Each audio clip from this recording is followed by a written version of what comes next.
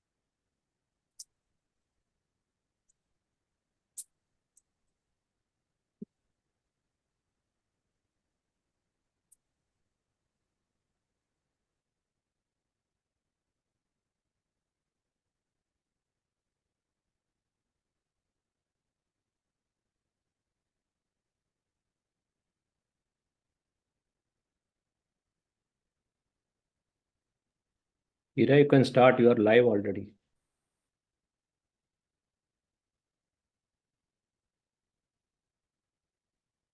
Hi, good afternoon and namaste from India. We are in the second day of the Metabolic Health Conference. Hope you all had a good listening and a good time watching the sessions yesterday. Today we begin our session with Mr. Nilan Kumar, who's here with us as the chief guest. Nilan is an IRS officer. He's based in Mumbai, posted in Mumbai right now as the Commissioner Customs. Nilan is an ex-alumni of the IIT Mumbai, IIT Lucknow, and IIT Mumbai, IIT Roorkee, and IIM Lucknow. I'm sorry for that glitch. And Nilan is here with us because he's an ardent follower of low-carb, and he encourages his people, his officers also, to follow low-carb. Welcome to the session, Nilan. How are you today? Fine. So, good afternoon and namaste from India. So glad to have you with us. Nilan, would you tell our viewers how and when did you start your low-carb journey? In fact, I was always in touch with my old chum Anup Singh, and I came to know that he is very much into low carb diet, and he has got an expertise in this field. So during some casual conversation, he explained to me about this low carb, high fat diet. And I got very much impressed with the way he spoke and what he spoke about his own journey. So that's how I started. Nilan, did you have a personal journey in terms of health? कोई issue था आपको या were there any things that you were looking to resolve? Did you have a health issue? Yes, I have diabetes and BP both. And this low carb has helped me a lot in overcoming this problem. And after following this diet, I am feeling very fully fit, you can say. And I feel I'm like 26 years old. Oh, that's nice to hear. On low carb, I think everybody just reverse ages. And you're looking very fit now. Yeah, thank you. So, Nilan, what's a typical day for you? Like, what do you eat in a day? Just a minute. Yeah. Yeah. Sorry? What's a typical day for you, like in terms of meals? What do you eat? Audio is not coming. 1 minute. Wait. Yeah. Now you Yeah. So I was asking, what is a typical day for you in terms of meals? What do you eat in a day? So normally I make it a point that I have low carb diet all 3 times.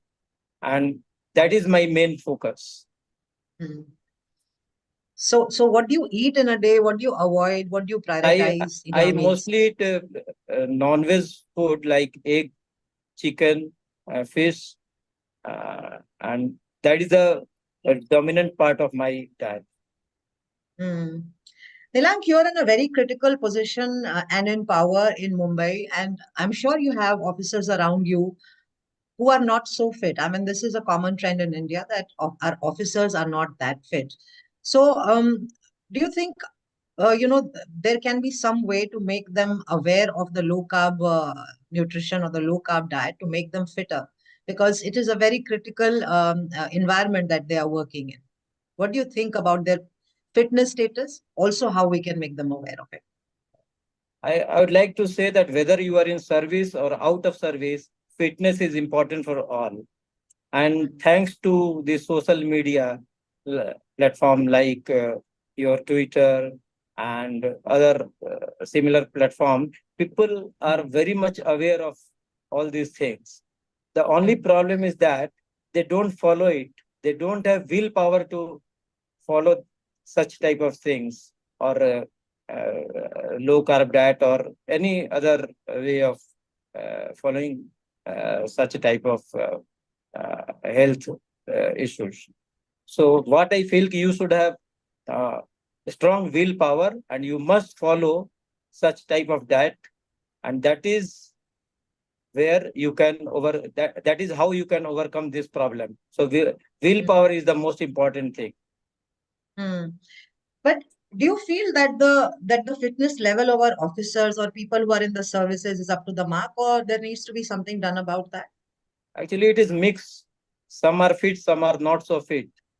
So for those who are not so fit, I would advise them to go for low carb, high fat diet. It will benefit them all. Nilan, how do you see the role of D-Life in bringing a massive change of reversing metabolic diseases? We are working ground up and we are working with a lot of people. How do you see us, bringing about that change? D-Life has changed my own issue.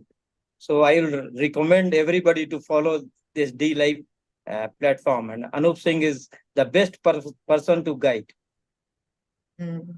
I think Anup is the guru of most of us here. Yeah. In fact, all of us. Yeah, no so doubt. we call him the big daddy of low carb, of Right. Indian low carb. Right. Yeah. So Nilan, from the time that you were eating high carbs to now when you're eating LCHF or low carb, and you're also eat a meat-based diet, what are the changes particularly that you have felt, within yourself, mentally, physically, all of that? We know that you said that diabetes is better controlled.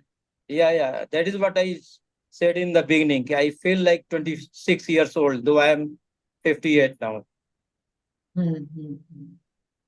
So if there are 3 or 5, maybe even 5 practical tips that you would want to give to our viewers who want to start on an LCHF diet or low carb diet, what do you think would be very beneficial for them to hear from you? No, I will only recommend or I will only advise them 3 things: follow, and follow. That's all. And you should have a strong willpower. You should not leave it halfway. And you will be all right. Nilank, a very interesting question. You know the work that D-Life is doing. Is there any way that we can partner with you, with the services, with the government? I don't know what level we can work at. But if there's any way we can help in bringing awareness to the services, we would be very happy to do that. You think we can play a role there? Yeah, certainly. And I'm myself going to organize one such health camp in my office, and I would request Anup Singh to help me in this cause. So let us decide some date, and I'll welcome all of you who come here and give some advice to my own people. Yeah, that will be very, very, that will be our privilege to work with our officers. We have high respect for the tough environment that you all are working in. And I know that it's a lot of responsibility. So we'll definitely be there whenever you want us to be there. Nilan, did you see the first day yesterday and any particular session that you watched that you liked? No, I could not see that because I had some other engagement. Okay. All right. So all these episodes, all the sessions would be uploaded on YouTube duly and very soon. And we are also live streaming through Zoom and through 2 YouTube channels. So people are tuned in. And if you cannot catch the live stream, you can always go back to the YouTube channels and watch them. They'll be uploaded in a few days. Yeah. So Nilank, I thank you so much for being with us, for coming here, for taking time out for us, and to participate and encourage people Because people often say, that they don't have time and, stuff like that to begin low carb. But you are an example who has implemented it in your own life, in your own lifestyle, despite a very hectic and a very stressful job responsibility. So thank you, Nilan. Anything else you would like to say as a parting shot? So I'll only say you follow D Life platform and you follow what Anup Singh says. He is the guru of all, as you said, and you must follow his advice. I think all your problems will go. Okay. Very wise words there. Thank you, Nilan. Thank you so much again for coming and joining us. We'll see you again. Okay. Thank you. Thank you. Thank you. Thank you. Over to Shashi and Anup now for the next session. Yeah. Yeah. Welcome, Dr. Maria. Welcome. Welcome. We are so for this second Metabolic Health Conference. And you are also one of the pioneers in the space of low-carb nutrition. And we will come to that, why I call you pioneer. So we'll come to that very shortly. And we are so happy to have you again, or have a diabetologist, an endocrinologist, a low-carb endocrinologist on the first day of the second show. So what I'll do is I will briefly introduce Dr. Marila. So before that, of course, all of you know that I'm Shashikant Iyengar, a low-carb nutritionist or a metabolic health coach associate with D-Life. And with me, of course, my co-organizer, Anup Singh. Anup Singh is the big daddy of low-carb in India. He has started the oldest, largest, and the award-winning low-carb platform of India called dlife.in. So it's not only a forum, but also it's now also an academy which rolls out an army of low-carb nutritionists via low-carb nutrition diploma, which was pioneered by Anup back in 2020. So this is a big thing which is happening in the Indian metabolic health space. So Anup, you want to tell a couple of things before we start? Yeah, basically, first of all, welcome Dr. Marila. And as Shashi said, thank you for accepting our invite. And as far as D-Life is concerned, we started the community as a community in 2014. And slowly we moved to take it to a setup where it becomes no more a community, but a platform where community is very small part of the entire setup. Now in 2020, we, came up with the course because by then MNT of ADA had low carb and very low carb included. So that provided us the legal backing sort of to have it going. But unfortunately, 2 years everything was down because of COVID. And then from 2023 onwards, 2022, 2023 onwards, it has picked up.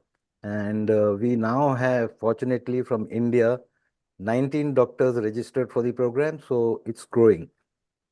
That's the story in short. That's fabulous.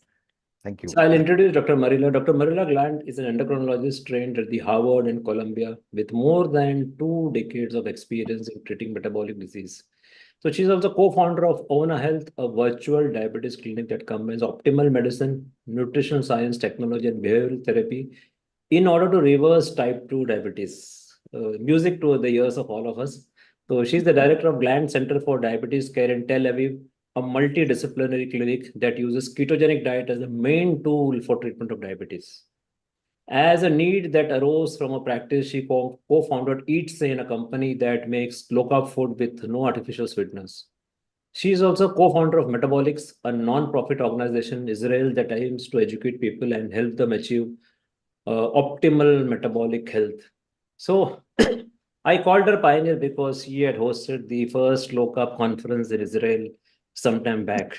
So just tell us couple of things about that conference. I read that long back, and I was, during those time, it was just one of those formative years for us, and we were very excited to see that one more country organized low carb conference. At the time, we used to talk to Anup that we were dreaming about low carb conference right from 2017. But during those times, such conferences always used to encourage us that one more country has now adopted low carb conference, and why not we also? So can you speak something about that conference?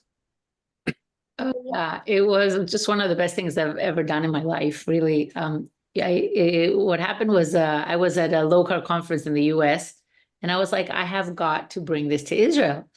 And I was really, really excited. So when I came home, I actually contacted Gary Taubes. And I said, Gary, what do you think about doing a conference in Israel? And he was super supportive and said, great, let me help you. And he sent out emails to a lot of people that are leaders in the low carb world. And next thing I know, 8 people had answered yes, they're coming to a conference in Israel. And I, of course, have nothing, right? I don't have any money. I don't have anything. Really, it just came together through donations from patients. It came together with Ariel Shitrit, who became my co-founder in Metabolics. We said, okay, let's form a nonprofit. Let's do this. And that's how it started. And it was really funny. My husband is like, you're completely insane. This thing ended up costing $150,000 or something like this, which came 100% from donations from patients, because, this is not sponsored by pharma and such a thing doesn't exist. So when I went to my first donor, who was a dear patient, said to me, I'm going to give you money, but you got to do this somewhere really nice. And I said, okay. So through a whole bunch of, we got to a really nice hotel, the Hilton and everything. And the guy who runs the conference at the Hilton also had diabetes. So like he wanted to help. And he's like, no problem. We'll get this together in 5 seconds. I'm like, no, you don't understand. There is no pharma involved here. And he was like, what are you talking about? There's never been a conference without pharma. I was like, well, this is going to be the first one. And it was, and it was so great. I mean, 2 days of people sitting by the edge of their seat till 5 p.m. The organizer said, no way, people after lunch, they go home. I said, no, you will see. People will not go home. And at 5 p.m., everybody was like, there were 500 people. Maybe for India, that's not a lot. For Israel, that's a huge amount of people. That we were, it was just so exciting and so polemic.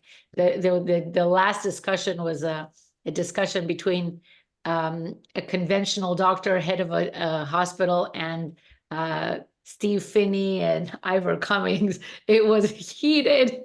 The people were almost throwing tomatoes at each other. It was really fantastic. Anyway, it's been hard to replicate this because it's so much work. You guys are very aware of this. We've had 3 of these conferences. Hopefully we will have more in the future. But the fact that that there is no pharma and that we need to generate money somehow is the big challenge. So, this is where we're at right now.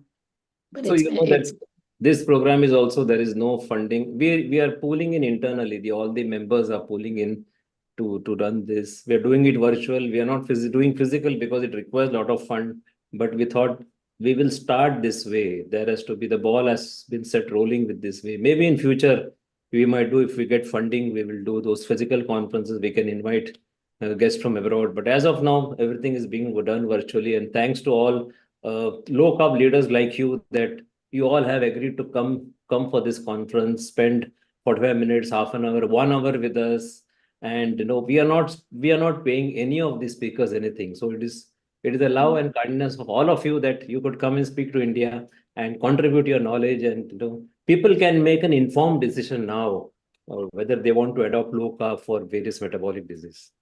Yeah, it is so great that you're doing this. It's amazing. Of course, I'm going to participate if I'm invited, because, in India is in such a tough place right now when it comes to metabolic health. So we've got to get the message out ASAP. Anup, you can start. Yeah, so we can start with a very common question, that as a mainstream doctor, what made you switch to low carb for treating diabetes or metabolic syndrome? Great question. I think it was the combination of a few things that came together. One of them was my best friend who had discovered the low carb movement. She had a website called thesweetlife.org and started looking into this and her brother, Sam Apple, they had very much looked into this and understood this way before I did. And they were kind of telling me about this. And I was listening, but not quite getting it because, it made sense, of course, lower the carbs, but, of course, but the truth is that really understanding what that implicates, what that means is a whole other level, right? And it was then when I saw the Sarah Hallberg video, How to Reverse Diabetes by Ignoring the Guidelines, and then something just clicked and I was like, I'm doing everything wrong. Like what's going on here? I went through this like really strange time in life where I was like, literally, I felt like my ground was shaking because everything I had learned for the last 20 years was upside down. And I was really good at maintaining blood sugars and adding more medication so that the A1C would look good, but that didn't make me a good doctor. And that really understanding the concept of metabolic health, which is a whole new field really that we don't learn about as an endocrinologist, really rocked my world. And that's kind of how I started. That was a combination of having heard about it from Jessica and Sam Apple, and then having the Sarah Hallberg video. I think unfortunately, I admit that I had to hear it from another doctor to get the final confirmation that this, that you're not crazy, that this makes sense. And then Jason Fung and all these people that were already in this field that were practicing doctors gave me kind of like the confidence to start on my own. So after reading and reading, I was lucky to be able to implement this, and we have treated some 3,500 patients by now using our protocols. Dr. Marilla, it is at this juncture, let me tell you that Sarah Hallberg's video has changed the life of many, including us. And it is so gracious of you to accept that. Watching that video made you rethink about the way you are doing, and you decided that moment that what you are doing is not correct. Though you required confirmation from some other doctor, that is all okay. But I think that made you think, because there are many who have seen this video and they have either rejected it or called her as quack or charlatan. This, I know this. But there are very few like you who have really understood that, and you have admitted that what you are doing may require a change of track. And one single person can change the trajectory. That's what I always believe, that it doesn't matter if thousands don't change, but if you change, you are going to help hundreds and thousands, and which are proved with more than 3,000 cases. Even one person helped in your lifetime to reverse diabetes itself is a big thing in this planet Earth. So I think it's very good. Quite nice to hear again. Some of the doctors have heard this story from their patients and then they change their practice. We know the doctor like Unwin or Eric Westman, they heard about Atkins and then they change the trajectory. Whereas you have seen Hallberg's video and then you have changed your trajectory. So that's how it is. Right. It's that moment where you're like, you get it and you're like, what's going on? And then, Anup? Yeah, go ahead. Yeah, so, continuing from the previous question, the mainstream still recommends high carb, low fat, or maybe whatever fat, but the focus is on high carb, 60% roundabout. Now, as you have seen, it's a criminal advice, so to say. But why do they do this? Well, I think it's complex. I do think that doctors have the best intentions for sure. I do really believe that they think that they're doing the right thing. It's just that the educational system is so messed up at so many levels, starting with the guidelines. So, even though, as you said, the ADA has admitted that this is the diet with the most evidence, it is written in very, very small letters, right? And this should be blasted out all over the news, but it's not. And I think it's because of all the special interests involved in the ADA and all the special interests involved in the guidelines period from the government. And this leads to most of us doctors we just follow. We're followers. They tell you to use this, you use this, and you kind of believe your mentors. And it's really, really hard to step away from that, and to find the time to educate yourself outside of everything you're giving at conferences, because as we just mentioned at the beginning, every single conference that you're going to go to is going to be talking about Ozempic or drugs and doesn't have any incentive to talk about this. So the information is not there. It's not available to doctors in an easy way. So I think what's happening is that doctors are waking up because it's coming from the people. And because of social media, like you said, but now the patient is like, wait a second, I'm like learning about this. I want to be better. And they're coming to the doctors with questions, and there's some doctors are listening. But in general, if you're going to wait for things to change from the institution down, I don't see that happening, or I see it happening very slowly, like too slowly given the size of this epidemic. So that's why conferences like this are so important. Yeah, as I you say, think- top-down approach will not work because there are many factors, including big dollars involved. And it's only bottom-up that is going to shake the system up, maybe slowly, maybe it'll take time, but it'll happen for sure. I'm with you. I agree. That's why we created ONA also, ONA is aiming to reach, everybody. We want to, this is a platform, it's a service to really make this mainstream, to make this not something weird or in the fringes. This is a medical data-driven, data-proven service for reversing diabetes.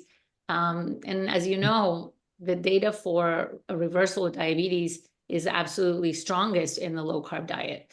So, but that's not enough to convince people. Not funny enough. It's just, it doesn't matter how much data we have. It's not enough. It's a psychological warfare more than anything. I think that's why, even though it has come in ADA MNT of 2019, it is there somewhere, microscopically it is there.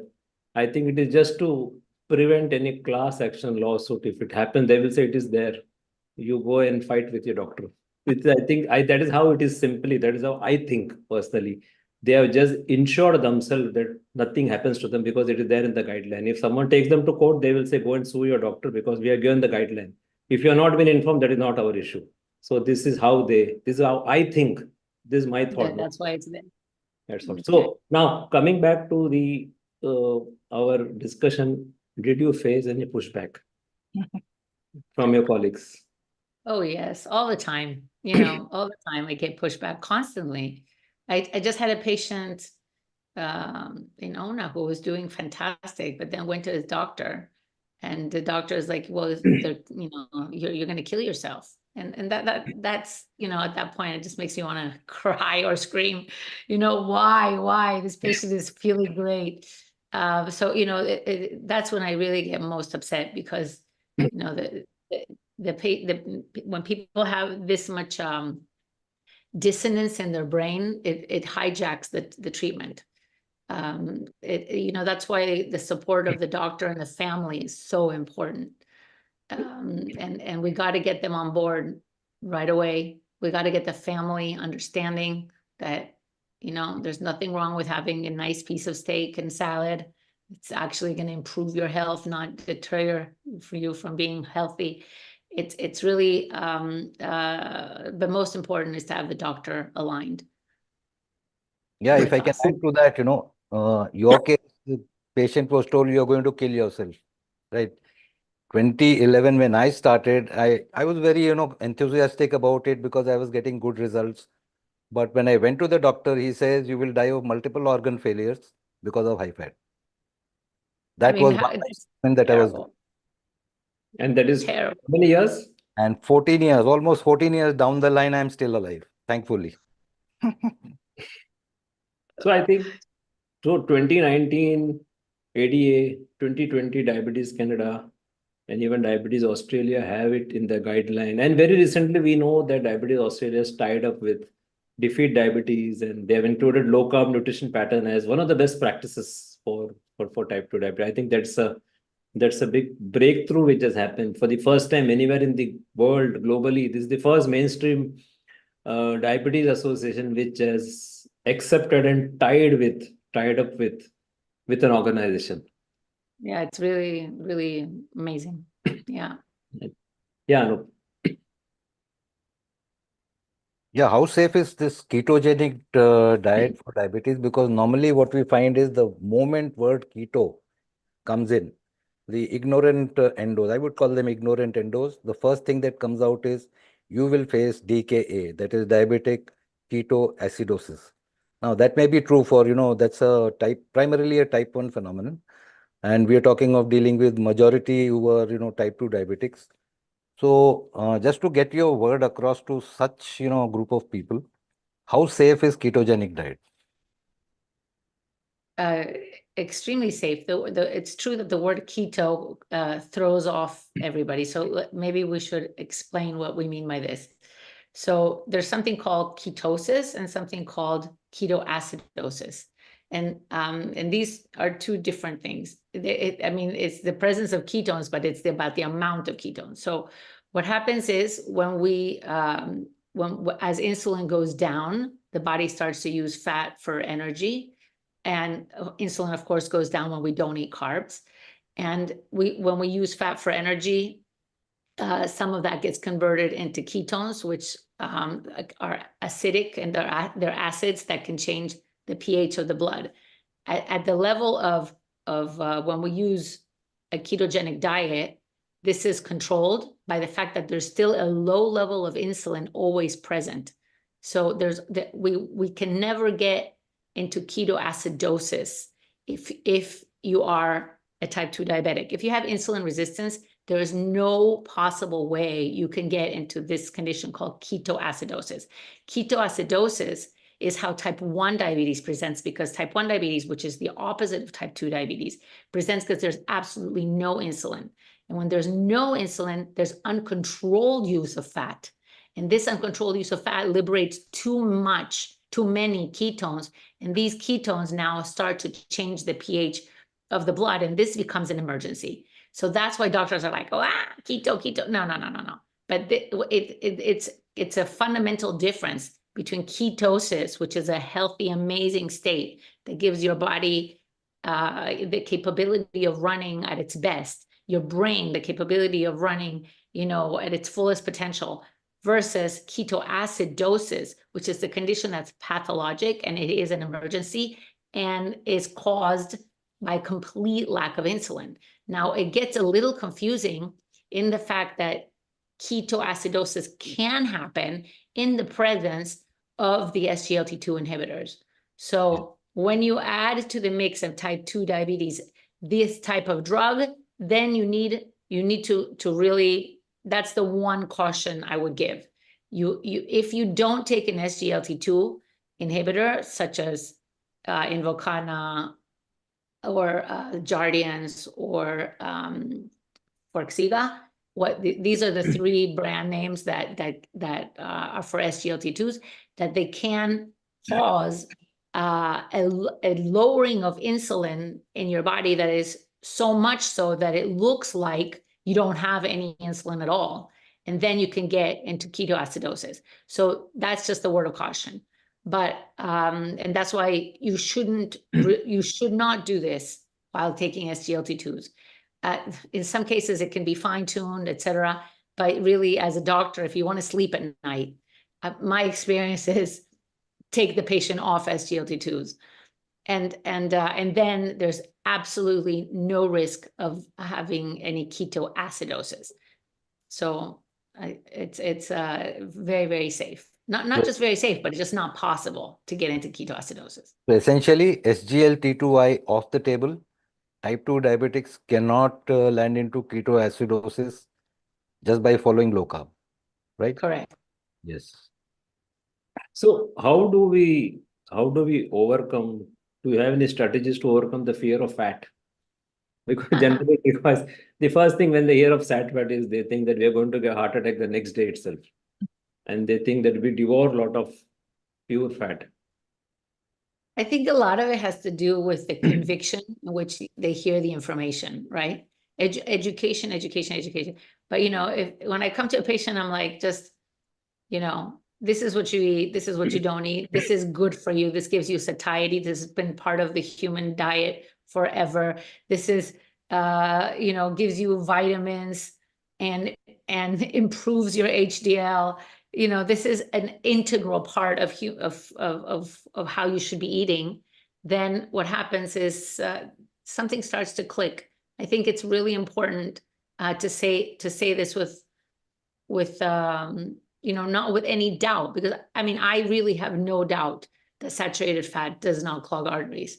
That I really, the more you read and the more you understand this, blaming the saturated fat has been a huge mistake over the last 50 years. And therefore the patient needs to understand that. And when they do, I think they start to befriend fat again. I think there are n number of studies which shows that the sat fat is not really associated with any cardiovascular issue. It is either neutral or protective. In fact, pure study also has shown some protective effect of the dietary saturated fat. The dietary, fat originating from dairy sources. So I think in India, the sat fat is primarily from dairy sources, and people are terribly afraid of using ghee or butter or any of the cheeses, local cheeses. So I think pure study has also shown, even there are Cochrane reviews also which shows that there is hardly any association. If at all there, it is only positive or either neutral to our health. So that's how it is, I think. I know, it's so sad that they stopped using ghee, such an amazing source of fat, and then to stop that is a crime. To expand on previous question, do you think there is a lot of hesitancy to accept that yes, we were wrong, and that's why saturated fat will be bad till eternity? Oh, I hope not till eternity. I'm more optimistic than that. But it takes time for people to admit that, it takes time for paradigms to shift. And usually we have to wait a generation or two until the people who have been advocating this pass away, right? So it's a war that maybe our children will be able to win. I think it's really, really tough to get people to change their mind on saturated fat. You are right. Yeah, next question would be that has TCR helped in type 1 diabetics?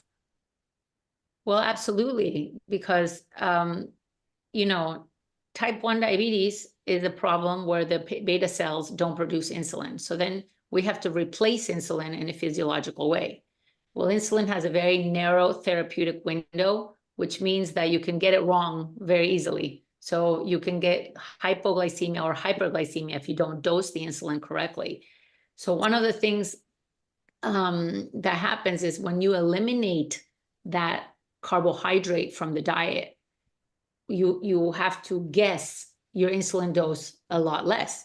So you will always need a basal insulin, because that's type 1 diabetes. They don't even have that basal insulin. But if you get that basal insulin right, then you barely have to cover the meals.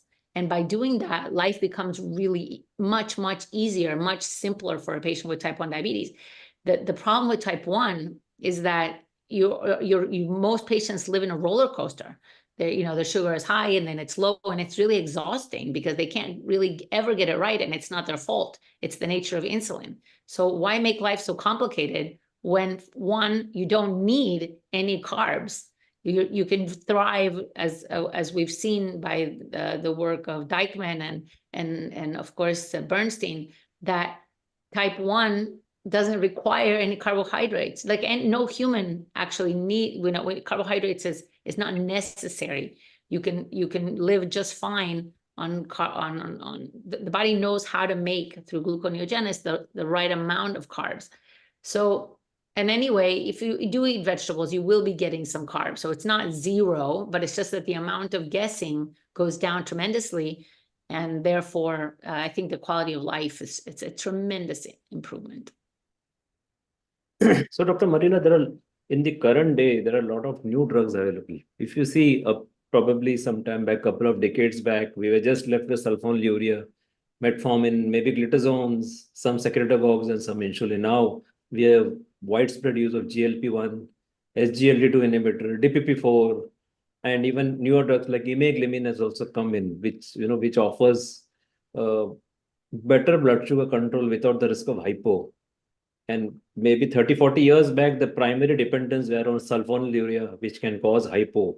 Whereas with this drug, it do not cause hypo. They have a different mode of action. But with the plethora of drugs, are we able to achieve better control, or is our control only worse? What does the data say? Well, as far as reaching control, we actually don't see that yet. Funny enough, in the data, we don't see people having better diabetes control. We see it worsening.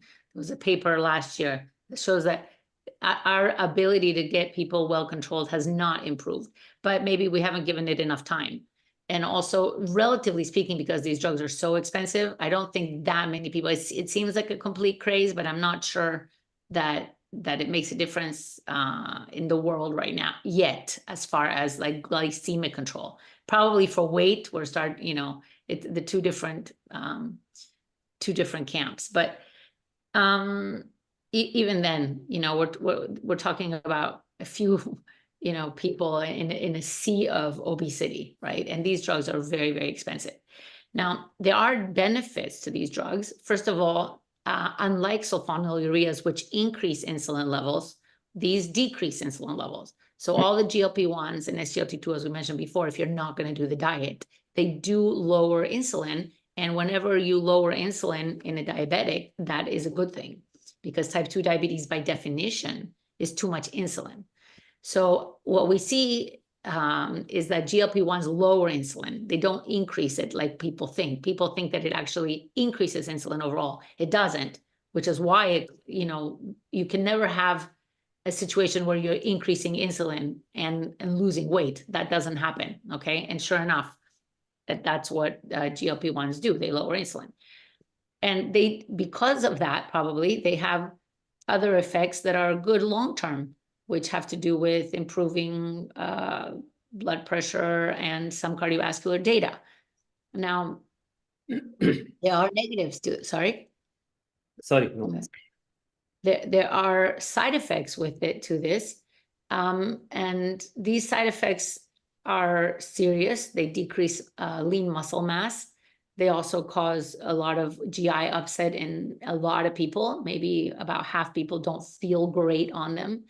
They're complicated medications in that sense, because also we don't have a lot of long-term data. Sometimes they're very useful for giving a positive feedback and helping people get on a low-carb diet. So I'm not against them. I like to work with them. Some people who are seriously obese or seriously insulin resistant might do great on a low dose of a GLP-1 and diet, and then they really are able to hold on to the diet in a much better way. So I think we need to embrace this wave and say, okay, how can we use it to our advantage? And we can, but we should try to always combine it with the diet, because otherwise what happens is that you're basically starving people. You're putting with the GLP-1s, they're on a very, very low calorie diet. And of course, the minute you stop it, it will rebound like crazy. But not just that, you're basically you're decreasing the energy expenditure. What we know on low carb is that we increase the energy expenditure, unlike any other diet. The body now has more energy, which is why people after like 6 months start to say, I want to go to the gym, which is unheard of, right? In other diets, people are more tired over time because their energy expenditure decreases.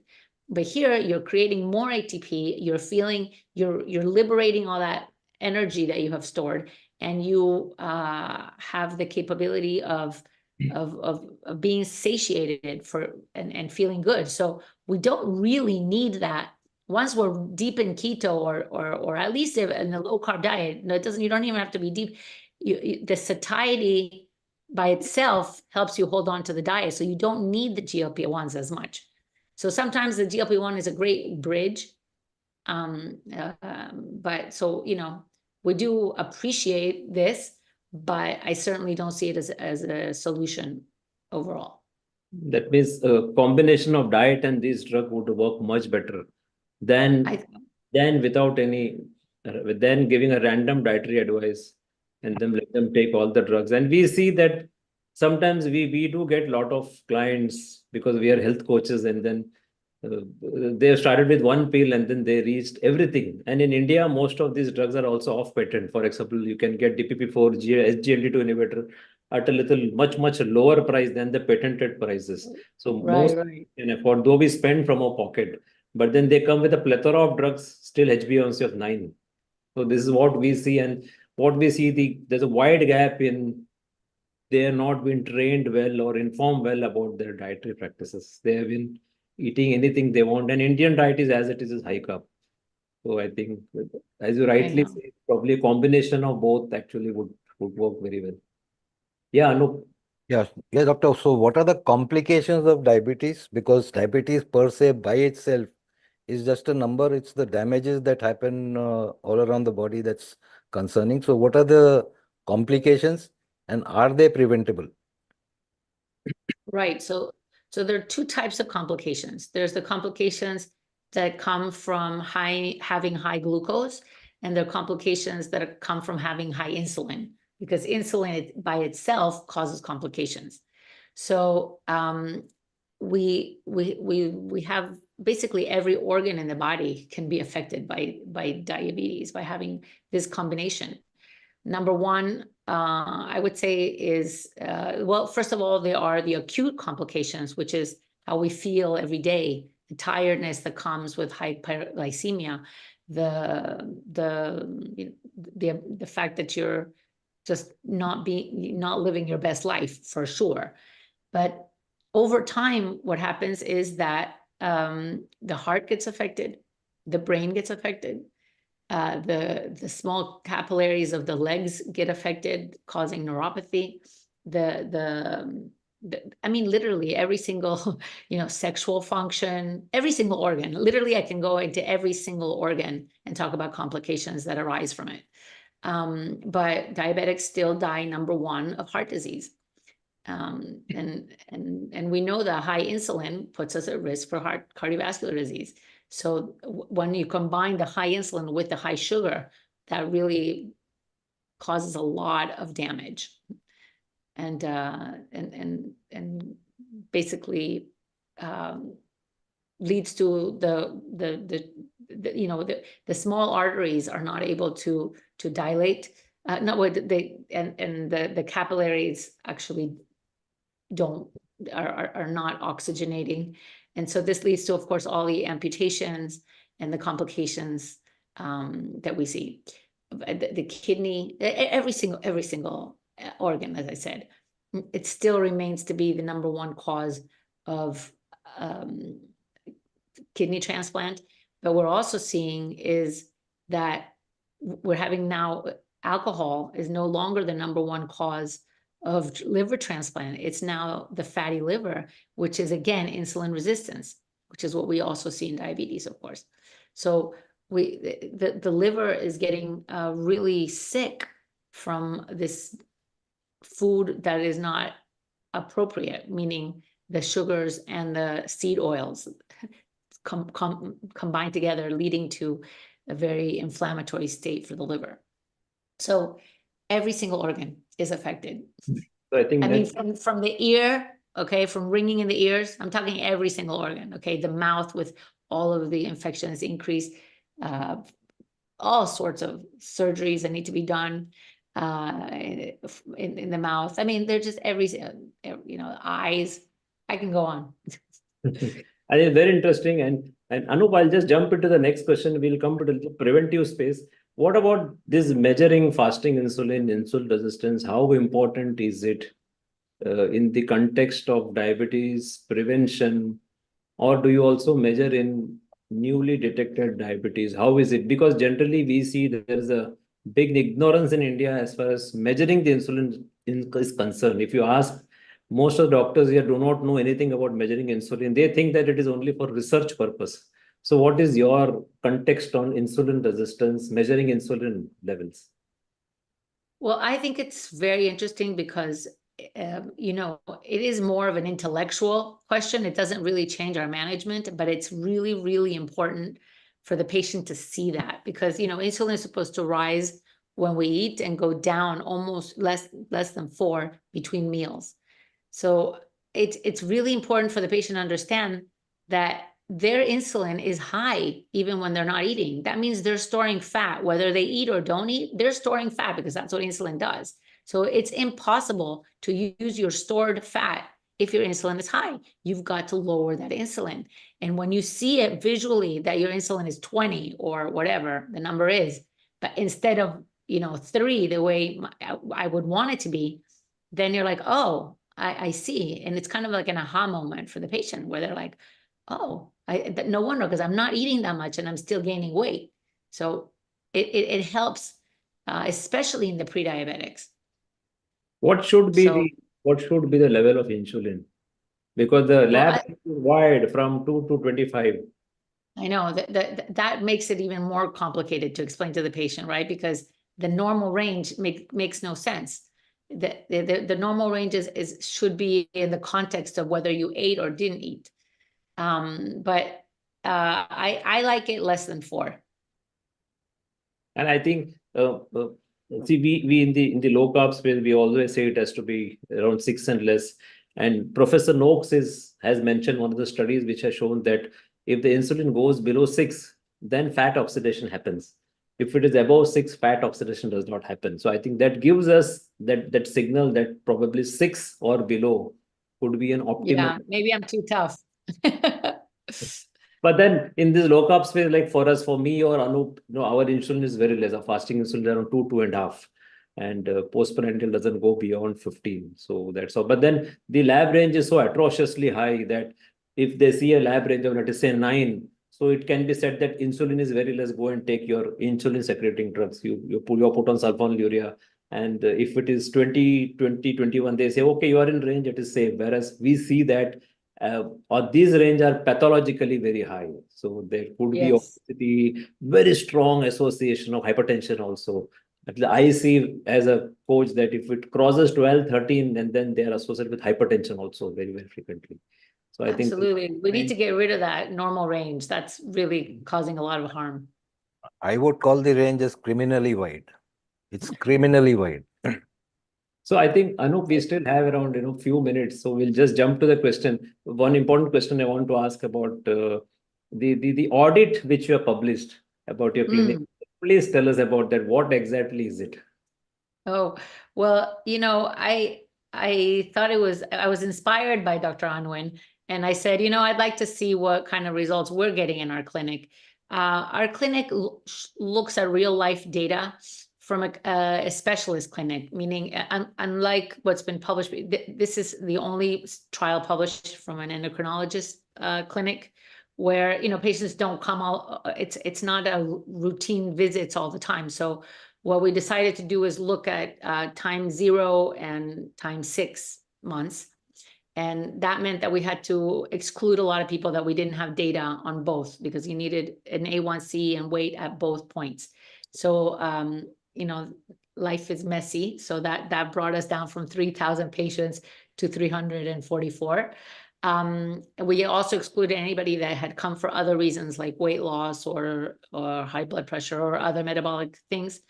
And so in looking at that data, what's interesting also in our study is that this is a cohort of patients that have had diabetes on average for 12 years. And that's never been looked at before. Normally, it's a much shorter duration. So these are quite sick people. This is average. So a lot of them had diabetes for 20, 25 years. It's a range that, like I said, it's never been looked at before. And we see that it's still incredible and totally worth it to implement a low carb diet in this population, because everybody, 96% of patients improved, period. 79% of patients got off insulin. Out of those that were on insulin were able to get off of it. I mean, that's really exciting, really, really unheard of. And about 1/3 of our patients were on GLP-1s. So that also gives us a more in-depth look at the combination of the diet with GLP-1s. But overall, medications were decreased, and I think it was a very encouraging to see, a very significant weight loss of 8 kilos, and just exactly what we would expect, an improvement in every single parameter: triglycerides, improvement in HDL going up, blood pressure, everything that we would like, including the fact that this is safe from a kidney perspective and nothing to worry about. The kidneys, this is another one of the myths that people worry about. They're concerned that eating protein in diabetics will lead to a worsening in kidney function, and it's actually the opposite. So I think it was a very encouraging and confirmatory audit that just tells us to keep going and with all the gusto.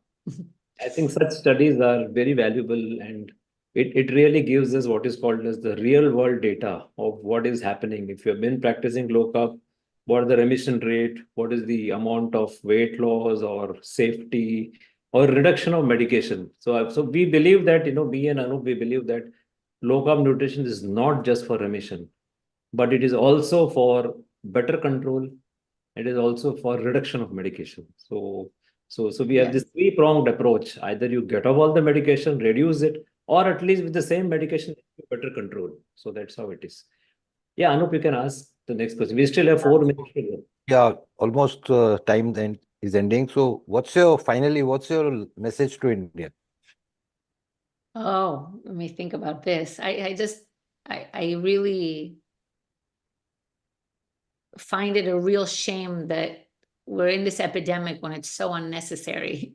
I think that India is so full of ancient wisdom that we need to draw from and get back to. Modernity has not been good for health in India. So we need to go back to eating ghee and to eating according to the circadian rhythm, to maintaining the strong family connections and everything that led to a society without diabetes. Once we started eating those seed oils and adding sugar to everything, things went wrong. So we've got to detox from the sugar, and we've got to go back to regular fats. So when you add sugar to a very high carbohydrate diet, and you add sugar, well, you're going to get in trouble. So we got to take the sugar out in order to prevent disease. Once we have disease, we have to go keto all the way, because once we have set in that insulin resistance, removing the sugar is not going to be enough. You're also going to have to remove the carbs. So for prevention, I would say no seed oils, no sugar. But once you want to reverse cardiovascular disease, or diabetes, and all the chronic diseases, you got to go really low carb, meaning basically protein and fat. So I would say do it now.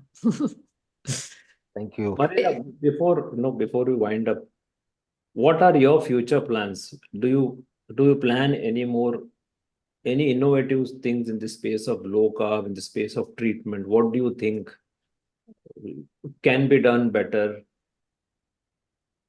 Well, you know what? Right now, I'm working full time on Ona Health. We have a pilot in the Bronx where we're seeing just remarkable results. And what I'm seeing there is that we're not limited by financial constraints. It's more about education, and this is the beauty of what I'm seeing: people reversing and changing their lives around by just being educated and told what to eat and what not to eat.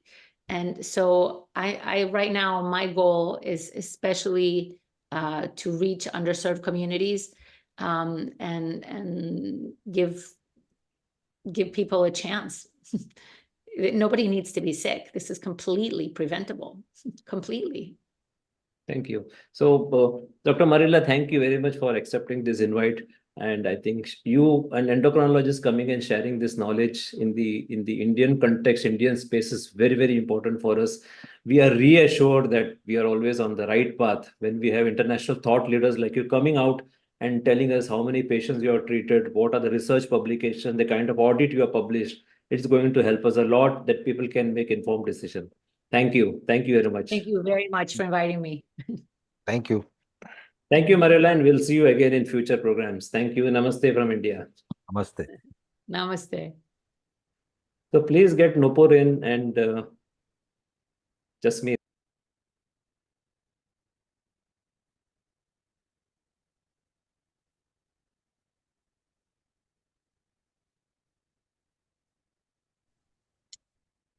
So welcome to the India's second Metabolic Health Conference. I am Dr. Jasmeet and a metabolic health coach. I'm also a researcher and I'm a proud member of D-Life. D-Life, which is India's only award-winning low-carb platform. And I'm thrilled to be the part of this conference, which has been brought to you by my esteemed mentors, Shashikant Iyengar and Anup Singh. This is just to provide you people with the unmatched scientific feast on metabolic therapies. And for this session of the Metabolic Conference, I have with me another wonderful guest, Nupur Lalwani. Nupur Lalwani, her story is so enlightening and she herself is so motivating. So let me first introduce Nupur. So Nupur, she has been diagnosed with the diabetes just at the age of 8. And I would say that this condition doesn't let her stop to live her life to the fullest. And she possesses so many credentials. And just to mention a few of them, she's an athlete, she's a marathon and the ultra marathon runner. And she's, I think, also a martial artist. So, so now coming to her professional introduction, she's global, she's, I think, global health. You're also something doing with her. Yeah. Yes, So that's she's advocating as a health coach. And she's, I think, the founder and director of the Blue Circle Diabetes Foundation. So the people who are not aware of this Blue Circle is actually introduced by the International Diabetes Federation in the 2007 to give a diabetes an identity and to raise the awareness about diabetes and give it the identity in the public spotlight. So Nupur, welcome you to the first India's Metabolic Health Conference platform. Thank you so much, Jasmeet, for that very kind introduction. And I want to also thank Shashi and Anup for the opportunity for me to be here. I really appreciate all the good work that the entire team at D-Life is doing. I know a lot of virtual friends I see online and everyone speaking the same language. So thanks for having me here. So Nupur, I think people would like to know more about you. So what we can do is it would be great that if we relate our conversation to your journey as well. So I would like to start with the definition of the type 1 diabetes. Actually, what are the characteristic features of type 1 diabetes apart from the high blood sugar levels? And then if you could also relate it to the part of your story, which make your parents think about that you must be facing some underlying condition and that ultimately lead to the diagnosis of type 1 diabetes. Please. Yes. Jasmeet, may I also share my screen? I have photographs from childhood that I'd like to, show. So if it's okay, I'm going to just share my screen as well.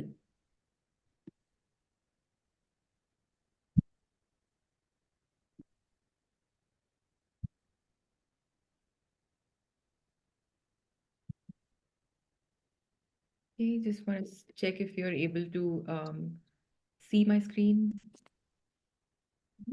You're about to show the pictures of your.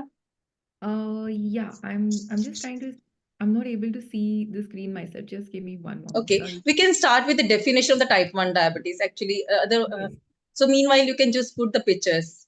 Yes, sure. So basically, type 1 diabetes is an autoimmune condition, and it's different to type 2 diabetes in the sense that type 2 diabetes, as we know, is a metabolic condition, usually comes a bit later in life. Type 1 diabetes, being autoimmune, can come at any age, which is why a lot of people in childhood also get type 1 diabetes, which is when, like Jasmeet was mentioning, I got detected with type 1 as well. And quickly, I'll run through a few symptoms so that our audience is also aware of the symptoms of type 1 diabetes. So, excessive hunger, excessive thirst, excessive urination, fatigue. These are a few of the symptoms. For me, as a growing child, the hunger, I think, is something that is my parents at the time were, quite happy that I was playing, cycling, running, and they thought the hunger is possibly a part of, just growing up and exercising and that sort of thing. But soon it got to a point where I was eating, more than the adults in the house. So I was eating more than my father, for example, and so it was a bit surprising. Started to get a little concerning for my parents at that time. Then, making frequent visits to the washroom, excessive urination. Every time we would go out, I would want to go to the washroom. So, all those symptoms were there, all the classic textbook symptoms existed, but for the reason that we didn't know that this correlates to type 1 diabetes, we weren't able to immediately, make that diagnosis. Yeah. I can speak a bit more about my diagnosis later or whenever just meet. So basically, I think that it's very important that the parents should look into if there are any symptoms the children are exhibiting. I think your parents, I think especially your father took a timely action, and your diagnosis was, I think, done at that time. You still was producing some insulin. Your beta cells were still active. So Yeah. otherwise, I have seen that, the kids, they just land up to the DKA, the diabetic ketoacidosis stage, and the parents should take a timely action. So could you tell our viewers what actually DK is, diabetic ketoacidosis, which is a fatal condition? Yes. So DKA is, you're at the point where you either need hospitalization, and this can occur at 2 points. Either when you haven't been diagnosed yet and you don't know you have diabetes, but you have all these symptoms. The symptoms that I just mentioned: excessive Yeah. hunger, thirst, your blood sugar is extremely high. So when I was diagnosed, my blood sugar was 636. Now we all know the normal is between 70 to 100 is roughly what is normal blood sugar. Mine was over 6 times that, and and then some people may also have trouble breathing, which is called kusamal breathing. So all these symptoms come into play, and you could either have it before your diagnosis, or a lot of people, due to not having the knowledge of how to manage their type 1 diabetes, could also develop DKA while having type 1 diabetes, when their sugars are very high, or they've not checked their sugar, or they've forgotten to take insulin, or there's a mismatch in insulin and food. So these are the two ways in which DKA can occur, and it's definitely, it can be a medical emergency if you're able to bring down your blood sugars at home by yourself. If you're an already you already have type 1 diabetes and you know how to manage it, well and good. If not, you need to rush to the ER. You need to go to the hospital. So basically, early recognition is important for the early diagnosis and then the better outcomes in the case of the type 1 diabetes, kids especially. Correct. Yeah. Okay. So, Nupur, now I think we can get to the low carbohydrate diets. So, Yes. okay, so you want to share your screen? Okay. Yes, I'll just So this is about your foundation, the Blue Circle Diabetes Foundation. yes, yes. I'll come to that, but I wanted to also show Sure. that. So on the left side, the one on the top, that's me, the older child, and that was around the time that I got diagnosed. And the other photo on the right is from 2 or 3 I think years it's ago. you and your sister. Yes, that's correct. It's me and my sister. So, I mean, it was a very stressful period for my family. As you can see, my sister is about a year or less than a year old, and Okay, at the time I of your was. diagnosis, no? Yes, correct, Okay. correct. So, getting to know about a chronic lifelong condition, being diagnosed at the same time, and lots of things happening was definitely very stressful. But, just want to say that it's totally manageable. You can see me, I'm fit and fine. Jasmeet mentioned, I enjoy sport, I love running, I love martial arts. So you can have an absolutely normal and healthy life if you take care. Yeah. And that's kind of what D Life is also talking about, right? Because Yeah, you guys are talking about eating low carb and being healthy, and there's a lot of debate online that I always see. And but I yeah, think this is for a good cause, and you're spreading the right information to people, and people deserve to know how to manage their health. So yeah. really kudos to you guys. Yeah, even we have 2 to 3 cases, and one is of a kid, I think, and she's also managing well, the type 1 diabetic, and we had some 2 to 3 of the LADA cases which is also type 1 condition which develop in the adulthood. Correct. Yeah. Okay. So now, Nupur, coming to the low carbohydrate diets. So could you tell our viewers that what was that point that you started to look into the nutrition aspect? Na? Otherwise, for the type 1 diabetics, it's rare that the people really look into the nutrition because they just think that they can eat anything and they just take the equivalent amount of the insulin. And what was that point that you also thought like nutrition could play some role? So were you suffering or the high with the normal Indian diet, which completely relies on the carbohydrates? And how was it you switched to the diabetes solution of the Dr. Richard Weinstein? And what changes it made to you, like other than just the blood sugar control? What other changes you experienced? Right. So thank you for asking that, Jasmeet. Sometimes I forget, or I just assume that okay, this is a known fact, but it's very important to go back to the why. And what you see on the screen now is 2016, my HbA1c was 6.3, which is typically a good HbA1c for a type 1 diabetic. And I'm just quoting what generally the trend of what doctors would say is that it's good, it's acceptable, it's actually, if it's under 7, very well done and all that. 2016 is when I actually transitioned to low carb. So at this Okay. point, I was still, I was high carb, I was eating my roti and parathe and whatnot. And 6.3 is, it's great actually. People would say, Yeah. what's the It's not problem? that bad, I would say. But Yeah, it's you were not that also bad. prioritizing protein in your diet at that time also? Actually, despite having diabetes, the knowledge of management was very low. And I think it's a journey, I've had over the years, which is why I feel some empathy towards people that don't understand yet, because there is potential for them to understand and take charge of their health. I've had Yeah. HbA1cs in my growing up years, which were as high as 12. And outwardly I would be normal. I would be playing. I would be, going to school or college or whatever. But my A1C was extremely high, and as we know now, that is extremely damaging to the vital organs. So Yeah. so I began to get my ducks in a row. I began to start to control. I was at 6.3, and at this point I started having some early stage complications. Yeah.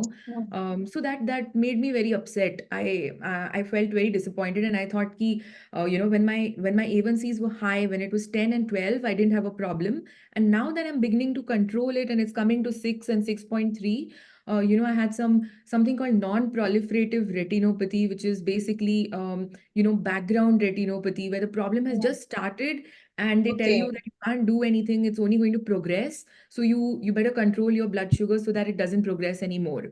And I felt extremely upset and depressed with that sort of to be in that sort of situation. And on the next slide I want to show you once I switched to low carb, it wasn't easy. Yeah. I Great. discovered on the internet Dr. Richard Bernstein and Yeah. his book The Diabetes Solution, and found other people that were following his low carb approach. And eventually so this is from 2019 or 2018 or 2019, but here's my HbA1c of 5.2. And I still remember, casually showing this to, a friendly doctor, and they said, it's wrong. You need to go check at another lab. Yeah. It is impossible that you as a type 1 diabetic have 5.2. So then I was like, okay then. And I said, tell me the lab and I'll go and test it at a lab of your choice, because, it's so hard to believe that 5.2 Yeah. is possible. So they told me another lab. I went there. It was, again, it was 5.2 only. So it took some time, but I was able to bring my sugars to a truly non-diabetic level. Another assumption that people have is that if your HbA1c is low and if you're insulin dependent, like I am because I'm type 1, It means that you have a lot of hypoglycemia, which is Yeah. low blood sugar, because HbA1c is only an average of your highs Yeah. and lows and 24-hour numbers. So, going forward in the presentation, I have data to show that it's not that I have a lot of hypos. It's truly, most times it's a flat line. Because you were following the Dr. Richard Weinstein, diabetes solution. So could you tell our viewers the what ideal range Dr. Richard Weinstein actually recommend for the type 1 diabetics, or in general for everybody, in order to avoid all kind of complications that could come in the later of their life due to the high blood sugar levels? Yes.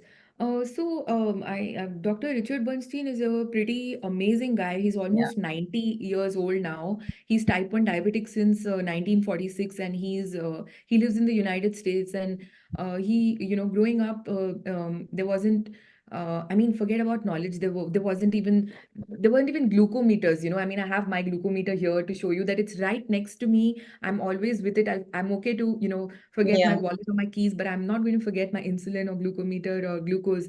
So Bernstein was one of the earliest guys to actually use a glucometer. He studied to be an engineer, and then later in his 40s, he went on to get a medical degree. So what it shows is that there's a certain degree of, resilience and grit that somebody has. They really want to survive, and not just survive, but they want to live a happy and healthy life. And when I read his book, I realized that I'd already had diabetes for about 20 years at that point, and I realized I don't know anything. Yeah. I've just been going with my eyes closed, and I need to start from scratch. So a lot of the times when people have diabetes for many years, we think they know everything. Yeah. I'm here to tell you that I didn't know anything, and I still don't know many things. So it was Yeah. really a life-changing moment for me. I hate to be dramatic, but that's really how it was. And Jasmeet, I told you earlier about developing non-proliferative retinopathy. That was when my HbA1c was around 6.3 is when I got that non-proliferative retinopathy, and brought it down eventually in 2-3 years to 5.2. Went back to check my eyes, did a fundoscopy test for all my Mhm. friends here who live with diabetes and are watching this or will watch the recording. Please get your eyes tested once a year. There's a test called fundoscopy. You can, your ophthalmologist will check your retina. When I went back to my ophthalmologist, he looks at my retina and then he said, I need to do the test again. So I said, why, what happened? And he said, no, I just need to do it again. And he does the test again and he says, the spots on your retina have now vanished. So the early stage complication that I developed, the non-proliferative retinopathy, does not exist anymore. And I've been checking every year without fail because I know this is, a slippery slope. Anything can happen. So that for me, that was a big win. And that was pretty much the turning point. I realized that, if I can take charge of my life, I Yeah. can literally hold the reins of my own life. There's nothing better than that. Yeah, I think every type 1 diabetic should listen to this, and they should also, get awareness about this type 1 diabetes condition and how to manage it well. I think everybody should take the charge of their health in their own hands. So, could you tell us, like, what was your highest HbA1c when you were on high carbohydrate diet? Because the people will say, 6.3 is not that bad. Yeah. My highest was probably over 12. Oh. And I'm sure I have the reports somewhere. I wasn't able to find it in time today, Jasmeet, but it's very, very hard, to manage insulin, which is externally injected, so just to show the audience, this is the injection that I use. This is the syringe I use. There are multiple ways to take it. This is old school. It's very cheap, and it's been around for years now, and this is the insulin I use. So you can take it with a pen, a syringe, or an insulin pump. But at the end of the day, you are attempting to match your insulin to the food. Yeah. And the problem is that, I was told this, my family was told this, that you let her eat anything, just give her insulin. And there's a really big problem there. The problem is this, that you can never match perfectly the food and the insulin together. Yeah. It's Actually, not basically, we can't replicate the effect of the insulin which is being produced by the beta cell as a response of the blood sugar rise. And correct. we are just trying to replicate it, but it's not at all possible. Exactly. And just for perspective, I also want to share these graphs that you can see on the left. The very flat and straight graph is the one on low carb. Yeah. And that graph that's going pretty crazy on the right is high carb. So, the difference is like night and day. And there are people that will say that, you just need the knowledge to know how much insulin to take, when to take, and you can manage eating pizza or you can manage eating whatever you want. And sometimes it's a fluke. You might get lucky, and it might work out, and you might eat a pizza, and you might tell the world, "Wow, I ate a Yeah. pizza." And you can go ahead and enjoy your high carb food, and you can, because we have to remember this is a choice, and the Yeah. choice of managing the health is in your hands. And I'm speaking really to our friends here who want to improve their health, because unless you want to do it, it's not going to happen. Nobody's forcing you to do low carb. We are just sharing what works for us, and this is a fact. This is evidence. It's right here in front on the screen. I think people should try with the Libre that you are using. Every type Yes, 1 diabetic should put a Libre just to see the effect of the food. exactly. Yeah, it So makes a this is huge how the difference. people can change. Listening to the other stories, they don't believe. If they put the Libre and then they see like they're eating a pizza and the blood sugar spikes. Yeah. And Jasmeet, I realized I forgot to actually answer your question fully. You asked what range of blood sugar also Yeah.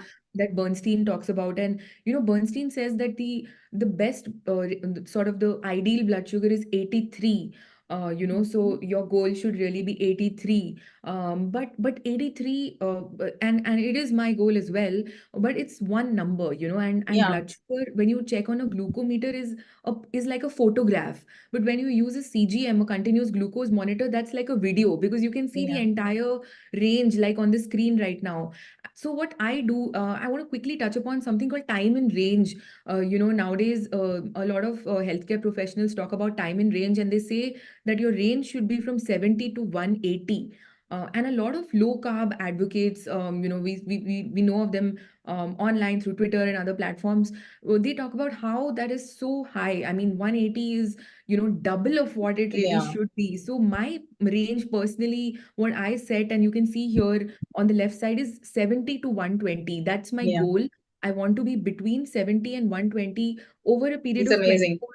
Yeah, over a period of 24 hours. So doesn't matter if I'm eating, exercising, fasting, whatever. I am trying to match my externally injected insulin, my low carb food, and many times I'm quite successful at staying in that range. There are going to be some factors sometimes, and your blood sugar will be higher or lower, and that's all right, because you're type 1 and you're not making insulin, and the mismatch is bound to happen. But for the large part, it's quite doable. If I can do it, anybody can do it. Yeah. People should understand this is the magic of the low carb. It's not Exactly. possible at high carbohydrate meals. Yeah, it's not possible. Yeah. Okay. So, Nupur, coming to the next question, I would ask you, see, low carb is good and we can manage well with the low carbohydrate diet, but people would like to know that low carb, like you have already shown the graph that one can manage well and be in the range, which is a recommended range even for the normal people. So the people just tell us, like, after switching to the low carb, have you seen like your frequency of hyperglycemia? No doubt it has reduced, but what about the hypoglycemia? How Yeah. does it affect the hypos? Yes, that's a great question, really, and I'm so excited to talk about it, because it's very commonly asked. People say that if I eat low carb, will I get a lot of hypos? And the answer is no, because we spoke about time and range earlier, and a couple of years ago at one of the medical conferences, there was an endocrinologist that talked about time in tight range, which is what they're realizing, that what they said earlier about time in range up to 180 being too high. So now they're suggesting if you can do between 70 to 140, that is a better situation if you can manage everything, because after all, it's an interplay between insulin, food, your mental health. It's a lot of things on the table that you have to consider. About hypos, why the chances of hypos are lesser is because of a thing that Bernstein talks about, and it's called the law of small numbers, which basically means that if you take less carbohydrate, if you consume less carbohydrate, you require less insulin, and that is logical. So for people that are on insulin, I think there are two types of people. There's one set of people that, my doctor has told me take 6 units, 6 in the morning, 6 in the afternoon, 10 at night or whatever, and I'm just going to blindly take those units. So that's one type of person, and I Yeah. used to be that person because I didn't have the knowledge. And then the second type, and I think what also, to be fair, healthcare professionals are encouraging nowadays is to also be able to titrate your dose. So you adjust your dose basis of what you're eating. If you're eating less carbs, you take less dose. So Yeah. less carbs, less insulin, and once you put in less insulin, there's also less chance of hypo. Not only less chance of hyper, but also less chance of hypo. We all know that maybe 5 units of insulin can give you a quicker and more intense hypo, but maybe 1 or 2 units of insulin is going to give you, if at all you get a hypo, which is unlikely, you will probably get a very mild hypo, not a dangerous Yeah. hypo that needs hospitalization or some sort of help from another person. Mhm. So switching from the high carb to the low carb, it drastically reduces both the hyperglycemia risk and the hypoglycemia risk. Yeah. Okay. So coming to my next question, so Nupur, one thing is, as we have already discussed, that early diagnosis is the key in managing the type 1 diabetes condition. The thing is, many kids, when they're diagnosed with type 1 diabetes, I have seen the parents, they are so reluctant to give the insulin. They're just trying to, okay, we can avoid it as long as we can avoid.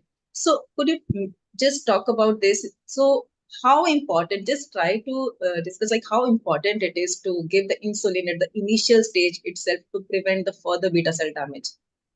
Yes, I think it's very important. I think that, we live in the age of information. There's social media. Everyone knows someone who has some advice for diabetics and who to believe. Yeah.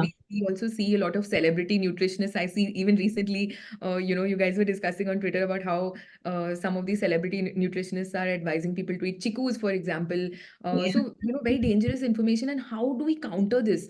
How do we tell people that if you don't take insulin, if you have type 1 diabetes, it's an autoimmune condition. It's not your fault, it just happened. But now you need to take insulin to preserve the rest of your beta cells if you really want to prolong that honeymoon period. And what the honeymoon period is basically the phase where you're newly diagnosed, you started insulin, and your pancreas, your beta cells get a little rest. And so Yeah. they're like a dying like a dying car, but it's sputtering before it dies completely. So in that period of sputtering, it throws out some insulin, and people then feel like, oh, I'm cured now, or I took some churan, or I took something from some baba or some religious Yeah. guru, and that has cured my diabetes. But actually, that's a very temporary phase, and this is the scientific explanation that it's going to go away. So if you want to prolong that honeymoon period, and we've seen people who've prolonged it for years together, you need to take small amounts of insulin, eat low carb, focus on protein, and extend the life of your beta cells for as long as you can. So although it's an autoimmune condition in which the immune system that is itself attacking the host, the healthy tissues like the beta cells in the case of type 1 diabetes. So you mean, if we start to giving insulin from the outside, we just calm down the immune system and they stop attacking the beta cells, isn't it? Yes, yes. So this is how we can extend the honeymoon phase in case of type 1 diabetics. Correct, correct. And the fact is that you despite doing your best, you will eat low carb, you'll do everything, but you must recognize the fact that your diabetes is not going to go away. You're still going to have type 1. It's going to remain. You're just going to find an easier way to manage it, and that's an Yeah. option that you should be aware of. So what test they should do? If they have C-peptide, if they still produce some insulin, they go for the C-peptide, and if it comes around 1.5, and they say it's still good. And what test they should see, there is attack has already been done, just to verify the autoimmune condition. So the GAD65 test, there's a whole antibody panel, and it's pretty expensive. I think there are 6 or 8 antibody tests that can be done. It's a very expensive affair, but in many cases, back when I was diagnosed almost 30 years ago, there was no antibody or anything. There was actually no C-peptide also. To Okay. the best of my knowledge, this was not there, and Okay. all we remember, all that was there on the reports was blood sugar of Yeah. 636. So that immediately put me into the category of, at that time they used to call it juvenile diabetes. Yeah. Now they call it type 1. So that was a pretty straightforward, clear-cut kind of thing. What makes it a little confusing now is people in adulthood, suppose you're 25 or 35 years old and you get diabetes, and what type is it? How do you determine the Nobody type? actually look into, na? Yeah, nobody looks into, and I think, to be fair, it is a complicated issue. Like, it's Yeah. hard to pinpoint and say that, if this occurs, then you're type 1. The easy way to put it is that if your GAD antibodies are positive, then you're type 1, because there is some autoimmune factor that's going on. But then there is also an exception to that rule. There are people that are that don't have antibodies but are still type 1. So that's also a subsection of people. So I Yeah. think what I would like to suggest is, whatever type of diabetes you have, and you can continue the search for what type you've got. Like Jasmeet said earlier, use a CGM, use a glucometer, see your numbers, because it doesn't matter if your C peptide is 1, 2, whatever it is, but if you're getting a post-meal spike of 250, there's something wrong. You need to do something. Yeah. So, yeah. So even if like people in the adulthood, like if they diagnose the type 1, and even if they're unaware about that, at least they can go to the low carbohydrate diet if they're Yeah. not actually get ready to take the insulin. So that is the best way to prevent the further damage. Exactly. Correct. So so I think if you would like to talk about the type of insulins that you are taking, so that the people get to know about, one is a basal and the bolus dose. So what Yeah, is it basal and the bolus insulin that the type 1 diabetics has to take? yes. Bolus is basal and bolus. They are both generic names for bolus is rapid acting insulin and basal is long acting insulin. There are two types of insulin. There are actually three. There is also mixtard, which is not used as commonly now, or maybe it's used more for type 2 diabetics. Or it's also used sometimes, when people are unable to afford, different types of insulin. Um, so so there are broadly three types, but I'm going to talk about bolus and basal. Bolus is short acting insulin, and there are many brands and many names available. The one that I'm using is Novorapid. There's Humalog, there's Fiasp, there's so many of them. And rapid acting insulin is for two reasons, used for two reasons. One is when you're eating a meal, you need insulin because your body is not making. In a non-diabetic person, when they sit down to eat at the table, their pancreas is producing insulin and they're eating. Yeah. And it's all matching and it's perfectly, it's working beautifully. Yeah. But in our case, we're having to inject a certain number of units of insulin and then eat accordingly to the amount of insulin. So rapid insulin is for that. That's bolus. And also sometimes for some reason your blood sugar is very high. Maybe you forgot insulin, or there's some other stress or some other issue. You've eaten something you didn't know had a hidden ingredient, maybe. And at that time, to take a correction dose, you need bolus insulin again, which is rapid insulin. Basal or long-acting insulin is insulin that you take. Usually, it's taken once a day.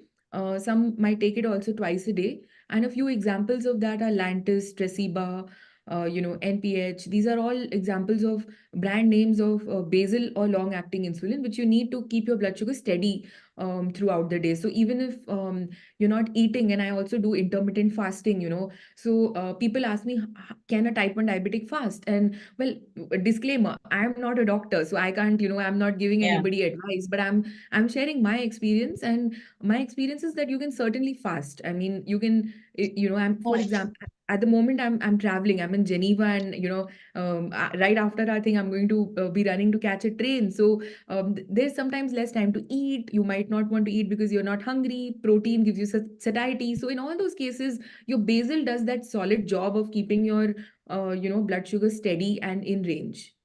So do you make some variation in your basal dose while you fast? No, Jasmeet, I usually, so what I do is, I do basal testing. I haven't done it in a while, but basal testing basically means that you take your basal and you undergo a period of fasting to observe if your basal is working correctly or not. Okay. So you don't eat for a certain number of hours, now it depends whether you can do a 24-hour thing or you want to do it 12 hours and 2 days, 12 hours split over 2 days, or you want to do 8 hours split over 3 days. But the goal is to not eat and not let your bolus interfere, to test whether your basal is efficiently working or not. So I don't tweak my basal because I know that the number of units I've taken, that is solidly working for me. If I don't eat, I'm not going to go hypo, and I'm not going to go hyper either. And whenever I do need to eat, then I add in that additional bolus and along with my food. So I like to keep it really, really simple and foolproof in that way.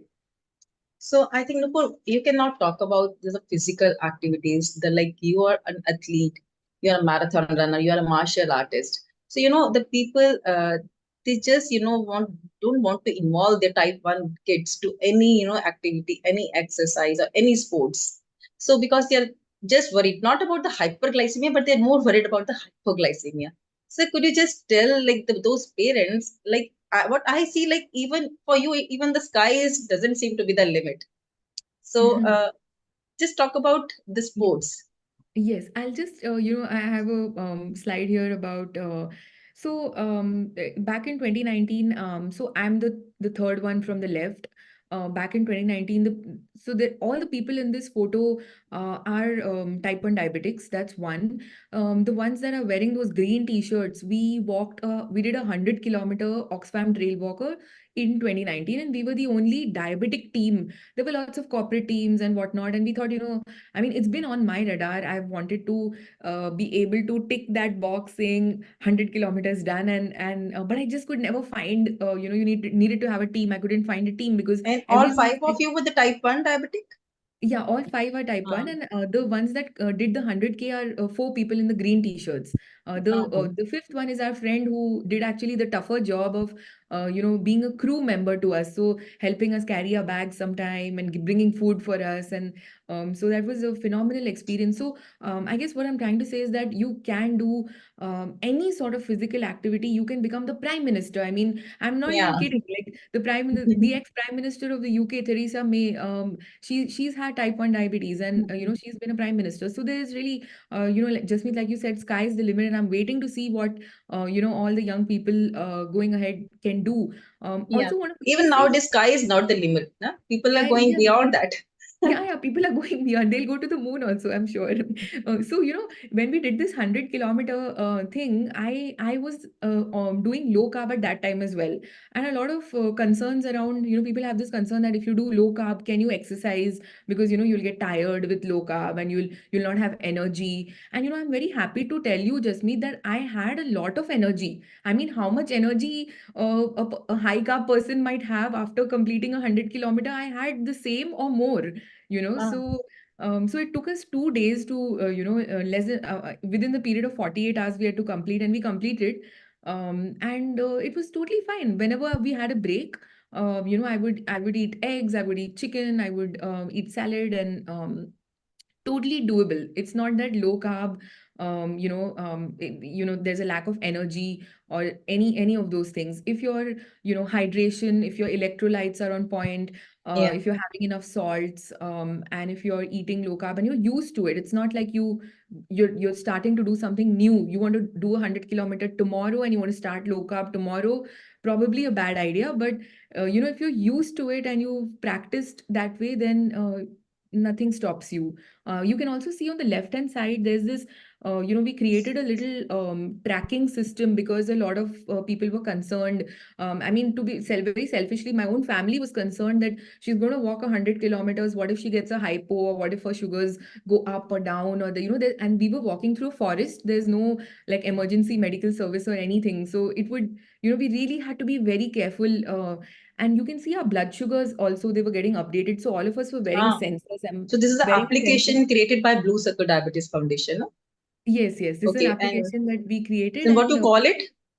Blue Circle Diabetes app. So if you go onto App Okay. Store or Play Store, you can get the app. So this is actually a separate page that we had created for the purpose of the 100K. And at that Ah. point, my blood sugar was 86, and you can see the other friends, everyone's blood sugars, all the type 1 diabetics had their sugars there. And I also want to quickly take you back, Jasmeet, to the time and range. If I could just, take maybe 30 seconds to quickly talk about. So on the left, you see the 81% in target, and my target is 70 to 120. This is a slightly older image, but all the same, 81% in target, 4% hypoglycemia under 70, and 15% Okay. hyperglycemia. Over 120 is what I personally consider Yeah, this is what you said hypoglycemia. there, na? Like 70 to 120, and accordingly it is providing you. So 81%, like you were in that range, and like, Yes. okay, And only on the 15%. right, you were asking about the Blue Circle Diabetes app. So on the right is the home screen of the app, and it shows you your time in range also, So it shows me Okay. my estimated A1C, and this is fairly recent. So it shows me my estimated A1C as 5.2, and hyper percentage and time in range percentage. On the top, it shows you your blood sugar from yesterday. So because it's such a data heavy So you condition. attach this application with the Libre, na? Yeah, you attach the Okay, so application to the just Libre. to confirm, and for the people, like, so they can understand. So this is the application created by the Blue Circle Diabetes Foundation, and you can attach it with the normal Libre that they put, like, for the continuous glucose monitor, and Yes, they yes. can see, like, they can set the range as per their body, and then they can Correct. find out, like, how many hyper or hypo episodes were there. Correct. And one quick Okay. thing also, like, for a lot of children, for me as an adult as well, my family would like to track my blood sugars remotely, like I was mentioning, I'm traveling now, and sometimes I'm very tired or I'm asleep, and somebody at home will see my blood sugars and say, oh, okay, maybe she's everything's okay, her blood sugar is 90 or 100, it's all fine. So for children that go to school and that have type 1 diabetes, I think it's even more crucial. Their parents have this need to constantly check if the child Yeah, is okay, if the blood sugar is in range. So that's also something that the app offers. It's yeah, it's completely free, fascinating. and yeah. Yeah. So I think, Nupu, you can talk about your Blue Circle Foundation, how people can reach you, and what support you provide for the parents and for the kids as well. I think more support is needed by the parents. Yeah, for sure.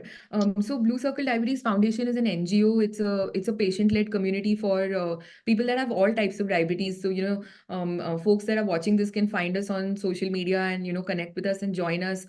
So nothing more to say. I mean, other than we do a lot of activities. We do workshops. We meet in person. We do runs. And I know we're also approaching the end of our session.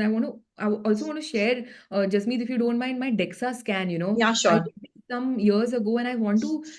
It's not just blood sugars that get impacted positively with low carb. So I Yeah, studied it. I wanted to make sure I'm doing the right thing, because I am a skeptic. I don't believe if somebody comes and tells me, do this, it's good for you. I'll be like, okay, like I want to be convinced myself at my own time. yeah, very So important.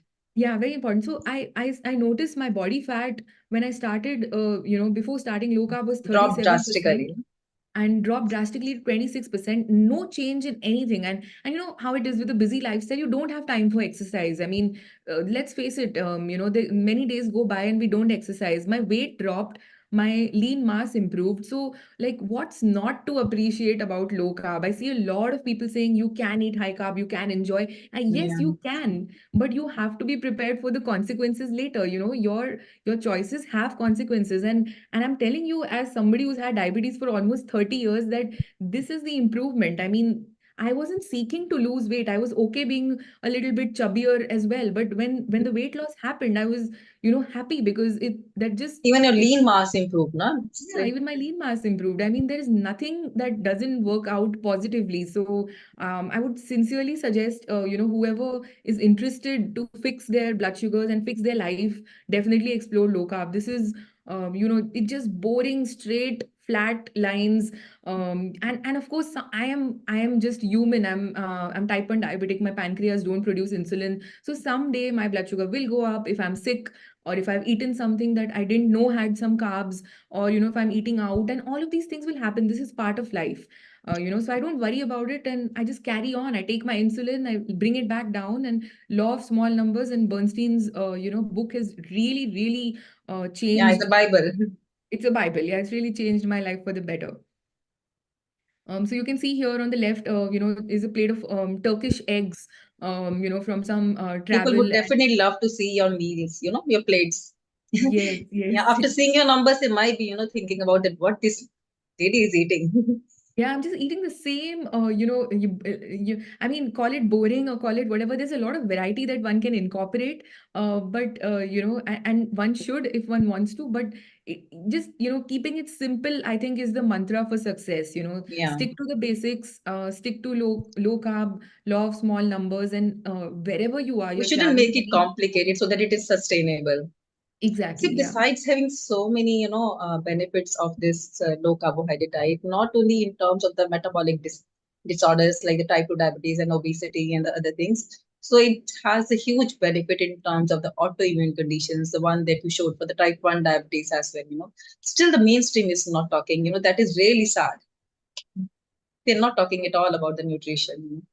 True, because I think also, Jasmeet, the people that are living with it are us. So we have to take charge, and we have to, if you wait, and I'm speaking to the viewers here, our friends who are watching, if you wait for someone to come and tell you that, do this, a lot of people, I truly believe they want to do low carb, they're not sure because someone has told them it's not safe, or your child won't grow, or something. Yeah. But I think that you just please trust your own common sense, trust your intuition, and trust the numbers on your glucometer. There is So I no would more, say that people should reach out to you, the Blue Circle Diabetes Foundation. I think yeah, they are people more should, than welcome. yeah. So I think, Nupur, now I can invite Anup and Shashikant Yeah. to just thank you, for coming to this conference. So please, Shashikant and Anup Singh, could you please stop sharing your slides so we can have Yeah, them yeah. on the screen? Yes, yes. Thank you. Nupur, hello. Hi, Shashi. Great to see you. I'm so happy to have you in this conference, in the second conference. We missed you in the first one, but nevertheless, we thought. No, thank you. Thank you so much for having me. I really appreciate it. And kudos to you for spreading all this information, helping people. I think it's it's amazing service that people are getting by knowing about low carb. Hi, Anup. Hi, how are you? I'm good. Thank you. Thanks for And having me. Nupur, I'll truly, I'll dub you as I truly call you the super girl of India. Yeah. The type 1 diabetes, following Bernstein protocol. So thank you very much, Thank you. Nupur, and we will get associated in coming times for more such sessions. Thank you. Definitely. Thank Thank you. you. Thank you so much, Thanks. Nupur. Yeah. Thank you. Anup? Bye. Yeah, just one point, I think Shalini is with you, right? Shalini, Srishti. Yeah. They're also there. Amazing girls and parents, and really, you'll be happy to know, Anup, there are a lot of more people that are getting into low carb, even children, a little skeptical, but they're getting into it slowly and steadily, and they're seeing others benefit and they want to do it also. I think we saw, Shalini and Srishti. They were two whose mom were very cooperative, and the other one was, I think, 4.5-year-old. I forget her name, but even she had hit 4.8 A1C. Oh, Ah. wow. Vindhya, maybe. Yeah. And thank you very much. Now, our next guest, you can get in my friend Teo and Mandar. Thanks. Bye.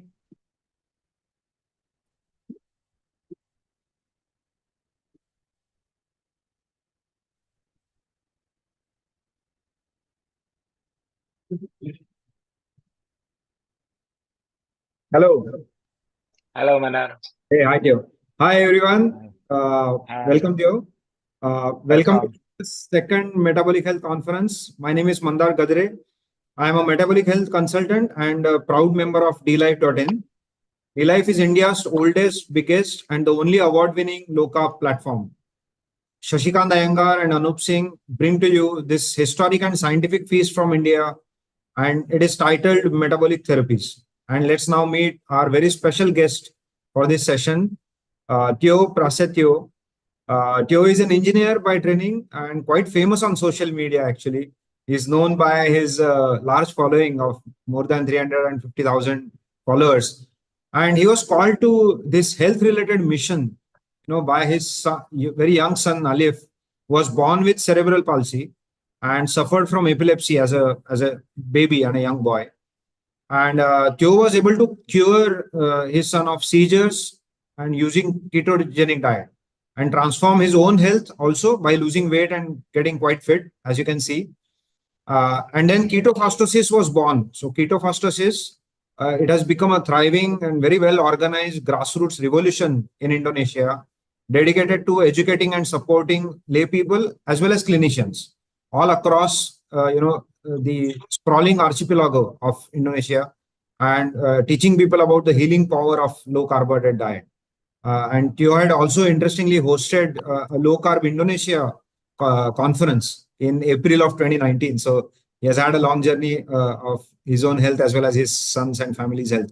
So very warm welcome to you, Teo. I'm quite excited to talk to you. Me too. Thank you, Mandar. Thank you for having me. Great. Thanks for joining us. So let me start, for me as well as for the audience, could you please share, your background in brief, and what was the trigger for you to start looking at nutrition and human physiology in quite a detail? Okay, thank you. Well, I'm not a doctor. For the first, I'm not a doctor, okay? I'm just an engineer. I graduated from electronic engineering, majoring telecommunication engineering. And my background is I was a businessman. I'm doing automotive paint industries for car refinish. That's what I do. Then at 2008, 2007, I got married, my wife. Then I have my son, Alif, at 2008. For exact is September 29, 2008. That's Alif is our first son, and he's the hope for every family. The first son is always their biggest hope for everything, right? But that's the moment when I start looking for physiology is because my son, when he was born, he looks fine. But at June 2008, if I'm not mistaken, if at June 2009, when he's about 6 months old, he had a seizure.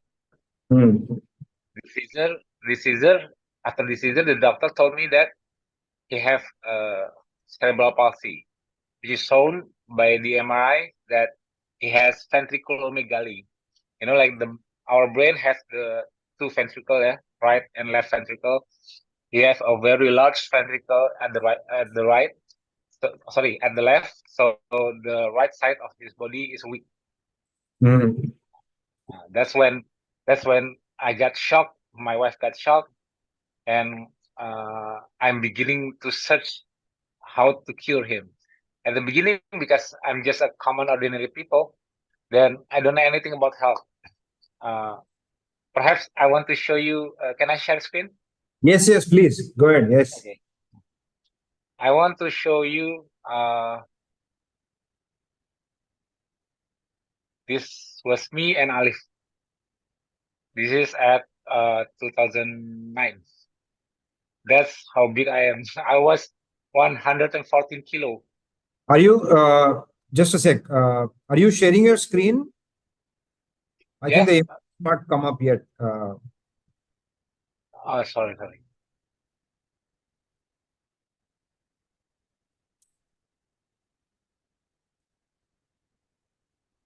Okay. Yes, we can see it now. Okay. This is Alif.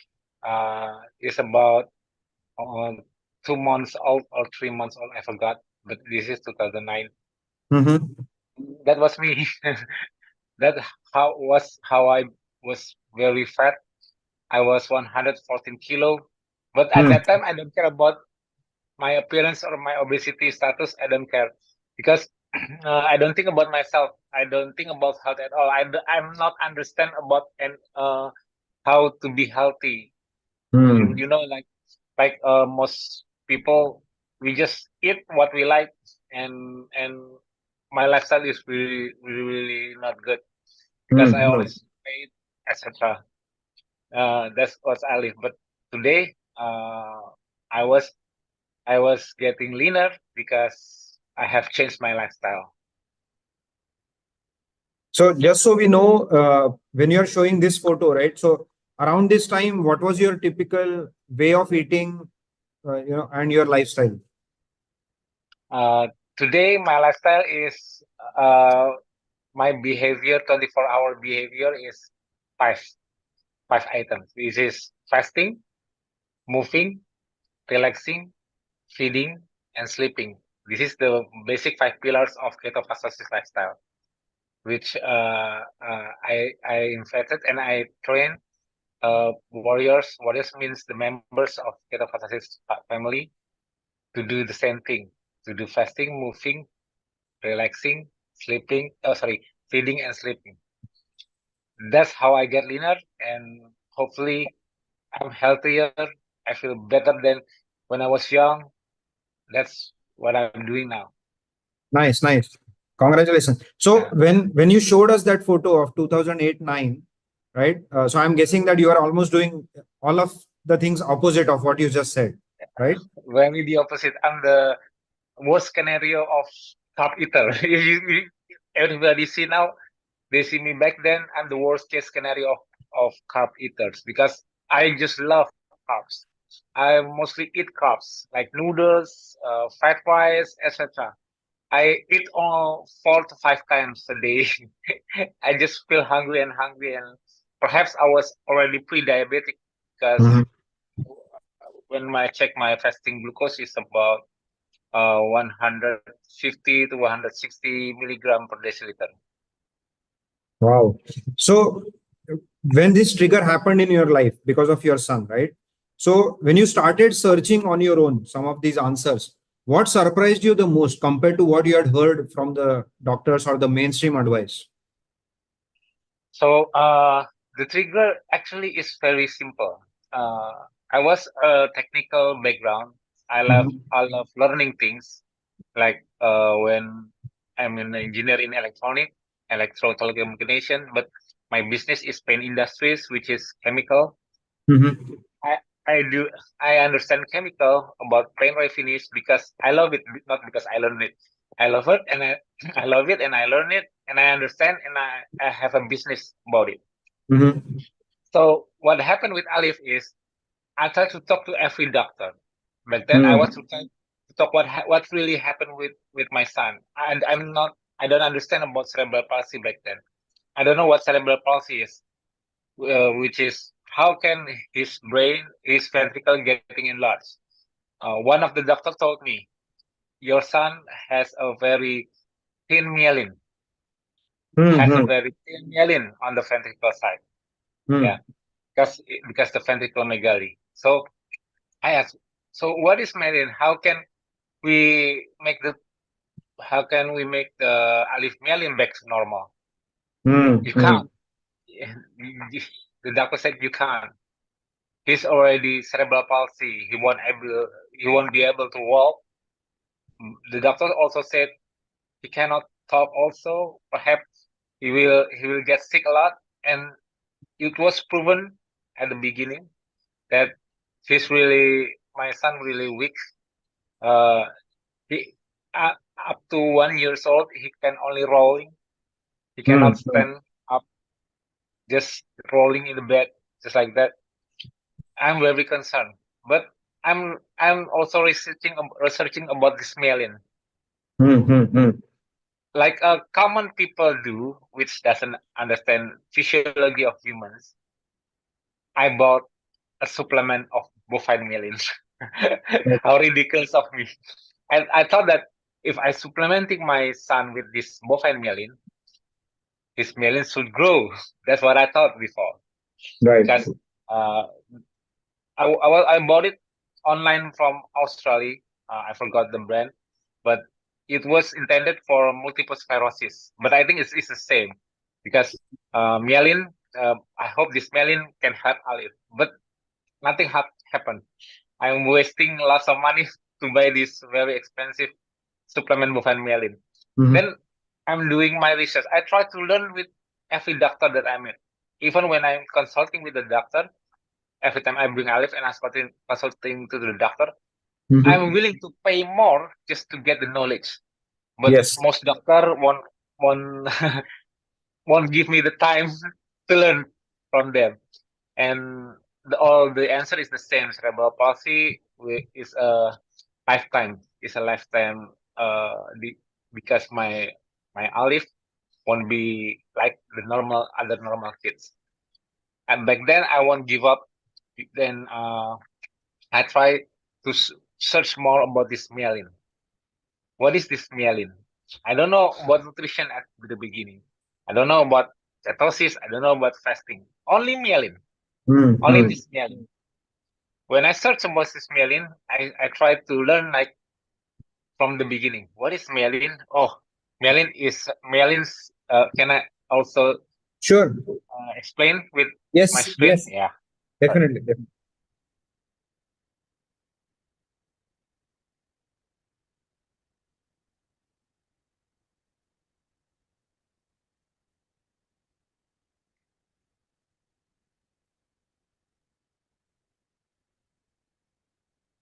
Okay. Just a moment. Okay, this is the white methylation, the Yes. ventriculomegaly, which make the myelin is thinner because it's not myelinating. Then this is what myelin do. Myelin is like as an insulation for our nerves. Right. Yeah. So the myelinated axon can transmit the action potential faster than the unmyelinated one. So if one have a thin myelin or demyelinated myelin, so it will have a very slow action potential to this job. That's why Alif have his right side of his body very weak because demyelination, very Right. low myelin. Okay. This is how myelin do, what action potential do. Understood. Yeah. So thicker the myelin, of course, the brain functions better. You can learn better, right? Yeah, that's what I thought. Then Perfect. And then, sorry, if I may ask, so when you started to find out about myelin, and what was the dietary connection that you found? How is it connected? Dietary is very far away. Dietary is very far away. Nutrition is very far away from what I learned. And I'm not learning like everybody else. Today everybody else just looking for what diet to help them. I'm not like that, because as an engineer, I always start from the very basic. Like, I don't know how to make a motorcycle or a car. I must break down the part to know what this is the function for. That's how I learn. Absolutely. That's how I learn everything. Yeah. So from this myelin,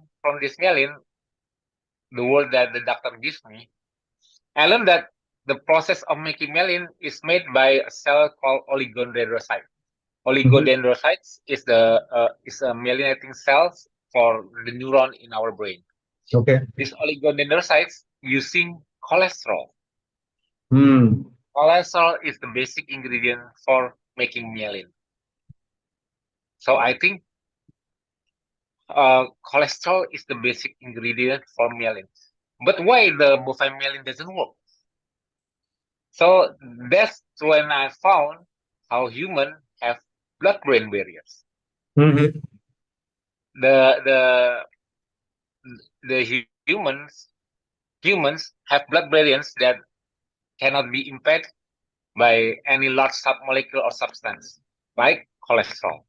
And even fatty acid, even fat cannot penetrate the blood-brain barrier.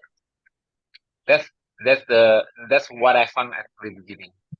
So if we eat fat and cholesterol, and our brain is made up from the brain content is very large of cholesterol content, but the cholesterol in the body cannot go up there. Okay. So how the brain is getting the cholesterol? That's my question at the beginning. So I'm learning again about this I'm curious how the brain get the cholesterol, because brain is so full of fat, but the brain doesn't have access to fat in the blood circulation. That's it's very weird to me. From human physiology point of view, that's very weird.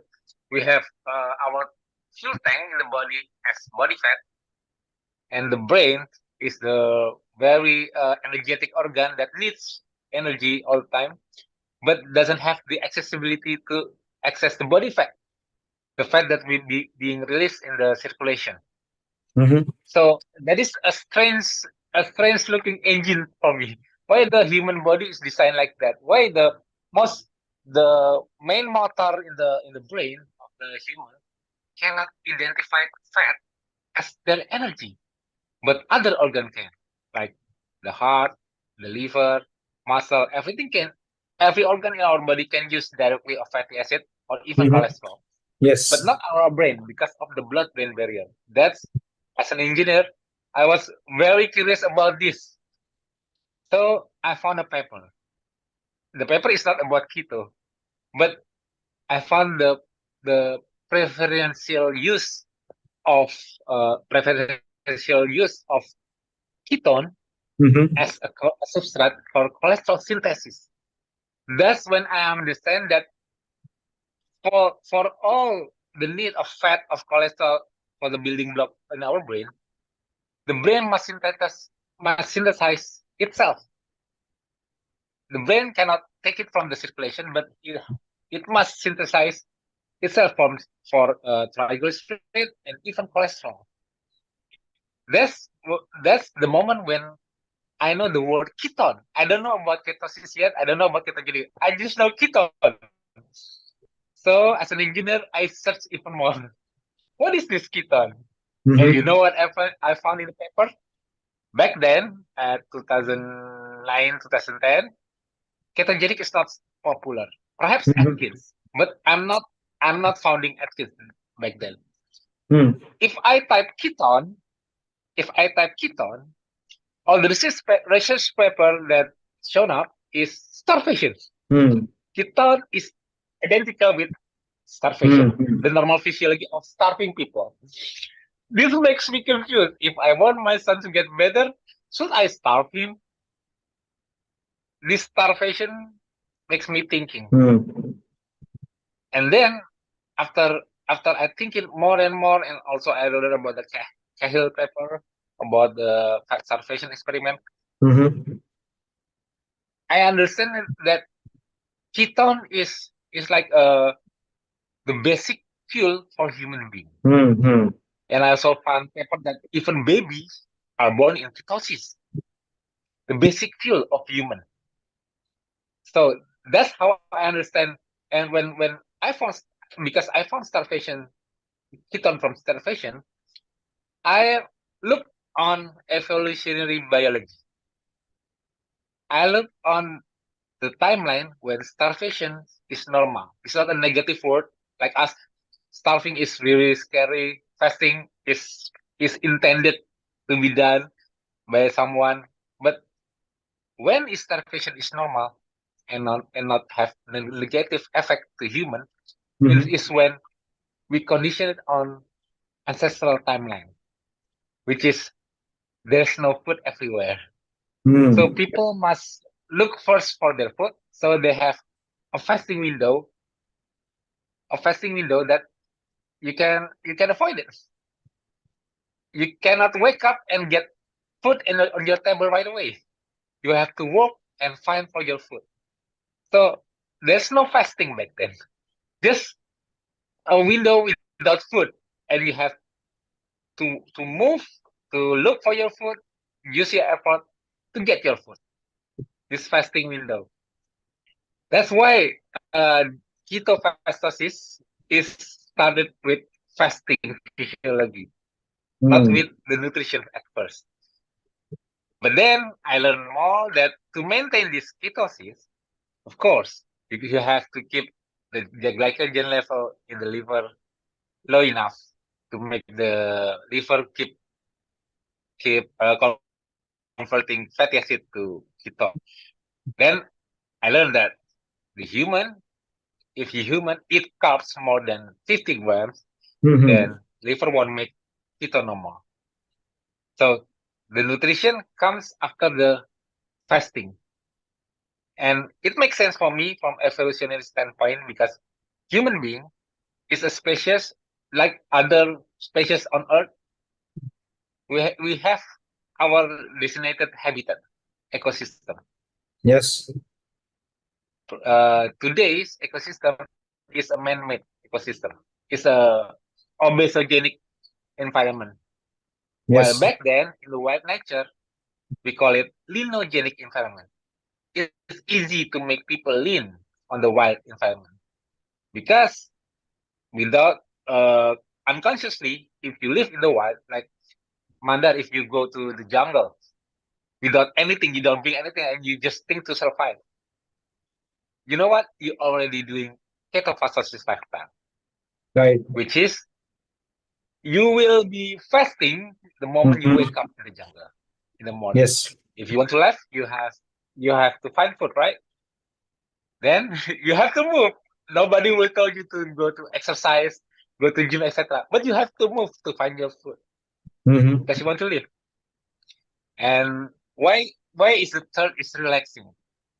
Because of the solar cycle, solar time in the world, light and dark cycle. Yes. Without electrical, without lamps and everything, our technology today, our light, our ability to hunt is only when it's light at daylight. Mm.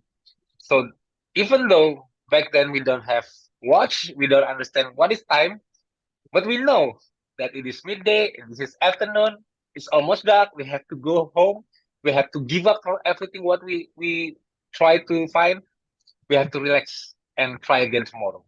That's why after fasting, moving, we have to relax first. When we relax, our digestion will be ready to digest. Mhm. Then what we find in the nature must be very low carb. It's sure. Because we talk a lot about nutrition today, right? Mhm. We know many things about nutrition. We know about micronutrient within the nutrition. We know about macronutrient. Back then, do we know about anything what we eat? No. Unfortunately, no. But human is given a sensor built in to find the right food for him Mhm. or her, which is our tongue. Right. Our food preference is only based on palatability. What is Mm. palatable to our tongue, right? That's simple, just like kids. How kids choose food. They don't know anything about health, nutrition, but they choose snack because it's very tasty to them. Right. But okay, if Mandar, you live in the jungle, you must try to find some food that palatable for you, right? Mhm. Many leaves, many leaves, many vegetables, but you won't eat them because it's not palatable. Mm. There's no ingredients, no processing of the vegetables to make it, no added fat to make it tastier. Just leaves. You won't eat it. With True. simple cooking, like only with fire, of course, animal source will be the most palatable for humans. Mm. So without knowing nutrition, humans will always hunt everything that moves. He will be curious and try to hunt them. The basic nutrition of human in the earth is only palatability. That's it. It makes sense with carnivore diet if Mm. we see in ancestral timeline because that's the only palatable food that available in the ecosystem. That's why if you live in the wild, you already be low carb. I Mhm. guarantee that. Yes. And the five is sleeping. The sleeping. Why sleeping is Mhm. so important? Because we are designed by light and dark cycle circadian rhythm to Mhm. get our sleep right in time. People doesn't understand this. People think sleeping is not very important. Wrong. sleeping is the key to recover. From any disease or illness, it happens during sleep. At awake, you can try fasting, exercise, eating healthy. None of that will work if you're not getting a good sleep at night. So, not long after dark, 1 to 2 hours after dark, I used to go to sleep early. I'm an early bird, which means early sleep, early wake. I sleep 7 for 8 hours, but I'm awake at dawn. I'm awake about 4 to 5 p.m., 5 a.m. I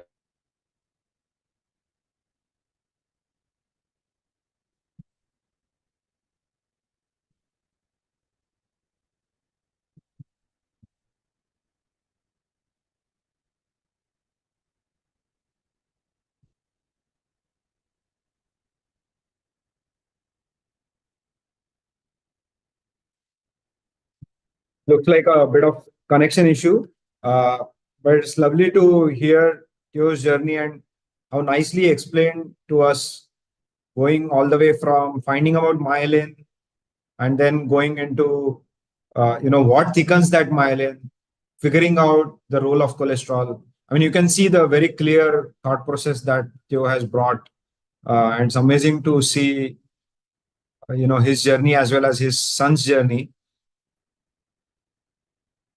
Yeah, you're back to.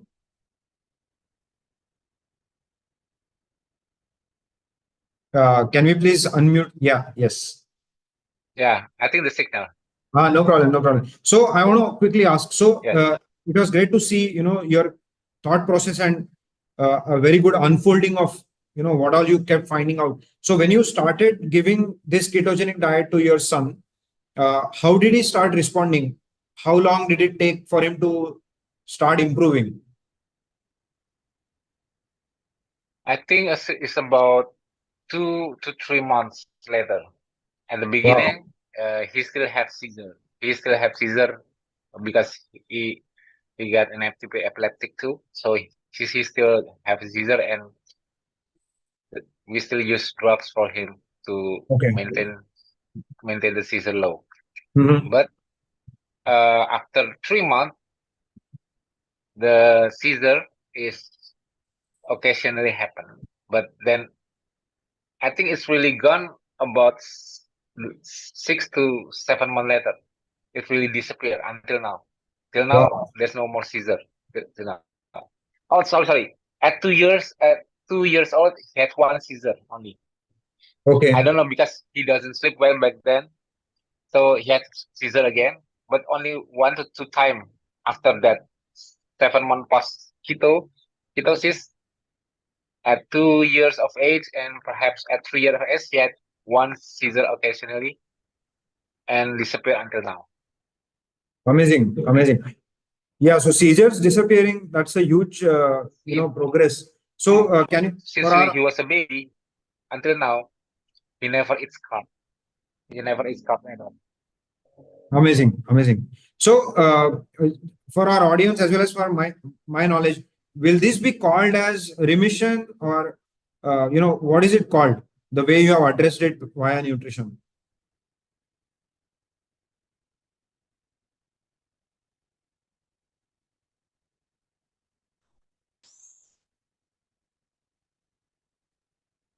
Mandar, can you hear me? Yeah. Yes, yes, yes. So I wanted to ask the way that you have addressed, your son's condition with the nutritional change, and now that the seizures have essentially gone away, is this called remission? What would you call it? Yes, I think it's remission, but not for his cerebral palsy. He's still a cerebral palsy person, but he is very better now. Perhaps I can show you the video at the beginning. Yes, please. Yes, when yes. he We was would love still to see. very okay. Just a moment. Definitely. We would love to see. Yeah.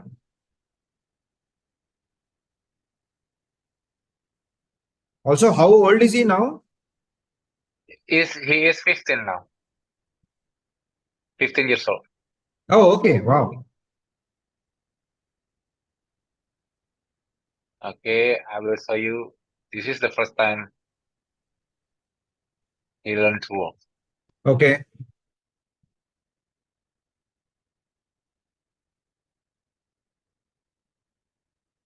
And this is roughly age, this is couple of years old, 2 years old.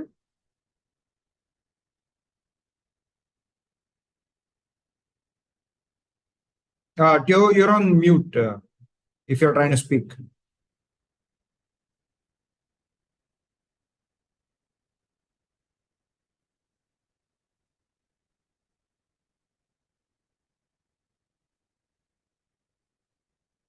Okay, so now he's able to walk with less support. Good, good.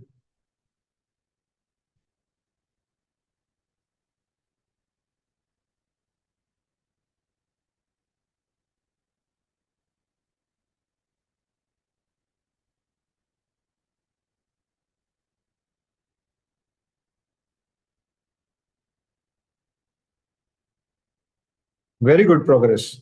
Very good progress. So happy to see that. Yeah, he's walking on his own. Very heartening to see, Teo. Thanks for sharing this video with us. See, this gives hope to, many of us who may come across cases like this within our family or friends, and understanding the connection with diet and lifestyle. I think you brought out all those points quite well. So thanks for sharing this story in detail. You have gone on mute, Teo.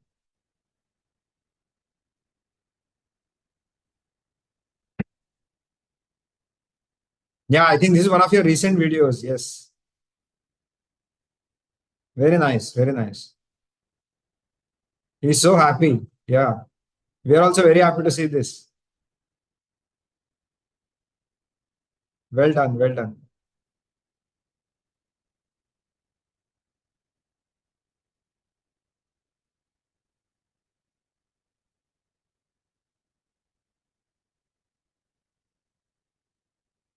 So,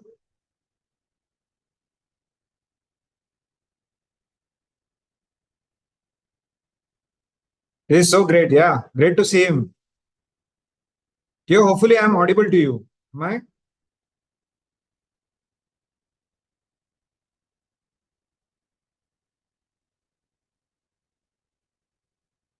Very cool. So yeah, all those who are watching, you see the power of lifestyle and nutrition change here, right?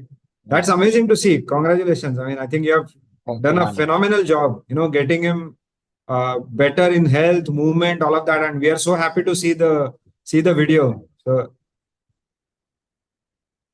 Yes, it's really with hard work and tears from me and my wife. We really hard. It's a hard work to make Alif absolutely. to be like this today. But when the Absolutely. doctor back then told that he cannot walk, he's only going to stay in wheelchair for the rest of his life. Right. But I'm glad that our effort with this ketosis physiology to help ketone in using his brain using ketone as a fuel and also as a building block for myelination. And also the Caesar that has gone is very moving for us to share this also with others. Absolutely. No, it is so heartening for us to see as well. We can only imagine the kind of hard work that it has gone into this, and a lot of the typical mainstream advice that you may have gone against. In fact, some of it you explained already, right? And you have proven to yourself and to many other families that there is hope in this nutrition, and this is truly therapeutic. I mean, that's why the theme of all of this conference is talking about metabolic therapies, and that's why we are so happy to have you. Yeah. So I want to ask you, some of the couple of misconceptions. So maybe quickly, briefly, we can cover those. So one question that you may have gotten is, don't kids need carbs? How is it that he can stay in ketosis? How do you answer that? Don't they need carbs for growth? Yeah. No, they don't need carbs for go because if you talk about carbs at physiological level, it's only glucose. Every carb that we eat only give glucose to the blood. And without carbs, you already get enough glucose for yourself. That's why there's no such thing as an essential carbs. That's the basic one. But the point of growth, you need protein. because protein is the real building block for growth, and also Right. fat, because fat is also essential, and other micronutrients also. But only carbs, which give glucose to human, that's the only substrate or macro which is not essential for human. That's the basic thing. It's very if we have to eat carbs, if the kids have to eat carbs to get to grow, then what about our ancestors who still live in the wild? They cannot cultivate, waiting for the harvest to get their son to eat. They must eat right away, so they hunt. Hunting and gathering is always the way of life of human beings since the beginning, but perhaps because our technology is far too advanced today, we get blind with the society. We ask ourselves what is normal today, and what is normal back then. Today breakfast is normal. Today sedentary is normal. Why should we go to exercise? Why should we have to walk? We have a car, motorcycle, because we love to be sedentary as the technology gives. Right. But when at the ancestral timeline, what is normal? Fasting is very normal. Today breakfast is normal. Not breakfast doesn't have breakfast is very normal because you have to find your food. Moving is normal. Yes. That's why ketosis is very normal in ancestral timeline. Perhaps today timeline, ketosis is only seen normal as a therapeutic for ketogenic for epilepsy, etc. If you ask doctor, oh, that's for epilepsy. That's not normal diet. You cannot sustain ketosis too long. Just 3 months only, okay? No more. It's like ketosis is not a normal physiology today. But if you look at ancestral timeline, without ketosis, how you survive? How you can hunt your food in the wild, which is you have to chase it without food in your stomach. You cannot eat before work. Today you have to eat before work because you're not hunting. You're looking for money. That's a different kind of work. But in the wild, in the ancestral timeline, we don't look for money. We look for food. So if we already have food, why should we find food? So moving or doing intense exercise on a fasting state is very, very normal back then. And how humans do it is because the ketosis physiology, which giving the brain constant supply energy. That's the normal thing actually. But somehow it doesn't look normal today. Yeah, thanks for busting that myth, because see, in India we have a big problem of protein underconsumption. People are very afraid of giving enough protein, healthy protein to the kids. There is this misconception which you addressed, that carbs are needed for growth. So I think it's an important message. So thanks for clarifying that. Also, maybe last quickly, if you could talk a bit about the community that you run, the Ketofastosis. We can clearly see how you came up with that name, right? Ketosis and fasting. Yeah.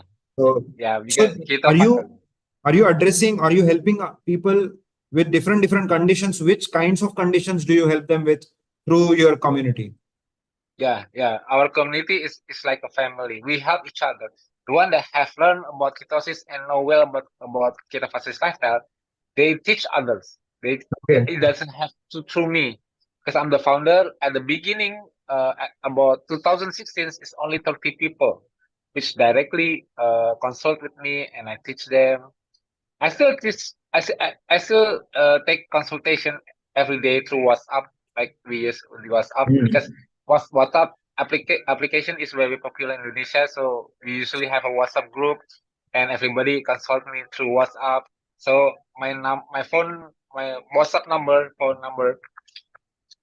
almost everybody has it, so they can WhatsApp me anytime they want if they have problem or they want to ask me. But mostly on the group, like the Facebook group, Telegram group, and WhatsApp group, our community is very supportive.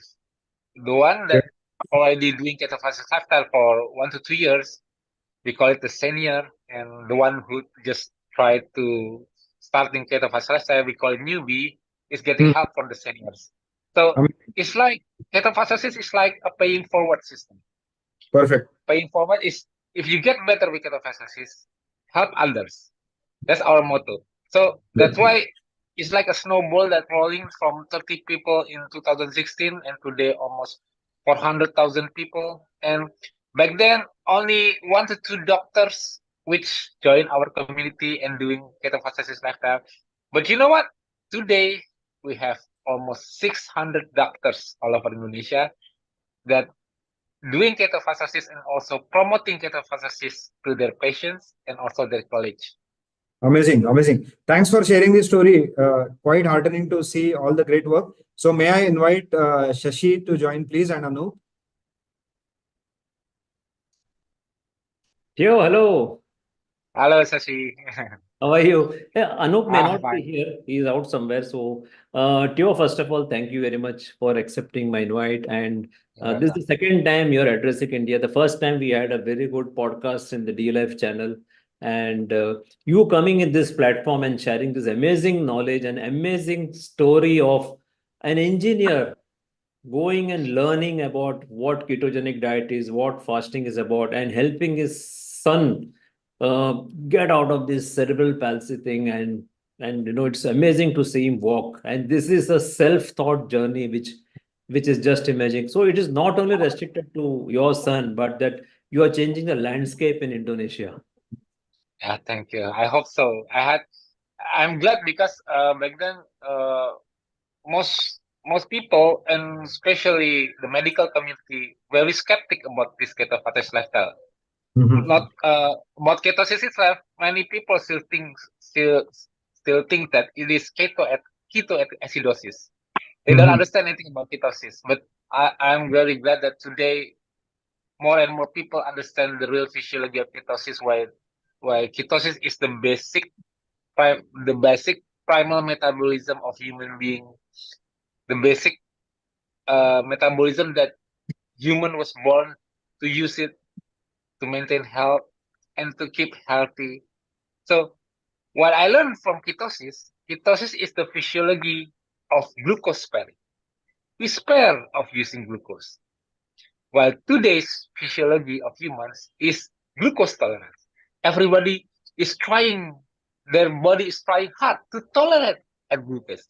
Glucose tolerance, try to tolerate glucose until they're intolerant again, which is insulin resistant. With ketosis, it's the opposite way. We try to spare glucose. We don't use glucose as much because we don't eat glucose salts. That this basic physiology is like two different sides of a coin. Sometimes we don't understand each other. So thank you very much, and we can have many more discussions. We look forward for a lot of collaborations from you. And on behalf of Anup Singh, the D Life, me, Metabolic Health India, Metabolic Health Conference, I thank you very much. So we'll meet again, Teo. Thank you. Namaste from India. Thank you, Sashi. Thank you for having me. Can I ask a quick question before you leave? Yeah, doctor. Please get Dr. Lily Kishwani in, please. The video that you shared is very inspiring. If you do have no objection, can we use that video, please, to inspire other people? Of course. I hope it's helpful. My video you can use it for everyone. If you can share it, please, with Mr. Iyengar. Yeah, I will share it to Shashi and Mr. Mandar. Thank you. Yeah.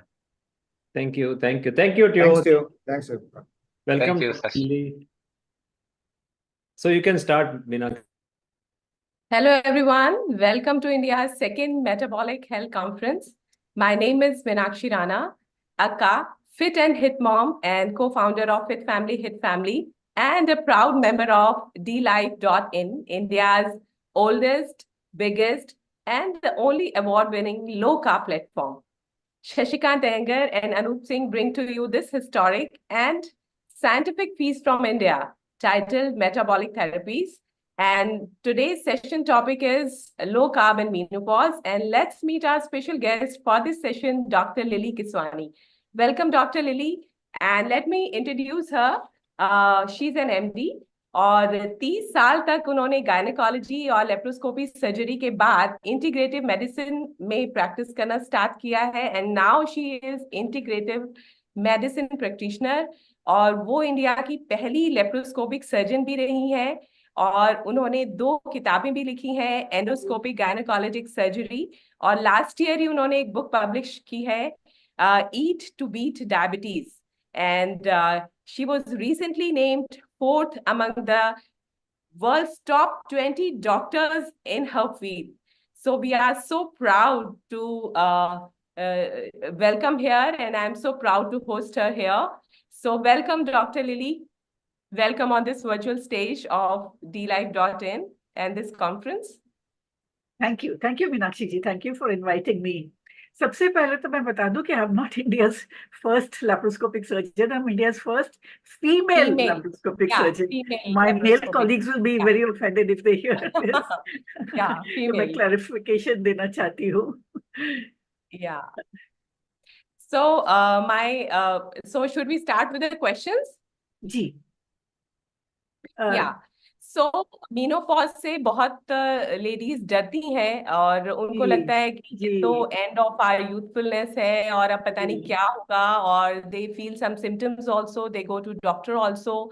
So actually मैं आपको बताऊं, मुझे 50 साल हो गए हैं medical college join किए हुए. This year I completed 50 years. मैंने एक पेशेंट नहीं देखी है जो प्राइमरीली मेनोपॉज के लिए डॉक्टर के पास जाती है. 50 साल में एक पेशेंट नहीं देखी है. And I have practised in various countries in the world. Even कहीं पे भी अपने आप से हम अपने फैमिली में इतने मग्न होते हैं, दूसरों का ख्याल करने में खुद का ख्याल नहीं कर पाते हैं. हाँ. Is it okay? मुझे लगा कि अब विमेन ज्यादा अवेयर हो गई हैं, शायद उनको मेनोपॉज का पहले से ही सोशल मीडिया के थ्रू और मे बी उनकी फैमिली के थ्रू उनको ये पता चल जाता है. जरूर है, लेकिन खुद से एक डॉक्टर के पास जाना अपनी हेल्थ के लिए वो जरा कम है. Yeah. Okay, before I come to questions, Dr. Lily, we just want to know, हमारे viewers भी जानना चाहते हैं कि आपने 30 साल गायनेकोलॉजी और लेप्रोस्कोपिक में प्रैक्टिस करने के बाद कैसे ये ट्रांजिशन किया, like how you came to this low carb space? Okay, it's quite interesting. Actually, menopause ही मेरा first introduction था. As you know कि गायनेकोलॉजी में हार्मोन्स का काफी रोल होता है. इनफर्टिलिटी होती है, ब्लीडिंग प्रॉब्लम्स होती हैं, मेनोपॉज होता है. तो ये पेशेंट्स आया करती थी with heavy bleeding around menopause, जिसको हम पेरीमेनोपॉज कहते हैं. और इनको मैंने बायो आइडेंटिकल हॉर्मोन्स देना शुरू किया, फार्मास्यूटिकल प्रोडक्ट्स नहीं. जो तब तक हम 30 साल से तो वही फार्मास्यूटिकल प्रोडक्ट्स यूज करते थे, लेकिन अब मेरी इंट्रोडक्शन हुई बायो आइडेंटिकल, मतलब exactly the same molecule which we have in our body. और उससे इतने अमेजिंग रिजल्ट्स आए कि within a few months उनकी ब्लीडिंग स्टॉप हो गई कंप्लीटली. उनको बहुत स्मूथली मेनोपॉज शुरू हो गया. तो इससे क्या हुआ कि वो लोगों में एक बात फैल गई कि इस डॉक्टर के पास जाओ, ये बिना ऑपरेशन के ठीक कर देते. क्योंकि तब हम ऑपरेशन करते थे हेवी ब्लीडिंग के लिए, चाहे वो यूट्रस निकालना हो, चाहे जो मैं करती थी एंडोस्कोपिकली, एंडोमेट्रियल एब्लेशन कहते हैं उसको. तो तब मुझे लगा कि ये जो मैं कर रही हूँ ये काफी पावरफुल चीज है. ये मैं अपने ट्रेडिशनल एलोपैथी प्रैक्टिस से नहीं कर पा सकती हूँ. तो तब फिर मैंने इसमें और पढ़ाई की, और फिर मैं धीरे धीरे इस फील्ड में आ गई. ओके, वाह, वंडरफुल. हमें ऐसे डॉक्टर्स और चाहिए, है ना, जो पेशेंट की भलाई के लिए उन्होंने अपना पूरा रास्ता ही बदल लिया. So proud of you. या डॉक्टर लिली, लो कार्ब, चूंकि ये प्लेटफॉर्म भी लो कार्ब प्लेटफॉर्म है, DLife.in, और हमारी जो हेल्थ कॉन्फ्रेंस है उसमें का नाम भी है मेटाबॉलिक थेरेपीज. तो हम जानना चाहते हैं कि कैसे लो कार्ब डाइट इन्फ्लुएंस करती है जो मेनोपॉजल के सिम्टम्स है, लाइक हॉट फ्लैशेस है, वेट गेन है, या मूड स्विंग्स है. How this diet help? Okay, मैं आपके साथ एक प्रेजेंटेशन शेयर कर सकती हूँ? या sure.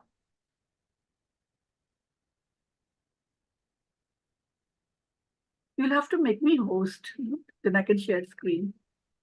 Okay, yeah, we are making you host.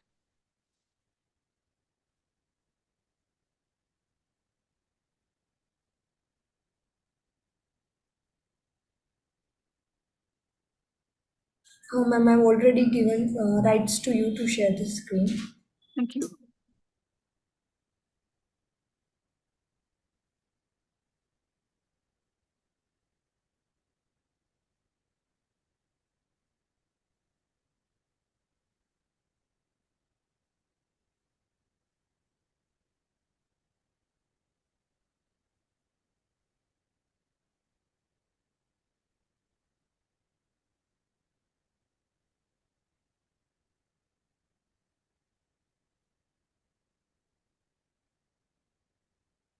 Ji Yeah, it's coming. जी मैं क्विकली अपने ऑडियंस को बताना चाहती हूँ कि अगर इनमें से कोई भी आपको बात डिस्टर्ब करती है, vaginal dryness, problems with intercourse, ये सब बातों के लिए पेशेंट्स आते नहीं हैं, they don't seek help. Brain fog की कोई चीज बात ध्यान नहीं आती है, थोड़ा कंफ्यूजन लगता है, तो प्लीज आप हेल्प ढूंढिए, क्योंकि इन सब चीज का इलाज है हमारे पास। आपका वजन बढ़ जाता है, ओवरवेट हमने देखा इंडियंस में यंगर एज में 4% है, लेकिन मिडिल एंड ओल्डर एज में 34% तक हो जाता है। तो ये सब चीजों का इलाज है, आप प्लीज हेल्प ढूंढिए। और हम आपको बहुत सारी दवाइयां नहीं देंगे जो आपको उम्र भर लेनी पड़ती हैं। हम फोकस करते हैं नेचुरल इलाज के ऊपर, जो आप बहुत आसानी से अपनी लाइफ में इंकॉर्पोरेट कर सकते हैं।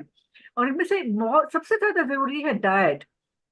डाइट से इवन जो आपको मेनोपॉज के वक्त डिप्रेशन होती है, या एंजाइटी होती है, या नींद नहीं आती है, इंसोम्निया होता है, इन सब चीजों का इलाज हो सकता है। क्योंकि डाइट से हमारी गट हेल्थ, इंटेस्टाइन्स की हेल्थ में फर्क पड़ता है, और इंटेस्टाइन की हेल्थ से हमारी ब्रेन की हेल्थ में फर्क पड़ता है। तो अगर हम सही डाइट खाएंगे तो हमारी ब्रेन हेल्दी रहेगी, तो हमारी एंजाइटी, डिप्रेशन, इंसोम्निया, इन सब चीजों में फर्क पड़ जाता है। और एक्सरसाइज तो आपको पता ही है कि करनी चाहिए, और एक्सरसाइज कैसी करनी चाहिए कि strength exercise, weight bearing exercise, जहाँ पे आप वजन उठाते हैं, सिर्फ एरोबिक्स नहीं, सिर्फ योगा नहीं, सिर्फ स्ट्रेचिंग नहीं, although these are all very good, जरूरी है, लेकिन स्ट्रेंथ एक्सरसाइज जरूरी है। कभी कभी हार्मोन थेरेपी जरूरी हो जाती है, स्पेशली मेनोपॉज में, क्योंकि मेनोपॉज में बहुत ज्यादा फ्लक्चुएशन होती है हमारे हार्मोन्स में, एस्ट्रोजन, प्रोजेस्टेरॉन में। स्ट्रेस मैनेजमेंट, सपोर्ट, ये और कुछ चीजें हैं जो आप कर सकते हैं आपको हेल्प करने के लिए, हेल्दी रखने के लिए। अब हम आते हैं डाइट पे, जो हमारा आज का टॉपिक है कि डाइट एंड लो कार्ब कैसे हमें मेनोपॉज में हेल्प कर सकता है। तो आप देखिए कि दुनिया के दूसरे देशों में, जैसे कि जापानीज है या मायन विमेन है, इनको मेनोपॉजल सिम्टम्स होते नहीं हैं। इनके लैंग्वेज में मेनोपॉज हॉट फ्लैशेस के लिए नाम ही नहीं है, क्योंकि वो कभी उनको होता ही नहीं है। तो क्यों? वो भी तो विमेन है, उनको भी तो वही हार्मोनल चेंजेस होते हैं, तो उनको भी सिम्टम्स होने चाहिए थे, लेकिन नहीं होते हैं। तो क्यों ये है? क्योंकि जो डाइट वो लोग ले रहे हैं वो ट्रेडिशनल डाइट है, हमेशा से वही डाइट ले रहे हैं, थाउजेंड्स ऑफ ईयर्स से वो वही डाइट ले रहे हैं। और अगर उस लेडी को, वो जापानीज लेडी को, हम एक अमेरिकन कल्चर में या वेस्टर्न कल्चर में ले आए, या मायन वुमेन को वेस्टर्न कल्चर में ले आए, वो वेस्टर्न डाइट अपनाना शुरू करें, अब उनको वही सिम्टम्स आते हैं। इससे हम ये क्या समझ पाते हैं कि जब हम एक वेस्टर्न डाइट अडॉप्ट करते हैं, तब हमें ये सिम्टम्स ज्यादा या दिखाई देते हैं, जो नहीं दिखाई देते थे। तो वेस्टर्न डाइट में क्या होता है? टिपिकली मैकडॉनल्ड्स, डोनट्स, आइसक्रीम्स, ये सारी चीजें हाई कार्ब है, हाई फैट है, हाई अनहेल्दी फैट्स है। तो इसका मतलब हुआ कि जब हम ज्यादा हाई कार्ब्स खाते हैं, ज्यादा अनहेल्दी फैट्स खाते हैं, तब हमें ये सारे सिम्टम्स दिखाई देते हैं। एंड सिंपल सी बात है, अगर हम ये नहीं खाएंगे तो हम ये सिम्टम्स नहीं देखेंगे। लेकिन अब ये हो गया है कि हम इतने आदी हो गए हैं ये सब चीजें खाने के, कि मुश्किल है इनको छोड़ना। तो क्यों हमें लो कार्ब खाना चाहिए? क्यों कार्बोहाइड्रेट्स? अब सब कहेंगे कि कार्बोहाइड्रेट तो हम हमेशा से खा रहे हैं, सदियों से खा रहे हैं, सालों से नहीं, सदियों से खा रहे हैं, तब क्यों नहीं होता था, अब क्यों होता है? लो कार्ब, जब हम हाई कार्बोहाइड्रेट खाते हैं तो हमारा इंसुलिन बढ़ जाता है, और इंसुलिन इस हद तक बढ़ जाता है क्योंकि हमारा कार्बोहाइड्रेट इंटेक इतना ज्यादा होता है, और हम इंडियंस, हम प्रोटीन तो खाते ही नहीं है, तकरीबन तकरीबन खाते ही नहीं है। तो इंसुलिन सेंसिटिविटी कम हो जाती है।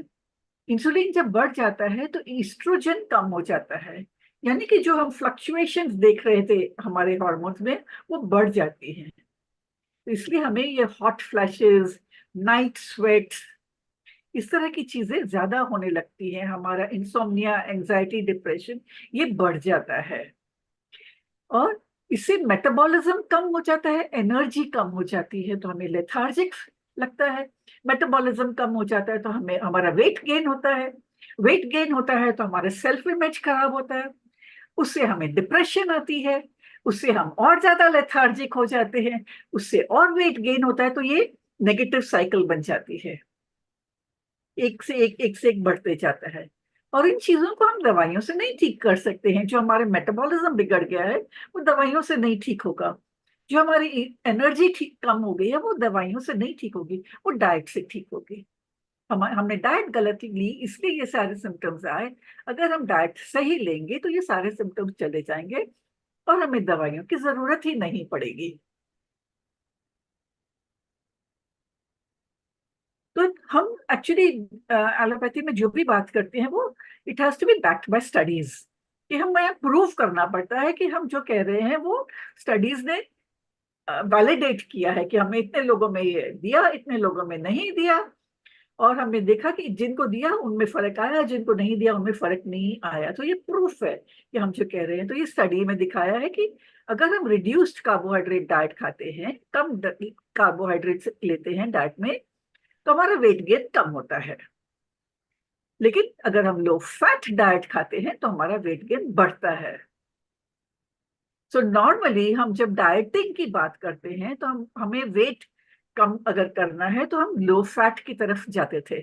इतने साल हमें सिखाया गया था कि अगर आपको वजन कम करना है तो आप लो फैट खाइए। लेकिन ये हमें स्टडीज ने बताया है कि कार्बोहाइड्रेट कम करने से हमारा वेट ज्यादा कम होता है।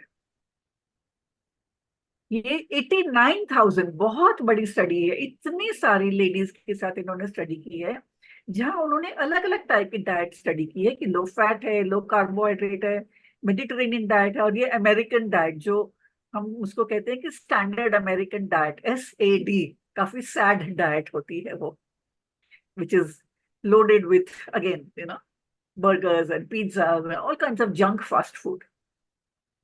तो उन्होंने देखा कि जो लोग लो कार्ब डाइट ले रहे थे उनका पोस्ट मेनोपॉजल वेट गेन सबसे कम था, बाकी डाइट से कंपैरिजन में लो कार्ब में वेट गेन सबसे कम था। और इस डाइट में उन्होंने 163 ग्राम्स पर डे को लो कार्ब कह रहे थे, लेकिन हम तो लो कार्ब 100 ग्राम से कम कहते हैं, तो इसलिए हमारे रिजल्ट्स और भी बेटर आते हैं।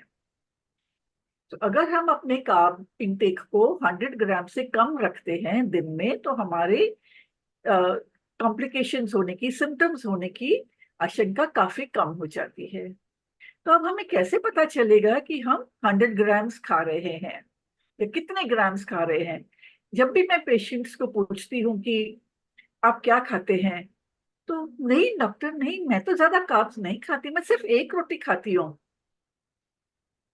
लेकिन एक रोटी है, सुबह में आपने 2 बिस्किट खाए थे चाय के साथ, फिर आपने नाश्ते में आपने उपमा खाया था या पोहा खाया था, या याद रखिए, बिस्किट, उपमा, पोहा, ये सब कार्बोहाइड्रेट हैं। इवन फ्रूट कार्बोहाइड्रेट है।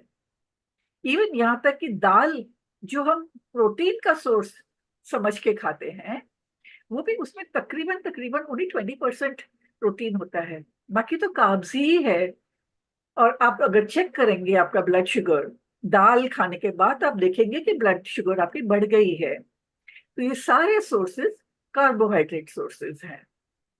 सो जब तक हम नापते नहीं है, मेजर नहीं करते हैं, हमें सही पता नहीं चलेगा। सो कोई भी फूड डायरी जैसे कि माई फिटनेस पैल या इवन हेल्दी फाइमी में है, या कोई भी ऐप जो आपको पसंद है, उसमें आप फूड डायरी मेंटेन करिए, आप मेजर करिए कि आपने कितने कार्ब्स खाए, तभी आपको पता चलेगा। And you will be shocked to know कि ऑन एन एवरेज हम Indians I think 300-400 gram carbs आसानी से खा जाते हैं दिन का। एंड शुरू शुरू में हाँ, इतना इजी नहीं है कि आप कार्ब्स कम करें, क्योंकि हमें बहुत आदत होती है कि हम अपनी दाल सब्जी के साथ में रोटी या चावल खाएं या दोनों खाएं। और ब्रेकफास्ट तो हमारा कार्ब्स ही होता है, उपमा, poha, puri bhaji, aloo paratha, all of these are only carbs. तो इसको बदलना, आई एग्री कि बहुत आसान नहीं है, लेकिन अगर आप अच्छी हेल्थ चाहते हैं तो कहीं तो कोई शुरुआत तो करनी पड़ेगी। दोनों चीज नहीं आ सकती है ना, अच्छी हेल्थ भी हो और पसंद वाला जंक फूड खाना हो, वो भी हो, तो जरा मुश्किल हो जाता है। तो हम क्या खा सकते हैं? हम लो कार्ब जब कहते हैं तो हम बोरिंग, इंसिपिड, एकदम बिना टेस्ट वाला खाना की बात नहीं करते। हम नहीं कहते कि आप बॉइल्ड चीजें खाइए, नहीं, आप देखिए इतना फिलिंग खाना है। हम कैलोरी काउंटिंग की बात नहीं कर रहे हैं। इतना सारा, अभी ये इतना बड़ा बोल है, भरा हुआ है, आप देखिए कि इसमें अलग अलग तरह कलर्स के भी है। हम कहते हैं you should eat a rainbow every day, तो यहाँ पे वो आपकी रेनबो भी हो गई, व्हाइट, ग्रीन, येलो, शायद कोई और कलर भी हो गए, तो आपके कलर्स भी हो गए, फाइबर भी हो गया, हेल्दी भी हो गया। और इसके ऊपर आप एक बहुत अच्छी ड्रेसिंग डाल दीजिए which is very tasty, and add protein into this. मतलब अगर आप नॉन वेजिटेरियन खा रहे हैं तो आप इसमें फिश या चिकन या एग्स डाल दीजिए। नॉन वेजिटेरियन नहीं खा रहे हैं तो आप इसमें छोले छोले या राजमा, ऐसे कोई बीन्स डाल दीजिए, so that will give you the protein also. इस तरह का सैलड बोल, यहाँ पे देखिए छोले हैं, you have healthy fats in this avocado, you have different colors, you have enough fiber। इस तरह का अगर आप खाएंगे तो you are getting taste as well as health. It is not so difficult really. Again, to emphasize this further, कि दाल जब आप खाते हैं तो 100 grams of dry दाल, हम टिपिकल फैमिली ऑफ 4 के लिए कितने ग्राम दाल बनाते होंगे एट वन मील?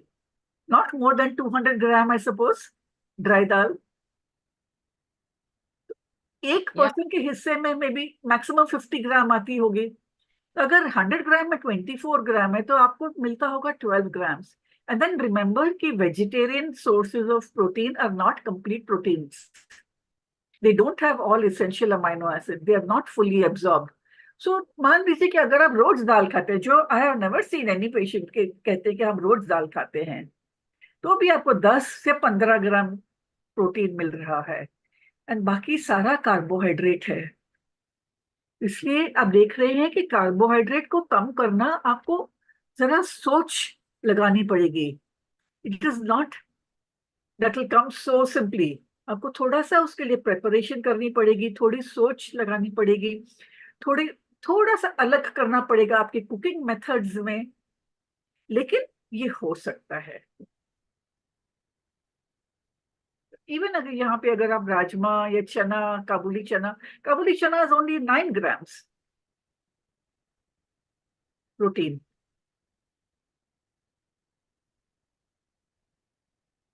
तो प्रोटीन मिलना जरूरी है, कार्बोहाइड्रेट कम करना जरूरी है। Can I share with you this book? इसमें आप देखेंगे कि क्यों आपको कार्बोहाइड्रेट कम करने चाहिए और कैसे करने चाहिए। इसके अंदर काफी सारी रेसिपीज भी हैं, तो कैसे आप टेस्टी फूड बना सकते हैं which is low carb, and it is not that difficult to make. क्योंकि ये सारी इसमें जो रेसिपीज है मैंने खुद बनाई है, and I am the world's best, not best, sorry, worst cook. I am the world's worst cook. और अगर मैं बना सकती हूँ तो कोई भी बना सकते हैं। And they are tasty and simple, and इतना एक्सपेंसिव भी नहीं है कि अगर आप सोचे ना कि अगर हम रोटी, atta and chawal are probably the least expensive items on our food grocery list. Yeah, definitely. And we are saving the money and then spending on the medicines. Exactly, exactly. और इसमें ये है कि हम अपने लिए अगर कर रहे हैं लेकिन पूरी फैमिली का फायदा हो रहा है. Yeah, Everybody in the family is also benefiting. Definitely doctor lily, और आपने बहुत अच्छे से पूरा कंप्लीट प्रेजेंटेशन में शेयर कर दिया कि हमारी डाइट किस तरीके की होनी चाहिए, और कार्ब्स हमें 100 ग्राम्स से नीचे ही रखने की कोशिश करनी चाहिए. और कई बार क्या होता है ना कि हमारी फैमिली में लेडीज सबके लिए कुक कर रही होती है, जिसमें बच्चा भी है, बड़े भी हैं, खुद भी है. तो थोड़ा सा जब उसे ये पता चलेगा कि diet is the way out, उसकी ये जो मेनोपॉजल प्रॉब्लम है, जो सिम्टम्स है, डाइट ही हल है, और उसको फायदा लगेगा, तो वो डेफिनेटली वो चेंज करेगी. एक और क्वेश्चन मैं आपसे पूछना चाहती हूँ कि जो आपने, मेरी एक फ्रेंड है, वो भी मेनोपॉजल एज से गुजर रही है, और उसका भी मेरे पास फोन आया कि उसने अपना लिपिड प्रोफाइल करवाया था, तो उसमें उसके काफी इम्बैलेंस आया है उसकी कार्डियोवैस्कुलर हेल्थ और मेटाबॉलिक मार्कर्स में. तो आप क्या सजेस्ट करते हैं कि लो कार्ब डाइट से क्या हमारे लिपिड प्रोफाइल में चेंज हो सकता है, या इंसुलिन सेंसिटिविटी है वो हमारी इंक्रीज हो सकती है? एब्सोल्युटली, इंसुलिन सेंसिटिविटी हमारे कार्बोहाइड्रेट इंटेक से बहुत टाइटली रिलेटेड है. सो अगर हम इंसुलिन कम, हमारी कार्बोहाइड्रेट इंटेक कम रखेंगे तो हमारी इंसुलिन सेंसिटिविटी धीरे धीरे धीरे बढ़ जाएगी, एंड एक टाइम पे आके वो काफी स्टेबल हो जाएगी. सो आज अगर there is something called carbohydrate tolerance. मुझे पेशेंट्स कहते हैं कि मैं भी एक रोटी खाती हूँ, मेरी बहन भी एक रोटी खाती है, उसको तो प्रॉब्लम नहीं है, मुझे क्यों है? इसलिए कि हम सब अलग हैं. आपकी मेटाबॉलिज्म आपकी बहन की मेटाबॉलिज्म से अलग है, तो आपकी कार्बोहाइड्रेट टॉलरेंस कम है. लेकिन अगर आप लो कार्ब रखेंगे काफी दिन तक, एटलीस्ट 3 मंथ्स तक, तो हो सकता है कि आपकी कार्बोहाइड्रेट टॉलरेंस इंप्रूव हो जाए, यानी कि आपकी इंसुलिन सेंसिटिविटी बढ़ जाए, इंसुलिन रेजिस्टेंस कम हो जाए, इंसुलिन सेंसिटिविटी बढ़ जाए, एंड हो सकता है कि आप टॉलरेट कर पाए थोड़े दिन के बाद, थोड़े महीनों के बाद, थोड़े वीक्स के बाद. बिल्कुल. और अगर हम स्ट्रेंथ ट्रेनिंग को भी इंक्लूड करेंगे साथ में, तो हमारी मसल्स जो है exactly they will burn carbohydrate. तो अगर हमने खा भी लिए तो वो मेटाबोलाइज हो जाएंगे. एग्जैक्टली. और एक और चीज मैं पूछना चाहती हूँ आपसे, जैसे कई बार हम लोग टेस्ट करवाते हैं, विमेन टेस्ट कराते हैं, और इंसुलिन फास्टिंग, अगर वैसे तो इंसुलिन फास्टिंग उनकी लिस्ट में ही नहीं होता है ब्लड टेस्ट. एग्जैक्टली. और ऊपर से अगर वो उनको हम सजेस्ट करें कि आप करवाएं, तो 2 to 25 जो है वो लैब रेंज उसमें दिखाई देती है. तो क्या होना चाहिए वो एग्जैक्ट जिसको हमें फॉलो करना है? What should be the ideal range कि हम हमारी फर्स्ट ऑफ ऑल मैं बताऊंगी कि आप खुद करवाइए इंसुलिन टेस्ट. डॉक्टर्स नहीं एडवाइस करते, इवन बड़े बड़े हॉस्पिटल्स में डॉक्टर्स नहीं एडवाइस करते. कार्डियक हॉस्पिटल्स में जहाँ के ये diabetes, most of the patients are diabetic and they are treating diabetes, उनको भी नहीं एडवाइस करते. सो प्लीज आप खुद से फास्टिंग इंसुलिन करिए. And lab range is not an optimum range, remember, not just for fasting insulin, for almost everything. It is not the optimum. It is just a range which they have discovered by testing so many patients. 1,000 patients test किए, उनमें से इतने non diabetic थे, उनका average 2 to 25 था, तो चलो 2 to 25 is normal. No. 2 to 5 is normal. Actually, 2 के करीब जितना ज्यादा हो उतना I would prefer. Even 4 हो तो I would prefer to bring it down to 2. जितना closer to 2 हो, I will be happy. एक इंसुलिन टेस्ट आप करवाइए, फास्टिंग इंसुलिन, और एक HS-CRP, ये 2 टेस्ट करा के you're sorted. Okay, that's great. और हमारी जब हम मेनोपॉजल स्टेज में होते हैं तो ऑस्टियोपोरोसिस का भी रिस्क बढ़ जाता है, तो क्या लो कार्ब डाइट उसमें भी हेल्प करती है?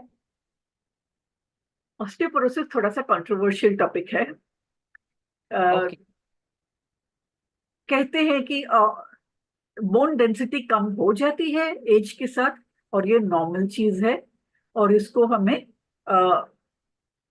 फार्मास्यूटिकल प्रोडक्ट्स के साथ ट्रीट नहीं करना चाहिए, जो अब हम करते हैं, जो हम काफी कुछ इंजेक्शन एंड टैबलेट्स वगैरह लेते हैं। तो yes, and low carbohydrate diet is an anti-inflammatory diet, and osteoporosis is an inflammatory condition. It allows calcium to seep out of the bones. So अगर हम अपनी डाइट को लो एंटी-इन्फ्लेमेटरी रखेंगे, लो इन्फ्लेमेटरी रखेंगे, तो हमारी बोन स्ट्रांग रहेंगी। साथ में जैसे आपने कहा कि एक्सरसाइज कर रहे हैं, स्ट्रेंथ ट्रेनिंग कर रहे हैं, तो हमारे मसल्स, हमारी बोन्स सब स्ट्रांग हो रहे हैं।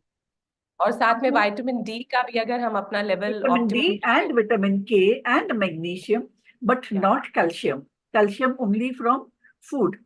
कैल्शियम सप्लीमेंट्स आजकल हम नहीं रेकमेंड करते हैं, क्योंकि वो प्रेसिपिटेट हो जाते हैं बॉडी में, and then you can get calcium deposition in arteries as well.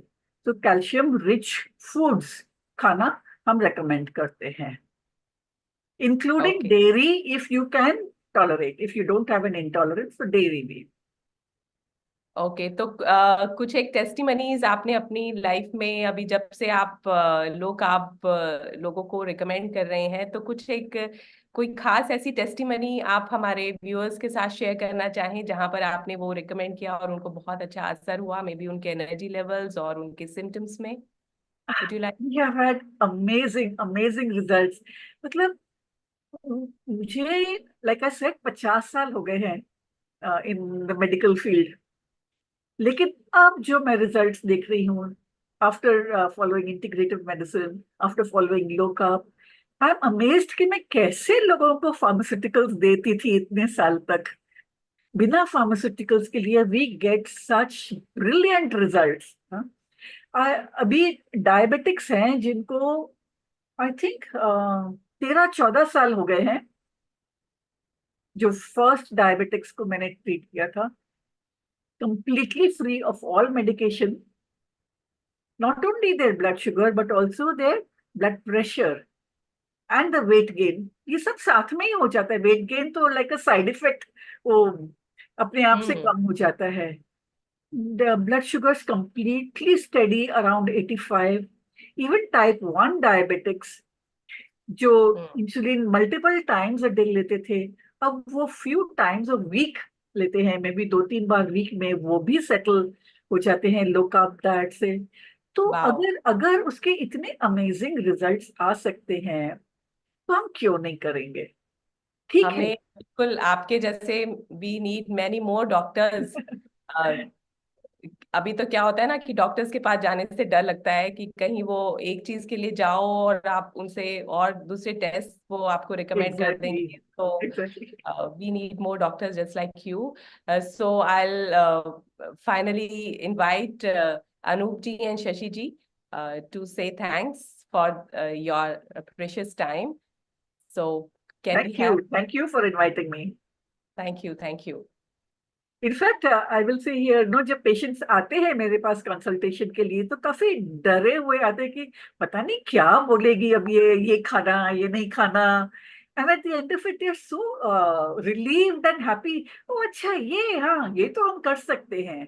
So I want to tell the viewers कि ये डरावनी चीज नहीं है, ये काफी, it's very doable, it's very simple, तो करके देखिए। हाँ बिल्कुल, और it's coming from doctor's mouth, तो और विश्वास बढ़ जाता है।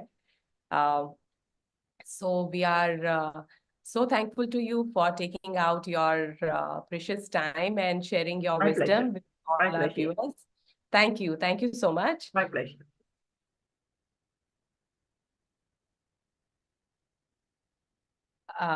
Anup and Shashikant ji,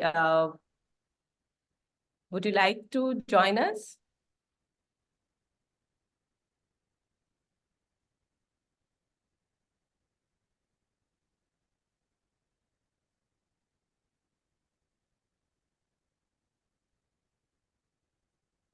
Hi, Ira. Ira, you are on mute. Thank you. You are on mute, Ira. Oh. Yes. I have been watching your session, and what an enlightening session you did. Very dynamic, I must say. And I'm sure, because I think Meenakshi and you took it in Hindi, I think more people will be able to relate to what you said. because there's always this connection, and a lot of people want, to hear the same things in Hindi. So that's a very good on the spot innovation that you did. Thank you. So, Thank yeah. you. Thank you. So I think Shashi and Anup are not connected. Maybe they're preparing for the next session. Anup will be on with me. But on their behalf, Dr. Kiswani, I thank you a lot. I think Shashi is here. Yeah. Hi. Dr. Kishwani, thank you very much. I just went out for a cup of tea, but of course I was seeing your session, and it was quite a delight to have you in this session. And I think you have made it more relevant to India. Thank you for inviting. Your conversation was a hybrid of English and Hindi, which is required. That's what I And said. very often, whenever we have some programs, we always have a lot of people coming and telling us, why don't you have it in Hindi? I do try to have it in Hindi, but unfortunately, I'm not fluent enough to do it 100% in Hindi. But that is okay. See, in India, we always have this hybrid situation. And I think that is what is required. And many of the programs we do have it in Hindi also, absolutely. Or a combination. But I think that is quite good. And of course, I've been knowing you for long, that you have this nickname of diabetes destroyer. So not only are you working in the field of gynecology, but also in the field of diabetes, which is very, very relevant to India. And I think that also goes hand in hand, because as a gynecologist, you also see polycystic ovarian disease, which is related to insulin resistance, and very often also related to diabetes also. Yeah, of And course. so it's a very interesting spectrum. What I wanted to maybe ask you is, what is the incidence of diabetes do you see in those young females who come with polycystic ovarian disease? Is it a high percentage you see in your practice, or how is it? See, when I was a student, throughout my student life, I didn't see a single patient. It was only theory. And then after that, I was working in the Gulf, where I would see maybe 2-3 patients every week. That was a difference in the diet, And now when I've come back here, I think I would see maybe 2 patients a month. Okay. It's still a lot less than I was seeing in the Gulf. But yes, it is much, much, much more than when I was a student. And the outcome is terrible. And it is so easily reversible. So I feel really sad that women have to go through it. Not women, the entire family actually has to go through it. Why should they go through it? And I think, see, today we see that the incidence of dysglycemia or even diabetes during pregnancy is quite high. I mean, see, I do get a lot of clients, young clients, 28, 29, 30, females, coming with blood sugar, and they are not full-blown diabetes. Full-blown diabetes. Here I would like to add a word of caution. People will come with a HbA1c of say 6.1, 6.2, and it is below the diabetes cutoff. Say, okay, it is not 6.5. I'm not diabetic and I'm safe. No, you're not safe. I see complications even in patients who are at 5.7 or 5.6. Why would you accept that as normal? Why would the doctors accept that as normal and then, suggest to the patient that this is normal? Because you're creating a false sense of security. It is extremely risky to have an HbA1c of higher than that. Very rarely, actually, I see patients with a stable blood sugar around 85. Very rarely. 100, 110 is accepted as very much normal. In fact, I recently came across one client came to me. She wants to go for IVF, and her HbA1c was hovering around 6.5. But it seems that she was given clearance for this blood sugar to go ahead and have. But her gynecologist is a very senior gynecologist in Mumbai. She refused. She says that I will not carry any procedure unless you get it to 5.5 or below. She was very strict. She was adamant. Very good. And couple of her physicians or diabetologists, they told that with 6.5, you can go ahead and have the procedure. So I was, this was, I told her that she asked me what to do. I told her his solution is one, you adopt low carb and you follow what your gynecologist says because she's very senior. And she knows that anything above 5.5 or something is not advisable when they're going for either IVF or to start a family. So generally, typically, when such clients come to us, so at least I take care of the diabetes part, and probably when they go to family planning part, we hand over to Meenakshi because she is an expert in, the pre-pregnancy planning and all. So that's how, we work as a team. Thank you. Thank you, Shashikanji. Anup? Yeah, I was very happy to listen to one thing that she said fasting insulin 5 is normal. True. Now, extending that, in OGTT, do you think 1 hour glucose of 160 cleared as normal is okay? Technically, anything above 140 should be, a red flag. Exactly. And then it should come down to fasting level. Not, we Yes. always learned 80, 160 and 120 ppbs 2 hours. No, I don't accept that now at all. I think it has to come back to fasting level.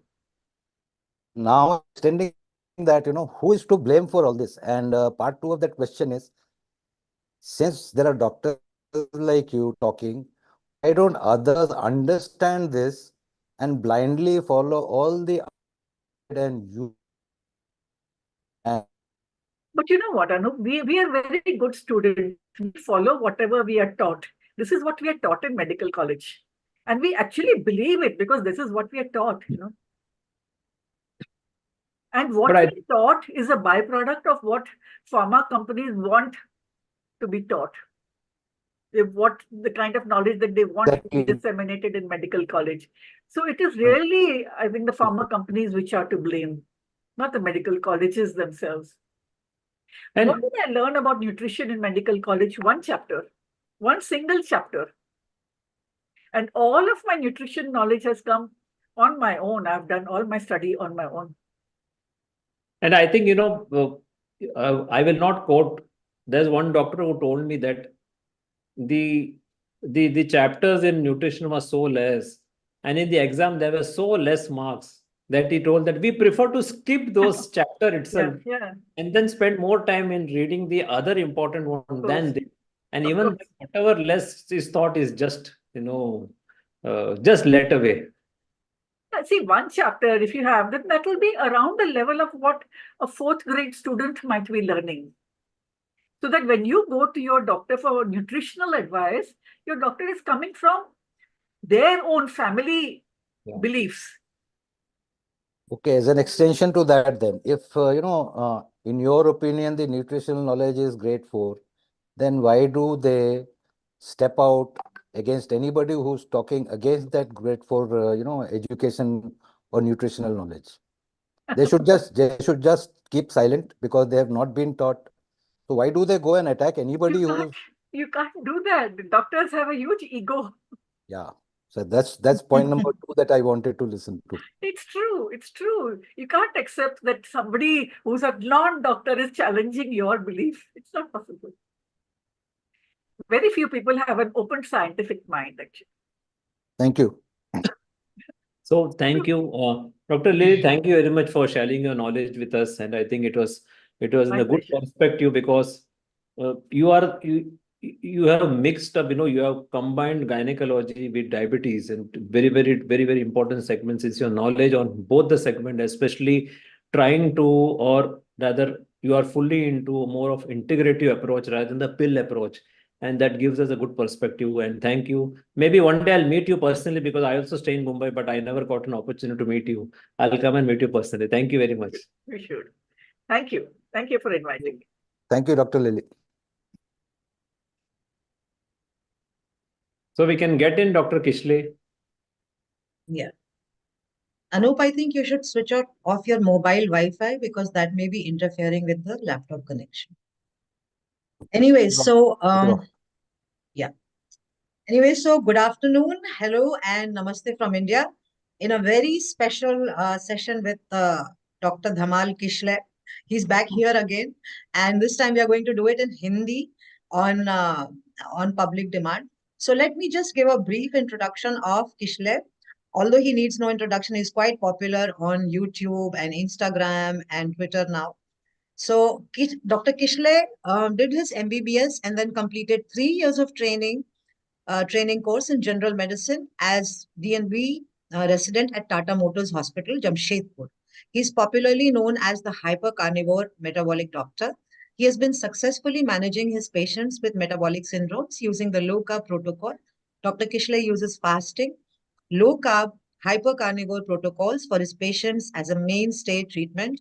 He has a very dynamic approach to nutrition, and people who are familiar with him on Instagram, on YouTube, they are familiar with the kind of myth busting that he does. So we hope to do that today as well.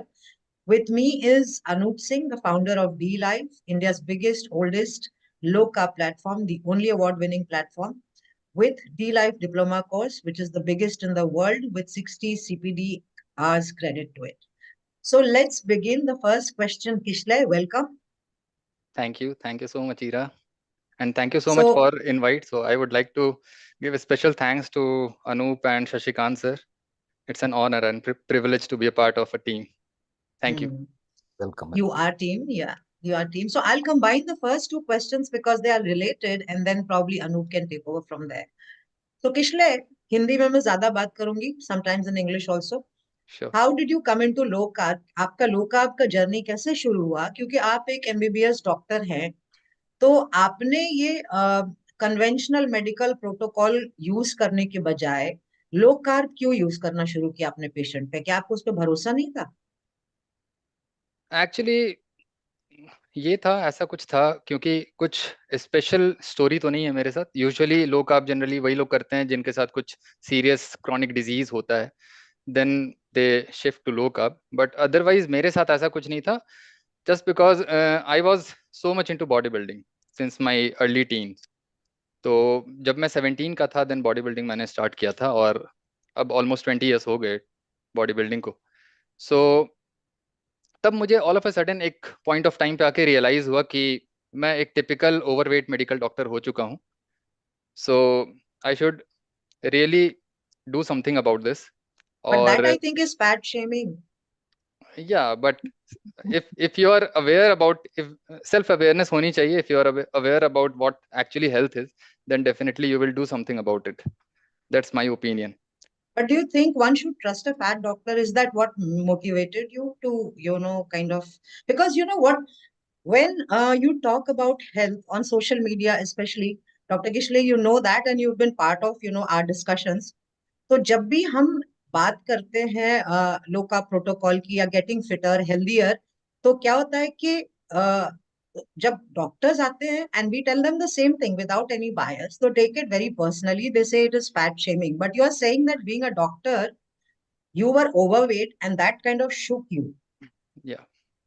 So actually I was 92 at that time. So now I am 82, and it's been there, means like I've been able to maintain this body weight for last 7 or 8 years around. So मेरे हिसाब से body shaming, fat shaming होनी नहीं चाहिए. आपके अंदर खुद एक वो फीलिंग आनी चाहिए कि वेदर यू आर हेल्दी और नॉट. बॉडी कॉम्पोजिशन को देखना चाहिए. और जहाँ तक बात है इमरजेंसी, एक्यूट इमरजेंसीज की, then you can rely upon those kind of doctor, means अगर ओबीज हैं भी, बिकॉज वहाँ पे काम उनका वो है इमरजेंसी सिचुएशन को डील करना. But when it comes to nutrition and giving some dietary advice regarding chronic metabolic disease, then definitely you should not trust those doctors, frankly. So, Anup, would you like to take the next question? Yeah, Dr. Kishlay, if any of my questions are controversial, you can skip that. No, I won't skip, definitely. I will answer that. Let's begin with a simpler one.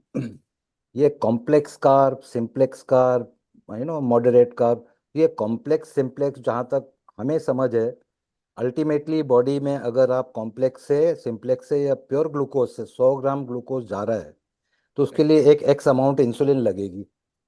Only thing that all this complex, simplex and dimplex will affect is PPGE, that is excursion. But in 24 hours, the insulin demand will be same. ठीक है, ये complex का इतना market क्यों हो रहा है आपके हिसाब से? मेरे हिसाब से कॉम्प्लेक्स की मार्केटिंग शायद इसलिए हो रही है क्योंकि कार्ब्स को तो आप हटा नहीं सकते डाइट से, तो आप समहाउ उसको कहीं ना कहीं तो आप एक इमेज दोगे, एक पिक्चर दोगे कि कार्ब्स एक्चुअली एसेंशियल है, तो आप किस तरह से कार्ब्स ले सकते हो। ये वाला एक बेसिकली एक फाउंडेशन लोग डेवलप कर चुके हैं अब। और आप अगर फाइबर ऐड कर दिए कार्ब्स में तो वो कार्ब्स नहीं रहा, वो एक हेल्दी कार्ब्स हो गया सो कॉल्ड। और वही प्रॉब्लम है क्योंकि एडिक्शन इतना ज्यादा है कार्ब्स के लिए लोगों के अंदर, और सभी के पास होता है, हमारे पास भी है, बट हमें पता है कि हमें कितना उसको लेना होता है, हमें पता है। तो वो एक रिलेशनशिप हमें एस्टेब्लिश करना होता है, आपको किसके साथ कितना करना है आपको ये समझ में आना चाहिए, वो इंसान ही क्यों ना हो, आपको समझ में आना चाहिए कि हमें किसके साथ कितना रहना चाहिए और कितना नहीं रहना चाहिए। तो फूड पे भी आते हैं तो कार्ब्स के साथ भी वही सिचुएशन है। तो मार्केटिंग क्योंकि वो बहुत ज्यादा सेलेबल है, एडिक्टिव है और लोग उसको खाएंगे ही, तो क्यों ना उसको हेल्दी एक पिक्चर एक पेंट कर देते हैं कि चलो ये हेल्दी हो गया, अब आप खा सकते हो। ये सिंपल स्ट्रैटेजी, और मार्जिन ऑफ बेनिफिट बहुत ज्यादा होता है कार्ब्स पे। जो भी प्रोडक्ट हमारे पास हैं इंडस्ट्री वाइज जो भी बना रहे हैं, तो उसमें मार्जिन ऑफ बेनिफिट बहुत है, तो डेफिनेटली वो लोग तो प्रमोट करेंगे ही। आपने सही इसलिए कहा, जब एक कोक में प्लीज कैरी फाइबर ऑन। डाल दिया तो वो हेल्दी कोक हो गया आजकल। और पर आपने जैसे बोला ना कि कार्ब्स एक समझ बन चुकी है कि जरूरी है, तो राइट। एक्सटेंशन इसका ये है, कई एक्सपर्ट्स, सो कॉल्ड एक्सपर्ट्स को इंस्टाग्राम पे ऑल सोशल मीडिया प्लेटफॉर्म, वो आजकल ये लेक्चर देते हैं सबको कि ब्रेन बिना कार्ब्स के चलेगा नहीं, इसलिए आपको जो है कम से कम 200-300 ग्राम कार्ब्स खाना चाहिए। हमारा ब्रेन तो बैठ जाना चाहिए था फिर अभी तक, तो बैठा क्यों नहीं, ये आप बताओ। ऐसा जो बोल रहे हैं एक्चुअली एक्चुअली उन्हीं का ब्रेन बैठा हुआ है, that's why they are speaking, they are telling like this. मेरा ये मानना है, क्योंकि रिसेंटली अभी ईरा ने जैसे एक ट्विटर पे एक विद्युत जामवाल का एक वीडियो शेयर किया था, और मैंने भी उस पर क्रिटिक वीडियो ऑलरेडी मैं बना चुका हूँ इंस्टाग्राम पे 4 पार्ट्स में। तो वो बंदा कैसे बोल रहा है उसमें समझ में आता है एक्चुअली कि कितना ब्रेन फॉग्ड है वो एक्चुअली। और बहुत ज्यादा ह्यूज अमाउंट में कार्ब्स खाते हैं ये जितने भी एथलीट है ना, थोड़ा भी ये लोग फिजिकल एक्टिविटी करते हैं, खैर उसकी एक्टिविटी बहुत ज्यादा है, हमें पता है, वो बॉडी देख कर लगता है, बट स्टिल कहीं ना कहीं उन्हें ऐसा लगता है क्योंकि हम फिजिकल एक्टिविटी कर रहे हैं तो मसल का डिमांड है, ब्रेन का डिमांड है, और ग्लाइकोजन वाला वो एक आता है कॉन्सेप्ट कि ग्लाइकोजन को रिप्लीट करना है हमें, because we are depleting our glycogen reserve.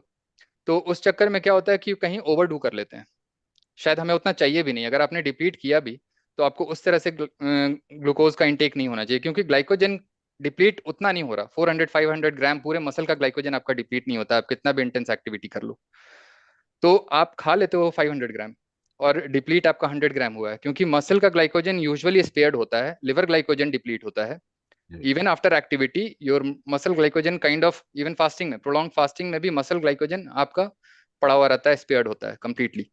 तो you are not depleting at that level actually, the way you are putting it into your system. So ये है बेसिकली, ये मिसकॉन्सेप्शन है, जो अच्छा लगता है हमारे इमोशन को वही हम काम करते हैं, जिसमें कठिनाई होती है, जिसमें हम कंफर्टेबल फील करते हैं वो काम करना अच्छा लगता है, और उसी के साथ हम जुड़े रहते हैं। यही रीजन है बेसिकली, और क्योंकि साइंस को समझना चाहते नहीं लोग और इंटरेस्टेड नहीं होते, क्योंकि जब भी आप साइंटिफिक डिस्कशन पे आओगे ये लोग पर्सनल अटैक करने लगते हैं फिर। राइट। ये लोग डिस्कशन का पार्ट नहीं बनते कभी, ये लोग पर्सनल अटैक करने लगते हैं, और ये सबसे बड़ा प्रॉब्लम है। डॉक्टर किशले, एक क्वेश्चन, जब भी कोई पेशेंट डॉक्टर के पास जाता है, जब हम डॉक्टर के पास जाते हैं, तो डॉक्टर आपसे ये क्यों नहीं पूछता है कि आप क्या खाते हैं? डॉक्टर आपसे सिम्टम्स पूछता है और पेपर पे लिखने लग जाते हैं अपने prescription. Why do they never ask what are you eating? देखिए डॉक्टर के साथ सबसे बड़ी प्रॉब्लम ये है ना कि वो डॉक्टर है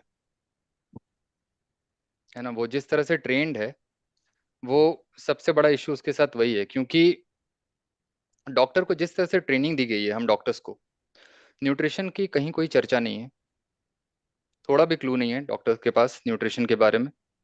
तो उन्हें ऐसा लगता है जो है everything is pill, everything is all about pills और सर्जरीज, यही है। तो उसमें क्या होता है कि एक लिमिटेड एडिशन हम पढ़ते हैं न्यूट्रिशन का मेरे हिसाब से, जो भी, और वो बहुत ज़्यादा नहीं है, वो ऑलमोस्ट सेम है। अगर हम कंटेंट वाइज वॉल्यूम वाइज देखें, जो बचपन में हमें फूड पिरामिड पढ़ाया गया था उतना ही पढ़ाया जाता है एमबीबीएस में भी, वही विटामिन ए विटामिन बी किस में मिलता है, बस हो गया। और जो एक्चुअल जो अगर आप न्यूट्रिशन नहीं भी पढ़ रहे हो, अगर आप बायोकेमिस्ट्री और फिजियोलॉजी अच्छे से पढ़ते हो, तो मुझे ऐसा लगता है आप न्यूट्रिशन पार्ट पे थोड़ा फोकस करने लगोगे खुद पे खुद। लेकिन सबसे बड़ी प्रॉब्लम यह है कि उस बायोकेमिस्ट्री को भी किसी प्रोफेसर ने अच्छे से पढ़ाते नहीं है। यूजुअली लोग क्या होता है कि हमारे एमबीबीएस डेज में भी लोग रटते हैं उस बायोकेमिस्ट्री के पूरे साइकिल को, चाहे वो ग्लाइकोलिसिस हो, चाहे वो सिट्रिक एसिड साइकिल हो, इवन ग्लाइकोजिनोलाइसिस हो, ग्लाइकोजेनेसिस हो, वो सारा कुछ हम रटते हैं और बस रट के भूल जाते हैं फर्स्ट ईयर पास होते ही। अब उसका सारा एप्लीकेशन एक्चुअली जब आप मेडिकल प्रैक्टिस जब आप एक्चुअली करते हो, मेडिसिन की प्रैक्टिस, देन एक्चुअली उसका है बहुत ज्यादा एप्लीकेशन है। बट क्योंकि आप तो भूल गए, अब आपने फाइनल ईयर में पढ़ा मेडिसिन, फर्स्ट ईयर के बायोकेमिस्ट्री को आप भूल गए, और फाइनल ईयर में जब आप मेडिसिन पढ़ते हो तो बायोकेमिस्ट्री की कोई चर्चा नहीं होती है फाइनल ईयर तक। और वो मेडिसिन का एक प्रोटोकॉल बन जाता है कि फर्स्ट लाइन ड्रग्स क्या है, सेकंड लाइन ड्रग्स क्या है, तो दिमाग में बस ड्रग्स ही ड्रग्स होते हैं तो और कुछ लेकिन तो जो मेडिसिन होती है, एक बार जब आप मेडिसिन पे आते हैं तो we have never seen remission happening really. तो shouldn't doctors be thinking that the first line of treatment, or shouldn't people be thinking that the first line of treatment should not be pills but something else? वो मैं बता रहा हूँ उसकी ये जो thought process है ना डॉक्टर्स का, वो एक्चुअली बेसिकली डॉक्टर्स तो इनडॉक्ट्रिनेटेड है ना पूरी तरह से। अब दो क्लास ऑफ डिजीज होते हैं in general, infectious and non infectious. अब क्योंकि इन्फेक्शियस डिजीज के बारे में हम सब जानते हैं कि वहां पे हमें एंटीबायोटिक्स की जरूरत है, और जब हम एंटीबायोटिक देते हैं तो एक पर्टिकुलर पैथोजन के अगेंस्ट देते हैं और वहां पे हम इन्फेक्शियस डिजीज को क्योर कर पाते हैं। एक है नॉन इन्फेक्शियस डिजीज। अब नॉन इन्फेक्शियस डिजीज का कल्प्रिट लाइफस्टाइल या फिर डाइट नहीं होता, ऐसा हमें बताया गया, ये जेनेटिक्स होता है। बेसिकली ये जीन ड्रिवन है, इसलिए आप कुछ करते नहीं हो फिर। तो न्यूट्रिशन का क्या है, सब कुछ मॉडरेशन में खाओगे तो ठीक रहोगे, बाकी तो हम हैं ही पिल्स देने के लिए या सर्जरी करने के लिए। सिंपल है, ज्यादा तो दिमाग नहीं इससे लगाना। इससे रिलेटेड एक और क्वेश्चन बस, then I think I will hand it over to Anu. तो अगर ये थॉट प्रोसेस है तो ये थॉट प्रोसेस कहाँ से आ रही है? Are you saying that the curriculum that you study as doctors is pharma driven? Basically exactly problem क्या है कि हम जिस एरा से आए हैं ना, ट्रांजिशन हुए हैं, हमारे ग्रैंड पेरेंट्स टाइम पे क्या होता था कि उस समय इन्फेक्शियस डिजीज बहुत होते थे। लोग मलेरिया, डेंगू, ये सब, टाइफॉइड, कोलेरा और गैस्ट्रोएंटेराइटिस जो भी है वायरल, ये सब होते थे बहुत। इवन ट्यूबरकुलोसिस बहुत ज्यादा होता था ये सब। और डॉक्टर्स का जो एक डायग्नोस्टिक अप्रोच था वो एक इन्फेक्शियस डिजीज को लेकर के था। चाहे आप क्लिनिकल एग्जामिनेशन की बात करते हो तो वहां पे डॉक्टर्स को हर कुछ देखना होता है, रेस्पिरेटरी सिस्टम, एब्डोमिनल ऑर्गन्स, सब कुछ ऑस्कल्टेट करते हैं, पैल्पेट करते हैं, है ना, वो सब एक क्लिनिकल एग्जामिनेशन की बात होती है। तो वो उस कॉन्टेक्स्ट में सही था, उस डिजीज के लिए आपको वो करना पड़ता था। लेकिन अब प्रॉब्लम उसका है नहीं, अब तो एपिडेमिक आ गया हमारा नॉन कम्युनिकेबल डिजीज का, लाइफस्टाइल डिजीज का। तो अब क्या हो रहा है कि अब इसके अकॉर्डिंग हमारा करिकुलम रिवाइज नहीं हुआ। हम सेम चीज ही पढ़ रहे हैं, इन्फेक्शियस डिजीज हम आज भी पढ़ते हैं, वही ड्रग्स पढ़ते हैं, वो ठीक है, हालांकि वो बहुत ज्यादा अब होता नहीं है, प्रेवलेंट नहीं है infectious disease, but still we are reading those things. And when it comes to lifestyle disease, they haven't talked about anything regarding nutrition and exercise or anything like fasting also. So वो drugs है फिर उसके लिए। तो पूरी तरह से ये कॉन्स्पिरेसी है। तो बेसिकली कॉन्स्पिरेसी थ्योरिस्ट के हम लोग एक पार्ट हैं, माइनॉरिटी हैं, और मेजॉरिटी में कॉन्स्पिरेसी थ्योरिस्ट हैं, और हम लोग फैक्टिस्ट हैं, फंसे हुए हैं, हमारे फैक्ट्स को कोई नहीं एक्सेप्ट कर रहा है। Anup, would you like to हाँ, take the next question, ये please? आपका बोलना ठीक है। पढ़ाया, even any subject which has got a scientific background, science always progresses, ठीक है। अब मैं भी इंजीनियरिंग करके 14 साल पहले आया, तो वो आज एप्लीकेबल नहीं होगा, may be few things have change. तो मेरा कहना है ये हम तो सीख जाते हैं। एक इंजीनियर जो है वो जो डेवलपमेंट है, प्रोग्रेशन है, we learn that, we read, learn and adopt.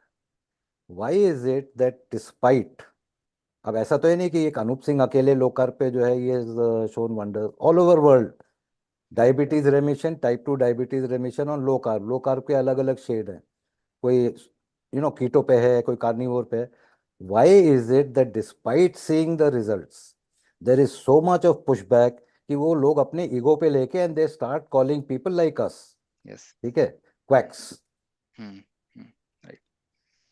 वो मुझे ऐसा लगता है कि कहीं ना कहीं उनका जो अपना एक ईगो है ना, और वो हर्ट होता है, क्योंकि फ्रस्ट्रेटेड होते हैं। मेडिकल डॉक्टर्स जो होते हैं ना, बहुत फ्रस्ट्रेटेड हैं, और वो खुश नहीं है अपनी लाइफ से, अपने करियर से। मैं सही बता रहा हूँ, क्योंकि इनका जो जॉब है एक तो बहुत हेक्टिक होता है, और पेशेंट को जिस तरह से, क्योंकि आप इन जनरल देखोगे डॉक्टर्स जिस तरह से पेशेंट से बात करते हैं, मोस्ट ऑफ द डॉक्टर्स, उसमें समझ में आता है उनका फ्रस्ट्रेशन। उनके पास इतना पेशेंस नहीं है कि आप 1 मिनट 2 मिनट भी आप पेशेंट को समझा दो अच्छे से कि क्या है नहीं है। वो बात नहीं करते यूजुअली पेशेंट से, तो वो फ्रस्ट्रेशन दिखता है। इन जनरल वो डिप्रेस्ड हैं बेसिकली, उनका मेंटल हेल्थ सही डायरेक्शन में नहीं है, और जिसकी वजह से वो इस तरह से बैशिंग करते हैं सोशल मीडिया पे हम जैसे लोगों की, जो एक्चुअली प्रोडक्टिव रिजल्ट दे रहा है in terms of disease outcome. Yes. तो ये फ्रस्ट्रेशन दिखता है, वो फ्रस्ट्रेशन है, उसको इग्नोर करना चाहिए। अगर वो बैशिंग कर भी रहे हैं तो हमारे लिए भी पब्लिसिटी स्टंट वही है, हम भी उसको यूज करेंगे, हम भी उसी को इनकैश करेंगे। करो आकर के, क्या फर्क पड़ता है? आप जितना करोगे मेरा एंगेजमेंट होगा, people will get hooked on to my contents only. So क्या फर्क पड़ता है? मैं तो एक्चुअली खुश होता हूँ, और बहुत अच्छे से सोता हूँ फिर रात में खाते पीते। तो Yeah, yeah. बेसिकली हम जो काम कर रहे हैं ना, उसमें कहीं ना कहीं हमें थिक स्किन्ड भी होना पड़ेगा। Hmm. तो इतना ज्यादा हम इमोशनली अगर हर्ट होते रहे हर एक के कमेंट से, तो मुश्किल है इस काम को करना, आगे बढ़ाना। Hmm. So people want you to be nice to such people, which, technically I don't believe in, because we are showing results and these are the testimonials of the clients. So I don't think we need to be, see, the entire premise of people like you and Anup is built on anti-establishment. There is a Exactly. system that is not working, Right. and you are part of that system, and you are coming and calling others who are showing results quacks. Right. So, जैसे like you, I mean, I'm sure you are from the same belief system because I've seen you on the social media, and right now you affirmed that there is no need to be extra nice to such people. You talk on facts. You either talk or you don't talk. Yes yes right right, rightly said. तो मैं यही कह रहा हूँ कि अगर doctors का job सिर्फ अच्छे से बात करना नहीं होता, डॉक्टर्स का जॉब होता है पेशेंट को क्योर करना, उसकी लाइफ को, उसकी क्वालिटी ऑफ लाइफ को बेटर करना, ये भी जॉब होता है। तो जब मैं सोशल मीडिया पर इस तरह से मिस बिहेव कह लो, आप जो भी कह लो, करता हूँ, तो लोग बोलते हैं you don't know how to behave as a doctor. The तो same things they tell Anup as well. तो मैं ऐसा कहता हूँ कि मैं डॉक्टर नहीं हूँ, I am not a doctor, I am just a social media influencer. The time you will pay me, I will become your doctor, that's it. Yes, I think that's a fantastic line. तो So यही मैं people मानता come, हूँ। yeah. I think I've had, experience like, I mean, every post that I do, whether it's feedback or a progress, and people will come and tell me to be, you should be nice. But I think when people come and, despite the results that you're giving, when they come and troll you, you're not paid to be extra nice to people who are not so nice to you. Exactly. So either you don't come on my timeline or accept the results that the testimonial is showing you, or the client is showing you, or the patient is showing you. Anyways, we move on to the next question. Anup, any questions from you? Yeah, now let's come to some serious questions. Like saturated fat. Again, there are a number of studies. You talk of saturated fat and insulin level, fasting insulin, PP insulin. So ये PP insulin and fasting insulin again is never ever written down on prescription to get it tested, because वो सबको अभी पता है कि fat metabolism will depend on what your insulin levels are. This is basic science, वो उसमें कोई MBBS की डिग्री लेने की जरूरत नहीं है। लेकिन आज तक I mean I would say 99 out of 100 doctors will never ever recommend fasting insulin and PP insulin. किसी ने कर भी दिया तो फिर वो बोलते हैं 25 के अंदर तक ठीक है, whereas results on the ground as per studies are not so. तो ये इसका जो ये ना क्या बोलते हैं, basically do you think this fasting insulin limit has been purposely kept wide so that the system can attack saturated fat? हाँ, एक पर्पस भी मैं समझता हूँ तो डेफिनेटली दिखता है, बट मेरा ऐसा मानना है कि जो रेंज आता है ना किसी भी नंबर का, ब्लड पैरामीटर्स का, वो रेंज एक्चुअली एक एवरेज पॉपुलेशन के नंबर के अकॉर्डिंग एस्टेब्लिश होता है। Like what kind of 95% of the population you have, and we have most of the means 95% of the population are actually metabolically unhealthy. Yes. So what happens is their fasting insulin are through the roof.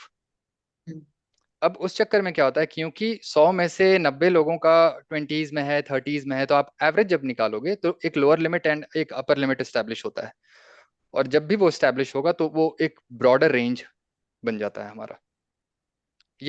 ये लफड़ा है reference range का, जो actually बहुत scientific भी नहीं है, क्योंकि हम जिस पॉपुलेशन को रेफर कर रहे हैं वो पॉपुलेशन सिक है, उससे तो कंपेयर ही नहीं करना होता है हमें अपने इंडिविजुअल हेल्थ को देखना है, या फिर उसको देखो जो एक्चुअली हेल्दी है, जैसे हमारे जैसे लोग, आप उससे कंपेयर करोगे ना। आप अगर 95% मींस एवरेज पॉपुलेशन को आप देख करके आप अपने नंबर्स को अगर जज करोगे तो आपको एक रॉन्ग पिक्चर मिलेगा।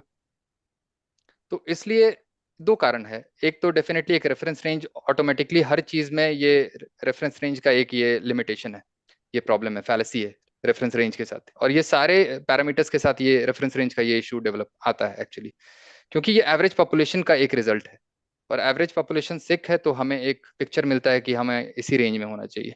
एक ग्लूकोज का ही एक रेंज है जो मैं मानता हूँ कि जो लेजिट है, otherwise most of the parameters का थोड़ा सा मतलब बहुत ज्यादा ब्रॉड होता है, और हम समझ नहीं पाते कि एक्चुअली क्या हेल्दी है क्या नहीं है। You made a very valid point. When 80% of the population is sick and you are sampling from that population, how can the lab ranges, Exactly. including those sick population, be called as great or good?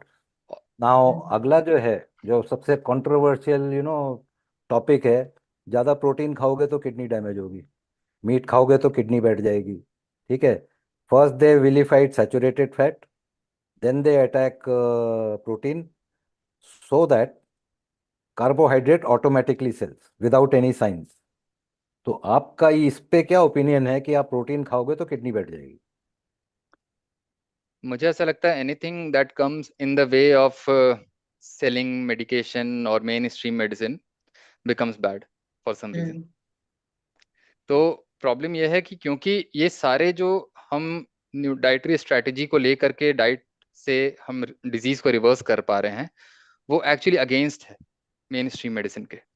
Result हमें इससे आ रहा है और mainstream medicine just opposite बोल रहा है करने को, तो इसलिए विलिफाई किया जाता है, बहुत सिंपल रीजन है। और जहां तक प्रोटीन की बात है तो मुझे तो ऐसा लगता है कि कोई अपर लिमिट नहीं है प्रोटीन का, कोई ऐसा साइंटिफिक एविडेंस नहीं है जहां पे हम कह सकते हैं कि आप इस लेवल ऑफ ग्राम ऑफ पर केजी बॉडी वेट अगर आप प्रोटीन लोगे तो आपको ये प्रॉब्लम हो जाएगी। और कुछ रिसर्च हैं भी जो 5 ग्राम पर केजी ऑफ बॉडी वेट तक भी कोई इशू नहीं होता है अगर आपका एनफ फैट है साथ में तो, और एथलीट लोग लेते हैं 4 to 5 ग्राम पर केजी ऑफ बॉडी वेट उतने प्रोटीन को, और फिर लोग बोलते हैं फ्रॉदी यूरिन होता है। तो मैं ऐसा कहता हूँ कि फ्रॉदी यूरिन कोई पैथोलॉजी थोड़ी ना है। अगर फ्रॉदी यूरिन हो रहा है तो आपको देखिए, एक होता है ना मेडिकल साइंस में, एक होता है साइन और एक होता है वन ऑफ द साइंस। तो frothy urine one of the science है, ओनली साइन नहीं है किडनी डिजीज का। अगर ओनली साइन होता देन फ्रॉदी यूरिन से हम डायरेक्टली बोल देते कि भाई किडनी डिजीज हो गया, क्योंकि वो एक स्पेसिफिक डायग्नोस्टिक टूल की तरह हो गया हमारे लिए। पर ऐसा होता नहीं है, न्यूआंसेस बहुत हैं, डिफरेंट डिफरेंट कॉन्टेक्स्ट होते हैं, आपको सबको ध्यान में रखते हुए कुछ भी इंटरप्रेट करना होता है। तो just because you have frothy urine it doesn't mean you have some renal disease और किडनी डिजीज। तो प्रोटीन की जहां तक बात है तो मैं यही कह रहा था कि आप कितने भी अमाउंट में लो, मुझे ऐसा लगता है, ये मेरा ऐसा मानना है, क्योंकि लॉजिक से मैं बात करता हूँ हमेशा, मैं बहुत ज्यादा डीप या किताबी कीड़ा टाइप से मैंने कभी पढ़ाई ही नहीं किया एक्चुअली। अगर पढ़ रहा होता तो शायद ये काम नहीं कर रहा होता, गोल्ड मेडल लेकर के मेडिसिन लिख रहा होता, क्योंकि दिमाग बंद हो जाता है जब आप, जैसे ही आपके पास गोल्ड मेडल आता है किसी यूनिवर्सिटी की तरफ से, तो फिर आपका दिमाग क्लोज हो जाता है। और प्रॉब्लम यही है। तो अब ये था कि मैं बहुत ओपन था शुरू से, मैं क्योंकि अपने हेल्थ को लेकर के इतना ज्यादा कॉन्शियस रहा हूँ शुरू से, तो मैं हर चीज के लिए ओपन रहता हूँ कि अगर मैं आज ये खा रहा हूँ तो कल ये भी कर सकता हूँ, कल वो भी कर सकता हूँ, कल इस चीज को छोड़ भी सकता हूँ। मेरे साथ ये है, मैं बहुत फ्लेक्सिबल हूँ इस मामले में।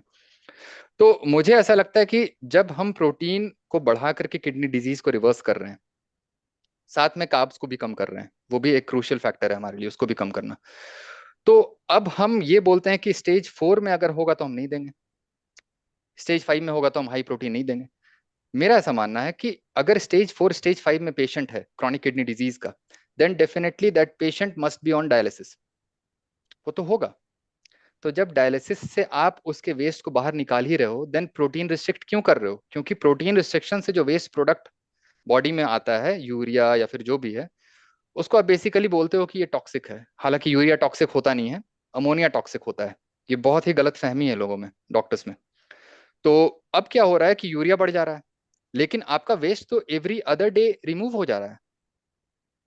तो अगर पेशेंट डायलिसिस पे नहीं है और आप उसको प्रोटीन दे रहे हो, देन मैं मान सकता हूं कि प्रॉब्लमेटिक है। लेकिन सारे डायलिसिस के पेशेंट, जो भी क्रॉनिक किडनी डिजीज के पेशेंट जो डायलिसिस पे हैं, स्टेज 4 स्टेज 5 किडनी डिजीज के, वो सारे डायलिसिस पे होते हैं।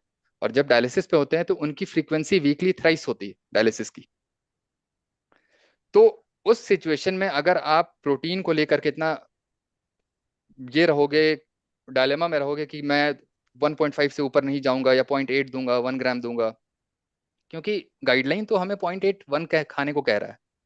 तो अब प्रॉब्लम क्या है कि आपका पेशेंट बेटर नहीं हो पाएगा। उस लास्ट स्टेज में एटलीस्ट उसको as a last resort of use करो, प्रोटीन को बढ़ाओ।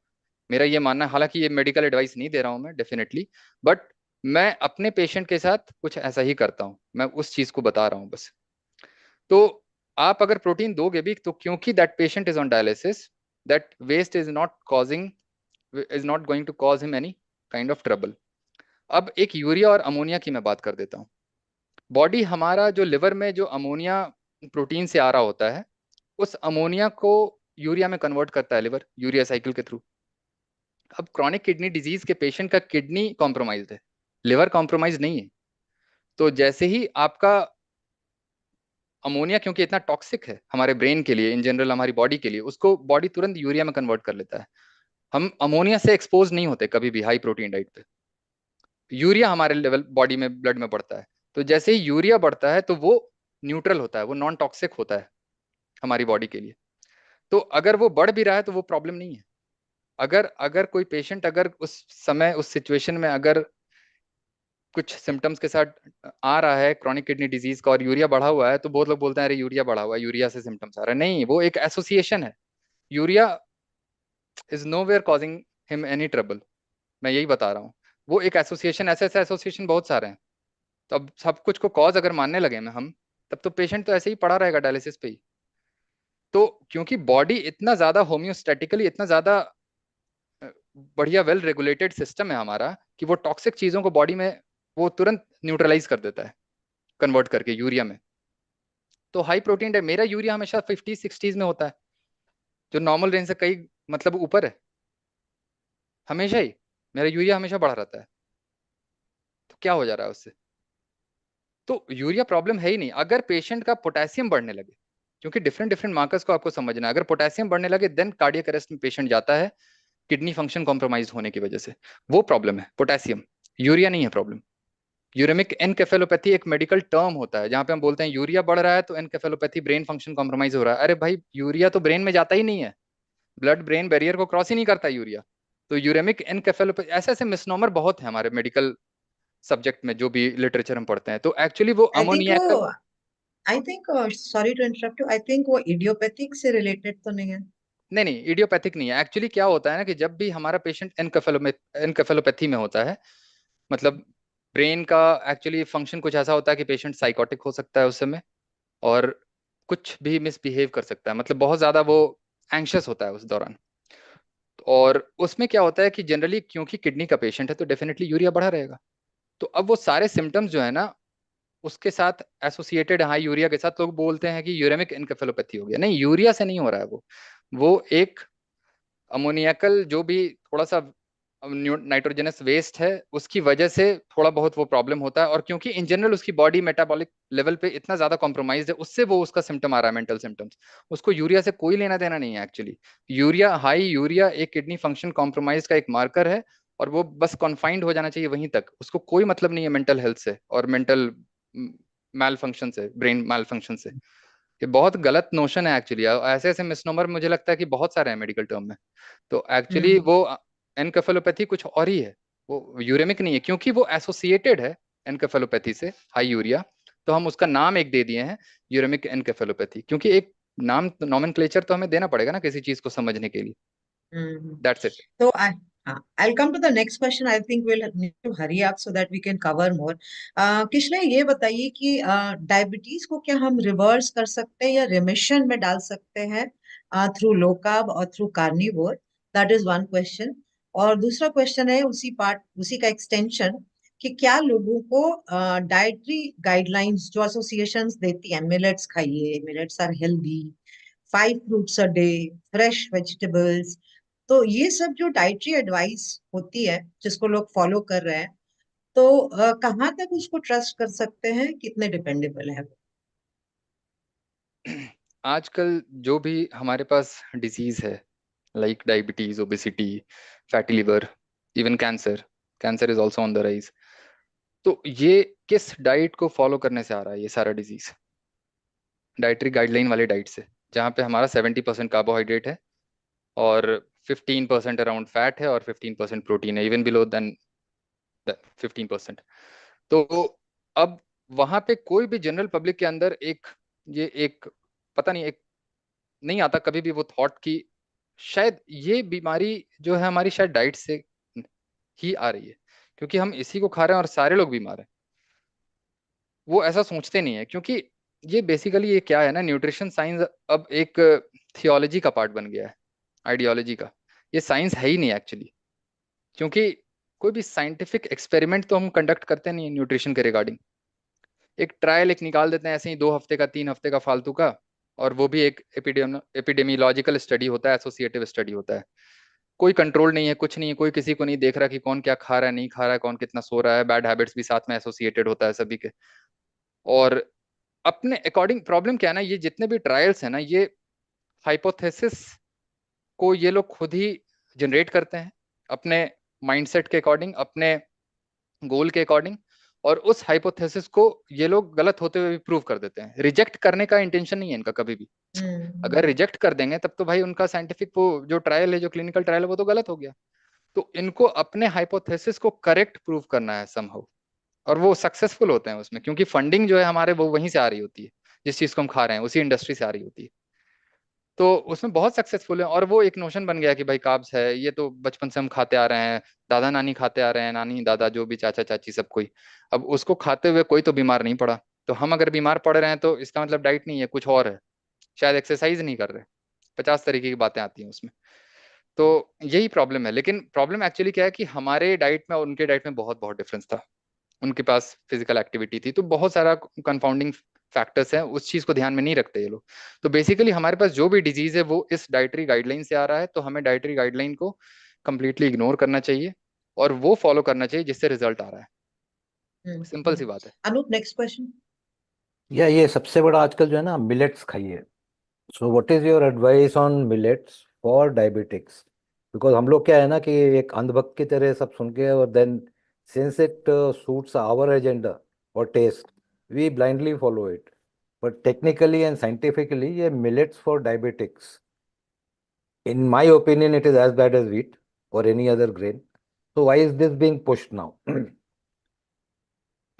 देखिए, इसका रीजन जो है ना एक्चुअली वो क्या है कि पहली बात तो इस तरह के क्वेश्चंस ये लोग पूछते हैं कि are millets healthier than wheat, तो मैं ऐसा बोलता हूँ ये क्वेश्चन ही गलत है एक्चुअली। क्वेश्चन होना चाहिए which is more toxic, which is less toxic. Plant based foods are not healthy, चाहे आप कोई भी प्लांट ले लो। कोई लेस टॉक्सिक है, that's why you can consume it without being suffered, और कुछ इतने टॉक्सिक है कि आप उसको खा नहीं सकते हो, वो इंस्टेंटली आपको ट्रबल करेगा।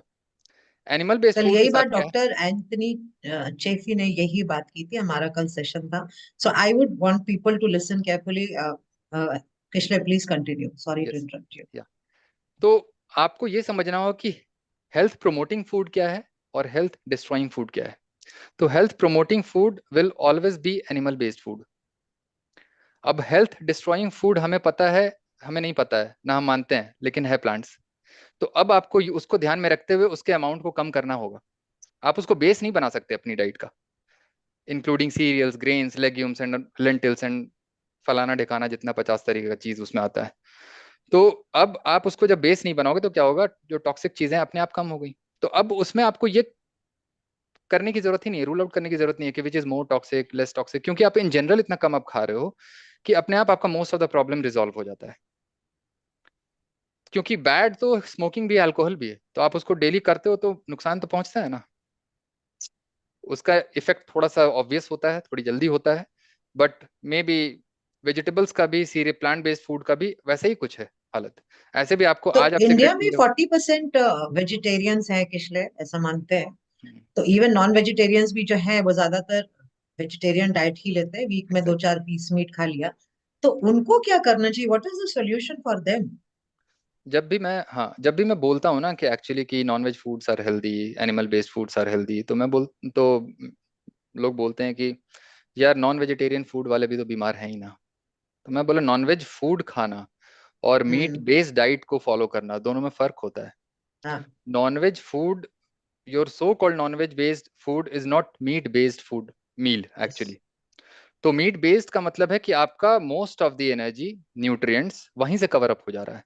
तो अदर जो चीजें हैं ना वो ऑप्शनल हो जाती हैं फिर आपके लिए। आप लो तो सही है, नहीं भी लो तो कोई दिक्कत नहीं है। वो डिपेंड करता है, आपके पास हंगर सेटाइटी है, वो उस चीज को, मीट को दोबारा खाने का मन नहीं है, तो आपने ट्रीट की तरह आप किसी वेजिटेबल्स सूप को ले लिया या फिर जो भी है सैलेड को ले लिया, तो वो प्रॉब्लम है। तो आपका नॉन वेज बेस्ड फूड जो है वो मीट बेस्ड नहीं है, आपका वो है सेम वेजिटेरियन फूड है जो कि सीरियल बेस्ड है। और 2 पीसेज आप मटन लेके बैठते हो, ग्रेवी के साथ बढ़िया से लपेट के खाते हो एक थाली, और चावल के साथ। हाँ चावल के साथ। उसके बाद जब गैस होता है, एसिडिटी होती है, तो आप बोलते हो कि मटन बहुत हेवी होता है। भाई डाइजेस्ट नहीं होता है, कम से कम खाना चाहिए। अब तो डॉक्टर ने भी मना कर दिया है, GERD हो गया हमें, तो अब तो मटन बंद है। अब हम वेजिटेरियन हो जाते हैं, मैक्सिमम लोग तो वेजिटेरियन हैं ही खाते हुए भी। उसके बाद फिर वीगन की तरफ भी चले जाते हैं, उनको लगता है वही सोल्यूशन है हमारा।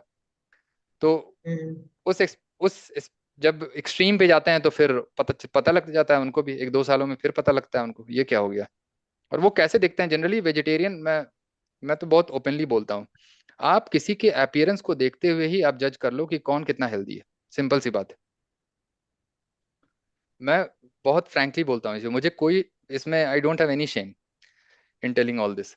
मैं बोलता हूँ कि आप जिस डॉक्टर के पास जा रहे हो या किसी को आप फॉलो कर रहे हो, आप उसको देखो। Just because he or she has millions of followers, it doesn't mean that he knows everything.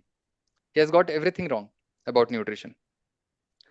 तो हम लोग जब अच्छे दिखते हैं तो उस पर ध्यान नहीं है ना। प्रॉब्लम क्या है क्योंकि हम वो बोल रहे हैं जो उनको अच्छा नहीं लगता है, ये इशू है सबसे बड़ा। तो यहाँ पे लोग हर जगह इमोशनल हो जाते हैं, हर जगह रिलीजियस हो जाते हैं हर चीज को लेके। न्यूट्रिशन को रिलीजन से क्या मतलब है? किसी को बीमारी अगर ये देख करके होगी कि आप भक्ति कर रहे हो इस भगवान की, तो आपको हम बीमारी नहीं देंगे, या आपको ये बीमारी नहीं होगी, आप रेजिस्टेंट हो गए इस पर्टिकुलर डिजीज के लिए, तब तो किसी को कोई टेंशन नहीं, मैं भी भक्ति करने लगूंगा, फिर नहीं खाऊंगा। ऐसा नहीं होता ना। आप ह्यूमन बॉडी में डिजीज आपको उस तरह से तो होगा नहीं, अरे आप वीगन हो, अच्छा ठीक है आपको मैं ये डिजीज नहीं दूंगा, जो भी है, क्योंकि आप इसी तरह से तो ले रहे हो ना न्यूट्रिशन को, उसी रिलीजियस पॉइंट ऑफ व्यू से आप ले रहे हो, प्रैक्टिस कर रहे हो। तो क्या इंडियन वेजिटेरियन डाइट जो टिपिकल है, 2 क्वेश्चंस हैं, I think will take very quick answers. क्या वो बैलेंस डाइट है? दैट इज वन, जो अपने इंडियन थाली है। सेकंड, क्या इंडियन वेजिटेरियंस को जो प्राइमरीली ग्रेन्स, लेग्यूम्स और वेजिटेबल्स वगैरह खाते हैं, उनको डेफिशिएंसीज होने के चांसेस ज्यादा हैं क्या? राइट। हम जो डाइट यूजुअली लेते हैं ना, वो मेरे हिसाब से, क्योंकि फैट बहुत कम खाने को हमें बोला जाता है, वो एक्चुअली बैलेंस डाइट बोला जाता है, बट वो बैलेंस डाइट की तरह है नहीं, क्योंकि फैट का अमाउंट उतना होता नहीं है।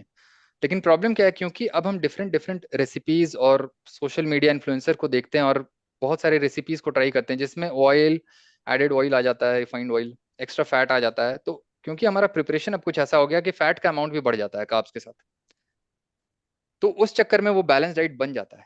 लेकिन जो बोला जा रहा है वो बहुत ज्यादा उस तरह से नहीं है कि फैट बहुत ज्यादा है उसमें, क्योंकि 10 to 15% मुझे नहीं लगता किसी को प्रॉब्लम। वो वीगन स्पेक्ट्रम में है मेरे हिसाब से, जो बैलेंस डाइट हमें बोला जा रहा है खाने के लिए।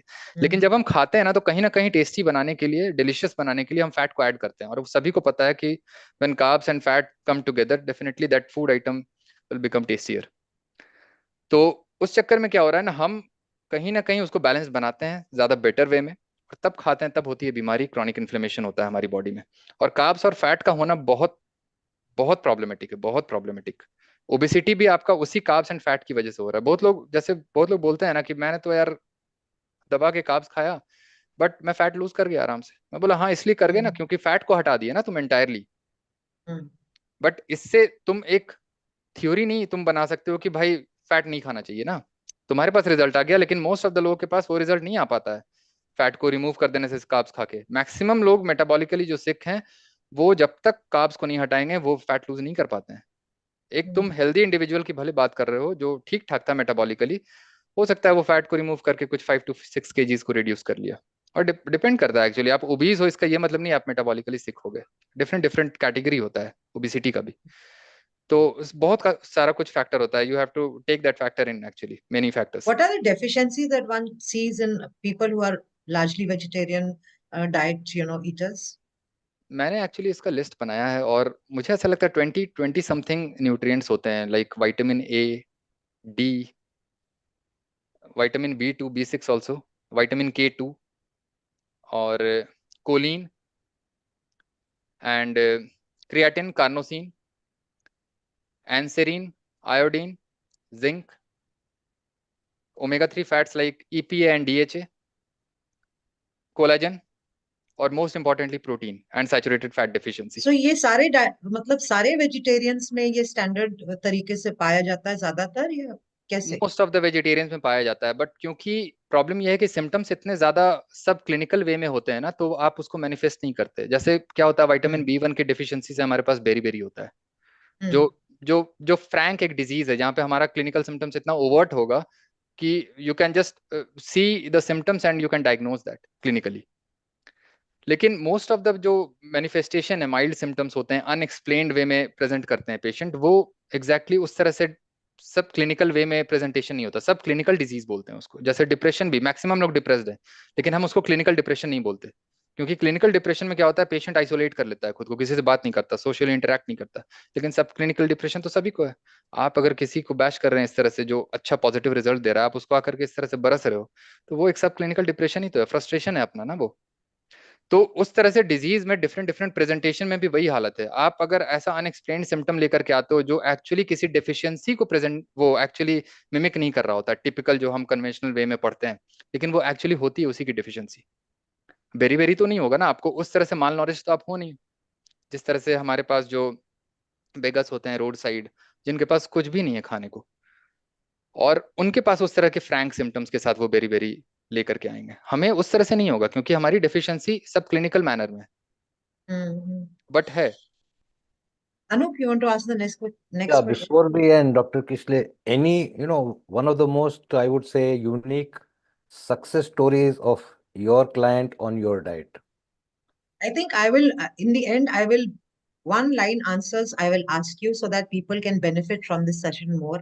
So Yes. why don't you go ahead and answer Anup first, and then probably we'll conclude with that. Right. दो स्पेशल केसेस में, एक 2 CKD पेशेंट्स हैं जिन्होंने अपने chronic kidney disease को रिवर्स किया। One of them was diabetic at the time of presentation, और one of them was actually post renal transplant patient. तो basically she had grafted kidney, तो transplanted kidney था, वो डैमेज होने लगा further दोबारा ट्रांसप्लांट के बाद। तो because she was on high dose of immunosuppressant and steroid, she became diabetic. और नेफ्रोलॉजिस्ट ने कभी नहीं ब्लड शुगर ये सब टेस्ट कराया उसका कि भाई चलो I have put my patient on steroid, then let's check her blood sugar profile. कभी नहीं। अब डायबिटीज हो गया, 8 पॉइंट समथिंग HbA1c हो गया। देन एक्चुअली उसकी जो सिस्टर है मेरी कलीग रही है और she is also a doctor obs gynaec. उसने बोला कि किशले अब तुम ही हैंडल करो, मुझे नहीं लगता अब ये किसी डॉक्टर से ठीक होने वाली है। वेजाइनल ब्लीड हो रहा था, एनल ब्लीड हो रहा था, बहुत सीरियस कंडीशन था डाइजेस्टिव इश्यूज से। मैंने बोला कि एक काम करते हैं, इनका होल प्रोफाइल एक टेस्ट कराते हैं, देखते हैं कहाँ कहाँ प्रॉब्लम है इनको। तो जब कराया तो पता चला liver enzyme was somewhere around 600-700, AST ALT सब कुछ मतलब पूरा आउट ऑफ वैक था पूरे। तो मैंने उनको अच्छे से समझाया कॉल पे, बोला कि आपको ऐसे ऐसे करना पड़ेगा। हालांकि she was not ready to take meat और other non-veg food items, but she was kind of prepared to take eggs. तो शी स्टार्टेड एग्स लेने के बाद उनका जब 2 मंथ्स के बाद मैंने RFT रिपीट कराया तो 1.8 से सीरम क्रिएटिनिन उनका 1.1 हो गया। और वेजाइनल ब्लीड, एनल ब्लीड, मैंने उसके लिए पर्सनली इंडिविजुअली कुछ नहीं किया, बस मैंने डाइट फिक्स की उनकी और अपने आप सारे सिम्टम्स चले गए उनके। और आज उस दिन से आज तक अपने नेफ्रोलॉजिस्ट का चेहरा उन्होंने नहीं देखा, बस मेरा ही चेहरा देख रही है वो तब से। देखने लायक भी है. Kishlay, one line answer. So people have asked me to ask you this. जितना short में हो सके, how healthy are fruits? Fruits definitely, as it is plant product, so definitely is not healthy. It is actually, it should be taken in the form of treat basically. और कुछ food items को ना मैं बोलता हूँ daily नहीं खाना है. जैसे फ्रूट्स हो गया, उनमें से एक nuts and seeds and definitely cereals and grains. Basically सभी कुछ हट गया. आपका प्लांट बेस्ड फूड डेली नहीं खाना होता है. अब क्योंकि प्रॉब्लम क्या है ना कि नट्स एंड सीड्स के साथ, क्योंकि कार्ब्स एंड फैट दोनों होता है नट्स एंड सीड्स में इन जनरल, इसलिए फैटनिंग है वो. फ्रक्टोज होता है फ्रूट्स में, तो वो फैटनिंग है वो भी. अब जितने भी ये फैट कराने वाले, फैट जो बढ़ाने वाले फूड हैं, उनको हम डेली खाते हैं. तो इसलिए सभी के पास सेंट्रल ओबेसिटी होता है. एक जो हम बोलते हैं कि सार्कोपेनिक ओबेसिटी और डैड बॉड वाला एक पिक्चर होता है सभी के पास. 23-30 हुए नहीं कि लेकर के अंकल जैसे हो गए दिखने में, और फिर बोलते हैं कि शादी हो गई है इसीलिए वैसा हो गया. जिनकी शादी नहीं हुई अब तो वो भी वैसे ही हो गए हैं ना. ये वैसे ही हो गया जैसे मीट को ब्लेम कर दिया. काम Exactly. कुछ, हाँ, तो मतलब बदमाशी किसी और ने की, बट ब्लेम कर दिया मीट. राइट. तो Kishlay, fruits रोज खाने चाहिए कि नहीं खाने चाहिए? Like बिल्कुल some people have 3-4 portions of fruit. Some people even have it in the morning. Some people have it after lunch. तो fruits रोज खा रहे हैं, और रोज तो खा रहे हैं वो, चलो 3-4 portions of fruits खा रहे हैं, तो क्या इसका सही तरीका होना चाहिए? मुझे ऐसा लगता है बहुत सारे कैवियाट्स हैं और बहुत सारे सिचुएशन को ध्यान में रखते हुए आपको कुछ भी करना चाहिए. आप बहुत हेल्दी हो, बहुत अच्छा फिजिकल एक्टिविटी है, तो आप बिफोर वर्कआउट ले सकते हो या पोस्ट वर्कआउट ले सकते हो. प्रॉब्लम क्या है फ्रूट्स के साथ ना, कि आप जब भी फ्रक्टोज को ले रहे हो ना, तो वो ऐसे प्रॉब्लम नहीं करेगा, क्योंकि फ्रक्टोज को जब आप आइसोलेशन में लेते हो तो वो यूटिलाइज होता है एज एनर्जी. लेकिन जब भी वो ग्लूकोज के साथ जाता है, क्योंकि फ्रूट्स में सिर्फ फ्रक्टोज नहीं है, ग्लूकोज भी है, तो ये जो ग्लूकोज फ्रक्टोज साथ में होने की वजह से क्या होता है कि फ्रक्टोज एंटायरली ये फैट लाइपोजेनेसिस में चला जाता है, पाथवे को फॉलो करता है, क्योंकि बॉडी के लिए प्रेफर्ड फ्यूल हमेशा ग्लूकोज होगा, फ्रक्टोज नहीं है. तो इसलिए आप फ्रक्टोज अलग से नहीं खा रहे हो, आप ग्लूकोज भी अलग से नहीं खा रहे हो. अगर सीरियल्स ले रहे हो देन ग्लूकोज को आप खा रहे हो. तो इसलिए फ्रूट्स के साथ प्रॉब्लम यह है कि वो ग्लूकोज और फ्रक्टोज उसका entirely fat de novo lipogenesis pathway में डाइवर्ट हो जाता है, क्योंकि ग्लूकोज तो आप ले ही रहे हो फ्रूट से, तो वो एनर्जी देगा. बट एनर्जी तो है ही आपके पास, फैट भरा पड़ा है, उसको कब कब कब खर्चा करोगे भाई? उसको निकालो, उसको कभी तो निकालो. क्यों इतना खाने का सोच रहे हो? हमारे जैसे लोग जो हेल्थ से कोई कनेक्शन है? फ्रूट्स आर हेल्दी, राइट और रॉन्ग? बिल्कुल नहीं, absolutely wrong. So I think Shashi is also here, and we managed to finish on time, but this is not the end, Kishlay. You have to come back. I have lots of questions, and as you and I discussed, people want to know and hear from you more, and we promise that we'll do another session with you, busting these myths. Thank you, Anup. Anything you would want to say? Thank you, Dr. Kishlay. You've been your original self. Thank you so much. Yes. Yeah, just take me in. Aarti, Trusha. Please take Shashin. Dr. Kishlay, thank you very much. Thank you, sir. Thank you so Always much. pleasure to have you, and you are a no holes barred. You just open out your heart and say the truth, the basic science. So thank you very much for coming in again. And as Ira says, that we'll have more and more sessions with you. And absolutely very happy to interact with you. Thank you very much. So we can get the next guest in. Thank you. Thank you. Thank you. Thank you, Kishlay. Thank you for coming.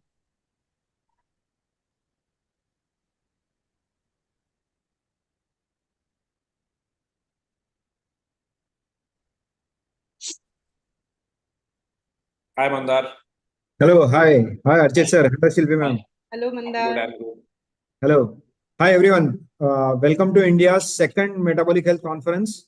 My name is Mandar Gadre. I am a metabolic health consultant and a proud member of DLife.in. DLife is India's oldest, biggest, and the only award-winning low-carb platform. Shashi Iyengar and Anup Singh bring to you this historic and scientific feast from India. It is titled Metabolic Therapies. And let's meet our very special guest for this session. Let me start with Archit sir. He is driven by his passion for sports and has transitioned very successfully into a dedicated career around that. And after discovering K11 in 2017, he enrolled in the weekend batch first for DPT and left his job to concurrently pursue the personal trainer and nutrition course. And then in 2019, he completed the master trainer as well. becoming the HOD of nutrition. And in addition to managing all his roles at K11, he also works globally as a freelance PT and nutrition consultant. His career has spanned all kinds of diverse roles that really reflects his commitment to fitness and education, coupled with proficiency in leveraging technology also for the global reach. Thank you, Arjit sir, for joining us. Thank you, Mandar. Let me also welcome Shilpi ma'am. Welcome, ma'am. Thanks for joining us. Quick introduction about ma'am as well. She's a mentor with more than a decade of teaching experience at K11 School of Fitness Sciences, India. She's also a researcher in nutrition sciences and writes a lot of content, study material, textbooks for the students at K11 and trains a lot of other aspiring faculty members. She's an expert on performance nutrition and a complete diet advisor.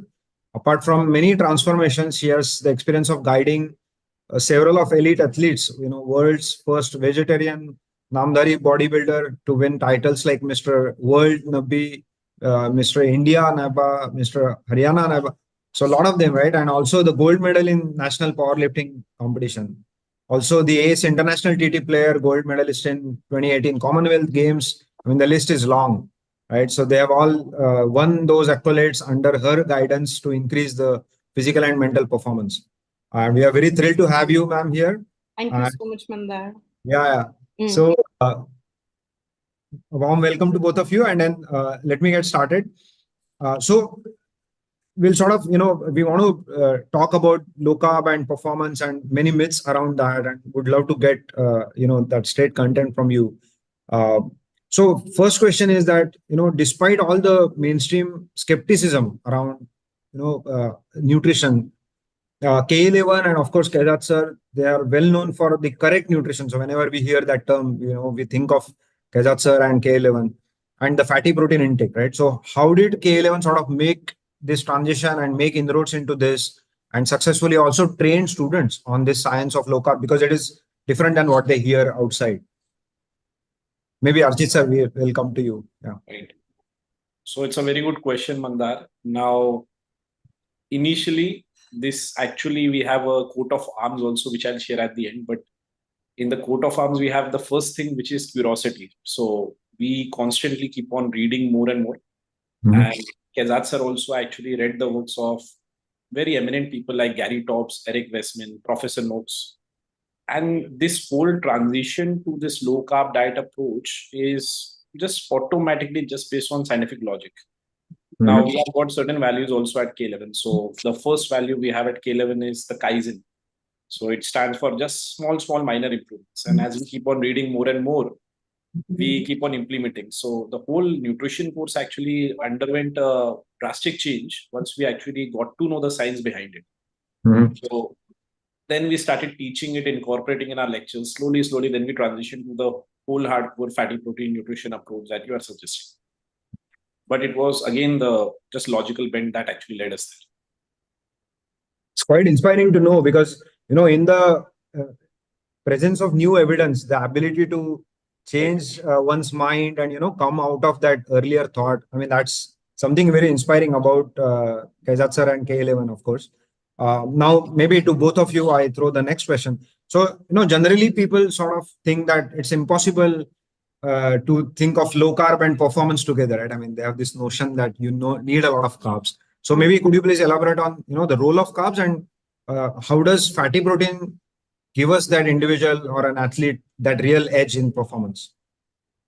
All right, Mandar, would you agree to the fact that the most undeniable and indispensable requirement is steady source of energy for all of us?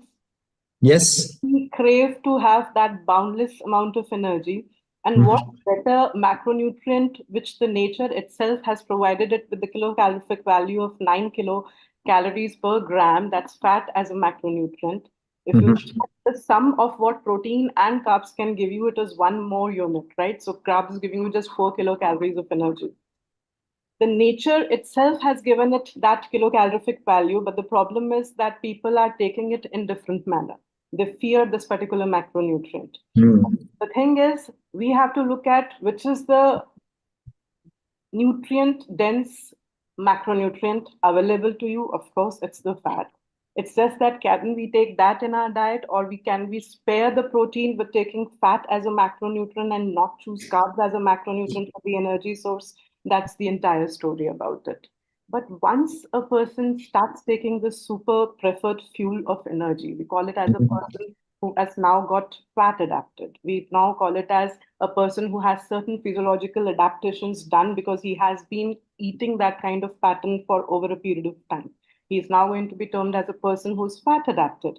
Right. What are those physiological advantages? I'm saying the word benefits or advantages because we have transitioned from carbohydrates to fats now as a source of energy. So when there is a transition, we would like to talk about it in terms of the benefits that individual will experience. But the thing is that in our classroom, we say that it's the normalization effects. Why do we say the normalization effect as the term? Because this is the nutrition for all of us. This is the nutrition of the species. This is human nutrition. So it should not be something which has to be labeled as benefit or an advantage, but it is the way to live life, and this is how the normalization effects is described as. Think of Mandar, you think of any marathon runner. We keep on hearing the stories, they have to keep on refeeding themselves, right? And it's the marathon, they may hit the wall, they are just loading themselves up with the sugary drinks.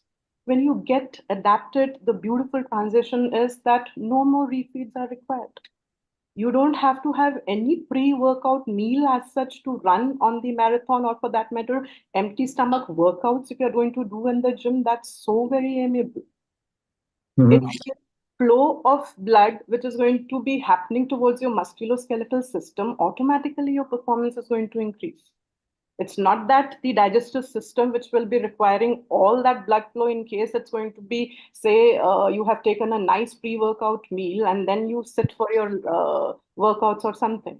So no more refeeds. When we talk about the empty stomach workouts, they are really great. And mind you, Mandar, only these can be experienced. How much ever I talk about this, unless you experience, I am sure you are running a gym in Pune. That's what I understand with your question, right? Next, I would want you to imagine that you're doing your bicep curls, right? Do you feel that burning sensation, Mandar, when you're doing your bicep curls? What do you attribute that kind of a burning sensation which you feel? Do you enjoy, you say that, oh, acid ban raha, my workouts are really going nice? How do you put it? How do you feel it? Yeah, people sometimes feel that, they have to get that because, because that means that the muscle is getting, built, or, yeah. They are looking for that pump also, right? Yeah. So when we say about that burning sensation, it's actually that you are not able to complete your repetition because you're not able to contract further. And then that fatigue sets in, and then you are not able to perform the way. The once you get on the right kind of eating pattern, you would automatically see that the burning sensation has gone down. Not that acid is contributing into your performance, instead it is decreasing your performance. Your workouts are going to be better if that term, if I have to say, it's the lactate threshold which increases. In the classroom, if you happen to attend our classrooms, we'll be using and showing with all technical terms, because in the classroom we teach all metabolic pathways. So how hydrogen ions clearance is happening, how is that in this kind of eating pattern, especially the clearance is better as compared to the accumulation of the hydrogen ions. So that's the part of classroom teaching which we consider, because science is something, it's the facts which we are sharing basis the metabolic pathways which we have studied in depth. So our core competence lies in the physiology or the biochemistry part, and then we keep it associating with performance and your body composition. It's like that. When we also talk about the fear of people, so I think you would be in the gym, people would be fearing that their glycogen levels are something which are not going to be at par if they switch or if they restrict carbohydrates in the diet. That's the main misconception. Archit is going to throw light on actually what are the studies which show that there is no dearth of glycogen as such. Anaerobic is a term which we use when we are talking about the zone when you're lifting your weights or you're attempting a high intense and short duration activity. No dearth of creatine phosphate, there is no dearth of glycogen levels. Instead, your workouts, you'll feel that your strength to power ratio, the strength to weight ratio has increased. strength to weight, or it is also commonly called as far to weight. When the body composition starts improving, that means your fat-free mass or the lean body mass is more as compared to your body fat percentage. Automatically, you'll see the results in terms of performance. It's like that. There are various athletes wherein we can prove that the strength to weight ratio has improved. You think of any, whatever is coming to your mind, whether it is the swimming one, whether it's a person who's having that air resistance because he's the gymnastic one, a person who's cycling, the air resistance is also there. For a swimmer, it's the water resistance or the drag that's there. So if body composition is going to be good, automatically the performance is going to be better. And think of aesthetics as the byproduct. Automatically, if the muscle mass is more and the body fat percentage is low, you are going to look good. That's the byproduct when we talk about aesthetics. When we talk about the brain, I said physical and mental. So physical, we have understood. Don't you think a person who's playing table tennis, they also need to strategize their next moves? Absolutely. The physical strength which they require, they are all the time using their brain. You think of a chess player, the amount of mental clarity, the amount of alertness, focus thing, as if you've taken a caffeine stimulant. You must be thinking, is this something which is so damn magical? What is happening? There's just one change which we have done to our diet, and we see the list of normalization effects going on and on and on. What we could do, that's the outcome. So we are sharing it with you. This happens actually. Sleep quality improves. If we look at the tripod of fitness, we know rest and recovery is one of the essential factors, one of the crucial legs. Without that, you cannot achieve your body composition goals or, for that matter, performance goals. And if the sleep quality is better, automatically the rest and recovery part is taken care of. Respiration also improves. All about, I think there are eminent people here in the forum. They will be definitely touching upon the fact that it's the mitochondrial health which is going to improve. If the mitochondrial health is improving, that means the respiration is improving. Cellular respiration and the ATP production is there.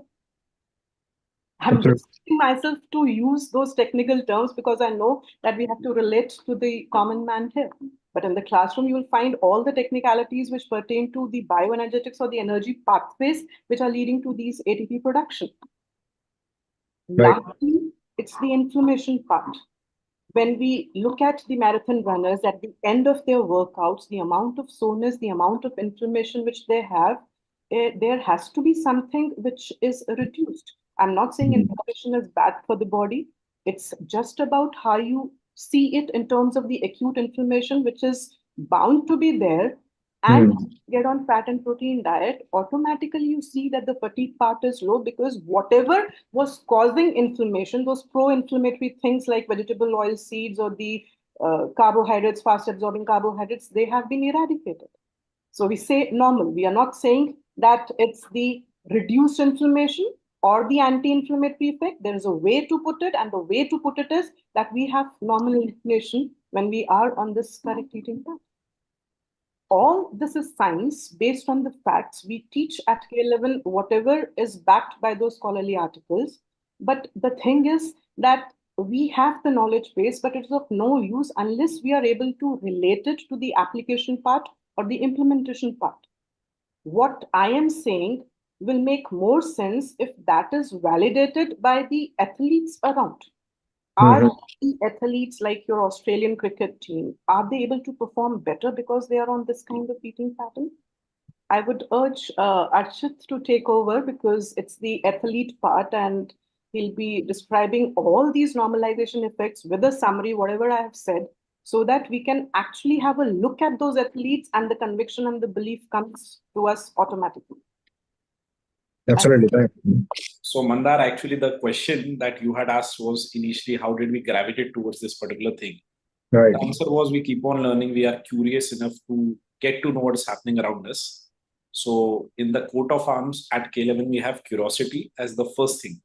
Now, when you are curious, you're trying to search for things, the knowledge automatically comes. And then the knowledge is potential power. Only when you apply it, you will get the results. So the practical application we stress a lot, and sometimes we did not know why these things were happening. Later on, based on the physiology and all these things, we got the answers. So I think 5-10 years down the line, I think we'll have more and more evidence about these things. But I think when we started teaching all these things in the classroom, people applied, we are experiencing all these things, lesson, burning sensation and all that things like Shilpi ma'am pointed out. The athletes also have felt it, but the knowledge base, why it's happening sometimes is found later. So now we have a lot of evidence, a lot of research about it. And there are a lot of athletes nowadays who are actually on this nutrition protocol. And I would like to share all of that with you all also. So I'll just share a few slides also in case the viewers just want to take a photo of this. Definitely. So these were some of the normalization benefits which Shilpi ma'am has actually spoken about. So simply the first thing is the energy availability. The second thing is the number of feeds, how many times per day you have to eat.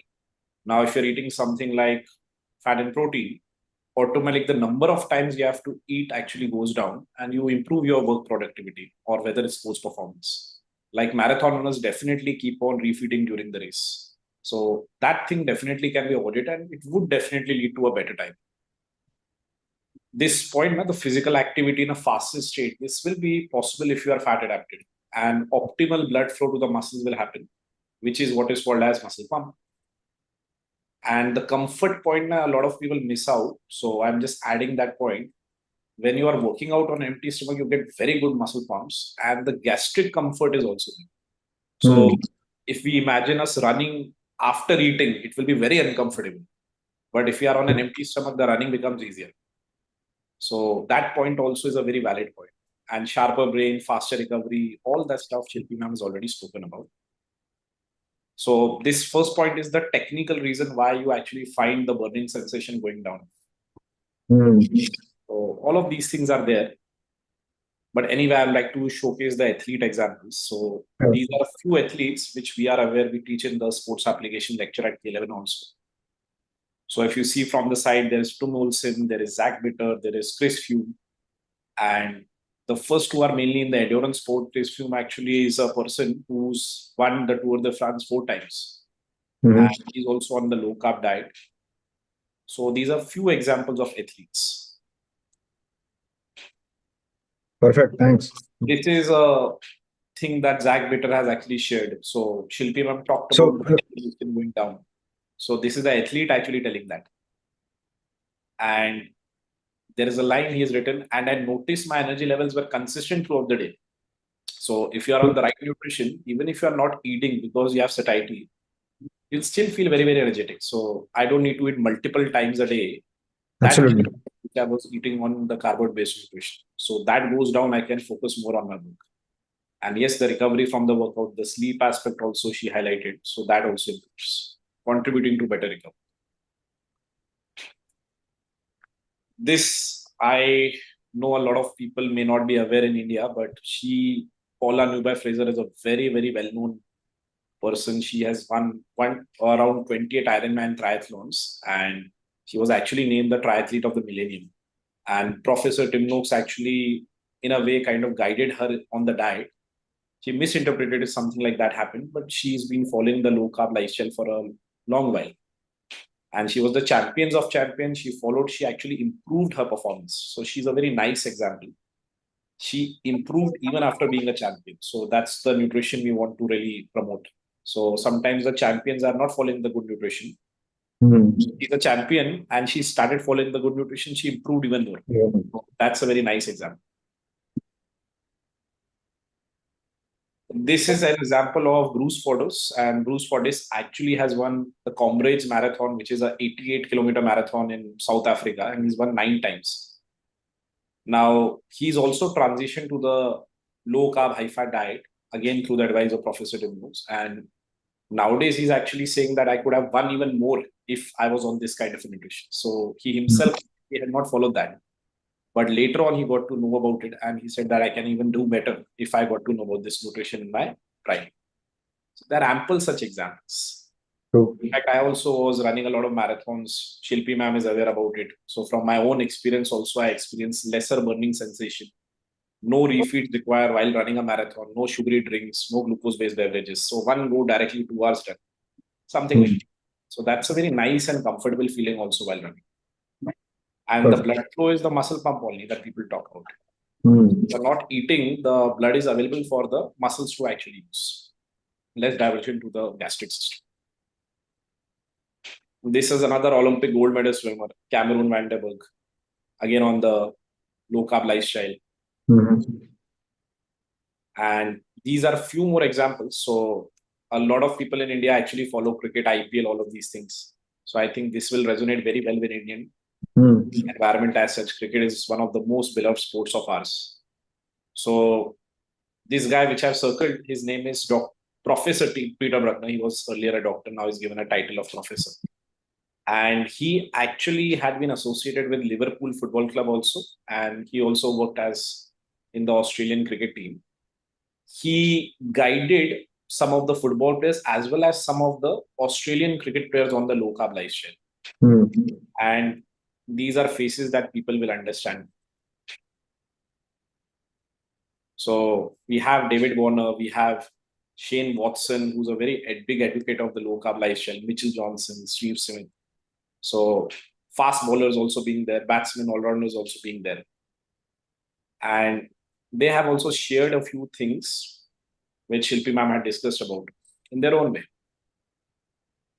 So Shane Watson actually lost a lot of body fat. He felt more energetic, better blood sugar control, all of these things. David Warner reported that I've increased my energy. I'm not feeling out of breath when I'm running between the wickets, and the recovery is also faster. And the person on the extreme left at the bottom, his name is Usman Khwaja, and he was suffering from a condition which was more of an inflammatory condition. And he was guided again on the right kind of nutrition. He also started recovering very, very fast. He also lost a lot of body fat. So the improved strength to power ratio, the power to weight ratio improving, all those stuff that Shilpi ma'am spoke about, it is already happening. And we are seeing huge evidence of all these things. So drop in body fat, improving performance, faster recovery, better stamina, better endurance, all of these things. So there are many more examples. In fact, many of our teachers also, by the way, they are also lifting very, very heavy weights. So we are finally a fitness school, and we have our master trainers, we have even faculties who are actually on the correct nutrition, and they have been lifting heavier squats, heavier deadlifts. So all of that stuff is happening, and people have actually started talking more and more about all these things. These were just a few of the examples of the athletes. I also have a few more examples also. So Shane Watson is a very big advocate, like I said. There are videos also of his on YouTube, you will find. And this person actually is the manager of Liverpool as of now. He may be quitting soon, I think, at the end of the year. And there was a very funny episode, actually. This person actually on the left got him a pastry or something like this. So he and many of the players at Liverpool actually are not eating carbohydrates, for example. There's a very nice video you'll find on YouTube in which he actually says that, okay, sorry, I'm very helpful for the gesture. I'm glad about the gesture, but sorry, I don't eat carbohydrates. So these things are actually happening all around the world. So very funny video if you Google up Jurgen Klopp. And when it comes to muscle building also, there are few bodybuilders who have been open about it. Not everybody is so open about it. But protein is the macronutrient which is required for muscle building. Carbs and fats are energy sources. So if the protein is there in the diet, if the person is exercising, rest recovery is paid attention to, definitely you can build muscle. And definitely fat is a better energy source. But then this ketogenic diet name actually sometimes becomes confusing because now there are so many types of it. So yes, protein needs to be prioritized. And in India, we definitely are not eating as much first-class protein like we should. Absolutely. No, I love how you have given, a wide range of examples from all different sports. So people realize that, it's not just the endurance sports, where some of those athletes will look, on the thinner side of their frame, but it includes swimmers, sprinters, and bodybuilders. So, and I love how Shilpi ma'am put it, that it's a species appropriate way of eating. It's not just about, if you're athlete, not an athlete, whatever. Because our body is unique. I would just like to add that we actually named the course Human Performance Nutrition. It's not performance nutrition only for athletes. That's why we actually added the word human. Every human performs. Perfect. Love it, love it.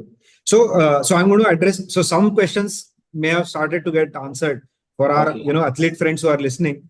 But people sort of, have another notion that, hey, if I don't eat carbs, won't my body sort of burn my muscles for the protein? How do you typically address it? What's the physiology behind that? All right. So, in a way, what you're pointing out, Mandar, is that people say that carbohydrates are required to build muscles, right? That's the direct way to putting it. You put it in a very modest way, but that's the question which keeps sitting also. To tell you with the most simplification thing, what are muscles made up of? Muscles are made up of protein, right? Yep. All know whoever is the fitness enthusiast, he knows that the amino acids are the building blocks of the protein, and that is the raw material which needs to be provided for muscle to happen. If that is the scenario, that we have to spare the protein to do the job of muscle protein synthesis, I'm talking about the dietary protein here. When we talk about dietary protein, we relate it to basically the skeletal muscle mass, and we are talking about athletes. We all know the importance of the muscle mass, the lean body mass, or the fat mass. If the protein has to do its job of synthesis, there has to be a macronutrient which is going to do the job of energy. Yep. Now, two choices. Either I provide with carbohydrates. So carbohydrates the person takes and the protein is spared to do the work of muscle protein synthesis. And the other choice which I have is I provide fat to that particular individual. Fat does the job of giving the energy. And again, the protein is spared to do the job of muscle protein synthesis. We have already proven, nature proves it, the high kilocalorific value which the fat is. There has been notion that carbohydrates have been considered as the primary source of energy. We use the term preferred fuel as for fats because we understand the kilocalorific value. We understand the physiological adaptations which happen when a person is fully fat adapted. We have already spoken about those normalization effects which are there. If the protein sparing is the only thing which we have to consider, fat can do that job solely very, very nicely. So we don't have to think in that terms. Now, having understood from the slides the kind of athletes which we have, you nicely pointed out, nicely summarized what Arjit had shown to you. We know there are two categories. Certain amount of exercises are termed as aerobic exercises, and most of our audience is fitness, so they'll understand these terms. It's not that technical. Aerobic exercises would be those cycling, your gym thing, or maybe the treadmill thing, or all the cardio activities we call it. And when it comes to anaerobic, it's basically the weightlifting part, or maybe a clean and jerk, which you're using, powerlifting, all that stuff. People think that endurance athletes, yes, our eating pattern is well. We can take care because fatty acids and the ketone bodies, they will take care of the lower to moderate kind of exercises. But we will not be able to perform when it comes to lifting weights. We will not be able to perform when it is the high intense short duration activity. We have all the references in place. We have so many examples, not only from the athletes which Archit highlighted, but our own students, but our own faculties. There is the creatine phosphate as a fuel for this particular energy metabolism, and the other is muscle glycogen. And I told earlier also, creatine phosphate and this muscle glycogen, bhar bhar ke hai. Bhar bhar ke hai, you don't have to worry at all that you will not be able to perform when it comes to the anaerobic activity. All right. So it's just the simple raw material which needs to be spared. We provide fat as a macronutrient to do the work of energy, and it is the protein which is going to be spared. And the other notable point in case is the number of energy substrates in hand. There is the glucose. We understand carbohydrates get broken down into glucose. The sole job of glucose is to take care of the anaerobic needs. It's the same thing which is going to be taking care of the aerobic needs. The person will have to refit because he's just relying on his glycogen stores. Whether it is aerobic, whether it is anaerobic, their main source is glucose only. But herein, when you talk about a person wherein the physiological adaptations have already happened, look at the amount of energy substrates which you have. Imagine a marathon runner. When he's running nicely at a moderate intensity, you have fatty acids and ketones as the energy substrate. But that marathon runner also, when it's going to be the finishing line he's approaching, he would want to take a sprint. And he has nicely reserved his glycogen for that thing to happen. Jo Jeeta Sikandar movie, I think people know how they pace themselves, those cyclists. Nicely, low, and then again they shoot up whenever the sprint is required. So in a way, it is good that we are preserving our stores, which is your glycogen and creatine phosphate, to use it when required. It's like that. Absolutely. So well put. Thanks for that explanation. I want to address another one, right? So people think, and Arjit sir, you had it in one of your slides that you don't have to eat too many times a day because you're eating correctly. Yes. And sometimes people think that, hey, if I eat maybe just, I don't know, twice a day, wouldn't my metabolism sort of slow down? I want to eat 6 times a day so that it will stay high. Could you please address that one? Okay, the frequent eating part. Yeah. Yeah. So see, this is a very popular notion that if I'm exercising, that the number of meals will have to go up. Now, we talk at K11 a lot about the cellular intelligence. So what happens is if you are, let's say, lifting heavier weights in the gym, or if you are doing more exercise, the body automatically will be spending more. So when you spend more in exercise, it's called as exercise activity thermogenesis. EAT is a very popular term now in the fitness industry when they talk about metabolism. When the body is spending more, let's say the body is getting stressed more in the gym or whether in the cardio session, running in a marathon, whatever. What will happen is in the body, there are hormones that will actually increase hunger. And the body itself will start demanding more and more food. It's very similar to when you're spending more water and sweating and all that, the body will make you more thirsty in summer compared to winters. So the body is very, very intelligent. You don't need to actually think about eating more. The body will make you hungry, hence you eat.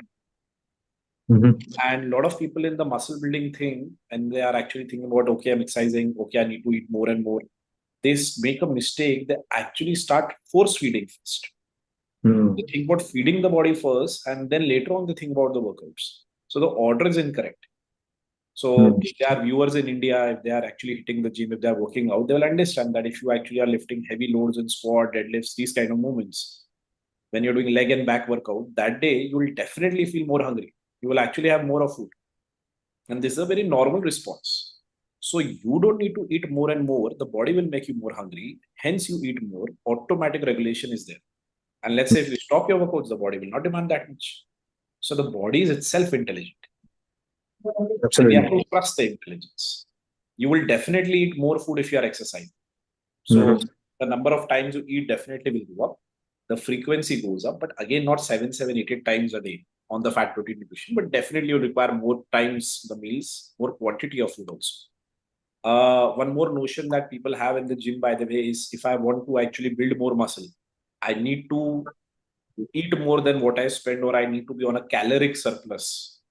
So this is also something which is very popular for fat loss, caloric deficit. For muscle gain, I need to eat more than what I spend, caloric surplus. The eating more, the body will take care. And what happens is you are eating more on paper. So let's say day one, you start your workouts in the gym. If say you are having 10 eggs a day, what will happen is that day 100, because you're regularly working out, you're putting the stress on the body will increase the amount of eggs you're consuming. On paper, you definitely eat more in grams, the protein. Definitely. So this is actually not surplus, but on paper, it is a surplus. You're eating more protein in grams. And yes, you are getting more calories in the body. But this is the need which is felt by the body. First, then hunger increases. Then the body asks for more food and you should provide it, but not force feed. So first is the workouts you have to take very, very seriously. The workouts will increase hunger and then you allow the food. But again, not 10 times, 8 times, you need to eat on the correct nutrition.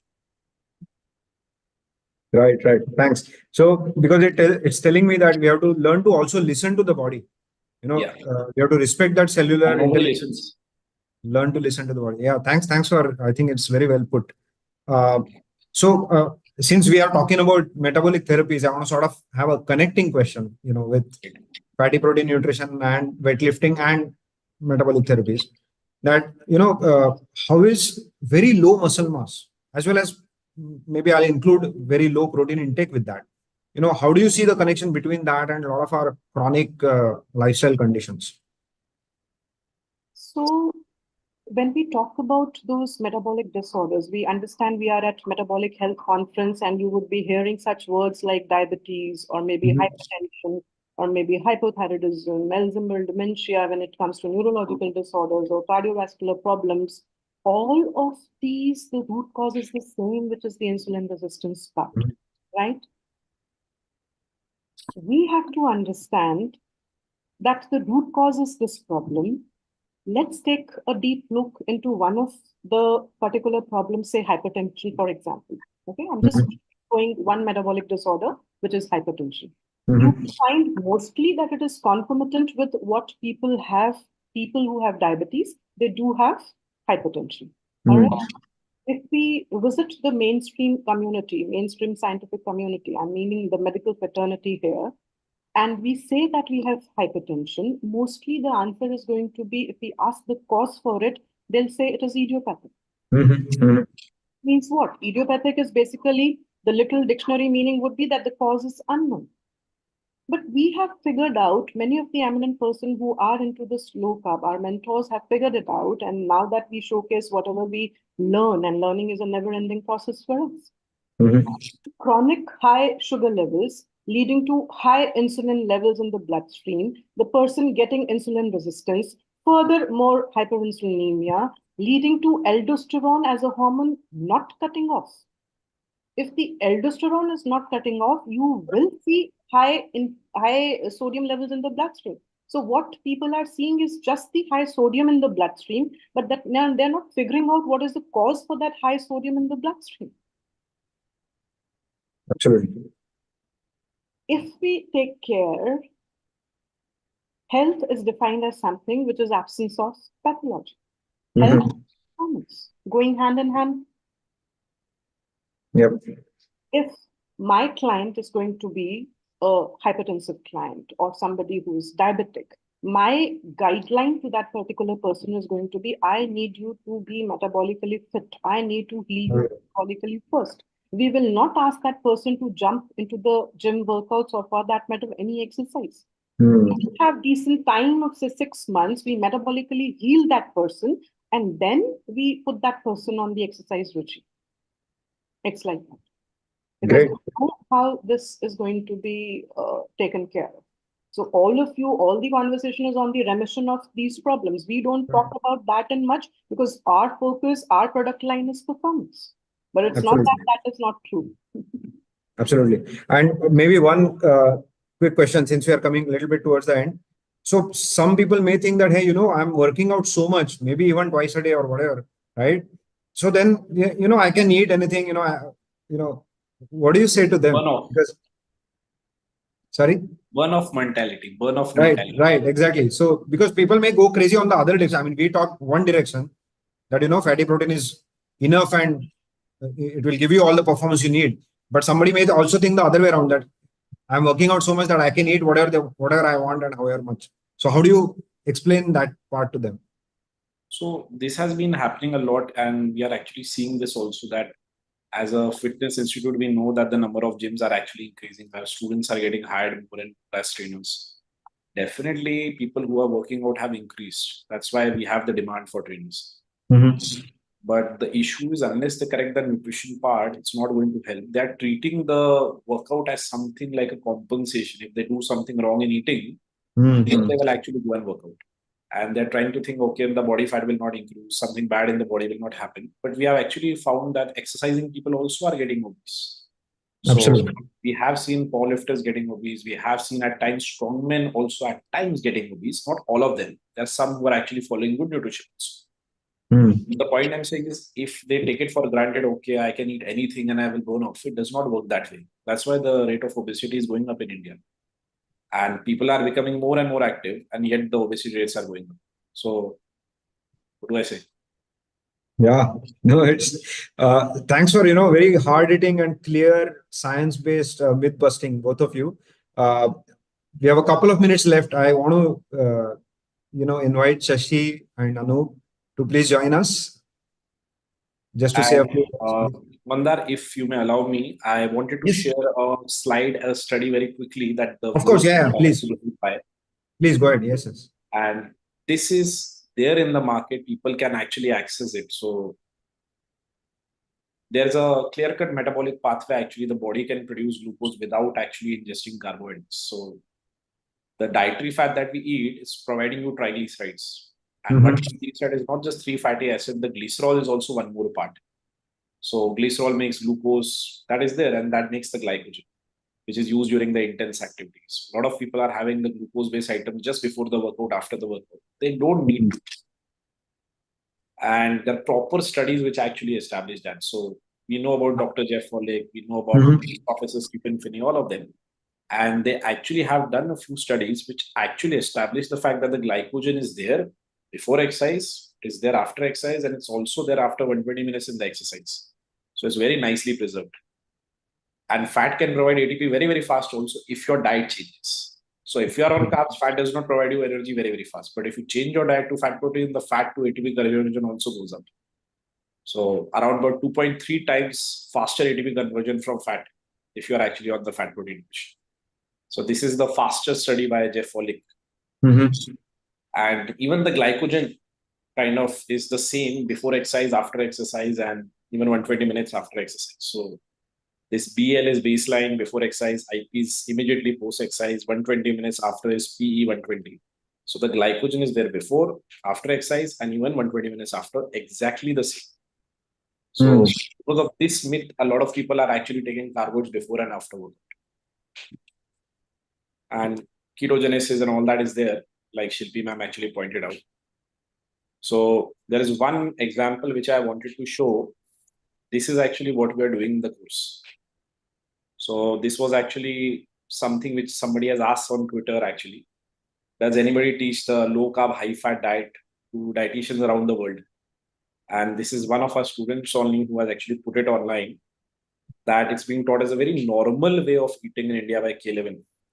So earlier it was K11 Fitness Academy, now we have changed to School of Fitness Sciences.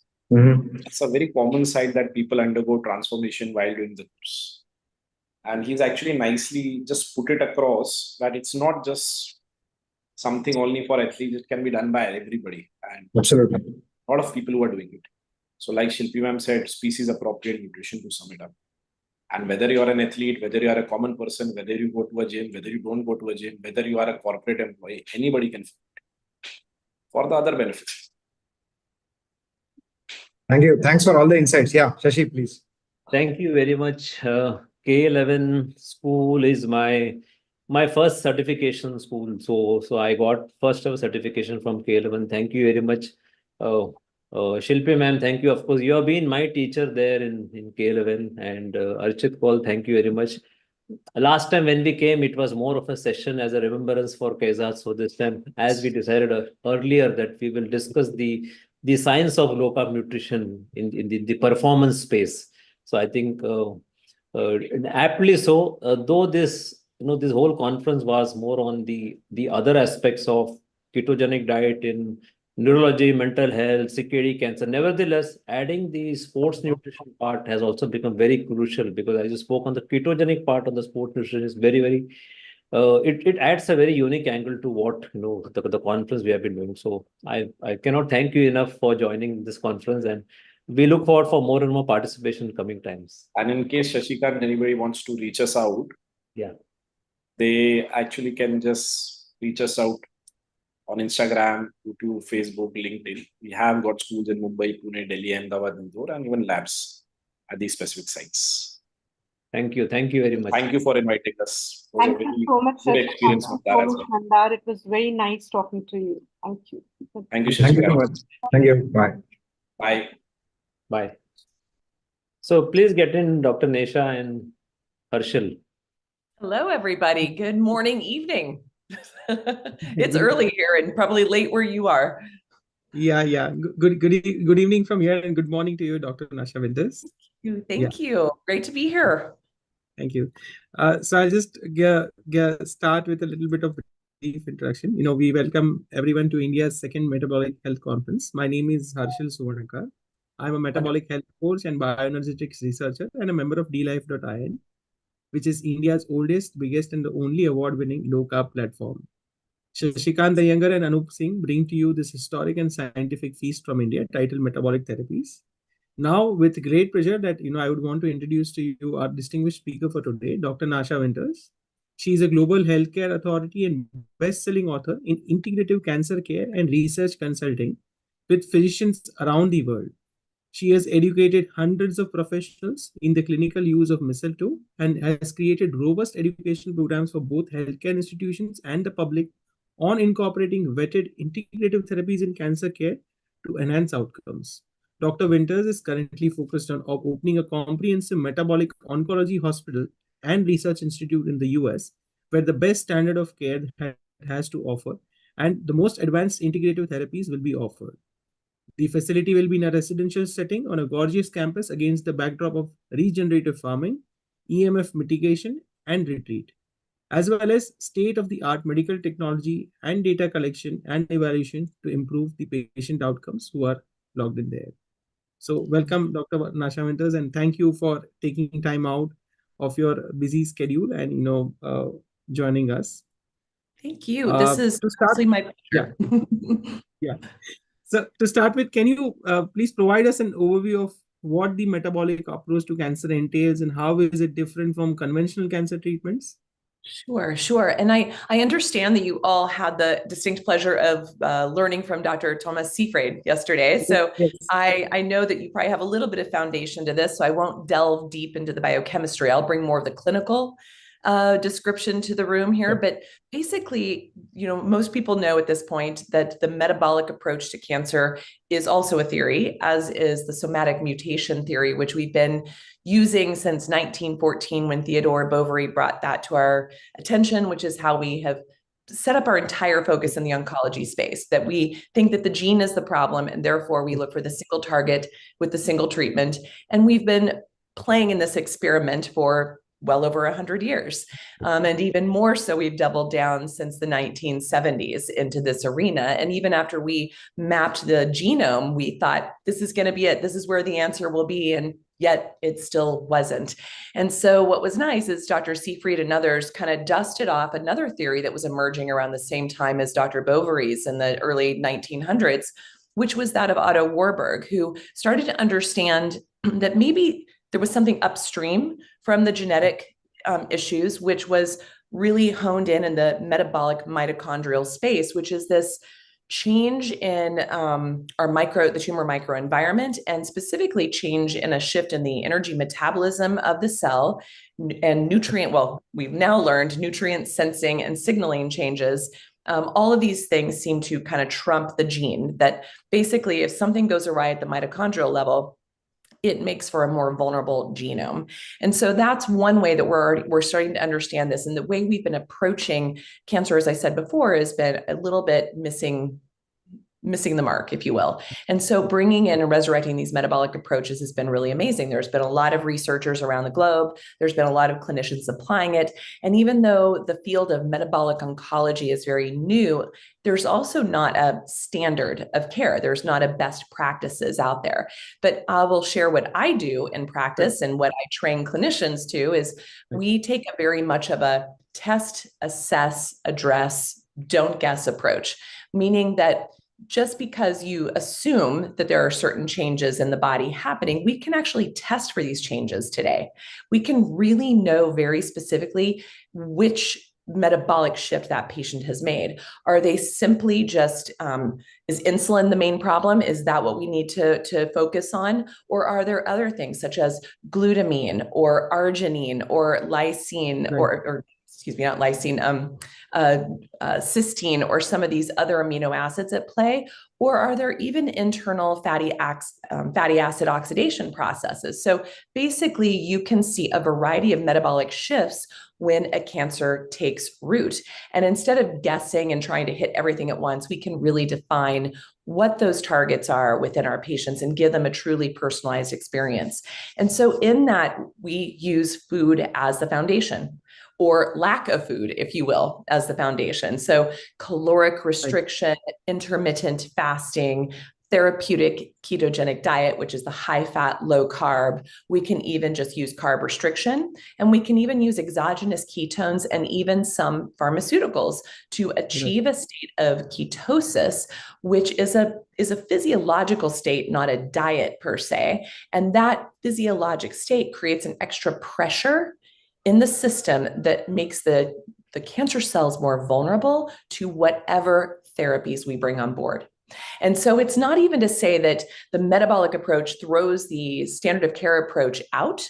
It's that we actually see very, very clearly in our practices and in the research that when we bring on a metabolic approach with this fundamental addressing those metabolic changes, when we bring in that extra pressure, whatever standard of care therapies, chemo, radiation, targeted therapies, PARP inhibitors, other hormone endocrine therapies, seem to work better. The patient reserves a response to that for much longer, so they don't develop the resistance as long. They have much better support of the side effects, and they really do seem to have a synergistic effect that makes for a much quicker end point to tumor regression. So those are just some things I think are really exciting, that this is still a very burdening, evolving and emerging field.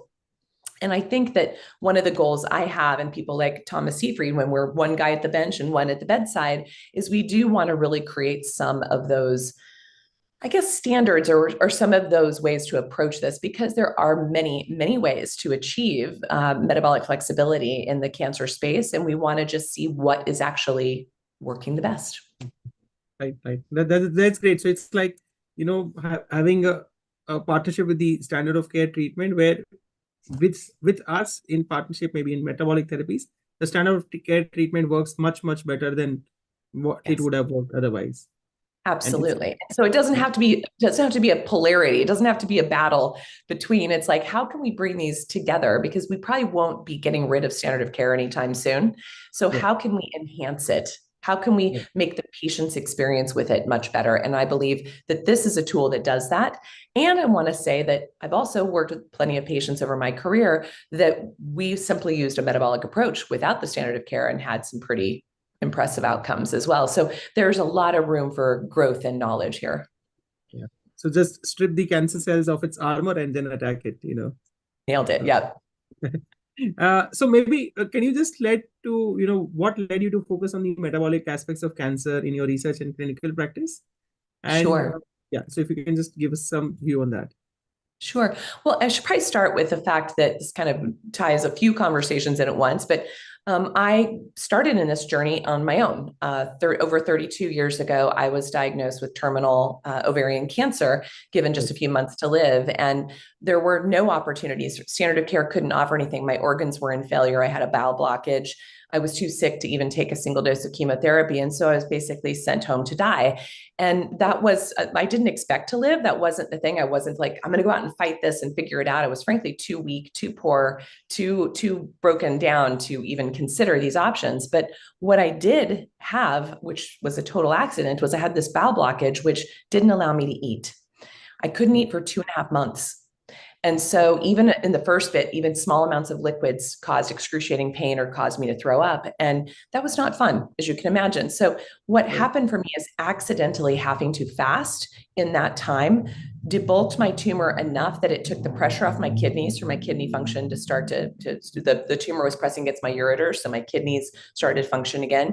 It took some tumor burden down in my liver so that my liver started functioning more properly. It relieved that blockage in my bowel so that I could actually start to absorb nutrients and get food into my body. And it helped me resolve the ascites I was having to have to be drained so much. And so I tell you that story so you understand that the implications of something as simple as fasting is amazingly life-saving. And so that was, of course, my first foray into this. And I became an avid intermittent faster from that point on, which I think was really integral. It was still, the other thing that caught my attention is I was also pre-med in school.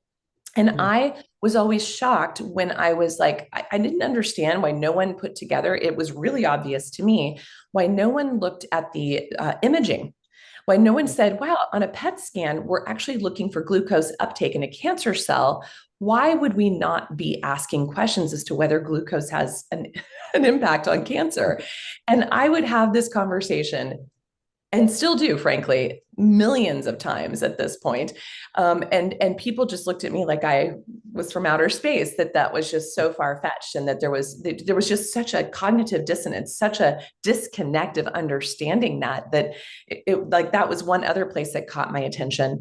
Also, as I got into private practice, it was so clear to me that standard of care alone was failing more than it was helping. And also, from our waging war on cancer since 1971, we've barely moved the needle. In fact, we're pretty flatline with regards to our overall survival and our progression-free survival. Unfortunately, we also are having much higher incidence of cancer diagnoses today than ever before. And so I recognize that something more needed to be done. And so that's where I started getting curious, and that's where I started to look beyond what standard of care alone had to offer. And also, in my time of being sick, I stumbled across a book or an excerpt of some writings from Dr. Otto Warburg, which caught my attention. That somehow, reading that at 20 years old, something in there stuck with me that said, keep digging in here. And then the work of Dr. Mina Bissell, who's famous for her work on the extracellular matrix and this kind of microenvironment. Her work in the 1980s also landed on my lap and really inspired me to look deeper in this area to understand maybe the terrain is more important than the tumor itself. And then folks like Candace Pert and Bruce Lipton, the molecular biologists who started to recognize that even our thoughts impact our inflammatory markers and our immune markers, and started to look in this concept of psychoneuroimmunology, and weaving all of that together painted this picture that I started to even understand that stress and trauma impacted metabolomics, impacted, insulin response, et cetera. So it's just been a really amazing 3 decades of evolution to see what I didn't know back then and what we know now, and what we will know 30 years from now is pretty extraordinary. Yeah. So that's like an inspiring story from your end also, and it's like your first-hand experience of putting it in practice for yourself and then doing it for patients is really inspiring. Yeah. So maybe can you just help us know the role of diet and nutrition in the metabolic approach to cancer, and how, for people who want to know, how exactly does diet impact cancer metabolism? Perfect. Well, let's just go really simply here. Think about our mitochondria. They are these beautiful receivers within our cells, right? They're just hanging out, taking in a lot of information. Right. And that information comes in many forms. And first and foremost, that comes from food. Right. And it also comes from what we drink and what we breathe and what we're exposed to in our environment, and even we're exposed to in our emotional environment. But those little mitochondria are very mighty, and that they take in a lot of information. And as such, they take in that information and they translate it and send signals out into the body. And so when you know that that's your first sort of entry point into how you can manipulate the environment to create health or disease, it would make sense that you would want to be very thoughtful and determined on what you feed, what information you give those mitochondria. And so our diet is a very foundational way to do that. We all eat, right? We all eat anywhere from 1 to 3 times a day, and sometimes people even more than that. But basically, knowing what it is that you're putting into your body makes a difference. And so it's what we're even learning in the literature is it may not even be, this might throw some people off in this room, but even people work like Dr. Sachin Panda's work in the circadian rhythm biology, we're even finding that when you eat may be just as critical as to what you eat. And so that even the time of day that you eat may have more impact on your glycemic load or your insulin response than others. So those late night eating patterns, for instance, are truly detrimental to your metabolic health. So looking at the window of when you eat is just as much. And then looking at the process of, are you overfed and undernourished? So maybe you're eating a lot of good stuff, but not the right things for your body, for your single nucleotide polymorphisms, for your personal blueprint of your chemistry and your genetics. Perhaps you don't have access to clean quality food. And so you're taking in a lot of additional chemicals into your body as well, especially endocrine disrupting things like glyphosate, which are very detrimental to our metabolic expression, to our metabolic health, and to our insulin response. It's a well-known endocrine disruptor, so it's going to impact this greatly. And so when we can start to really evaluate what you're eating, when you're eating, the quality you're eating, even the state of mind you're in when you're eating. If you're under stress when you eat, that also lands in your body very differently and impacts things. And so that's kind of this wide, broad stroke we're taking over it. But then we can get very nuanced by looking at people's cancer type, stage, what the therapeutic goal is. We can adjust their macros very, very much. So for someone who's maybe a stage 2 early stage breast cancer, maybe they don't have to be in a deep state of ketosis, maybe just a little nutritional ketosis or a little bit of being in ketosis in a cycled state is going to be enough to put enough pressure on the body for the body to do its job. But somebody becomes a little more progressed with the cancer, the tumor bulk gets even bigger, you're going to need bigger guns, right? You're going to need a bigger approach to this. So you might have to dive into a deeper therapeutic state. And you probably had a million people talk about this on your summit, but I let people know that my range of therapeutic nutritional ketosis is from about 0.8 to 2 millimoles of blood ketones, and therapeutic ketosis is above that, roughly kind of 2 to 7, somewhere in that zone. And then you've heard probably Dr. Seyfried talk about the GKI. He likes to, in his environment, to get the GKI under 1, but I also want to assure people here that sometimes that's very difficult and still not attainable by many because of certain pharmaceuticals. Like if you're taking steroids, it's pretty impossible to get a GKI of 1. And so I want people to understand the nuanced needs to address the individual where they are. Just an interesting side note, if this hasn't been brought up, the average person on the planet today, their average GKI, have anybody talked about this on the summit? No, I don't think so. Anyone would have talked about the entire group. Right. So this will shock you. So the average glucose to ketone index of the average person living today is between 25 and 30. And what we know, like Dr. Seyfried's work has shown that a GKI under 1 is like a cancer killer, right? That's going to kill it. But what we've actually found is if you actually just work towards generally, cancer or not, getting your GKI under 5, a GKI under 5 will basically make this summit irrelevant because we wouldn't have to have it, right? Because your kidney disease, your cardiovascular disease, your diabetes, your dementias, your cancers, the obesity, all those things change, right? And so we can caloric restrict, we can time eat, we can adjust our macros, we can really train the patient to understand what's impacting their glycemic response and their insulin response, because what may make me respond poorly may not affect somebody else. Like in my household, my husband, very sensitive to berries, very sensitive, and he can't eat that. So I could eat a pint of them, they don't do anything. We're very different, all of us. So looking at these pieces, diet is something that needs to be nuanced to the individual at the right time, the right dose, the right duration, the right combination with these other therapies. So I'm sorry, I can't give you a very specific, but it's really powerfully nuanced. And it's such a tool that's underserved. And I think for anybody who's in clinical practice, we understand the limitations of our time. That's why we really depend on advocates and nutritionists that are trained in metabolic understanding to help us help our patients be more successful. Right. That's great. So it's all about, personalized nutrition therapy for, and integrating it with the entire approach. Exactly. And another piece, like when we have ketone bodies themselves, we've had plenty of studies now showing that ketone bodies themselves impact every one of the levers of the hallmarks of cancer. And so we don't have a single drug in our pharmacopoeia that can do that. We don't even have a single drug that can target 3 or 4 at the same time, much less 10.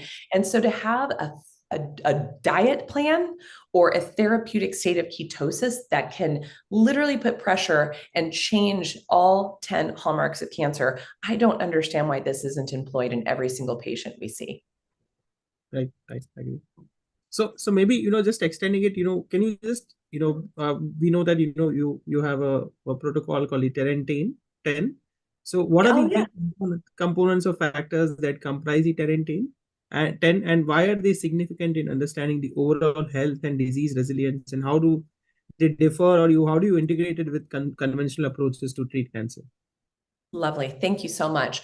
There's a way that we kind of assess, and I talked about my methodology of test, assess, and address. And part of that is I look at these 10 factors that over my career I have found to be the main drivers or the main patterns in a cancering process, or really in any chronic illness process. And so these terrain drops in the mitochondrial bucket, if you will, include things like our epigenetics, and which are like our single nucleotide polymorphisms. This is the blueprint that we were born with, that are maybe coming downstream from our family of origin. We can even track back to up to 12 generations before us and how that may impact our own proclivities and our own, sources of resilience as well as stress in our bodies. And knowing that information knows us how to leverage the sort of positive aspects of our genome, as well as mitigate or support the more vulnerable, right? So that's one of the drops. The second drop is what this whole conference is about, is the metabolic. So what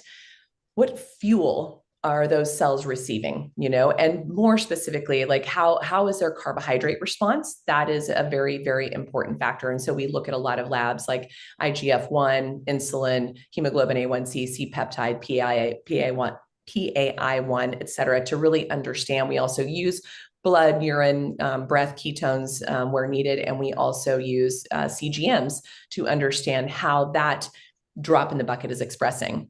Number 3, toxins. I've already alluded to that with what's in our food source, but man, it's no longer a matter if you have toxicity, it's how bad is it. Babies today, cord blood shows an average of 200 chemicals just in their cord blood today being born. So this is what we're living in and around. And so we are constantly being exposed to these things, which are very much going to impact our mitochondrial health. And then we look at the microbiome, which just a few years ago, everyone ignored. And yet now it's the soup du jour. Everyone's excited about it and talking about it. And I think people are even more excited about the relationship with our microbiome and our metabolic health. So that's an emerging understanding as well. And then we move into the immune system, which, especially in the cancer space, if the immune system isn't working, you will never achieve cancer remission and maintenance. So that's a big one that we focus on. Inflammation, my goodness, we know how much metabolic derangement really turns up the fire of inflammation. That has to be addressed. And then we look at oxygenation, circulation. This is a big one. Hypoxia is a major contributor to the cancering process. And then the hormone modulation, hormone balance. We're also swimming in a huge swimming pool of exogenous hormones from plasticizers and endocrine disruptors and, all the things, even taking hormones. Like people don't know why they think that's a good idea, but it's really scary when we look at how much we're contributing into the system and our body doesn't quite know how to interpret all the information coming in. Those mitochondria are even under more duress. And then the final 2 big drops are our circadian rhythm and stress response. So that is very, very critical to just how everything interrelates. And then finally, and what's most often ignored or suppressed, is our mental and emotional health and how it plays a role in all of this. So I help patients and I help clinicians and I help advocates understand these terrain 10 buckets, drops in the bucket, and I help them know how to evaluate for and know what treatments best suit each of those expressions of each of those drops in the bucket. And so the terrain is everything. And if one part of that terrain is off, that mitochondria is still under duress. It's still not going to be at its best. So you need to keep turning over every stone to make sure that you are addressing things that could be driving this. So I might have a patient who's like, I've been in ketosis for 6 months and, I'm still sick. My tumor markers are still high. I don't understand what's going on. And then we dig deeper and realize they're up on their computer at 2 a.m, which is going to completely throw off circadian rhythm. The blue light exposure is going to throw off their hormonal pathways. Their insulin goes up in the nighttime if you're still awake during that time. I mean, those are just examples that you can't like exercise away a bad diet, but you also can't diet away a bad lifestyle. So these are the things we're trying to teach the folks, that it's never just one thing, it's all the things. Right. It's like a full equation which needs to come through to give you the solution for cancer. Exactly. So what are the challenges of misconceptions that you encounter while you are discussing these metabolic approaches to cancer with patients or other healthcare professionals? And maybe you could just take us through some case study which you would have went through, which maybe people can listen into and maybe learn from. Sure. Well, I mean, first of all, I think there's a huge misconception of just what is ketosis. I think everyone's still stuck on the Atkins phase, that this is just a simply a high bacon diet, and that's all that it is, and you can just go on in life. And in the cancer space, that's a very dangerous approach, because too much protein in the cancer space is also can be very challenging. It can stimulate things like mTOR, AKT, PIK3CA. So these are some of the other metabolic pathways that too much protein can create more gluconeogenesis. I loved your last speaker kind of did that beautiful slide at the end leading to gluconeogenesis. So we do have to be mindful, at least in the cancer space, of not bringing too much of that on board. And so that's one of the things here. But people also think that ketosis is somehow a fad, or a ketogenic diet is a fad. They also think that it's dangerous, and they are confusing that with ketoacidosis. They also think that it's not sustainable.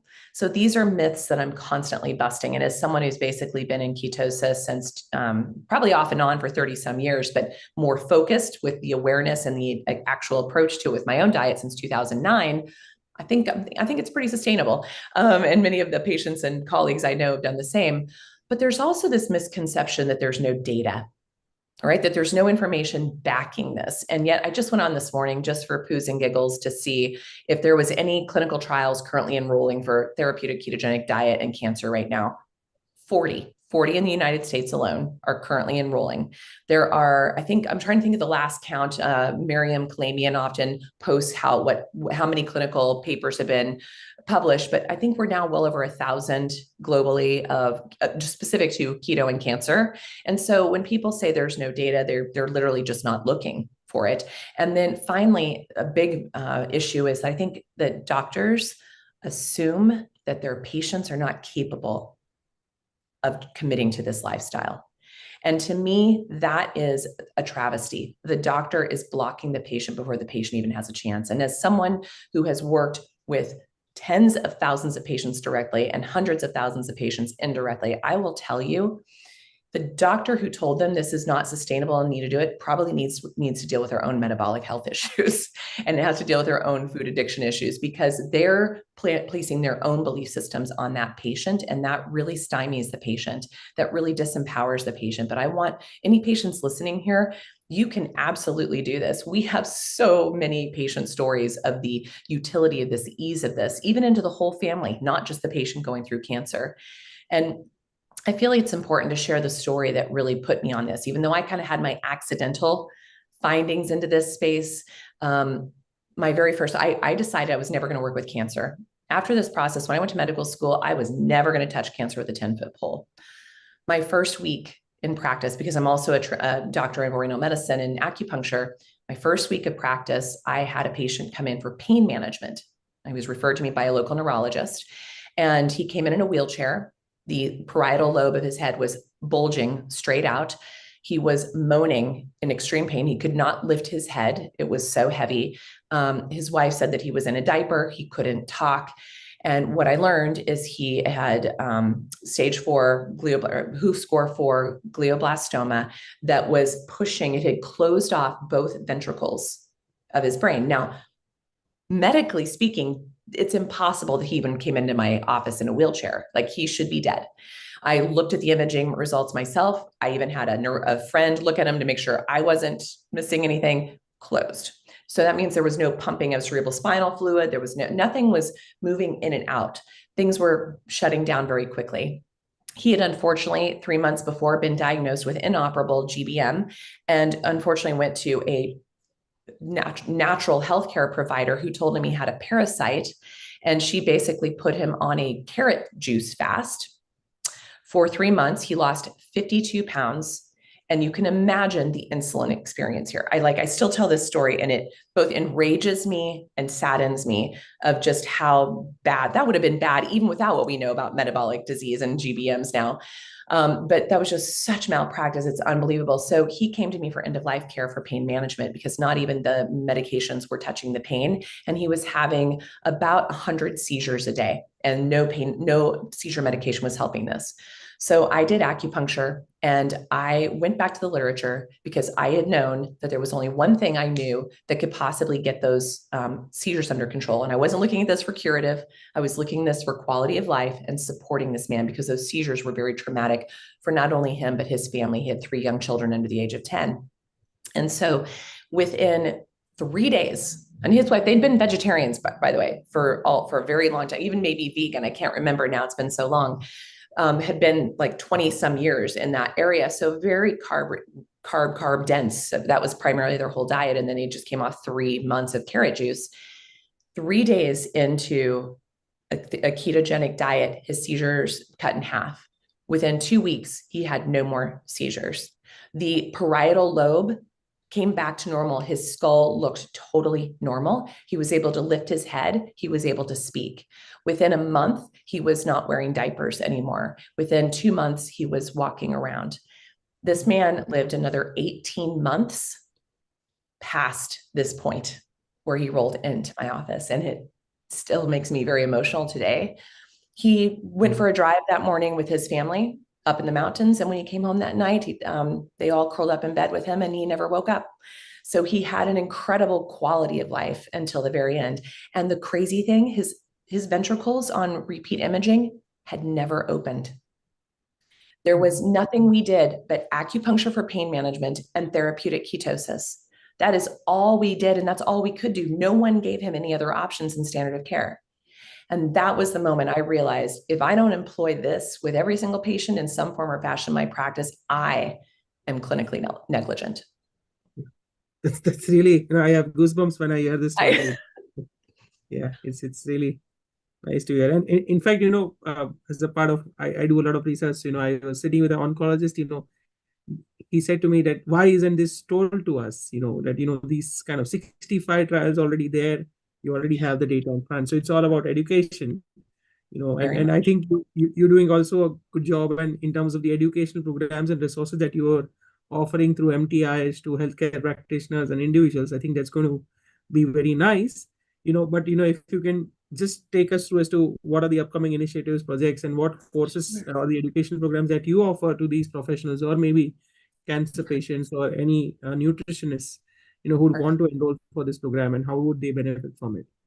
Oh, thank you for the opportunity to share about this. So at the Metabolic Training Institute of Health, we have an educational program for training clinicians, as well as patient advocates, which are your nurses, your nutritionists, your occupational therapists, like anybody who's got some degree, clinical degree, but not able to order labs and imaging and prescribe. So we've got those 2 sort of tiers. And we're also getting ready to share do-it-yourself, kind of a home-based for caregivers and patients. So that's coming out later this summer.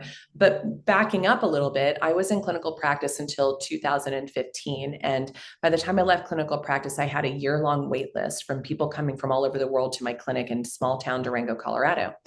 And it was devastating for me to literally watch people dying in the waiting room. I couldn't, the burden that I was carrying to realize I couldn't help everybody led me to bringing in a patient concierge that she helped me start to bring, which is basically the precursor to our patient advocates, to help these patients on board and get started with things while they're waiting for me. What was so funny is most of those patients, by their visit time came, they were either in remission or maintenance, or were doing really well, feeling better. And I really saw the utility, there's so much that can be done before they're even in front of the doctor. So fast forward from that, I started doing trainings for like doc-to-doc consultations, helping them apply this to their patients. But within a year, my schedule was filled with doctors trying to have me consult with their patients. And I'm like, that's definitely not sustainable. So in 2020, I started my first cohort of clinicians. There were 12 clinicians that I'd worked with very closely for many years, to say, okay, I'm going to teach you how to fish. I'm going to stop giving you fish. I'm going to teach you how to fish so you can go out and do this. Within 6 months, those doctors had year-long wait lists. Like we realized, oh man, the demand is so huge and there's not enough of us, enough hours in the day to do this. So we are now into our 9th cohort of physicians, over 262 in 36 countries, and now nearly 400 advocates in 36 countries and growing by 2 cohorts a year. This is something we're really proud of. It's under our nonprofit arm. And so any funds coming in go into the overhead of creating and distributing this program, but also goes back into creating patient grants for patients to get care with metabolic therapists, metabolic oncologists, and as well as grants for clinicians and advocates to take the coursework if they can't afford it for whatever reason. And then we also have global pricing so that it makes this more attainable by everybody. We're very excited and proud of how fast that's growing, and the movement is happening in a very big way. And thanks to you guys as well, there was something we also launched on October 10th of 2023, which is Metabolic Health Day. This is now a day, and we hope that you all support this endeavor again for years to come. But this is we had our first Metabolic Health Day, 10/10. We had 70 different contributing foundations and organizations and clinicians and researchers come together, and we reached over 6 million people and brought in over $70,000 for research in this arena. That was our very first one. So imagine what the next few years are going to be. And the next on our list of to-dos is we are starting a metabolic health consortium, so that it's not just a metabolic health day, but we can continue to have these conversations in a consortium to really change public policy and medical care systems around the globe in this arena. We also just opened up 2 weeks ago our metabolic testing and novel therapeutic delivery lab in Phoenix, Arizona. So this is where we will be doing research in this space, not just in cancer, but all types of things. But we're also creating novel delivery systems and novel formulations in the metabolic health space. And then we're also actively, pursuing research and pursuing fundraising to help bring in more patient grants so they have access to this care globally. That's really exciting, and we'll be happy to support in whatever form we can. So we look forward to that. Thank you. Lastly, Dr. Winters, for the people who are logged in or maybe will see this video, what would be your tips, for somebody to maybe be cancer free or be metabolically healthy? For as an overall, would you want to give some tips and maybe some pointers for everyone to stay healthy metabolically and cancer free, of course? I love this question. So really simply, what's free and accessible to all of us is what's in nature and what we can do with our food, right? So one of the things I really encourage, and luckily in this group, you have resources and tools to help you do this safely and effectively, which is where I want all patients to become metabolically flexible, to be able to fast no less than 13 hours every single day, with a little extra push, 16 to 18 hours twice a week. And if you are already doing those things and you're feeling really strong, then if instead of doing 16 to 18 twice a week, maybe a 24-hour once a week. And then once you develop from those and you feel comfortable with that phase, then I want you to start bringing in a 3-day water fast once a month. And seasonally, or at least twice a year, shoot for a 5-day water fast. Now, that may seem extreme, but it's not. I mean, we've co-evolved with fasting therapies through spiritual practice forever.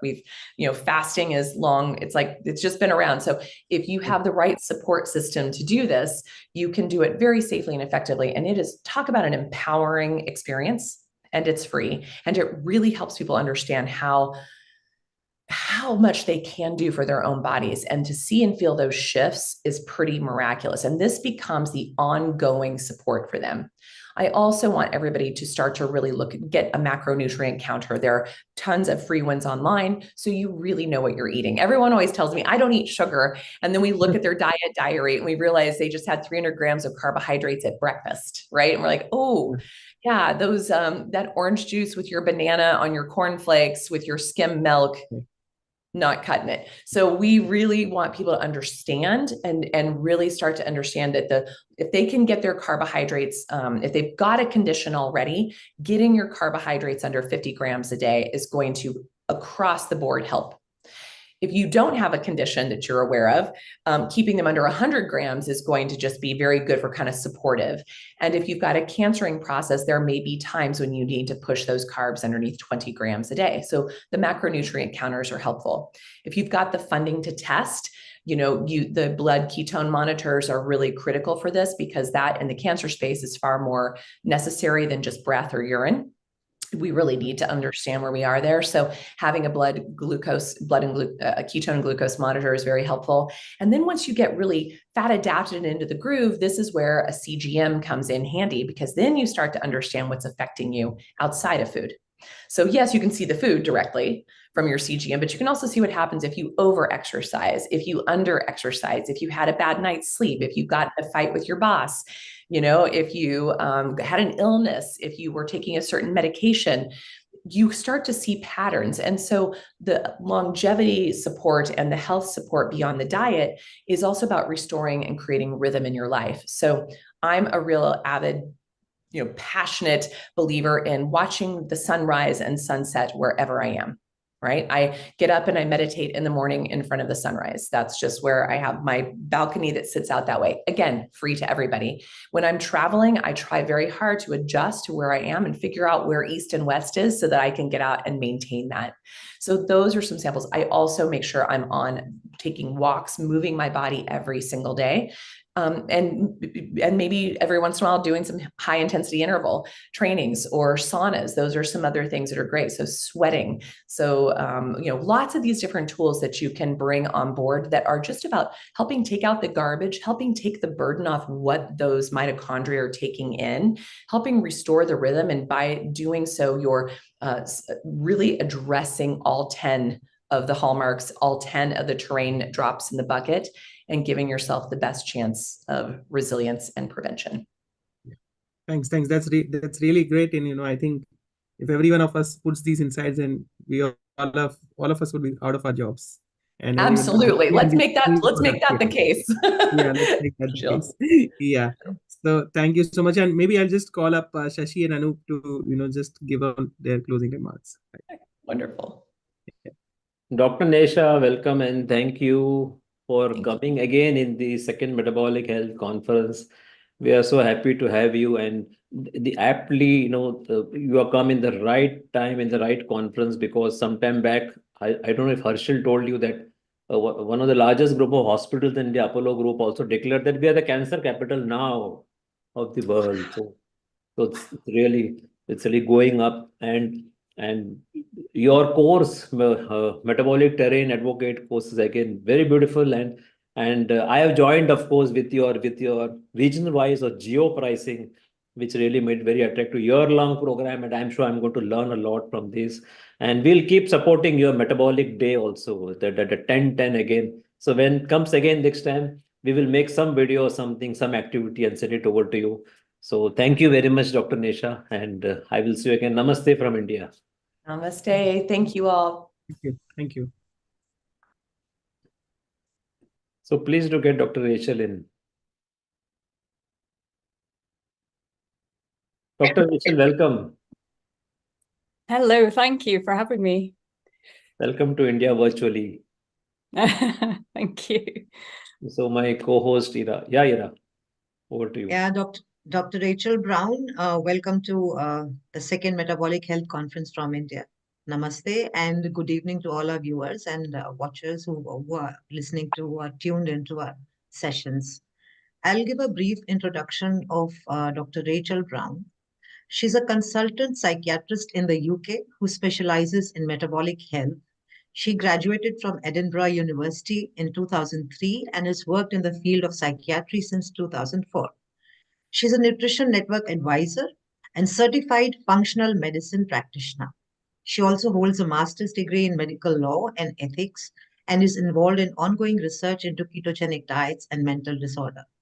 Dr. Rachel is an advocate for therapeutic carbohydrate restriction and dietary modification to address underlying metabolic dysfunction and gut dysbiosis as underlying causes of mental disorder, as well as other lifestyle measures for optimizing health.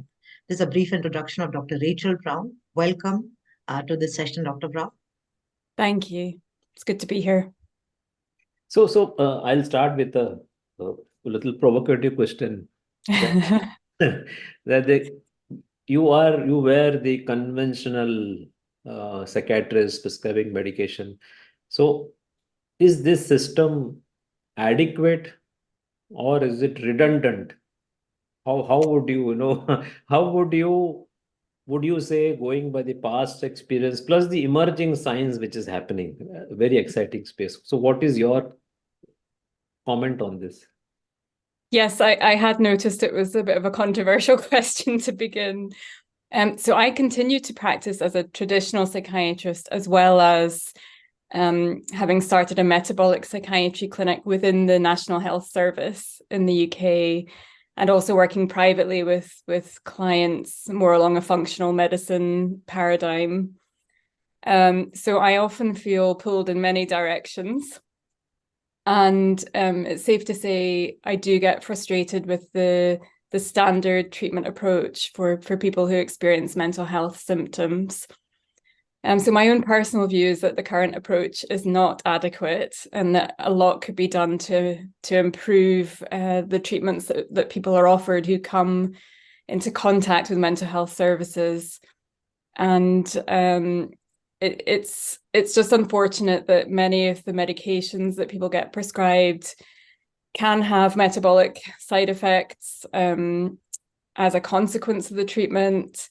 I think what is lacking in standard care is just any sort of consideration around dietary approaches, nutritional approaches, and also other lifestyle advice that can be fairly easy for people to implement, but it just doesn't tend to get focused on.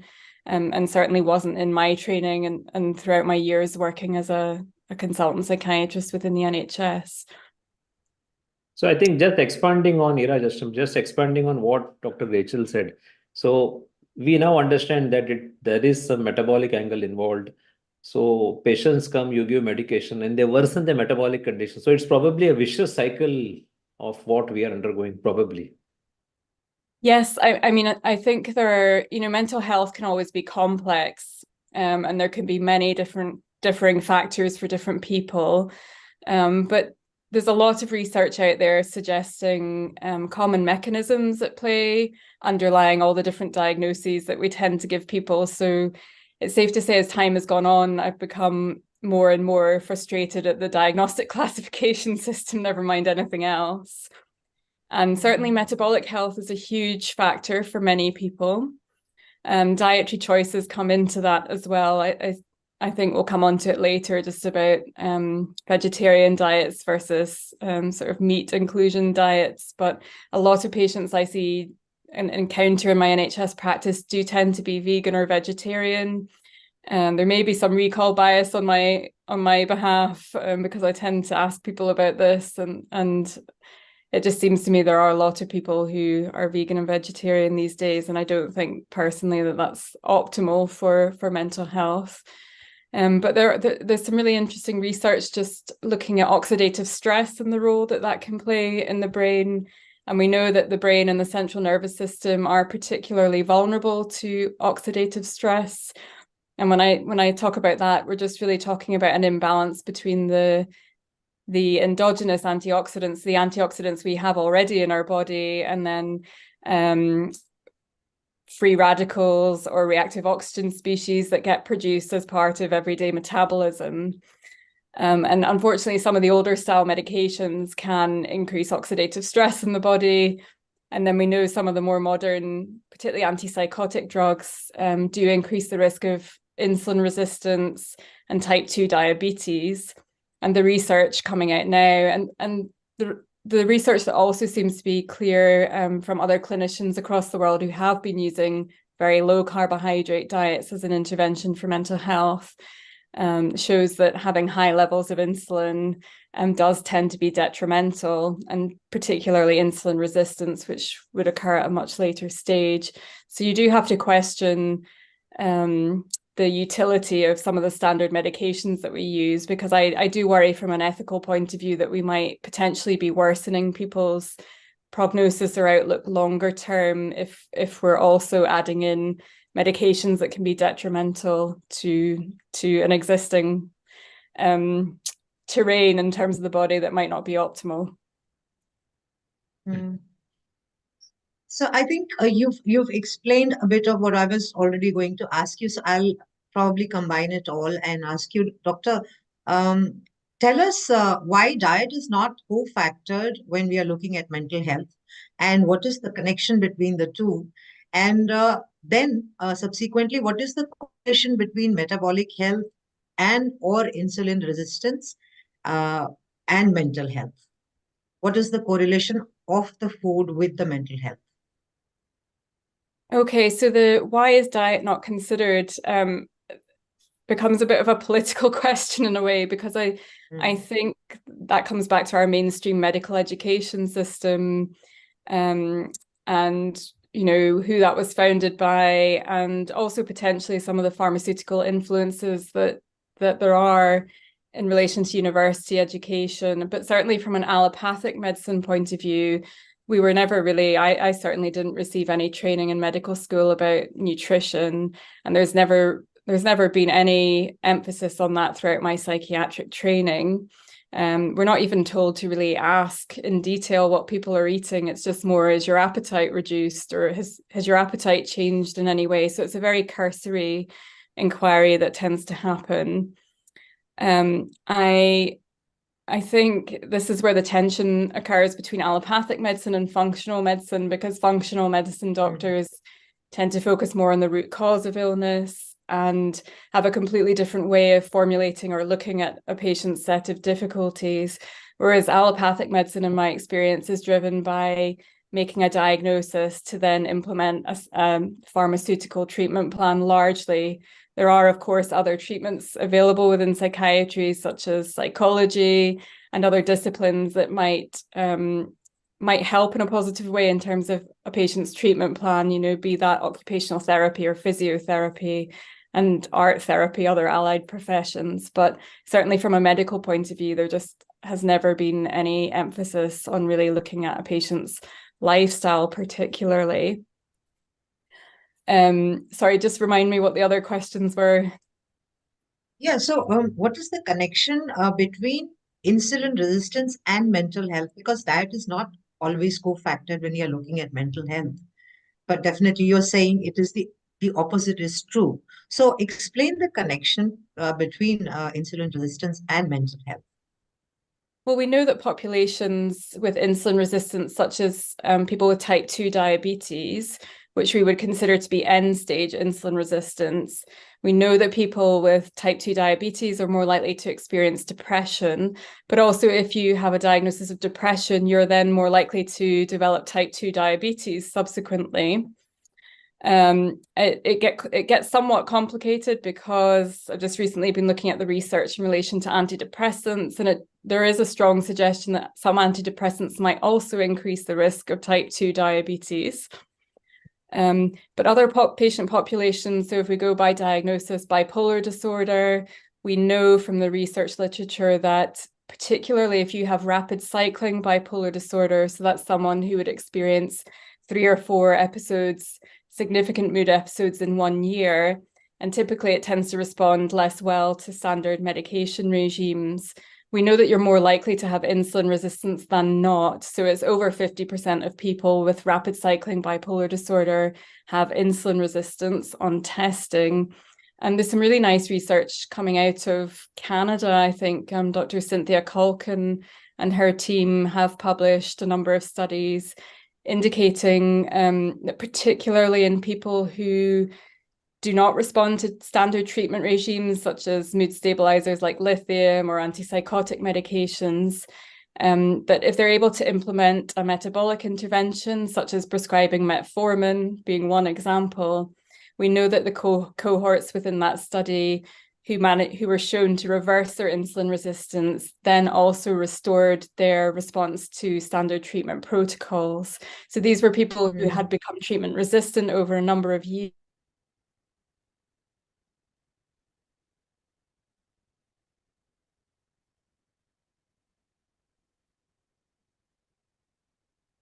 So there's a lot more research going on, but that's just one particular favorite example of my own.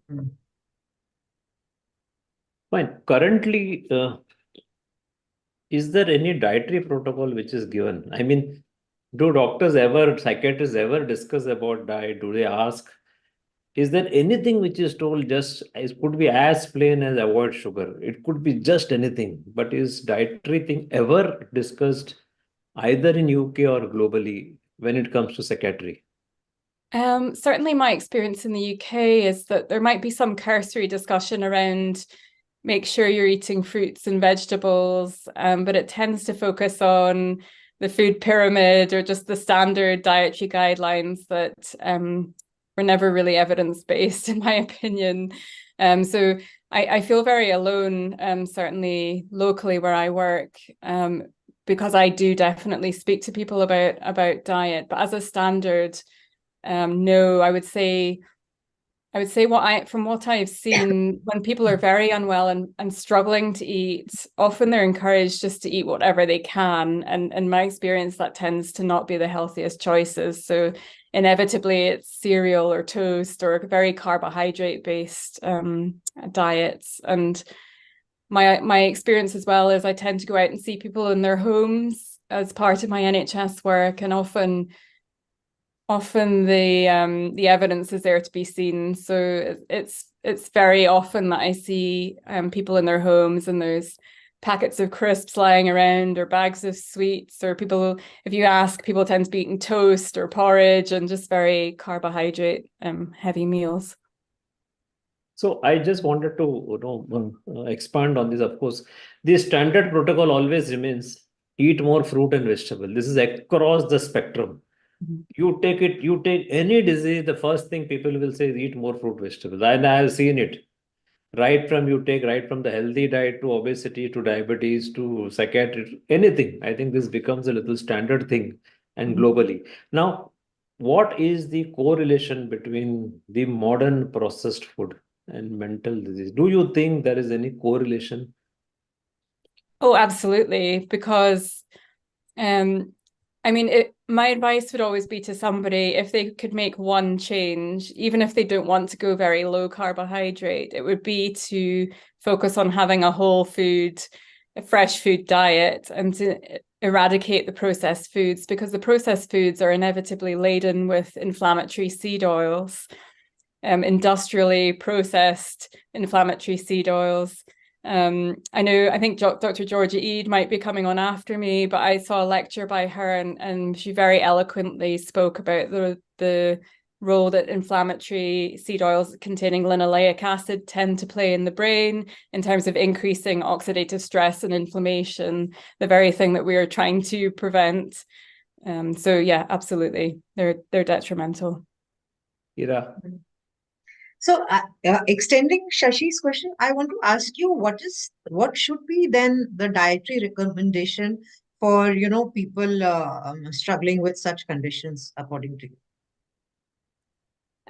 So I think there can be some individual variation in this, but I would always tend towards advising somebody to try to think about adopting a lower carbohydrate diet. It's not necessarily the case that absolutely everybody needs to follow a ketogenic diet, in my opinion.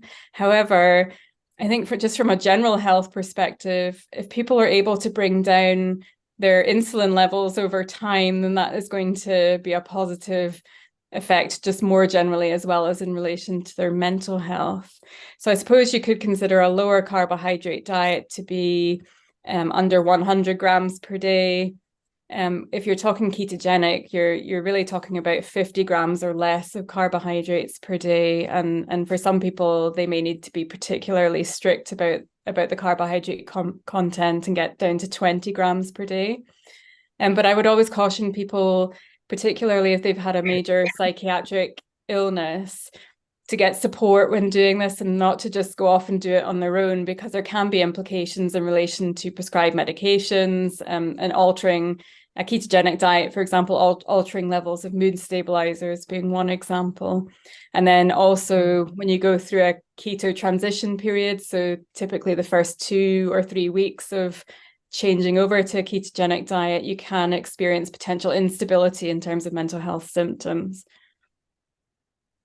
I'm curious to know, do you measure insulin levels in your patients? Have you seen insulin dysregulation? This is question 1. Question 2 is it possible that someone seems to have a normal insulin level, still have a mental health disorder? I have seen high insulin levels and resultant high HOMA-IR scores, which would be a calculation of your insulin resistance. However, I was only allowed to test a handful of patients within the NHS before I had my knuckles wrapped and was told to stop doing that. And it's a funny story because the phlebotomist I was working with had never checked a fasting insulin level before, so it was quite a process for us to work out what lab form it went on and how to get the labs to do it. But then management in my hospital asked me to stop doing it because it's not part of the standard care, even in the diabetic clinics. And in my view, it's just so wrong, because we know that people can be pre-diabetic probably for a decade before they develop actual frank type 2 diabetes. And there are so many more people who could be picked up earlier at an earlier stage and be given appropriate advice, who could then prevent themselves from becoming vastly, frankly, pre-diabetic and ultimately developing type 2 diabetes. In terms of the small number that I did manage to check, there were some horrific scores in terms of HOMA-IR and measure of insulin resistance. There was also a lady with a bipolar diagnosis who had a borderline insulin resistance score, I would say. However, she went on to adopt a ketogenic diet and responded very quickly and very well to it.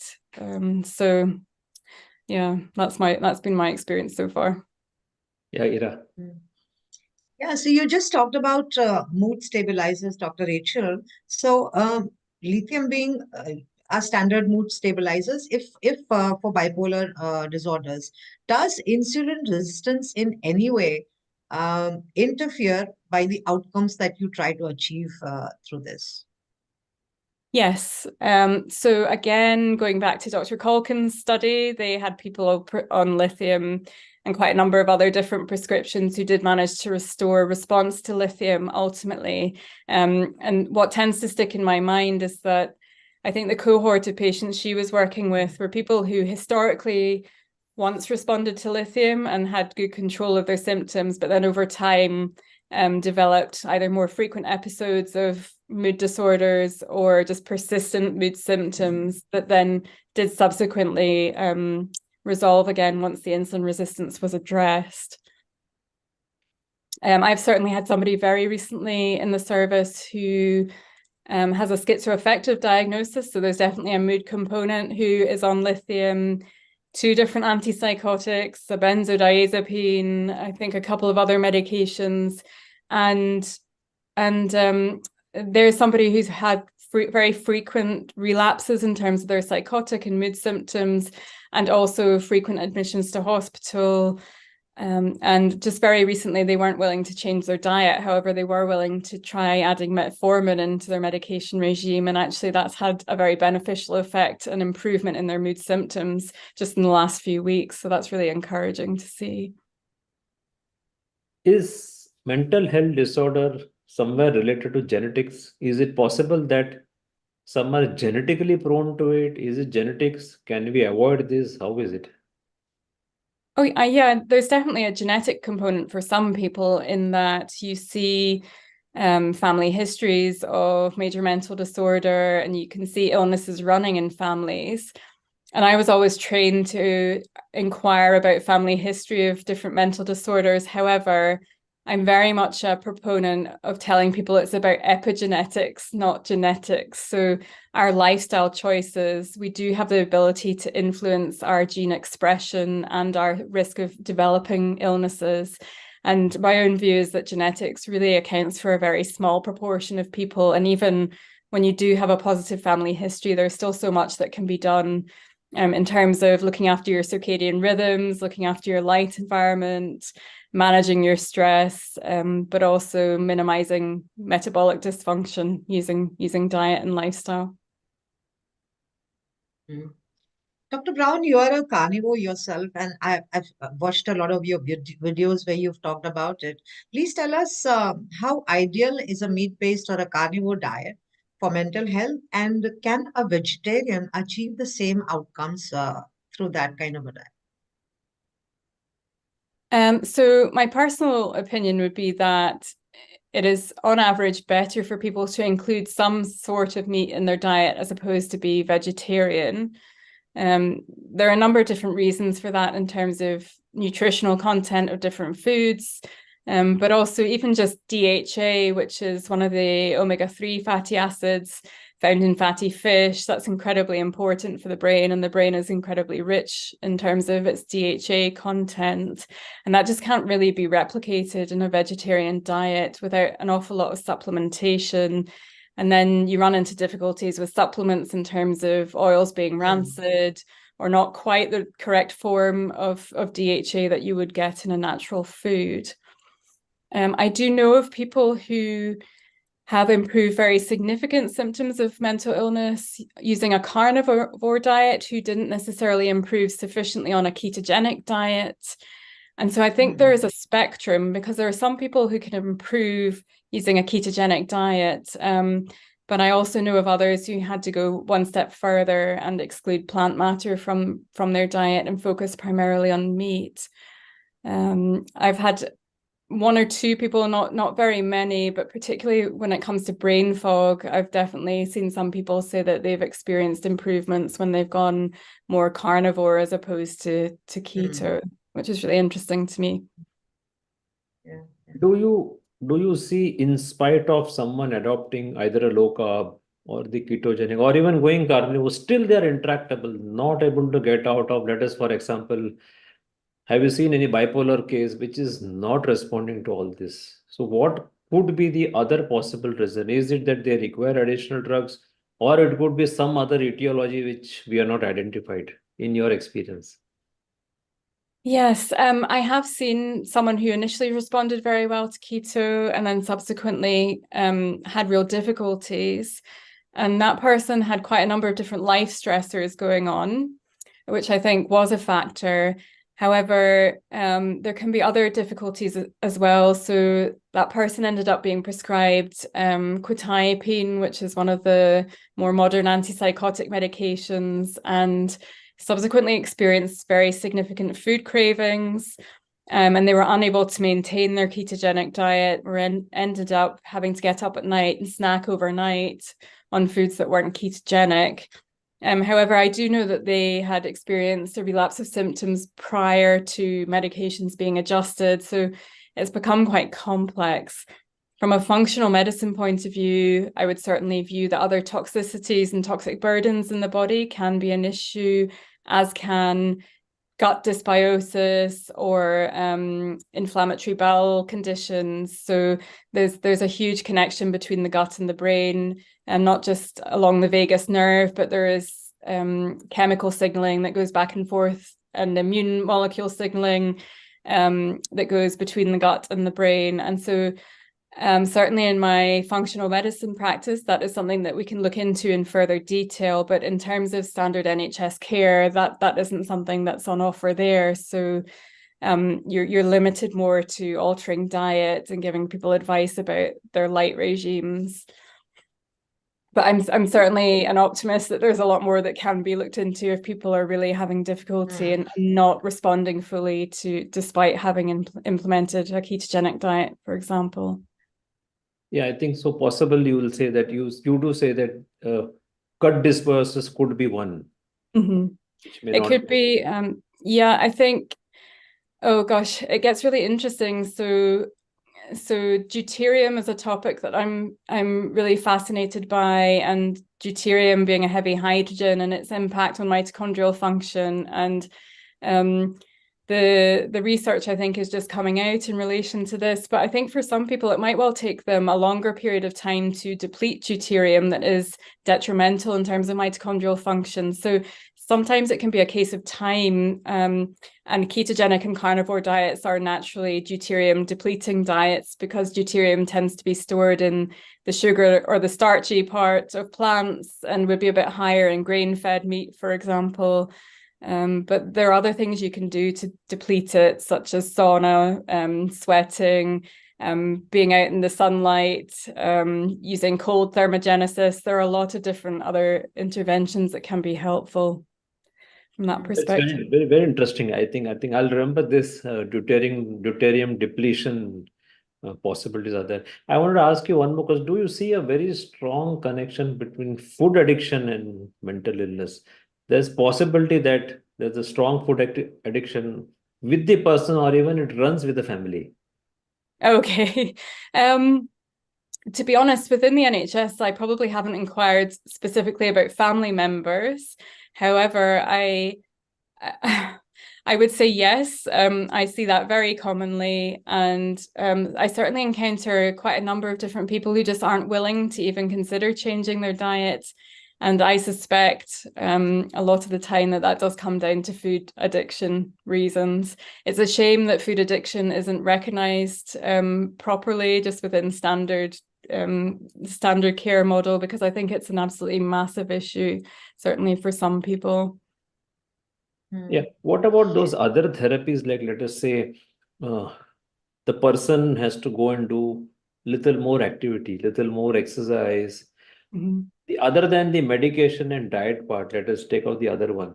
Do you think activity like exercise, say resistance exercise or yoga, or just going out and standing out in the sunlight, other thing like grounding, these Yes. things are also said to have some positive effect. What do you think about these components?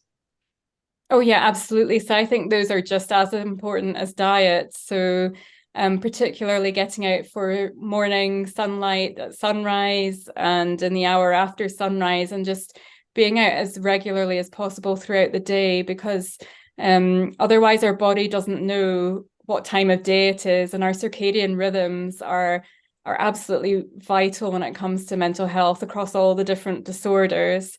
And often mitochondrial dysfunction appears to start with circadian disruption, and then the metabolic issues seem to come later. I'm an absolutely massive fan of grounding. So people getting out barefoot, being in nature, picking up the electrons that they can from the negatively charged Earth's surface that can help to regulate our nervous system response. So to put us more into a parasympathetic rest and relaxation system state, as opposed to the sympathetic sort of overactivated excitatory states that you often see nervous system dysregulation and elevated cortisol levels, dysregulated cortisol in patient populations who have experienced mental health symptoms. And yeah, going along with the deuterium is building up the exclusion zone water, or the fourth phase of water that our mitochondria produce, which again is just absolutely vital for building up our terrain in terms of it being resistant to environmental toxins. See, in India, we are still in the infancy stage as far as the dietary part is concerned, whether it's ketogenic or carnivore. So, people here feel that ketogenic means your kidney is gone. You're going to get heart attack. And when it is carnivore, then there is a very big, terrible fear. And then people will think you are a quack or charlatan. So how safe our ketogenic diet is one. And, Ira is very eager to ask about how safe is carnivore, because she herself is a carnivore diet who has reversed a lot of her autoimmune conditions. So what is your, how long have you been advocating ketogenic and carnivore? How long did you find any adverse effect with these two? no adverse effects so far. So I'm coming up for being 5 years predominantly carnivore, and prior to that, I always forget, but I was ketogenic properly probably 2-3 years prior to that, and then low carb for quite a number of years before that. So it's been a bit of a sliding scale journey for me. I think it's really interesting. So in many ways, I always like to view health from an ancestral perspective, and I often think that's helpful when people try to argue with you, you know, that, or they think that eating processed foods, or even dairy, sometimes it can be problematic for some people. When you take the bigger view and the longer term perspective, it is primarily animal foods that have formed the human diet over the course of evolution. I think, though, you know, to be fair, there aren't that many carnivores, and there's not a lot of research at the moment into that. So I think it'll be really interesting to see what happens in the coming years in terms of if anybody is able to publish research to convince others about the safety of that type of diet. But when you start to look at nutrient density in terms of foods, then, you know, it is animal foods that win out, despite what we're told about antioxidants and blueberries or whatever other food it may be. So yeah, I haven't had any detrimental effects. If anything, I've just had improvements in my own health, and my N of 1 has been a positive journey, certainly in terms of a ketogenic diet and carnivore. And actually part of my journey has included food addiction, and particularly sugar addiction, which I didn't really fully appreciate until I became carnivore. So being keto really helped with that, but carnivore completely shifted the dial for me in terms of just taking away any cravings that I would have had for those sorts of foods. That's very interesting. So that was one question I wanted to ask, whether you had a personal journey with food addiction. Yeah, Ira, you wanted to ask something. This is very interesting because I had a meeting with a neurosurgeon a few months back. And what you're saying, Dr. Brown, is completely contradictory to what doctors are actually doing with people. And in one of my interactions, they said that, you know, we actually advise giving sugar, a spoonful of sugar, if they have, you know, these conditions, because that somehow, you know, calms them down, especially people with migraine, you know, stuff like that. And here I am, you know, you are telling us that this is the absolute opposite of what is being done. So my question to you is, what do you think should change in the practice of modern psychiatry today as it is being practiced? And what are the paradigms that the doctors and psychiatrists should take into account besides allopathic medicine, which, as you said, is largely non-responsive? Yeah, so that's fascinating to me that somebody would be advised to eat sugar for migraine, considering, you know, there's clear research there in terms of the potential benefits of a ketogenic diet for migraines. But more importantly, the fact that ketogenic diets have been a treatment paradigm for treatment-resistant epilepsy for at least the past 100 years, with extremely good results, when other medications prescribed within neurology have not brought about symptom control in epilepsy. I know Georgia is going to be on after me, and one thing that she always says is we only have one brain, and it's the same brain whether you're thinking about neurology or psychiatry. And so I just can't see the logic in sugar being helpful when we see that the opposite is actually helpful for a major physical disorder such as epilepsy. In terms of the direction that things need to go in psychiatry, I think that people need to be more mindful and just inquire with patients about their diet and their lifestyle choices, because my own experience is that most of the people I see in my NHS work are eating the wrong things and also making the wrong choices in terms of lifestyle. So often I'm in people's houses and they're inside all day, don't even open the curtains, or they're sitting in front of a blue screen or on their phone all day. And you have the issues with non-native EMFs in terms of mitochondrial dysfunction, but never mind the blue light toxicity that comes from all of the screens, and just complete circadian disruption by as a result of people not getting natural daylight. never mind some exercise that can also be helpful for reducing oxidative stress in the brain and helping with our mitochondrial function. So I think we need to be better about asking and just being inquisitive about people's dietary choices. Having said that, unfortunately, most of my medical and nursing colleagues aren't eating the right things either, in my opinion. And so I think it needs to be complete re-education of all of the health disciplines.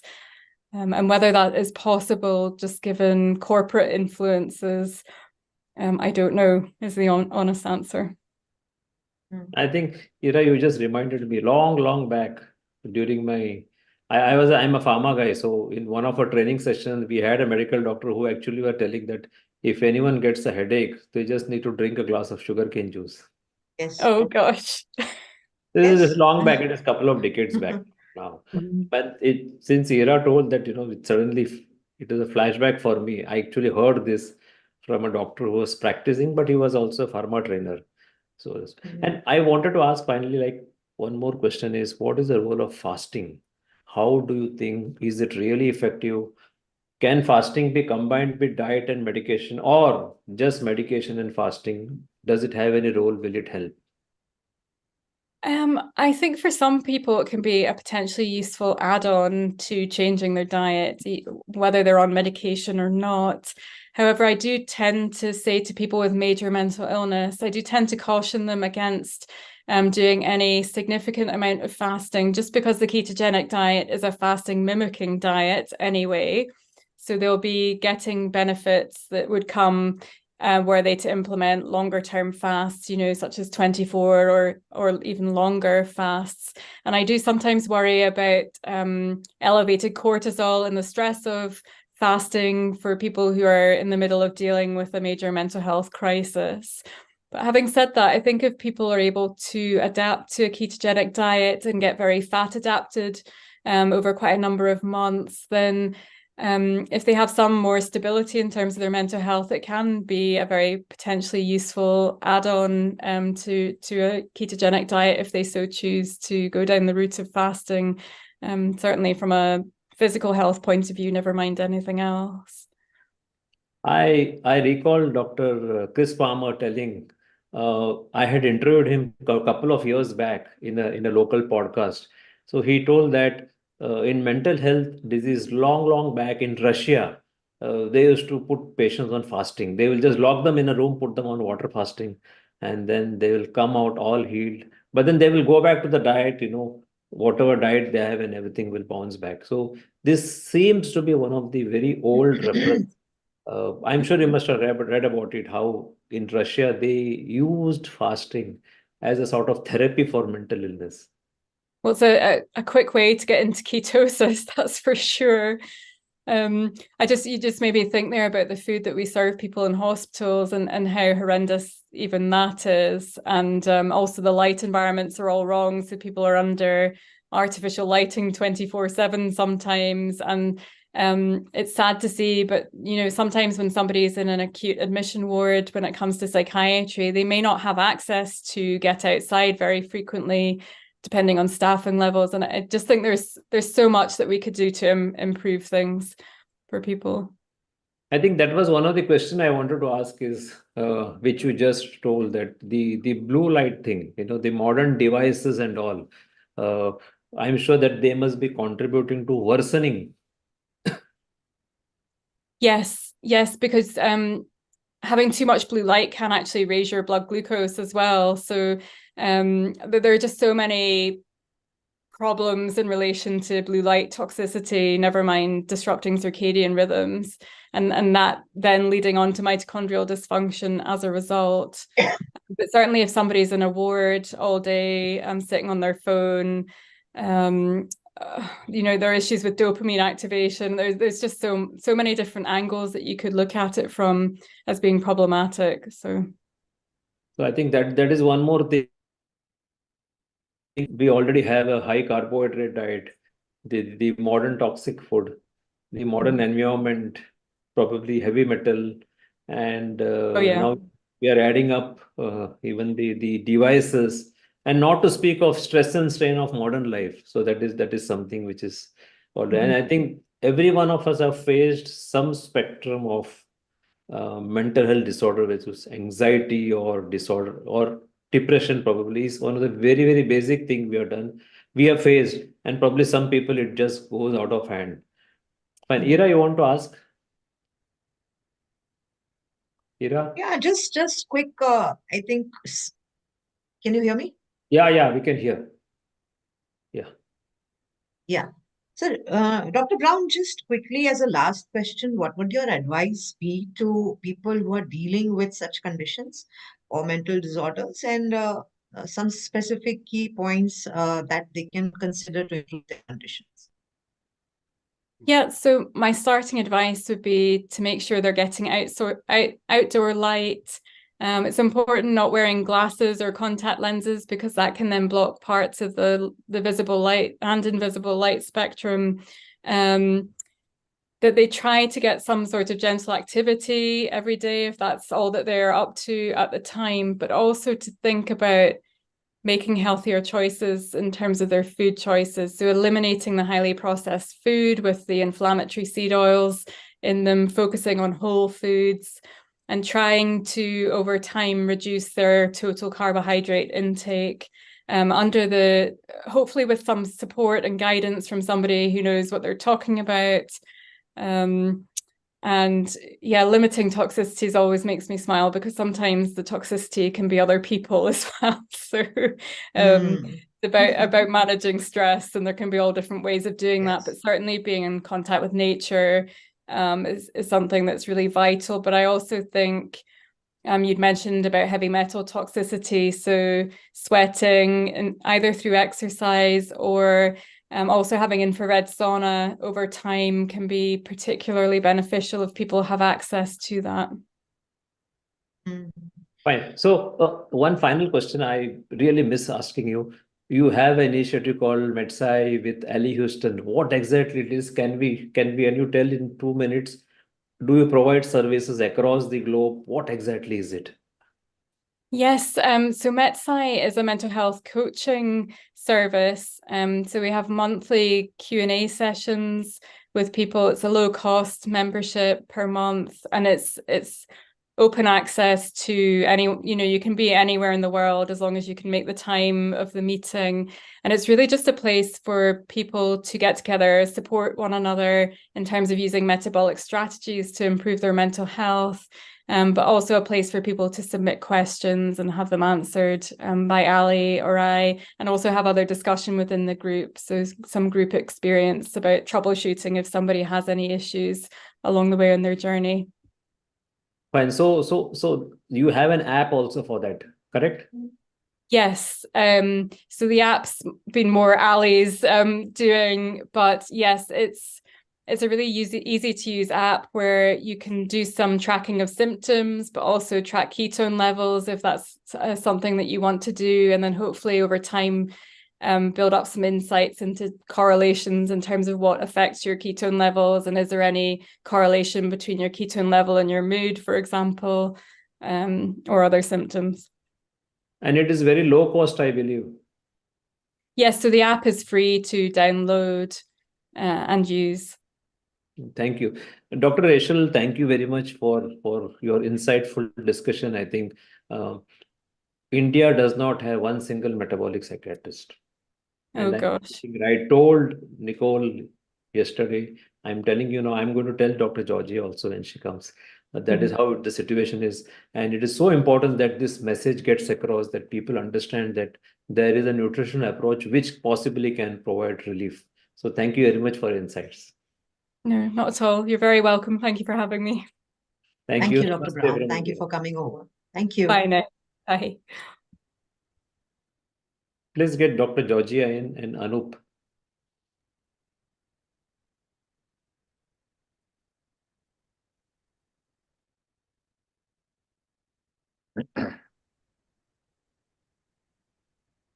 Dr. Georgia, welcome. Thank you very much, Shashi. Welcome, Anup, welcome, very nice to meet both of you.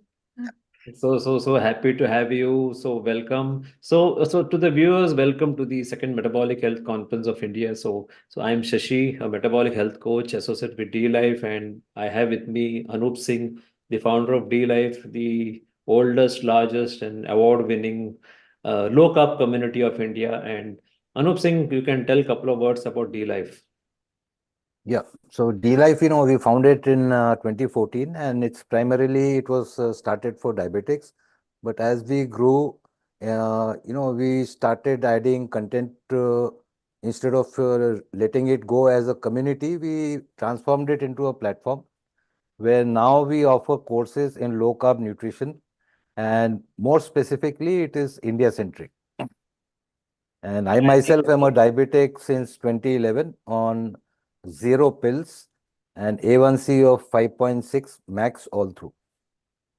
And of course, Anup Singh is an engineer. Again, one more engineer among many who are changing the nutritional paradigm. So I'll give a brief introduction about Dr. Georgia. She's well known in the psychiatric space, especially the metabolic psychiatry. So Dr. Georgia is an internationally recognized expert in nutrition and metabolic psychiatry. Her 25 years of clinical experience include 12 years at Smith College and Harvard University Health Services, where she was the first to offer students nutritional-based approach as an alternative to psychiatric medication. So Dr. Eid co-authored the first inpatient study of ketogenic diet for treatment-resistant mental illness, developed the first medically accredited course in ketogenic diet for mental health practitioners, and was honored to be named as a recipient of the Bazuki Brain Research Fund's first annual Metabolic Mind Award. Her new book, Change Your Diet, Change Your Mind, was released very recently in Jan 2024. So, of course, I am one of the privileged person to undergo your course also. So, welcome again, Dr. Georgia. It's so good to see you again. Thank you very much for inviting me. It's wonderful to be here. Yeah, no. Yeah, so what does the prevalence data say about mental health in the US and globally? Yeah, so globally, almost 1 billion people in the world are suffering with a mental health condition that is so serious that it interferes to some extent with their ability to function. And that includes 1 in 5 of the world's children and adolescents.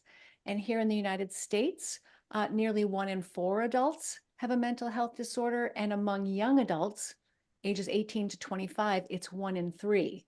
So it's very, very serious and worsening trend around the world and in the United States. And in India, I was reading about this in preparation for this very special meeting, and it was very interesting to me to learn that depending on which research paper you look at, you can see rates of up to 1 in 3 people in India may be suffering with a mental health condition of some kind that is really tragic and very, very concerning. And it's mostly depression. Really the top 3, I found this very interesting. Depression is number 1, and that's true everywhere in the world. Anxiety, number 2, also true everywhere in the world. But what is number 3 in India is intellectual disabilities. And I found that very worrisome. What that signals to me is that in addition to lots of metabolic health problems, which we can talk about shortly, and I'm sure that lots of your conversations during this very special summit have been about metabolic problems in India. But when you see intellectual disabilities, that's a red flag for me for nutrient deficiencies, especially early in life. So there's this double problem in India of, too many of the wrong foods causing metabolic health problems. More than 200 million people in India have insulin resistance, and malnutrition. So you have too much of the wrong food and not enough of the right food. This is a deadly combination for the long-term health of the brain and for the good people of India. And I think I was just going to talk something about the Indian data when you actually you have researched and done it. But then just to add to it, of course, no doubt, the nutrition deficiency, especially the B12 deficiency, because people are primarily vegetarians here. And as a health coach who has been practicing independently for the last 1.5 years, I've been seeing terrible cases of B12 deficiency, vitamin D deficiency. And if it's a female, it's additionally iron deficiency. I think Yes. somewhere these are terrible in causing. And I have seen a couple of cases, the mild anxiety part when they have a low vitamin B12. And the Absolutely. moment they go and take an injectable B12, which provides them immediate relief within a week or so. In fact, I related long back to Dr. Chris Palmer also when we had a podcast that I had one of my colleagues coming in reporting anxiety. When I asked him, he was prescribed alprazolam by his doctor. I told him, before you take this, get your B12 tested, and found it to be a decimal level. I told him, before you take alprazolam, go and take B12. Meet your doctor, get an injection. Within a couple of weeks, this guy says that everything is resolved almost, and I'm almost free of anxiety. I mean, that is the level of B12 depletion causes. That's a fantastic clinical case example of, how important nutrients are to brain function. The brain needs all of them. All of the essential nutrients are essential to the brain. And it is more challenging, of course, can be more challenging with a vegetarian diet to meet your nutrient requirements, but it's absolutely possible. Vegetarian diets are so much easier to construct a healthy and nutritious vegetarian diet than it is to construct a healthy, nutritious vegan diet. A vegetarian diet can provide all essential nutrients. You just have to know where those nutrients are. But there are certain nutrients which are more challenging. You have to take extra special care to make sure that you're getting these nutrients, and these include B12 and iron. So these are really important nutrients, particularly for the development of the brain in early life, and of course throughout the whole lifespan. We need them for the entire time that we're here. So, but particularly when the brain is being constructed in the first 1,000 days of life. That's true. Yeah. Yeah, just to highlight what Shashi said, his colleague was advised a drug. Now, the paradigm in mental health disorder is drug-centric. They don't look at anything else. So what is right and wrong with it? That is point number one. And point number two, how effective are these drugs? Yes, so all of modern medicine has been for far too long very focused on medication treatments as opposed to treatments that improve people's overall health that are related to lifestyle, nutrition, exercise, spending time outside, and taking good care of yourself in general. We have a very medication-centered view of the world. And so this is unfortunate because medications are can be very useful. They can be very important. They can be very helpful in emergency situations. They can be helpful in situations where people are not able to change their diet. And there are certainly situations like that. And of course, healthy diet and lifestyle doesn't prevent or treat every condition we have. But it's clear that healthy diet and lifestyle can prevent and or treat most of the conditions that we are facing.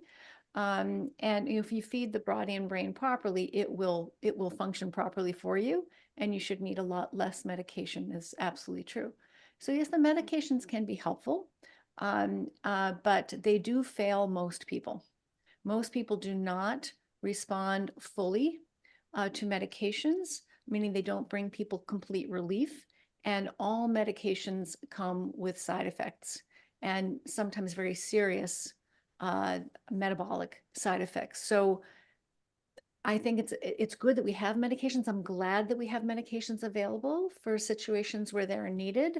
But in most cases, and this is the focus of my work and the focus of your work, is to help people reduce or eliminate their need for medication by feeding themselves properly.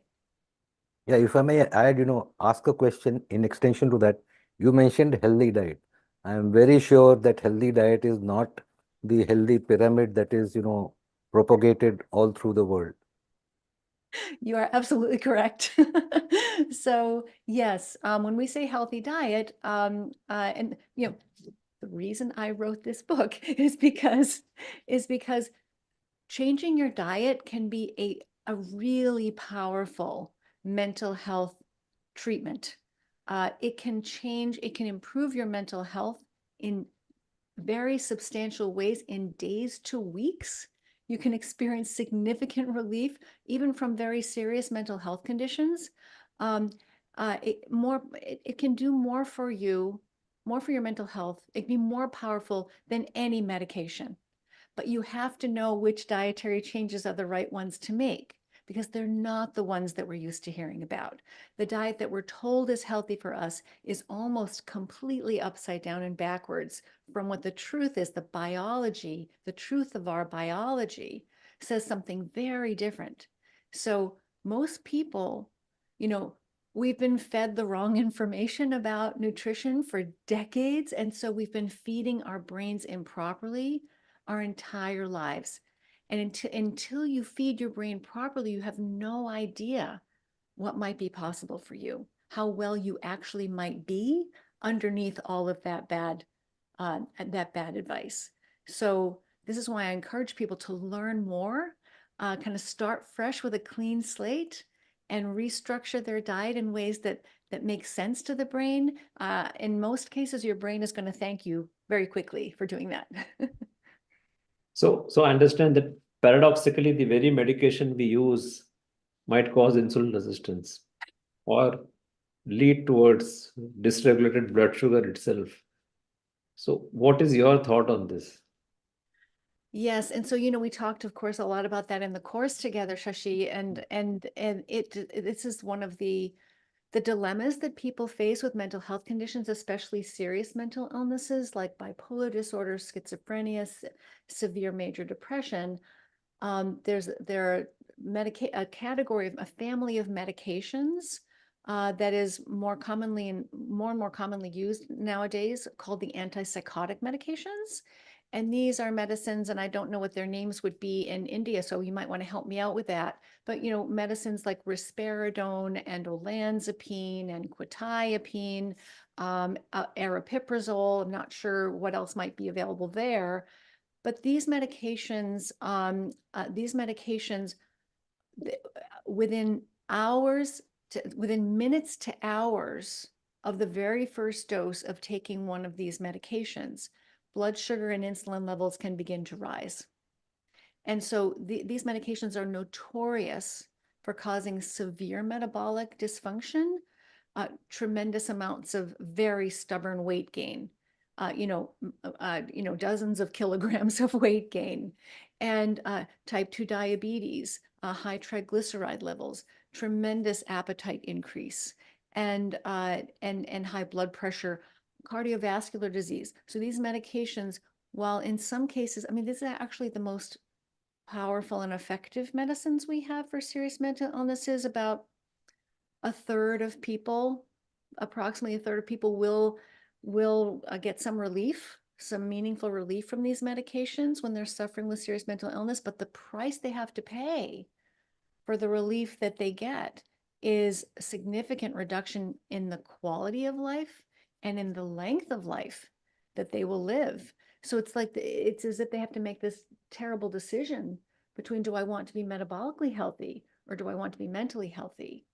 And this is where changing your diet can be your best friend, whether you take one of those medicines or not.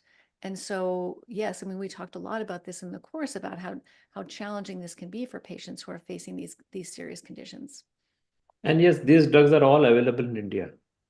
Whatever you mentioned, everything is available. And I personally, I've dealt with these products long back when I was briefly in neuropsychiatry segment for a couple of years. So they're all available here and used with Anup.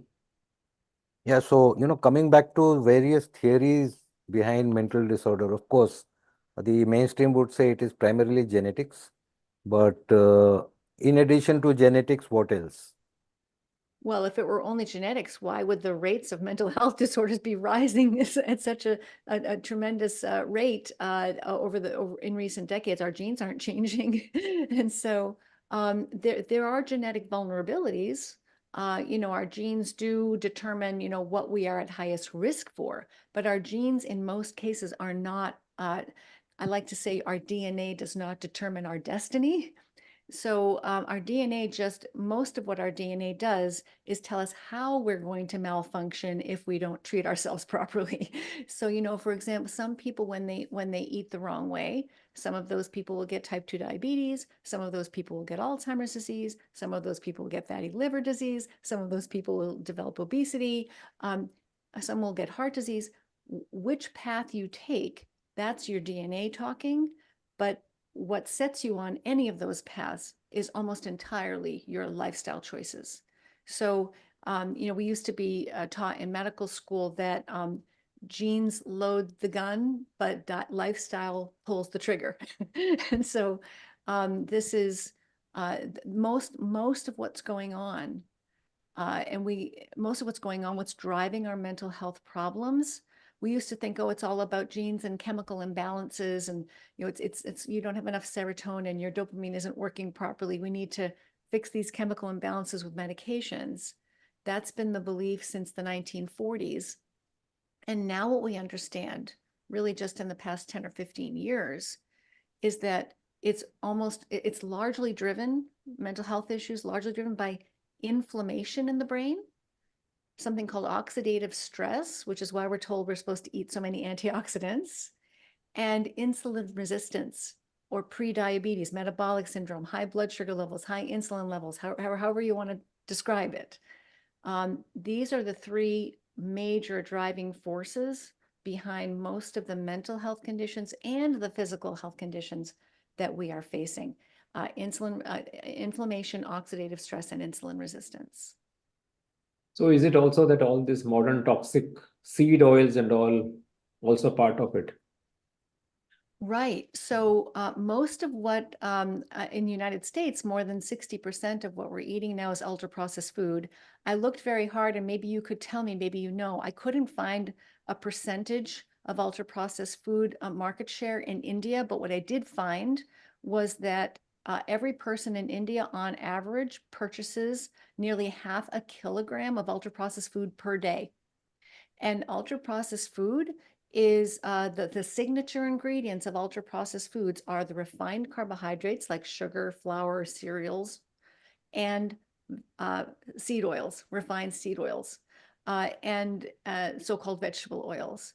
These, you need to look no further than refined carbohydrates and seed oils to find all the ingredients you need for inflammation, oxidative stress, and insulin resistance. And the seed oils in particular are very powerful promoters of oxidative stress, very damaging for the brain. And so, and the refined carbohydrates, of course, very powerful promoters of all three of those forces, especially high insulin levels and insulin resistance, which gradually over time is going to rob your brain of energy. And so if all people do is if all anybody gets out of our discussion today is that you want to avoid these processed foods like the plague, then they're going to be healthier than most people around them. If they can only do that. We don't even need to talk about a ketogenic diet. Ketogenic diets are very powerful and wonderful interventions, but let's start with the basics. Let's just avoid these non-food products, which are cheap and convenient and addictive and destroying our brains from the inside out. I did hear you talk about, about seed oils, and the usage is wide in India. So Yeah. forget about the ultra processed food. They are there, but even at home, many of us actually use seed oil, and possibly even at home, they use this reused seed oil in the sense they will use it again and again. Let us say they use some food item which is deep fried. They will not discard the oil. They will keep it and they will reuse. And probably this is adding to more oxidative stress and cardiovascular problem, diabetes, insulin resistance, plus possibly a trigger for mental health also. Shashi, what is the most popular seed oil that people use in their kitchens at home in India? I guess there are a lot of it. Sunflower oil is one of the very popular one. Safflower oil and rice bran oil are among the most popular used. Our traditional oil cooking fat has been ghee, which people have forgotten. And we have been using the other cold pressed groundnut oil, cold pressed coconut oil, sesame oil, and mustard oil. So I know in US mustard oil is not used for cooking; it's used as a massage oil. But in India, these are the few traditional oils. Interesting.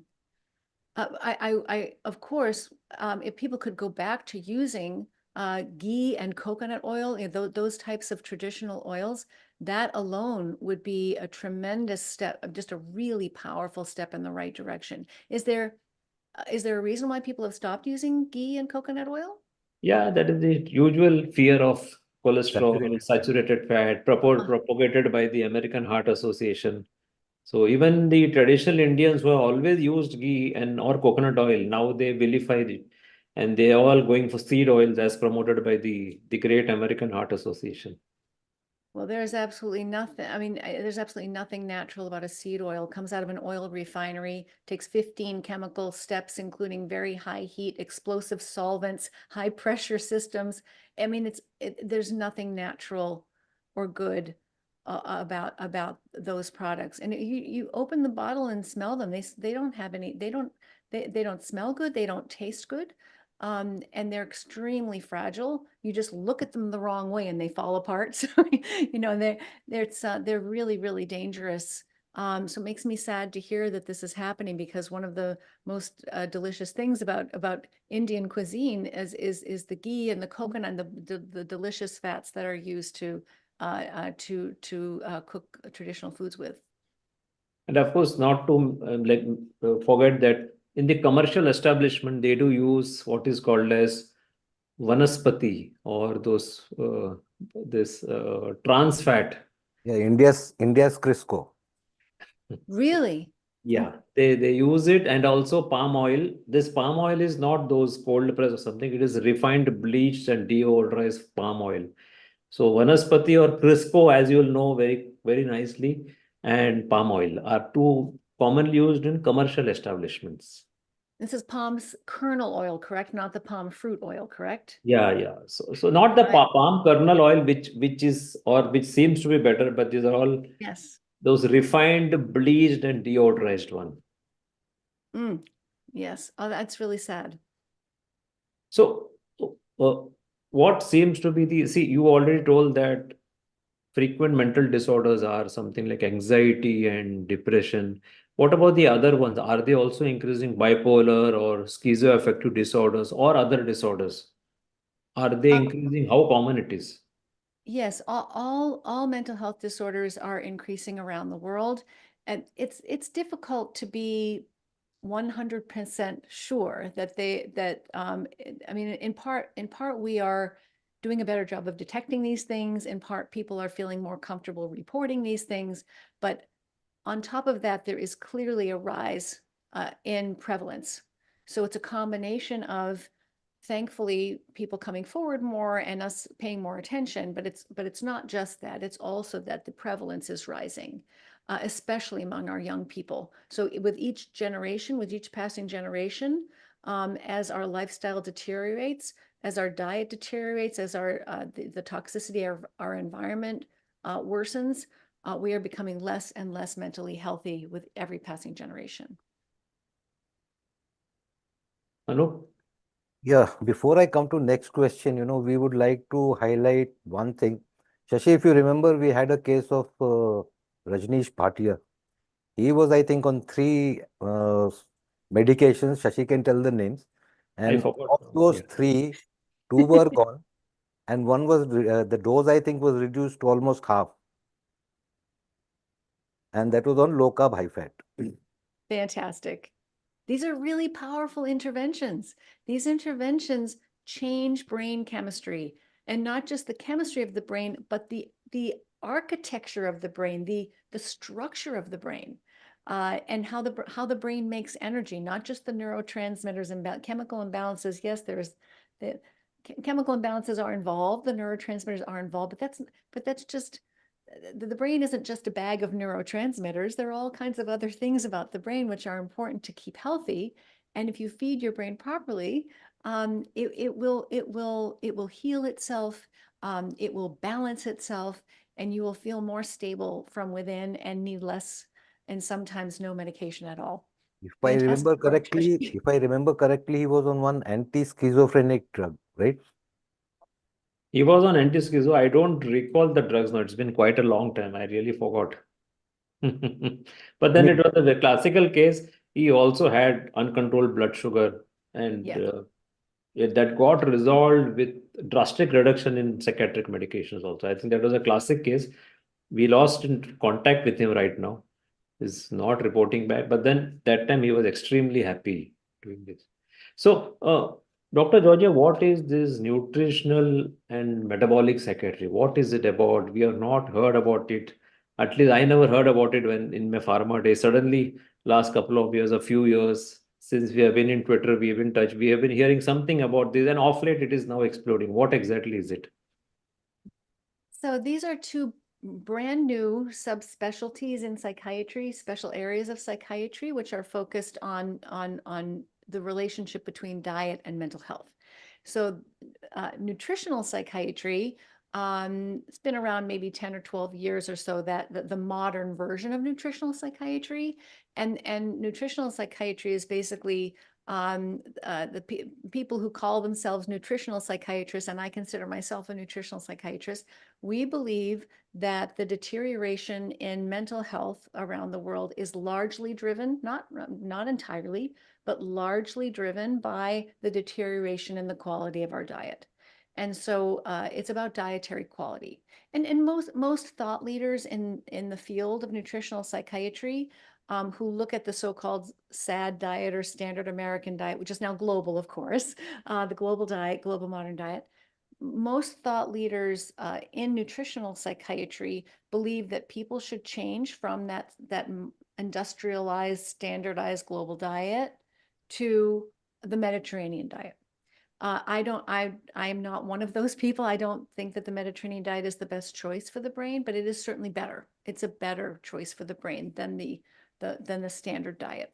And then there's another branch of psychiatry, even newer, maybe 6-7 years old now, called metabolic psychiatry. And I also consider myself a metabolic psychiatrist. We are interested in the relationship between metabolic health and mental health, meaning it's mostly about blood sugar and insulin levels and pre-diabetes and type 2 diabetes, and how your insulin, how the health of your insulin and glucose regulation systems, which is almost entirely about what you eat, how your glucose and insulin levels and your metabolic health affect your mental health. And so most psychiatrists and thought leaders in metabolic psychiatry are most interested in the ketogenic diet, because the ketogenic diet, by definition, you cannot get into ketosis, you can't generate ketones unless you're lowering those glucose and insulin levels. So a ketogenic diet works by lowering glucose and insulin levels. It's the high glucose and insulin levels that are causing the pre-diabetes and the diabetes and the insulin resistance and the brain energy, cutting off the supply of energy to the brain. So what I like to do, and I did this in the book, is I put these two concepts together, because we really need to focus on the quality, the nutritional quality of the diet. We need to nourish the brain with all essential nutrients. We need to protect it from damaging ingredients, and we need to energize it properly by keeping our glucose, by paying attention to our glucose and insulin levels and keeping them in a healthy range. So I think both of these fields, when you combine these two concepts of dietary quality and metabolic quality, that's when you get a really powerful intervention that is capable in some cases of completely resolving serious mental illnesses, sometimes even that have been present for decades. So we found that of late there's a lot of talk about ketogenic diet and mental health. Of course, we are jumping to this topic, very exciting topic, of course, because this whole event is focused on ketogenic diet. So the success rate we see is great. Do you also have intractable cases, someone who does not respond to either low carb, ketogenic, or even carnivore? Have you seen such cases? Of course. And, I mean, I've worked with hundreds of patients over the years using nutrition interventions, and I I use a variety of different strategies in my work, and I give people a variety of options in the book too, so that I realize that there are many people who are not going to want to eat a ketogenic diet. So there are definitely plenty of other ways you can improve the quality of your diet and your brain healthiness. But I use a variety of strategies. And so, as I was saying, hundreds of patients over the years, maybe a dozen years or so. And I used to say I could count on one hand, but now I can count on less than two hands the number of people who have not improved to a noticeable and meaningful extent by changing their diet in these ways. And so it's very unusual to see somebody who does not experience meaningful improvement to their mental health by changing their diet in the right ways. So if you have some of them, would they require some other form of treatment?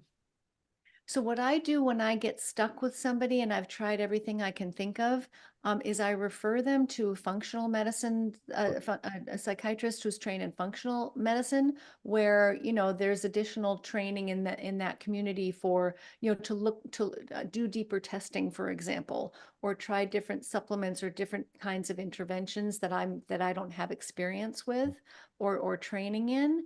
And so that's what I will usually do. There's a wonderful training program, a fellowship training program run by Dr. James Greenblatt here in the United States. It's available virtually, and it's called Psychiatry Redefined.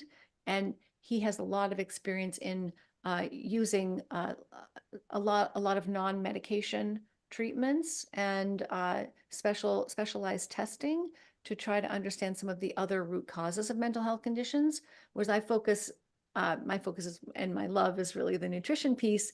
So, but I don't have the experience or training in the functional medicine piece. So that's what I will usually do. Fine, I think that's a very valuable point, which I think we need to remember, especially those of us who are working in this space. Now, a lot of exciting thing is happening in this space of the trials and studies, especially those funded by the Bazooki group.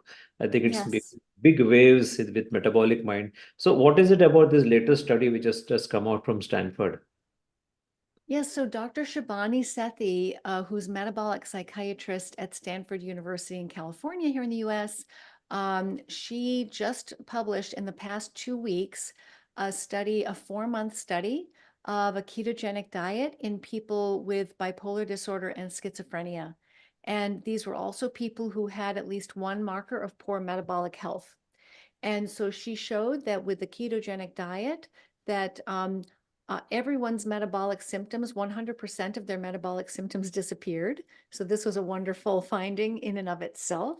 But then also that on the whole, 79% of patients experienced meaningful improvement in their psychiatric symptoms, and the ones who were the most adherent to the diet, 100% of those people experienced meaningful improvement in their mental health. So this was, again, a really promising study among a number of other studies that have been done. And there are studies now being conducted, as you said, around the world, looking at lots of different types of psychiatric conditions, and to understand whether or not the ketogenic diet could be useful in treating a wide variety of psychiatric conditions. And many of these studies are very generously supported by the Bazooki Brain Research Fund, a wonderful philanthropic nonprofit organization, which is supporting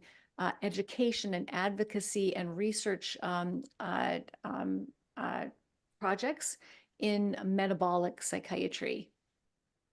I think that's very interesting. I mean, when we hear the story of Matt Bazooki recovering with bipolar, so these studies are on which all fronts? It is bipolar or schizo, or is it anything else? You mean the ones that are underway or the ones that have already been published? Either way, published or underway. Significant ones. So the three studies that have been published since 2022 on serious mental illness, these are all really promising, and they're all trending in the same direction, which is very encouraging. So for example, the study that I helped to publish in 2022, 31 patients in a hospital setting with serious mental illnesses, every single 28 of them stayed on the diet, and of those 28, every single one of them improved to a really substantial extent. And 43% of them achieved clinical remission on a ketogenic diet, simple whole foods ketogenic diet. These were people with treatment-resistant mental illnesses for an average of 10 years illness. Which mental illness specifically? Yes, so these were 31. This was the work of my friend and colleague, Dr. Albert Denat in Toulouse, France, who a psychiatrist in practice for more than 35 years. He invited 31 of his most treatment-resistant patients with bipolar disorder, schizophrenia, and severe major depression, who had been ill for an average of 10 years, some for as long as 30 years. They came into the hospital voluntarily. They were already taking an average of 5 psychiatric medications when they came into the hospital, and they'd all been hospitalized before, one or multiple times. They've tried multiple medications. They've been in psychotherapy. They tried everything that he could think of. He asked them if they would be willing to try a ketogenic diet. They did, and tremendous improvements, not just in metabolic health, but in psychiatric symptoms. As I was saying, 43% of them achieved clinical remission, and 64% of them left the hospital on less psychiatric medication. You do not see results like this in conventional inpatient psychiatric care. And then Dr. Ian Campbell, a researcher at the University of Edinburgh in Scotland, who put his own bipolar disorder into full sustained remission more than 7 years ago with a ketogenic diet. He is doing some really exciting research in bipolar disorder. He published a paper recently, a pilot study showing that people with bipolar disorder, if they followed a ketogenic diet, they saw improvements in mood and energy and anxiety levels, irritability, and they saw really dramatic reductions in a brain neurotransmitter called glutamate. The levels of glutamate in the brain came down more than any other researchers that has ever been able to record or document. And that's important because glutamate is an excitatory neurotransmitter that can overstimulate the brain if the levels are too high and can cause a lot of damage. And so just switching them to a ketogenic diet, he documented using these very special imaging scans called magnetic resonance spectroscopy that their levels of brain glutamate came down by about 10% or more. And so this is a really exciting finding, showing that yes, the ketogenic diet is a powerful intervention that can change your brain chemistry. So these 3 studies, Dr. Denat's study, Dr. Campbell's study, and Dr. Sethi's study, these are all in major mental illnesses I was trained as a psychiatrist to think of as chronic and incurable. I was never taught to even aim for remission, to even expect that people could go into remission. And that is what we are, I think that is really the promise of these interventions, is that some people, we don't know how many, what percentage, that remission is possible. And I think that's a message that most people are not accustomed to hearing. So tell us about your book. My book, yes. So my book is called Change Your Diet, Change Your Mind. And the reason I wrote the book is because I wanted to put all the information about nutrition and mental health in one place, so that people with mental health conditions, anybody out there who's worried about their mental health, who wants to know what the most effective ways are of improving your mental health using dietary changes, can find the answers to all their questions in this book. We take apart a lot of the nutrition myths that are standing in the way, standing in between you and your good mental health, are a lot of nutrition myths that you need to set aside in order to make progress. And so we talk about mental health. We talk about all your different food groups, all your favorite foods, the pros and cons of meat, the pros and cons of dairy, the pros and cons of eggs, the pros and cons of beans, and whatever you're interested in, it's there. But then also we talk about ketogenic diets and how they work, And we talk about nutrients and which foods contain the nutrients your brain needs. We talk about how to build a healthy brain from during the first 1,000 days of life, during pregnancy up to the age 2, critical window of development. And we talk about different dietary strategies that you can use to improve your mental health. And these include whole foods diets, ketogenic diets, carnivore diets. And there's a whole chapter in the book about how you can figure out, like evaluate your own metabolic health. You can do a lot of these tests yourself at home for no money, figure out, whether or not you have insulin resistance, and you can see how easy it is to reverse it. It's really, if you have the right information, you can correct these underlying markers of insulin resistance, things like high insulin levels and high glucose levels and high triglycerides, and you can correct those things within days to weeks if you have the right information. It's very empowering. I mean, I wrote this book because I want people, one of the other things I read about when I was learning about mental health in India in preparing for talking with you was it's bad here in the US, but it is much worse in India. It's very difficult to access mental health care services in India.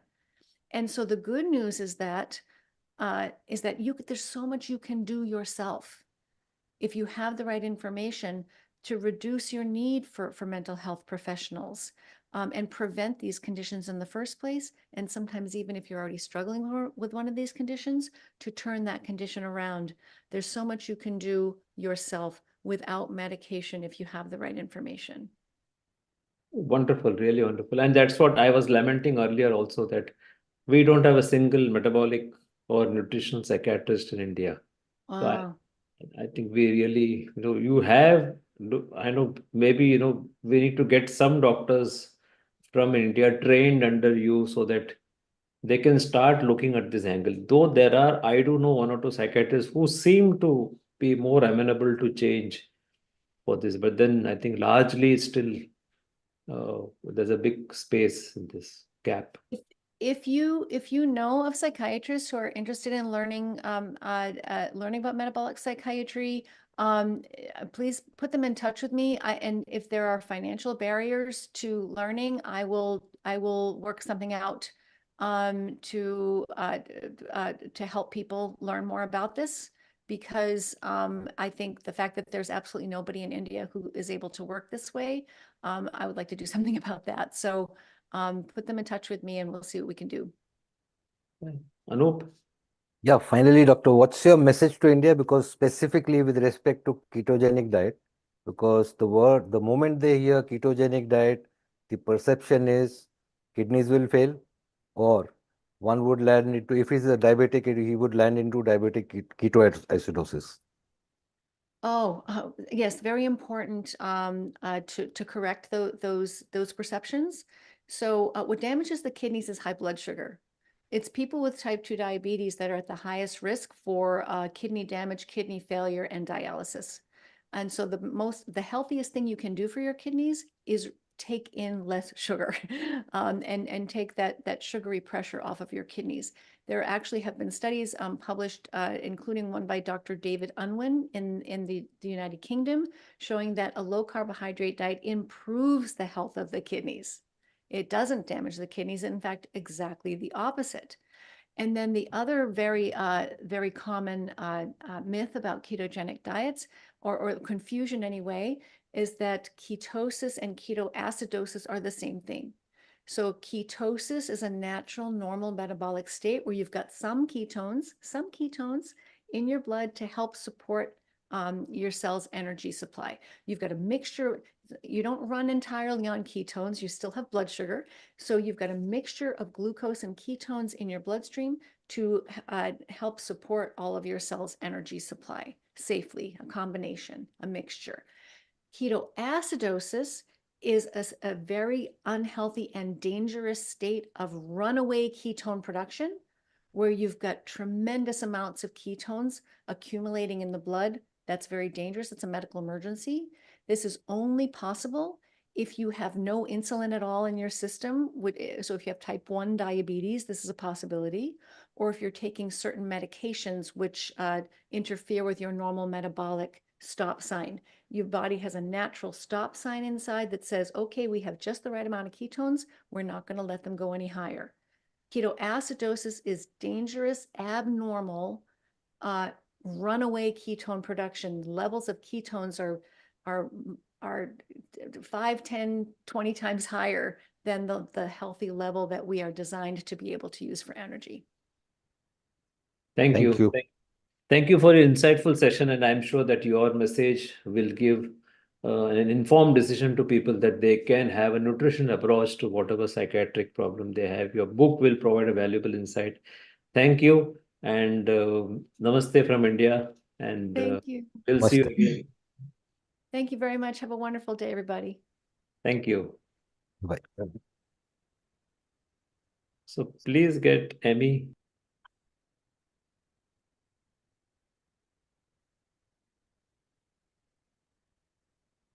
Hmm. Hello, Good Amy. How are you? evening. Yeah, good evening, Amy. Hi, how are you doing? Good. Hope you're doing well as well. Yes, yes, happy to be here. Yeah. So let's begin our session with Amy Berger. And let me give a brief introduction of Amy. Amy Berger, MS CNS, is a US Air Force veteran and certified nutrition specialist who specializes in helping people do keto without the crazy. She writes about a wide range of health and nutrition related topics. Amy has done extensive work in bringing the spotlight back on Alzheimer's disease through her research and thesis on the subject. Besides her 2 other bestsellers, Amy is also the author of The Alzheimer's Antidote, using a low-carb, high-fat diet to fight Alzheimer's disease, memory loss, and cognitive decline. With me here is Anup Singh, the founder of D-Life, India's oldest, largest, and the only award-winning low-carb platform. Now also with the diploma course in low-carb nutrition and metabolic health, the biggest in the world with 60 CPDRs credit. Welcome, Anup. Welcome, Amy. And let's start the session. Yeah. So, Amy, tell us, Anup, Yeah, please please go. carry on. I just wanted to begin by asking Amy, why is the Alzheimer's disease increasingly being called type 3 diabetes now? I think we should start with that premise already. Okay, yes, thank you. And I just want to say what an honor it is to be here, and especially to have followed Georgia Eade. She and I have actually collaborated a little bit with trying to educate people about Alzheimer's disease and the metabolic aspect. So the fundamental problem in the brain of somebody with Alzheimer's disease is that the brain has lost the ability to properly metabolize glucose. So, and glucose is a main or major fuel for the brain. So if the brain is not taking up and metabolizing glucose properly, then we have what I call a fuel shortage or an energy crisis in the brain. And because it's specific to glucose, and things like type 2 diabetes and insulin resistance dramatically increase risk. I think this is why they refer to it more often as type 3 diabetes or diabetes of the brain. Anup? Yeah, so if I understand correctly, it is basically a metabolic disorder, more of a metabolic disorder rather than genetic one. Yeah, there is obviously a genetic component to this. If anyone watching is familiar with the ApoE4 gene, that is the strongest known risk factor for Alzheimer's. But millions of people around the world have the E4 gene and never develop Alzheimer's. And of course, millions of people who do not have the E4 gene do develop it. So the E4 gene does increase risk, but it doesn't cause Alzheimer's. That gene appears, it's believed to be the oldest form of this ApoE gene, and it evolved during a time when our diet and lifestyle was very different. So it's not that the gene causes the disease, that gene is just a mismatch for the way that we eat and live in the modern world. And like I said earlier, the metabolic aspect is a far greater risk factor to either have type 2 diabetes or not be diagnosed as diabetic, but to have chronically high insulin. which is the precursor to diabetes. Okay. Yeah, next. so if you're saying that this is a metabolic kind of spectrum, a metabolic disease more than the genetic factor involved in this, then the entire spectrum of how we are looking at the Alzheimer's disease and the way it's being treated, understood, and care is being given is totally contradictory to what you're saying, Amy. Please elaborate on this. Yeah, that's right. And I think this is part of why we just don't see anyone really getting better from Alzheimer's disease or their cognition improving when they implement the standard treatment, which is really just medication. And the medications target the symptoms of the disease, not the underlying metabolic factor. And I before I say anything else, I do just want to state for the record that many other issues can contribute to cognitive decline or cognitive impairment that are not necessarily related to the metabolic aspect. For example, a vitamin B12 deficiency can cause neurological and cognitive problems. Statin drugs some of them are well known to cause memory loss and confusion and interfere with cognition, and even hypothyroidism, if it's improperly treated over the years, can cause cognitive decline. So if somebody watching is living with this or has a relative living with this, it's not automatic that they have this metabolic aspect. Those other things should be ruled out first. And those are actually very easy, I think, to rule out with simple blood tests. But yeah, getting back to your question, I think you're absolutely right. If we have a fundamental misunderstanding of the disease process, then our treatment approach is also going to be completely wrong. And I think this is why the medications for Alzheimer's are basically useless. They really don't do much to, at best, they slow the progression at best.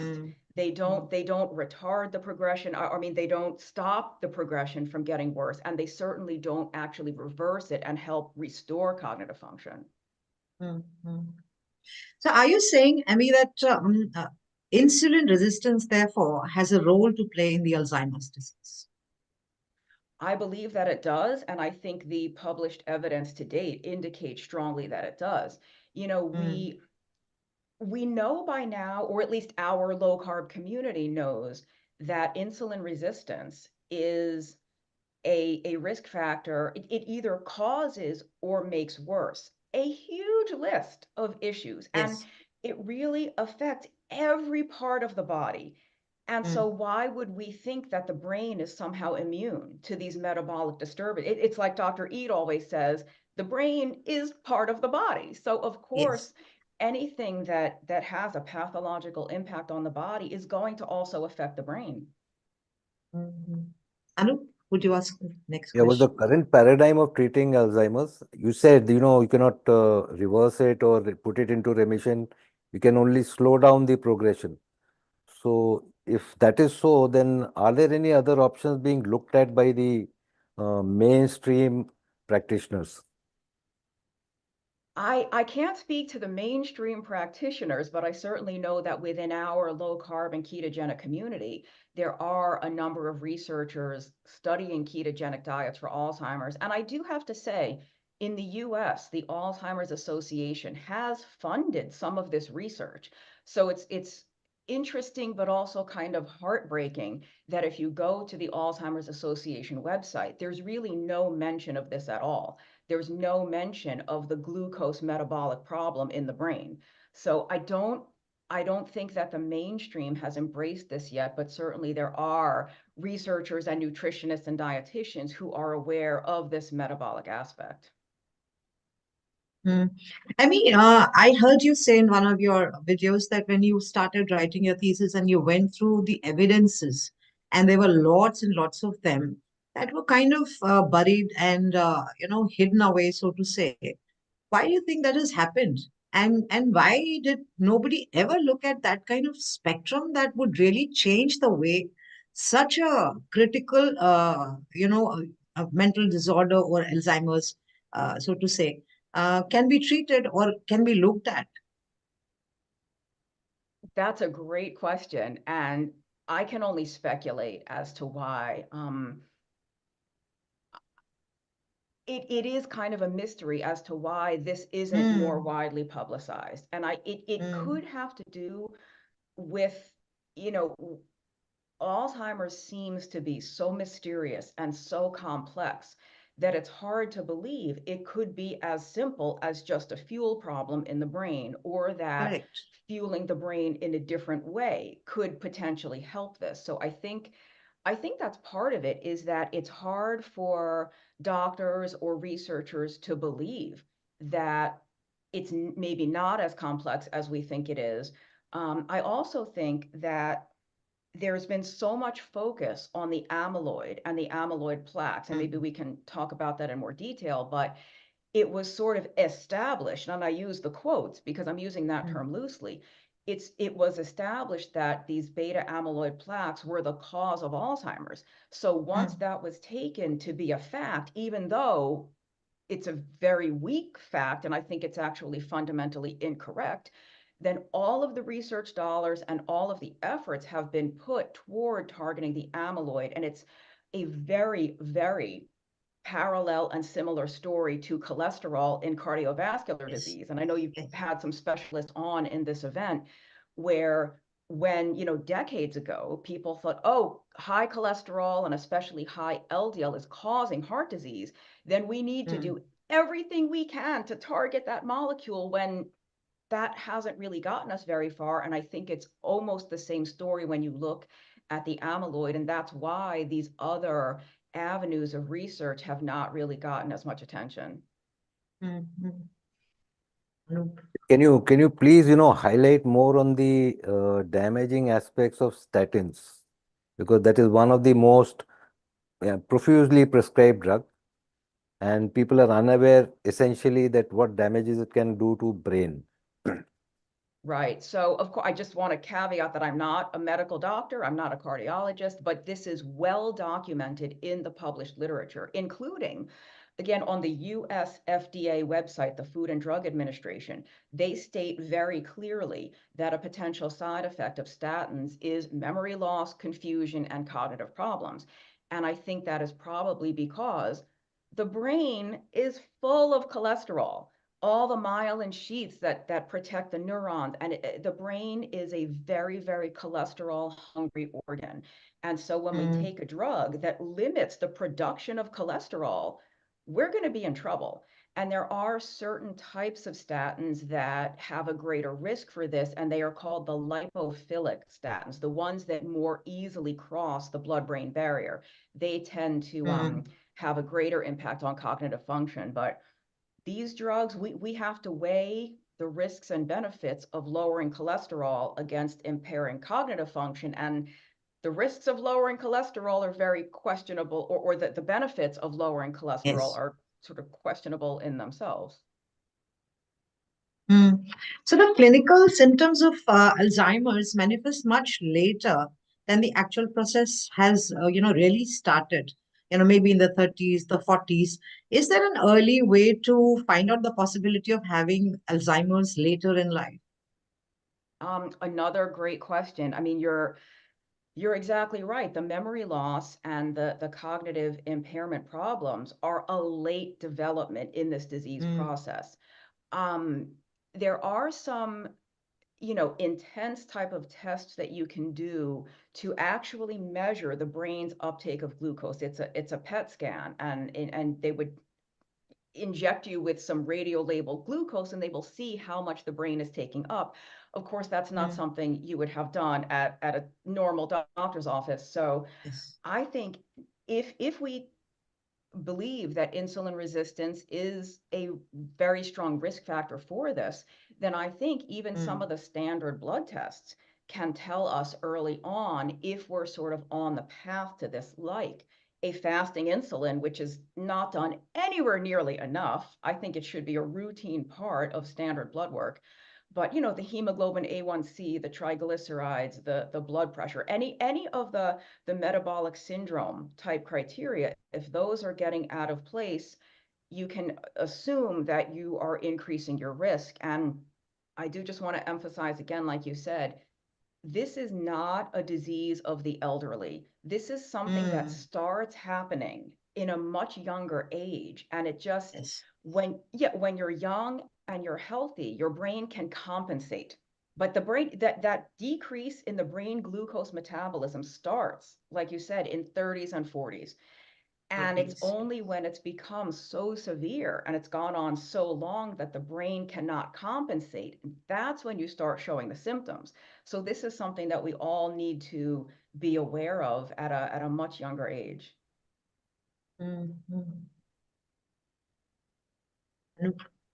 Yeah, if AD, as you said, it's primarily a problem of glucose metabolism.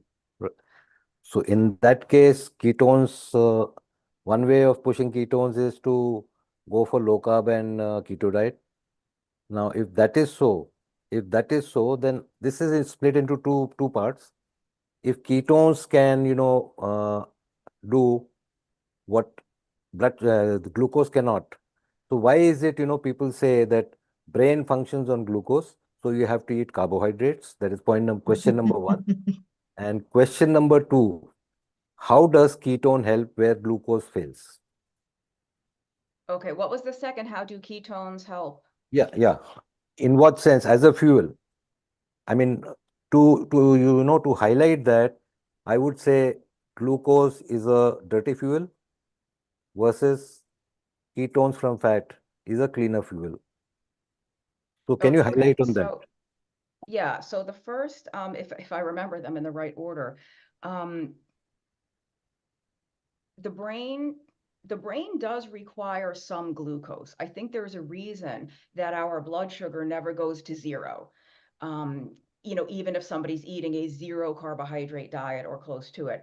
So the brain does require some glucose, but that doesn't mean we need to eat carbohydrate to get that glucose. Our bodies are very good at making glucose from other things. So we can get all the glucose the brain needs without eating carbohydrate. And if you are on a very, very low carbohydrate diet, then the brain's requirement for glucose actually reduces because, like you were saying, ketones can meet some of that fuel demand. So to whatever extent we're fueling the brain with ketones, we need that much less glucose. So it's true, you will never hear me say that the brain doesn't need any glucose. There's no evidence yet that ketones can fuel 100% of the brain's needs, but it can fuel some. So we need less glucose. And I mean, the most promising thing in the research on ketones for Alzheimer's is that even though the brain has lost the capacity to take up and use glucose properly, it still takes up and uses ketones. So we can at least close that fuel shortage a little bit, maybe not 100%, but a little bit, which could potentially improve somebody's cognitive function and quality of life, and their families and caregivers' quality of life. I primarily asked this question, in the backdrop of Dr. Mary Newport's research on her husband.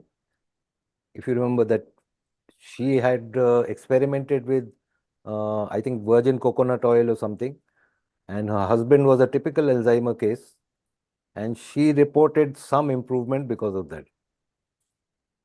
Yeah. So if just the quick version, if people here are not familiar, Dr. Mary Newport's husband was diagnosed with Alzheimer's, and she was a neonatal specialist, medical doctor. So she was already aware of the impact of ketones and medium chain fats to help the brain for newborn infants. And knowing what they did for the brain, she said, let me see, maybe it will help my husband. And she started by putting coconut oil on his oatmeal. So he was not on a low carb or ketogenic diet. But just adding the coconut oil helped her husband's cognitive function a little bit. And over time, she increased it. I think she may have switched to MCT oil, and eventually she used the ketone ester, which is one of those exogenous ketones, which is where you can have elevated ketones even if you're on a high carb diet. And he had a remarkable improvement. I mean, they wrote a paper about it. It was stunning. unfortunately, to be fully honest here, he did lose his life. He did pass away a few years ago, but in the time that it may have been that his disease state was too advanced to really reverse, but at least in the time that he had left, his quality of life and cognition was much better. Her quality of life as his caregiver was better. So it's just so promising. And there is no drug that does that. There's no Alzheimer's drug that has been shown to do anything close to that. So let me ask you, Emmy, a very pointed question. Can Alzheimer's be reversed or slowed down with low-carb keto diet in that case? Or are the years of damage done by hyperinsulinemia make Alzheimer's disease difficult to reverse or slow down or retard? I think it's a very individual basis. I think if it's identified in the very early stages, there's a chance that cognitive function can be restored. In the later stages, I think, like we just said about Mr. Newport, you might be able to improve cognitive function in the short term, but it's not going to stop the progression, and it won't save somebody's life. But it's something to remember is that, like we said earlier, by the time you get diagnosed, you're actually in a late stage. The early stage is the hyperinsulinemia long before you have any cognitive problems. And I feel like it's the same with Parkinson's disease. It's the same with some of these other neurodegenerative disorders that have a lot of overlap with Alzheimer's. By the time the damage is severe and widespread enough that you get diagnosed, this has been brewing inside for years. So I think that's probably part of why it's so difficult to make a dent in this. But I think it's always worth trying, because to whatever extent you can close that brain fuel gap, you just stand the best chance. If it can be reversed, that stands the best chance of doing it. But again, I think it has to be in the earlier stages to have even a chance of fully reversing it rather than just kind of improving function. I mean, just to make it clear to our viewers, can you tell us the difference between or the similarities between Parkinson's, Alzheimer's, and what they call dementia? Can you describe the entire spectrum? Yes. Yeah, dementia is a larger category that includes things like Alzheimer's disease or frontotemporal dementia, Lewy body dementia, vascular dementia. There's a lot of different things that can cause cognitive impairment, but when you start looking at the molecular level and what the problems are in these cells, they almost all have the reduced glucose metabolism in common. It's actually fascinating, because I think it means that there's a rationale for trying a ketogenic diet or exogenous ketones in any neurodegenerative condition. There's just so much overlap. They almost all have some amount of reduced neuronal glucose metabolism, and hyperinsulinemia or insulin resistance is a risk factor for all of them too. So it's like I said earlier, it's almost like we're ignoring the impact of these metabolic problems on the brain and nervous system when we know they affect the kidneys and the eyes and the liver and even the prostate and the ovaries. And we almost ignore even the possibility that the brain is every bit as susceptible to this damage as the rest of the body is. Nope. Yeah. How do how does intermittent fasting, does it help in AD, if at all, and how? It could potentially, because if somebody is eating less often, then we're giving the body more time to come back to a normal blood sugar level and a normal insulin level. I don't think that intermittent fasting by itself would do a lot to affect the disease. But if you're doing a ketogenic diet and incorporating fasting, then that might make it even more powerful. But if somebody is elderly or frail or already underweight or undernourished, then I don't encourage any kind of fasting. But again, fasting could help in the sense that you will spend more time in a lower insulin state. But I don't know if somebody's eating a very, very high carb diet and just doing some intermittent fasting, I would not expect that to have a huge beneficial impact. So, Emmy, I wanted to ask you about amyloid as you spoke early on. So amyloid beta has an important role in the pathogenesis of Alzheimer's because the appearance of amyloid beta occurs many years before the plaques and clinical symptoms actually show up in a person. Is it a reliable marker for AD prediction, or do anti-amyloid beta monoclonal antibodies that have now been developed help in the treatment of AD at all? So I think the amyloid, unfortunately, has misdirected decades of research efforts and money, because there are, just like with the ApoE4, amyloid is a normal thing. Everybody's brain produces amyloid. The problem in Alzheimer's is that it's not cleared away efficiently. So it builds up and accumulates and forms these plaques. And the thing is, there are millions of people who have a high plaque burden. They have a lot of plaque, but they don't have Alzheimer's. And there's a lot of people who do have Alzheimer's who, upon autopsy, when they examine this, they don't have a lot of plaque. So if you can have Alzheimer's without a lot of plaque, and you can have a lot of plaque and not have Alzheimer's, then the plaque cannot be the cause, or at least not a major cause. It's just like the cholesterol and heart disease. And every single drug that has been developed so far to target the amyloid is effective in that it does reduce the amyloid. Those drugs are very effective at reducing amyloid, but what they don't do is improve cognitive function. So if we clear away the amyloid and somebody's cognition does not get any better, how can we say that the amyloid is the major factor? It's, in fact, years ago, a phase 3 clinical trial of one of these drugs had to be stopped early because people on the drug were doing worse than the people on the placebo, and it was deemed unethical to continue. So I just think, I mean, it's my opinion based on what I've seen, but it's also the opinion of many of these researchers that this amyloid is just the wrong direction.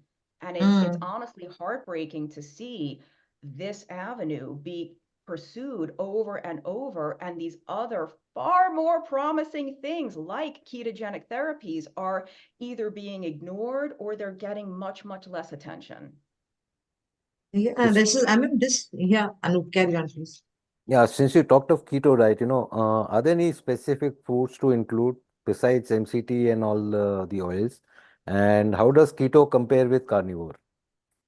Carnivore is a separate topic. Amy, I think we you will should take. really emphasize that, because a lot of people they are generally not aware of the dietary spectrum that has to be looked into when we're talking about these conditions, and especially carnivore and keto. Low carb is fine, but carnivore, how does that help?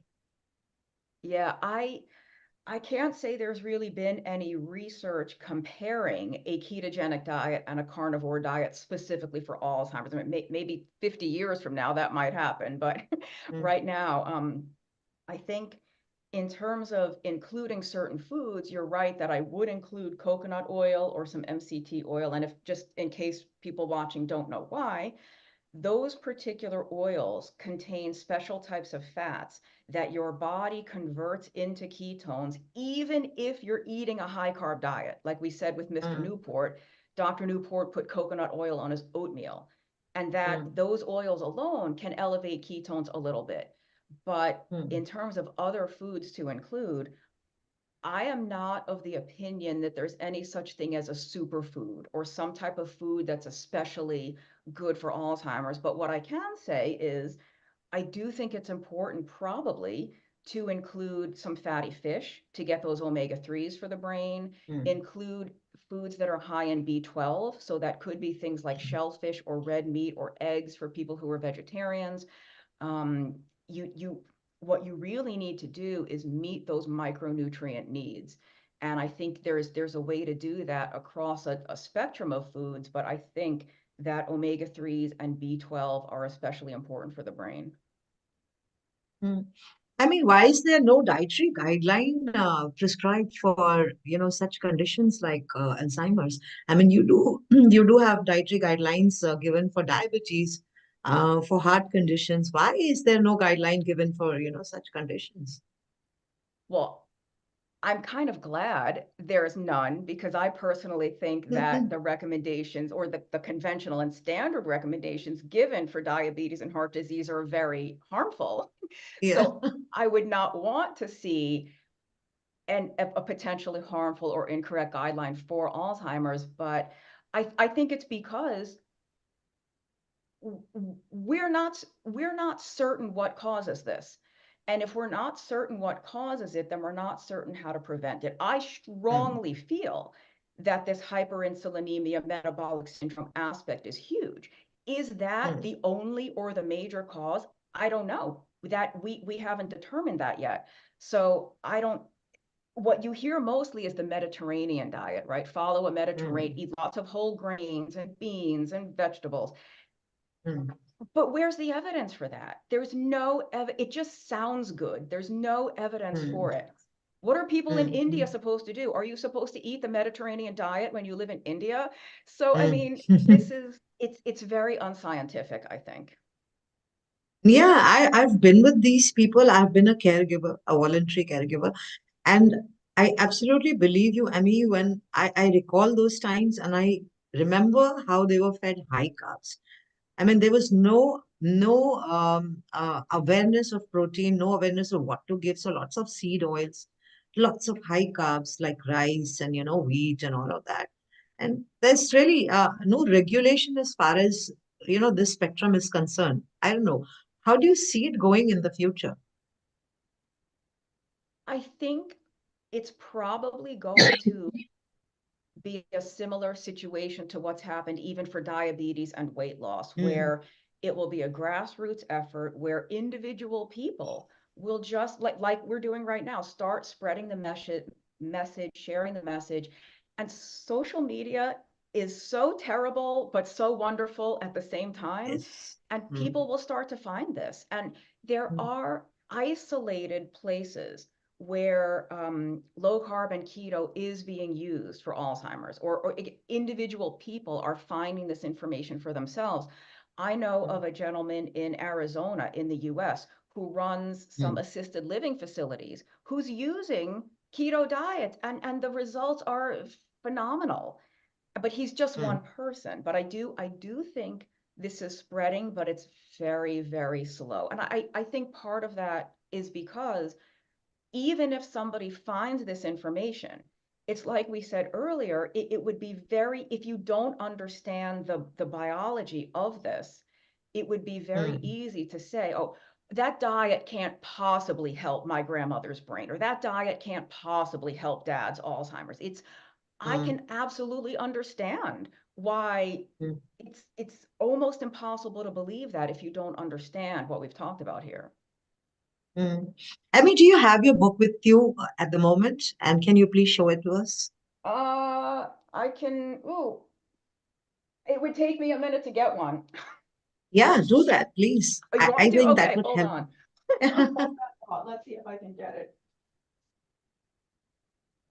Oh my gosh.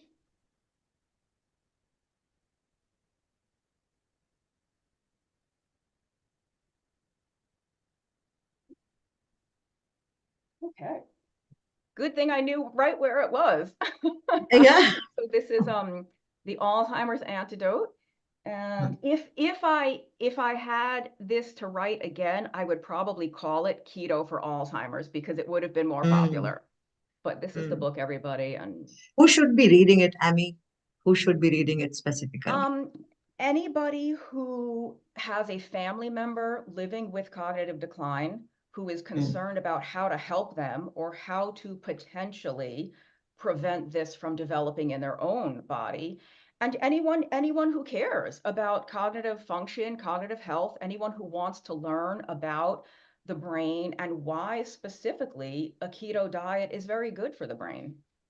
And I will say, I have there's an entire chapter in here on the statin issue. There's a whole chapter on B12.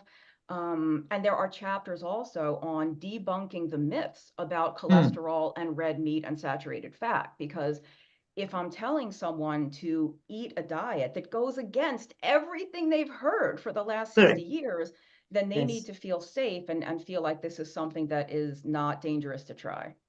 And is that available on Amazon? It is, yes. It is. So people who would want to buy that book can buy Ami's book from Amazon. And Ami, just one last small question. People who are caregivers to Alzheimer's or dementia patients, would you give them a few tips to begin with? I know that, that entire spectrum is very confused because of the conflicting advices being given and medicine's not helping. Plus, the stress on the caregiver is too much. So that's why these people are sent to daycare centers and then brought back, which I again think it's a professional help. But it's so unethical because the entire, way we look at this is going in the wrong direction already. So what can they do to start with, simple tips? Yeah, let me first, like you said, acknowledge the just the efforts and the hard work of the caregiver. I mean, that is my credit, my respect to anyone who is dealing with this situation. If the affected person's food supply is out of your control, there isn't much you can do. If they're already in an institution or a facility, there isn't much you can do. If their food supply is within your control, then do the best you can to implement a ketogenic diet with them. Now, of course, that is very difficult sometimes, but I think it helps if the whole family is on board. You can't have this one person eating differently from everybody. And of course, the whole family can follow a low carb diet. This is a healthy, safe way to eat for just about anyone. And if you can't implement an actual ketogenic diet, then I think that there is a rationale for using exogenous ketones if they're available where you live, and certainly coconut oil or MCT oil. Let's at least give the brain a little bit of fuel any way we can. So I would say that try to get the whole family on board, if not with strict keto, then with some amount of a lower carbohydrate diet, and then definitely make sure that this person is getting some ketones, and explore those other things I mentioned earlier. Make sure that there's no B12 deficiency, no undiagnosed hypothyroidism, and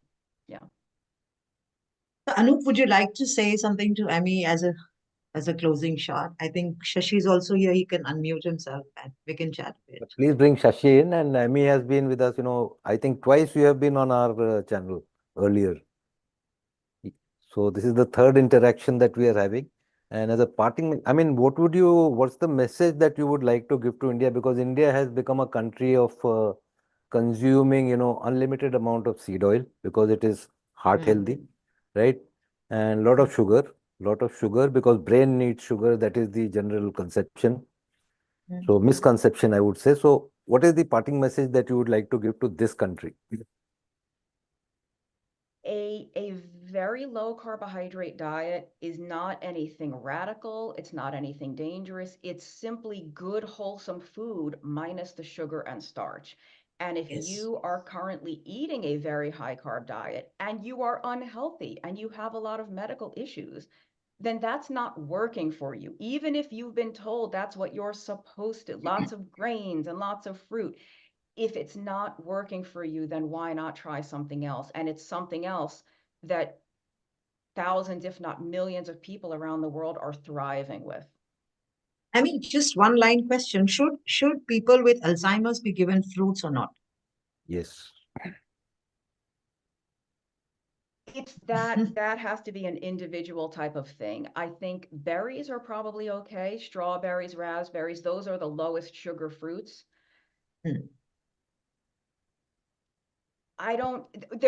There's nothing that you can get. There's nothing specific in fruit that will help the brain that you can't get from lower carbohydrate vegetables, whether it's vitamin C That's a or very potassium. You can get all of those vitamins and minerals from plant foods that are lower in carbohydrate. That's a very critical point. Yeah, but there's Shashi, everything. anything? Yeah, but there's everything in the fruit which can kick up insulin. Yes. Yeah, please bring Shashin.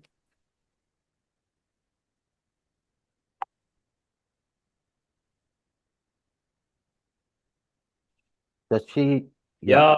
So, Amy, thank you very much. So, we have a long-term association with D-Life. We have been interacting with each other in various forums, including I've been interacting you even in Dr. Eric Westman's KMS Keto Simple program also. Right.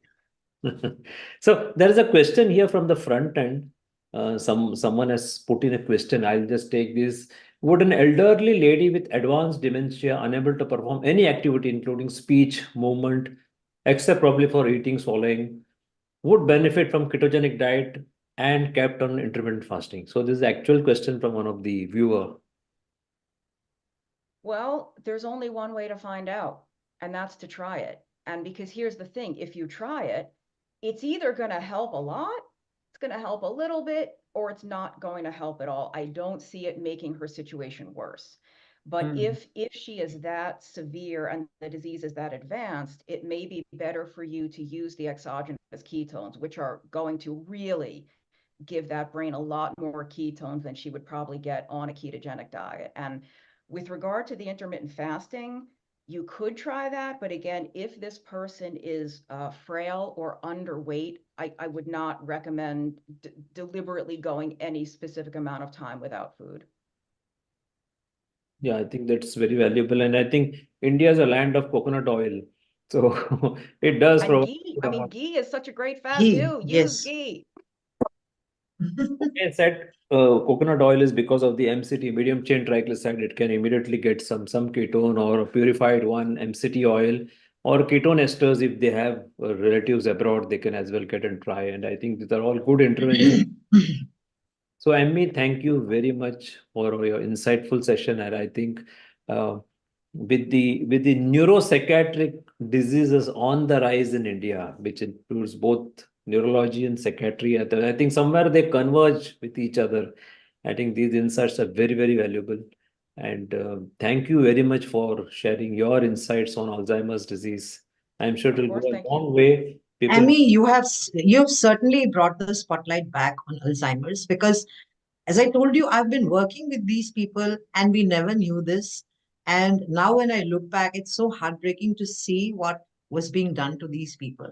And I really recommend Amy's book. I think that will clear off a lot of doubt, give a lot of clarity to caregivers, and help them deal with the situation much better. Thank you, Amy. Anup, Yes, anything thank you. that you would like? Thank you, Amy. Thank you for coming. We'll interact Thank a you. lot Thank you more. for having me. Bye-bye. Bye-bye. Thank you.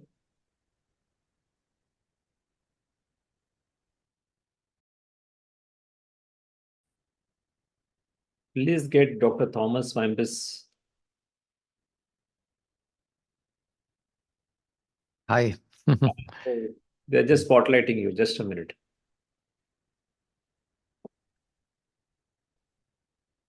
Yeah. Welcome, Dr. Thomas. Hi. Great to be here. Thanks for having me.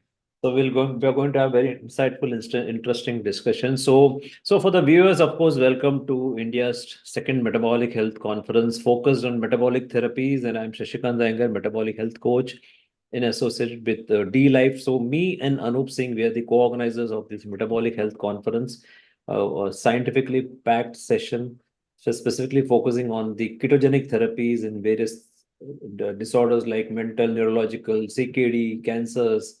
And we are going to have very, very interesting. So today I welcome Thomas Wimpus, PhD from the United States of America. Welcome, Dr. Thomas. Yeah, thank you very much. So I'll give Great a to be. brief introduction of Dr. Thomas Wimpus is a professor at the University of California in Santa Barbara, where he directs a research lab focused on polycystic kidney disease, or popularly known as PKD. So he received his doctoral degree from the University of Cologne, Germany, and then conducted postdoctoral research at the University of California in San Francisco in 1999. He started his first independent research lab at the Lerner Research Institute at the Cleveland Clinic as assistant professor. Then he started his research on PKD after he was approached by a local family affected by PKD, who financially supported the PKD research in his newly founded lab. Their family donations still support the PKD research in Dr. Weinberg's lab today, even today. In 2005, Dr. Weinberg moved his lab back to California to join the Department of Molecular, Cellular, and Development Biology at UCSB. His laboratory studies molecular mechanism underlying polycystic kidney disease with an emphasis towards developing new therapies. Research at Dr. Weinberg's labs has led to a better understanding of PKD and led to novel method to deliver therapeutics specifically targeted towards polycystic kidneys. Some of the most recent research has led to the discovery that dietary interventions and natural metabolites strongly slow PKD progression in animal models. This led to the launch of Santa Barbara Nutrients with the goal of making these approaches available for the nutrition management of PKD and to support kidney health. So Professor Thomas or Dr. Thomas, please tell the audience, many of them may not be knowing what exactly is PKD and is it fatal? Yeah, absolutely. Thank you, Shashi. I should probably put up I don't know if I can share. Oh, yes, I can. Maybe I'll put up real quick my disclosure slide here just to make sure we have that out of the way. As you said, I'm a professor at the University of California in Santa Barbara, but I'm also a founder, president, and chief scientific officer of a startup company out of UCSB, Santa Barbara Nutrients. And here's some other disclosures as well. So what is polycystic kidney disease?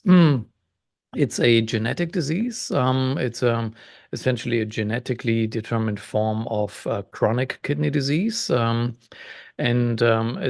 you're well aware, chronic kidney disease is extremely common.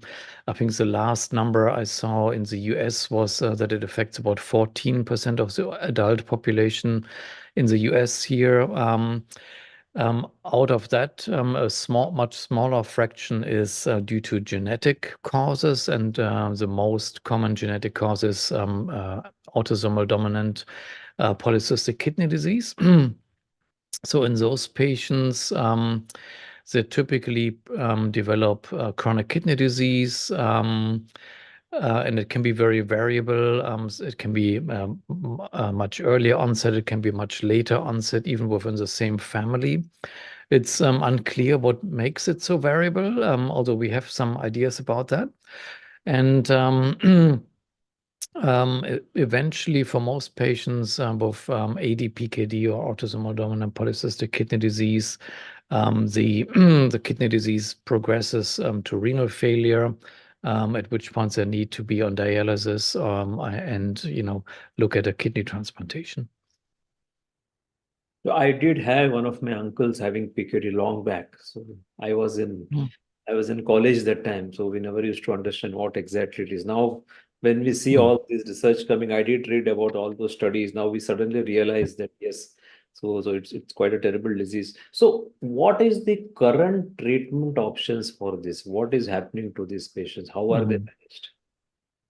Yeah, so the current treatment is really limited to one approved drug that is approved for polycystic kidney disease. It's a drug called tolvaptan, which has been shown in clinical trials to somewhat slow the progression of polycystic kidney disease, but it does not stop it, let alone reverse it.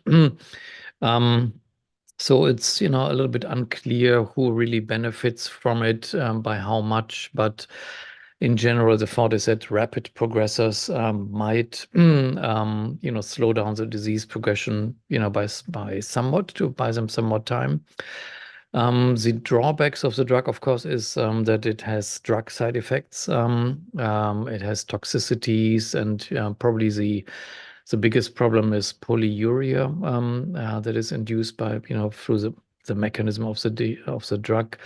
So these patients have to go to the bathroom very frequently, day and night, which is quite an impact on the quality of life. The drug is also very expensive, which limits its availability worldwide. Other than that, patients are just managed for their symptoms, for blood pressure, and eventually, once kidneys fail, they'll be on dialysis and, go on a kidney transplant waiting list. So is there any way that we can detect this earlier, or is it purely that it is genetic that someone of us have, and then we might ultimately get it, or does it also develop suddenly in some? Is there any way to know it early? Yeah, so most patients really have inherited it from one of their parents. So they would have a family history and they would already have known about it. So in those cases, it's usually not a surprise. And, the kids can be diagnosed at some point, by ultrasound, for example. But in about 15% or so of the cases, those are new mutations. So this can be as much a surprise as any form of chronic kidney disease. And sometimes people might be diagnosed much later during the course of the disease. Oftentimes, it's an incidental finding due to some, CT scan for some other reason. So it's always, if it runs in families, it's so far, oftentimes, patients have not been recommended to have their kids screened, for example, because the idea was there's nothing you can do anyway. You might as well, look at a diagnosis later on. I think this might change because I think there are things that people can do themselves even early on, and probably even the earlier the better. Is hypertension one of the symptom of this? Let us say someone has a family history of PKD. Person may not realize that he may be susceptible. And if the person develops hypertension, so is it that PKD is behind this? Yes, yeah, for sure. Hypertension is one of the earliest symptoms in ADPKD. And that's oftentimes, when, something is suspected and then one can follow up with an ultrasound, for example, to make the diagnosis. Yeah, but for sure, almost everybody with PKD at some point has hypertension. This hypertension, is it milder form or very intractable form, like what you call as resistant hypertension, or how is it? Right. Well, it is typically managed, with medication. However, one thing we've found is that ketogenic metabolic therapy is actually very effective in treating hypertension in polycystic kidney disease. So that's not common, standard therapy at this point yet. I hope it will be at some point soon, because you don't really want to be on antihypertensive medication forever for the rest of your life if you don't have to be. So this PKD is different from that CKD which happens purely that I think CKD is due to some other etiology. Yeah, so of course the main reasons, the main triggers for CKD in general, the general population is diabetes, type 2 diabetes, and hypertension, which I kind of lump together anyway as metabolic disease.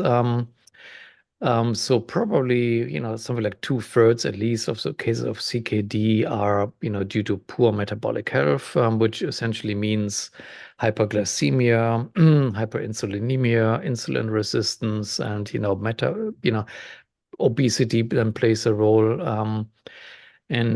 Those are kind of the immediate causes for most patients with chronic kidney disease that don't have a genetic predisposition. Something that we have been working on is to figure out whether there are actually triggers also in polycystic kidney disease. So it has always been thought that polycystic kidney disease just happens, based on the gene mutation, and that it's inevitable to lead to cystogenesis and progression of the disease. We don't actually think that is true anymore. We think, and that's actually based on many years worth of animal research, not only in my lab, but actually by a whole number of labs. It's very clear in mice that if you induce a gene mutation in a transgenic mouse model, for example, that essentially nothing happens for a long period of time. So for months and months, the kidneys are just fine. They don't form polycystic kidney disease. But then if you trigger a form of renal injury in these animals, and this can be like a nephrotoxic injury, it can even be hyperglycemia, ischemia reperfusion injury. We have looked at microcrystal injury. This all leads then to rapid onset of cystogenesis and PKD disease progression, suggesting that just having the gene mutation alone is actually not enough to give you chronic kidney disease. You need to have these injury triggers, which are the same triggers that can lead to acute kidney injury and then going on to chronic kidney injury in the general population. So that's something we're very interested in pursuing, because if once you know what those triggers are, of course, that gives you the power to try to remove those triggers and try to have a disease-modifying way of treating patients just with diet and lifestyle interventions. Is it normal for most of us to have 1 or 2 cysts in kidney? Or yes, or will it lead to PKD for sure? For example, I have a couple of cysts in one of my kidneys. It was shown in one of the scans. Is it normal? It's very common. It's age related. Usually the older one gets, the higher the chances are to have a few cysts. They usually are benign in most of the cases, and most of the time are never discovered and don't cause any trouble. Those are called simple cysts. So essentially, almost anyone that dies of old age probably has a few simple cysts. And they're probably inconsequential for most people, except if someone is unlucky and just has a very large simple cyst that might compress some neighboring tissue, for example. But those are otherwise very common. Anyway, I'm on a ketogenic diet, so they're excellent. Yeah. So what got you interested into the ketogenic approach for PKD? Yeah, have you conducted some study, or were there studies earlier? How is it? Yeah, so we sort of stumbled on it a little bit by accident. So if you will, in an unbiased way. So we didn't say, hey, keto must be effective, let's try it. It was completely the opposite. And this was actually a bit of a random chance observation when I had a graduate student, a PhD grad student in my lab who did an almost unsanctioned experiment that he didn't ask me to do if he could do it. And, I would probably have said no to it because I wouldn't have thought this would work. So we had, for many years, we had worked on mTOR, the role of the mTOR signaling pathway in disease progression and polycystic kidney disease. And mTOR is, controlled not only by growth factors, but also by the nutrient status of cells. And my grad student had sort of reasoned that, hey, if I feed my mice, my polycystic kidney disease mice, less food, maybe I can affect mTOR in those kidneys. Again, I wouldn't have thought this would ever work, and he just did it anyway. And one day came with the results and said, hey, Thomas, I did this experiment. I put our mouse model on a low food intake regimen. And just a mild reduction in food intake, something like 23% less food than in the control ad libitum fed mice. He didn't change the quality of the food, the same rodent show, he just gave them less food. And nothing happened to these mice. You know, they were happy and healthy. The only thing that was different was that their polycystic kidneys did not progress, or at least not as fast. So it was a very dramatic effect. We did, some studies. We published the paper and essentially said, hey, food restriction works, and we have no idea why. So this was kind of the first indication that there's something going on there. And then afterwards, we try to figure out what's actually going on, and realize that this actually has to do with the induction of the metabolic state of ketosis. Because if you put mice on a reduced food intake regimen, what you inadvertently do is you also put them into ketosis, because and that's kind of done in all the food restriction studies, caloric restriction studies. The control group is always ad libitum fed. So the mice have a mountain of food in front of them and they can eat all day, all night, as much as they want. The control group always gets a pre-weighed amount of food once a day. And that completely changes their feeding behavior. They actually eat all the food pretty much at once in an hour or two. And then for the remaining 23 hours, they are fasting, which then puts them into ketosis, after a few hours. And we found exactly that, that we have elevated BHP levels, and then we can more specifically induce ketosis with things like a ketogenic diet, acute fasting, and all of these interventions were highly beneficial in stopping cystic progression in those kidneys, and even partially reversing existing renal cystic disease, which was really unheard of before. So that was never on anyone's radar, that you could actually partially reverse the disease, at least in animals you could. Very, very interesting. That means you just restricted the food to a window just once a day and 23 hours. And this food need not be necessarily low carb or something. You just gave them any food, or how was it? Exactly, yeah. So just standard rodent chow. And rodent chow is very, very high carbohydrates. So lots of carbs in there, starches, sugars, and so on. And the trick is just to do it in a time restricted way. And we've repeated this in other rodent models. We have rat models, we have mouse models. We've also done experiments in cats. So there's actually a cat model, a feline model of polycystic kidney disease, which is probably the closest model to the human disease, because it's the same gene that's affected in the human disease in these cats. And it works just as well in any of these models. So you can either restrict the timing using the same chow, or you can use a ketogenic diet. So you change the type of food.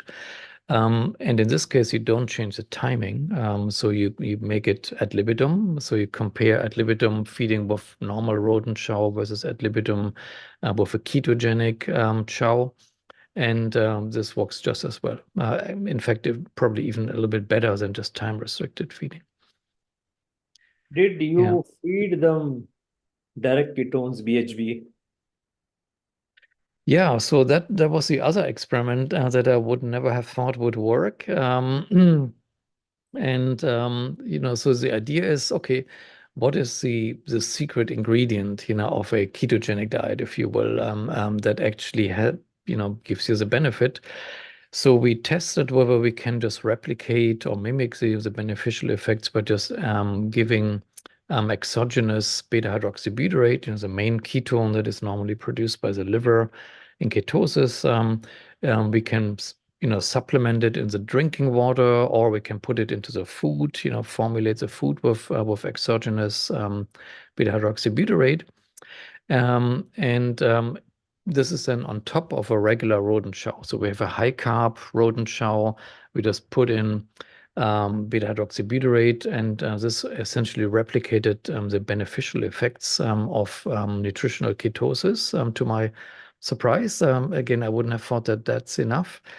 So this suggests that the BHB itself is actually has dominant effects on disease progression, chronic kidney disease progression in PKD. And that's something we're very interested in kind of nailing down, the mechanisms in the lab. So we've been working on this, for a good number of years. As I'm sure you know, BHB has many effects, many biological effects. So it's not only used as a fuel by cells to be burned for energy, but it's also a signaling molecule. So there's actually a receptor, a BHB receptor. It's called GPR109A. That is a G protein coupled receptor that acts on cyclic AMP signaling. And cyclic AMP signaling was already known very well to be dysregulated in polycystic kidney disease and play a role in the progression of polycystic kidney disease. So BHB, through this particular receptor, actually inhibits cyclic AMP signaling. So that was kind of our bet was on, and that this receptor is involved there. So we have done a lot of studies using knockout mice that we can cross with polycystic kidney mice. And then we can test whether the beneficial effects of BHB or ketogenic diet would disappear, right? If the mice don't express that receptor anymore, and if the receptor is essential for the beneficial effects of BHB on the kidneys, you'd expect nothing to happen. And that's actually what we've seen. So it's not published yet, but we're putting the results together. So it seems pretty clear that the receptor is at least partially involved in the beneficial effects of BHB. And BHB also is, of course, a strong anti-inflammatory molecule, and inflammation is very prominent in chronic kidney disease progression in essentially all forms of chronic kidney disease, including polycystic kidney disease. So that's something we're very interested in nailing down, is which parts of the immune system are really involved in driving the disease progression, and which of these parts are then can be influenced by ketogenic metabolic therapy and by BHB in particular. So we're actually launching a research project on that, where we can also take advantage of clinical trial samples that we have access to. So in this mouse model, did you find that it only stops the progression, or were there some reversal? Yeah, so surprisingly, we found reversal. That's something we published back in 2019. And the reviewers of the paper, so the paper came out in Cell Metabolism in 2019, and the review we had kind of boldly stated, hey, if you put and I think in this case rats with polycystic kidney disease, we put them on a ketogenic diet, and we do this with rats that already have fully established polycystic kidney disease, you actually partially reverse the disease, and you actually improve fibrosis, you improve the cystic burden. And the reviewers didn't like that, and they said, whoa, that's impossible. That has never been done before, and you cannot make such bold claims. So we had to kind of tone this down and essentially, a little bit hide the fact that this is actually extremely effective. So we already published this. Whether, of course, this translates one-to-one to humans, is to be determined in long-term clinical studies. But at least that's the observation in animal models of PKD. What about human studies? Do we have any one of them? Yeah, so very good question. So we had actually pretty early on had done a retrospective clinical study by kind of rationalizing that many people have polycystic kidney disease, and it's a very common disease. So there's over 600,000 people with polycystic kidney disease in the US alone. And also many people are on ketogenic diets, just for general health reasons, weight loss reasons. So we thought, okay, there's a chance that, people with PKD might already be on ketogenic metabolic therapy. And let's try to find them. And this is a study that was done by Sebastian Strubel when he was in my lab, actually during COVID times, when the lab was shut down, and my postdoc Sebastian wasn't able to really do the animal experiments he was trying to do. So we said, okay, let's do a clinical study. So he actually happens to be a nephrologist. And we did the study in the COVID downtime, identified something like over 130 people with PKD that had already done ketogenic, either ketogenic diet or intermittent fasting. And we got their health records. We did interviews with those folks, with questionnaires and so on. And the data were actually really striking. During approximately 6 months on average intervention time, there were quite some dramatic effects on improving not only metabolic health but also renal health in these patients. There was actually a statistically significant increase in kidney function as measured by EGFR, creatinine-based glomerular filtration rate. So we published this paper. And this came out a few years ago, but it's a retrospective analysis, with many caveats, self-reported outcomes. So everybody says, hey, you need a prospective randomized trial, and which we had actually already launched. This was this randomized controlled trial is done with at the University of Cologne in Germany. By our long-term collaborator, Dr. Roman Müller and his team. So we had kind of planned this study together and, raised funds together to do the study. And it was just published a few months ago in, I want to say, November, December last year. Came out in Cell Reports Medicine. And maybe if you like, I could share my screen here for a second and just show you the paper. Let me just scroll down here. Here we go. This is the paper that came out. Again, Roman Müller is the principal investigator, and it's really his team that did all the work and deserves all the credit.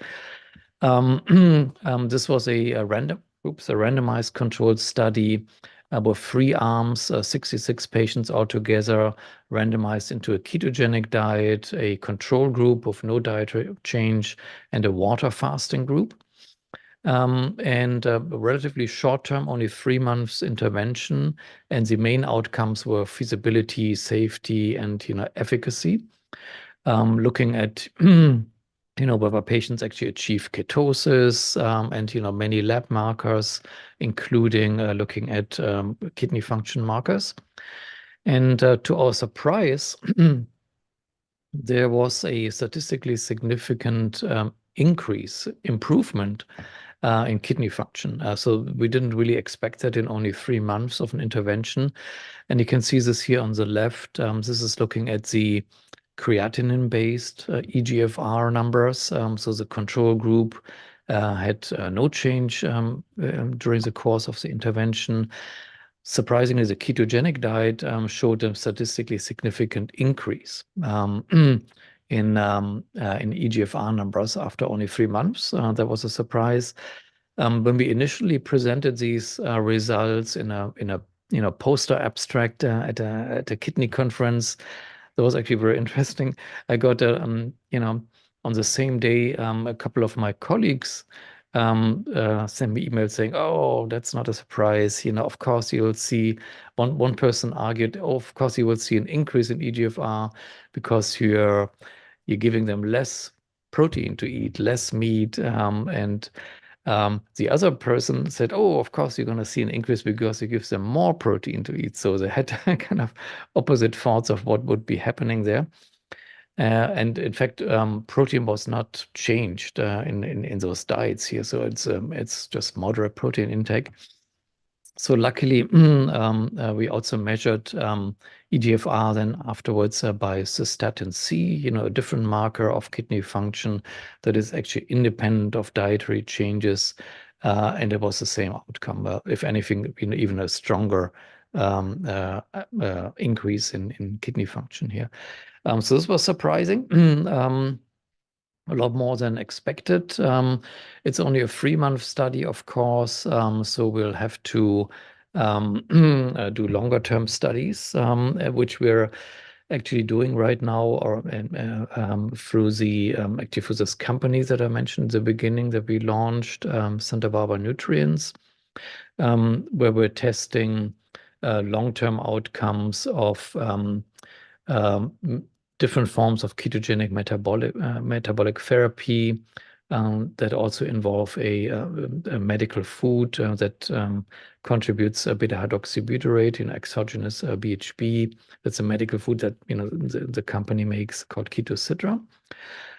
So we've started one trial already in Tokyo at Juntendo University with Dr. Shigeo Horie. This will be a trial with 100 patients in the intervention group and 100 controls, looking at a 1-year intervention. And that's looking at ketogenic diet plus this medical food delivering exogenous ketone. Another study, fingers crossed, where we got a really good NIH grant score. So this study will hopefully soon get funded and can start at the University of Southern California, USC in Los Angeles. That's done with Dr. Nuria Pastor Soler, a nephrologist there. And this study will look at only this medical food Ketocitra, so only the exogenous ketone compared to standard of care. So this will be a 2-year intervention in a randomized controlled study. So this will tell us whether just simply adding exogenous beta-hydroxybutyrate on top of whatever diet patients choose to have might replicate some of the beneficial effects of full-blown nutritional ketosis. That's And very in addition, go ahead. Yeah. Oh, I was going to say, in addition, we have about something like a dozen other clinical trials in the pipeline.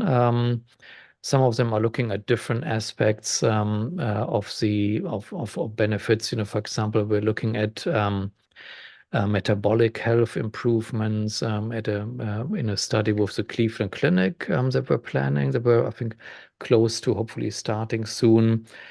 We're looking planning a study with Johns Hopkins University, again in ADPKD, looking at a sort of a low-carb intervention, kind of a keto light version, if you will. And that's looking at using Ketocitra, the exogenous ketone product, in combination with just low carbohydrate dietary recommendations, which might be a little bit easier, on patients and more sustainable in the long term for them to do. And we have a number of other studies lined up. We're trying to look at the kidney stone risk, for example, in a study in Vienna.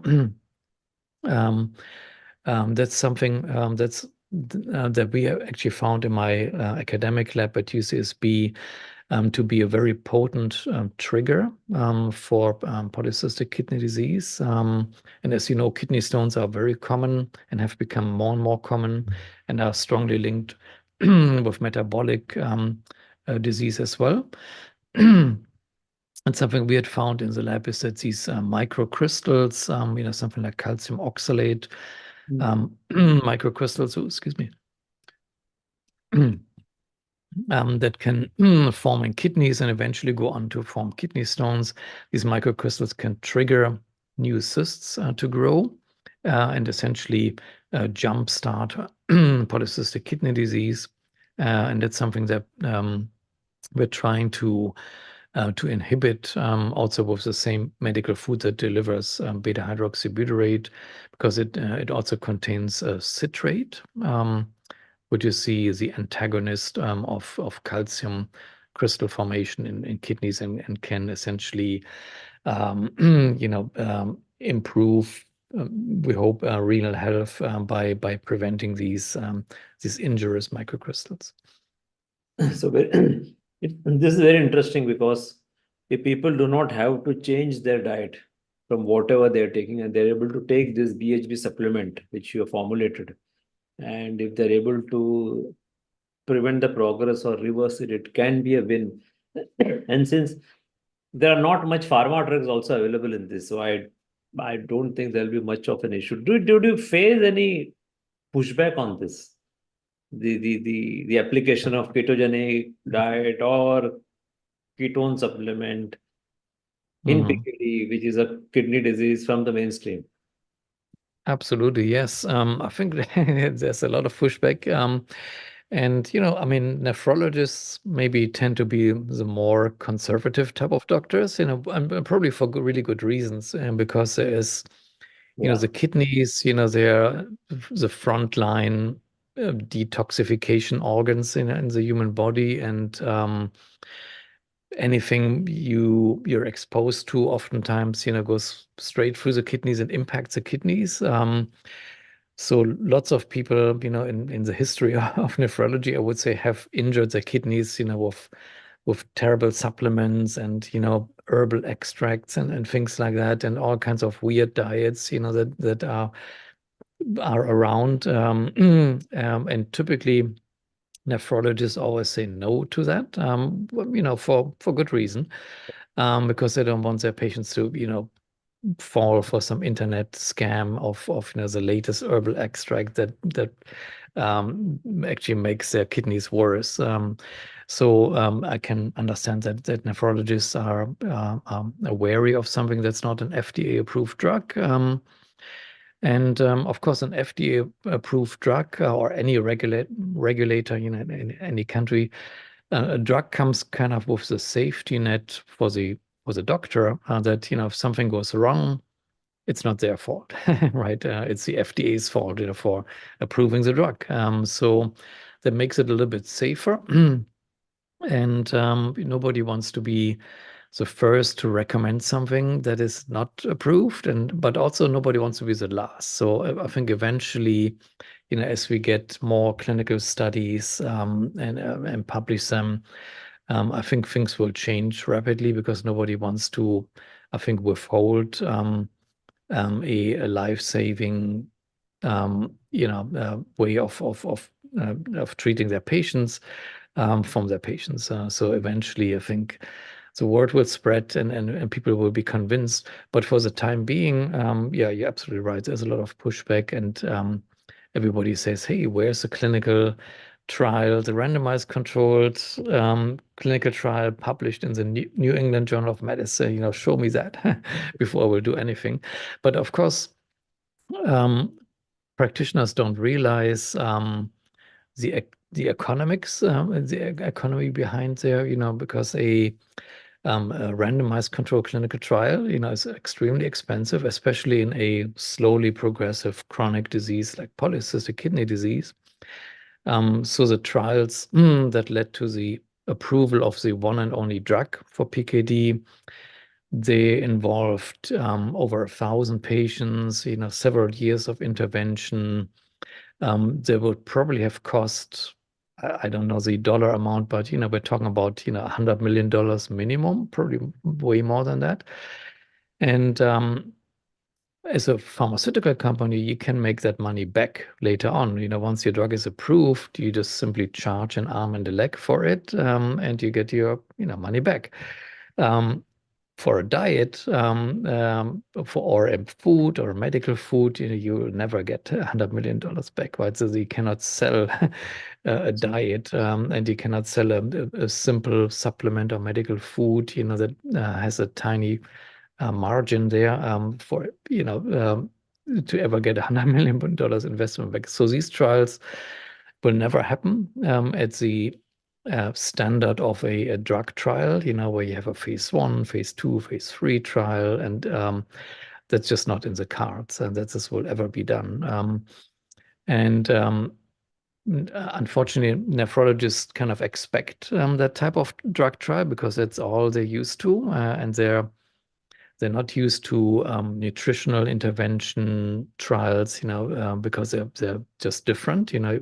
You cannot do a placebo control because everybody knows what they're eating, right? So that's out the window. It is probably unethical in some regards to, you can't put a patient, let's say, on a terrible standard American diet and see if they get worse, for example. Well, that's not a trial you could possibly do. You cannot put them on something like high oxalate diet to see if that worsens the disease. Same thing. You wouldn't get that past any ethics board. So a lot of the dietary recommendations that hopefully will come out eventually will have to rely on clinical studies that are not drug studies. So just 4 minutes left and Angela is already here. 2 questions I wanted to very quickly. One is there a difference between plant protein and animal protein in this condition?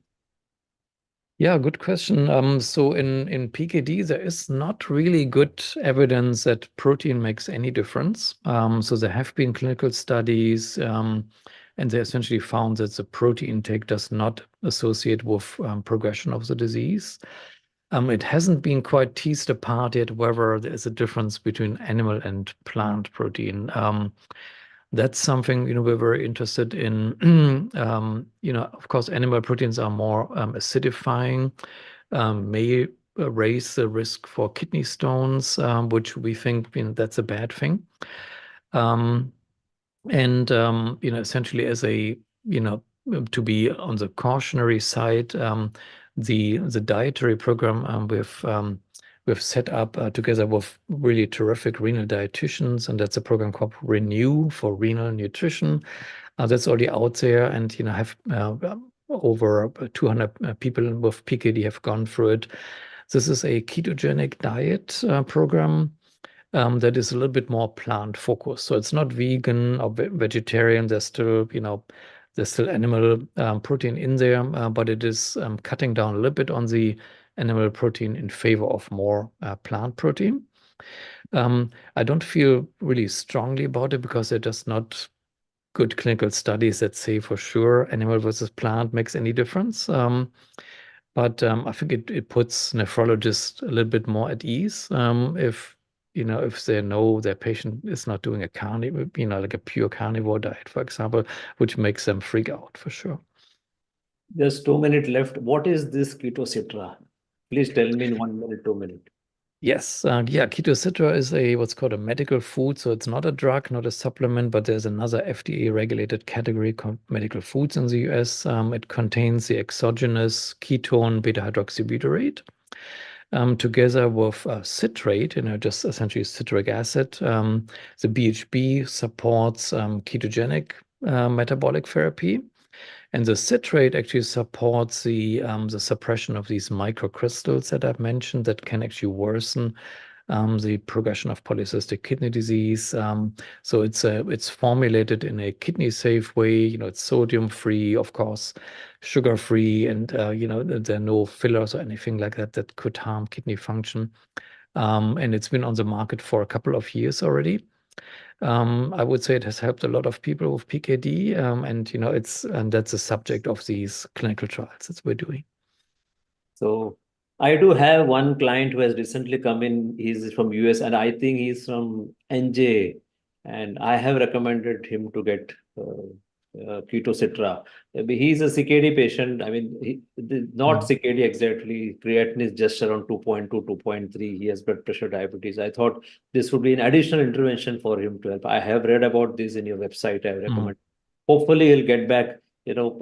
I told him that this could be beneficial addition to the moderate ketogenic diet which is going to follow.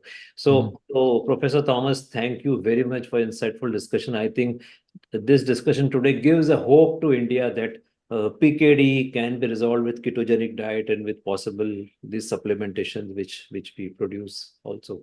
So thank you very much. Thank you very much for insightful discussion, and we hope to have you again back to have a little bit more discussion on this. Thank you very much. Excellent. Thank you so much. Bye-bye. Bye-bye. See you.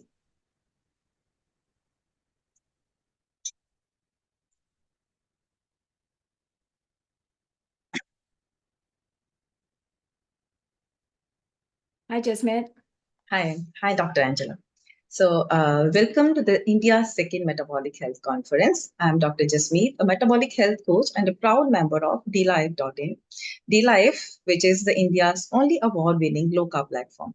So, I am honored to be the part of this conference, which has been brought to you by Shashikant Iyengar and Anup Singh. Both of them are my mentors, and they have brought this just to give you people, the scientific feast on the metabolic therapies. And for another session of the Metabolic Health Conference, I have with me an amazing woman and a PhD, Dr. Angela Stanton. So welcome, Dr. Angela. Thank you for inviting me. Yeah.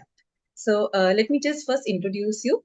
So Dr. Angela, she's a scientist and a PhD in the experimental neuroscience.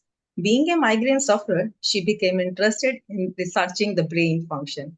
And having a scientific mind, she took a deep dive at the cellular level to look into the mechanism that underlies the migraines. So Dr. Angela then developed her own protocol, the Stanton migraine protocol, and she's now author of a book, The Fighting the Migraine Epidemic, which is a comprehensive guide for both preventing and treatment of the migraines. So Dr. Angela, her paper recently accepted for the publication in a highly impact journal, Frontiers in Nutrition 2024. The article entitled is Specifically Formulated Ketogenic, Low Carbohydrate and Carnivore Diets for Preventing Migraines, a Perspective. So Dr. Angela has already helped thousands of people through her migraine group, Facebook migraine group, and I think it's completely free. And she's also educating the healthcare professionals worldwide to teach them the therapeutic approach, the low-carb therapeutic approach to prevent migraines. So welcome again, Dr. Angela. Thank you. I'm really honored to be present.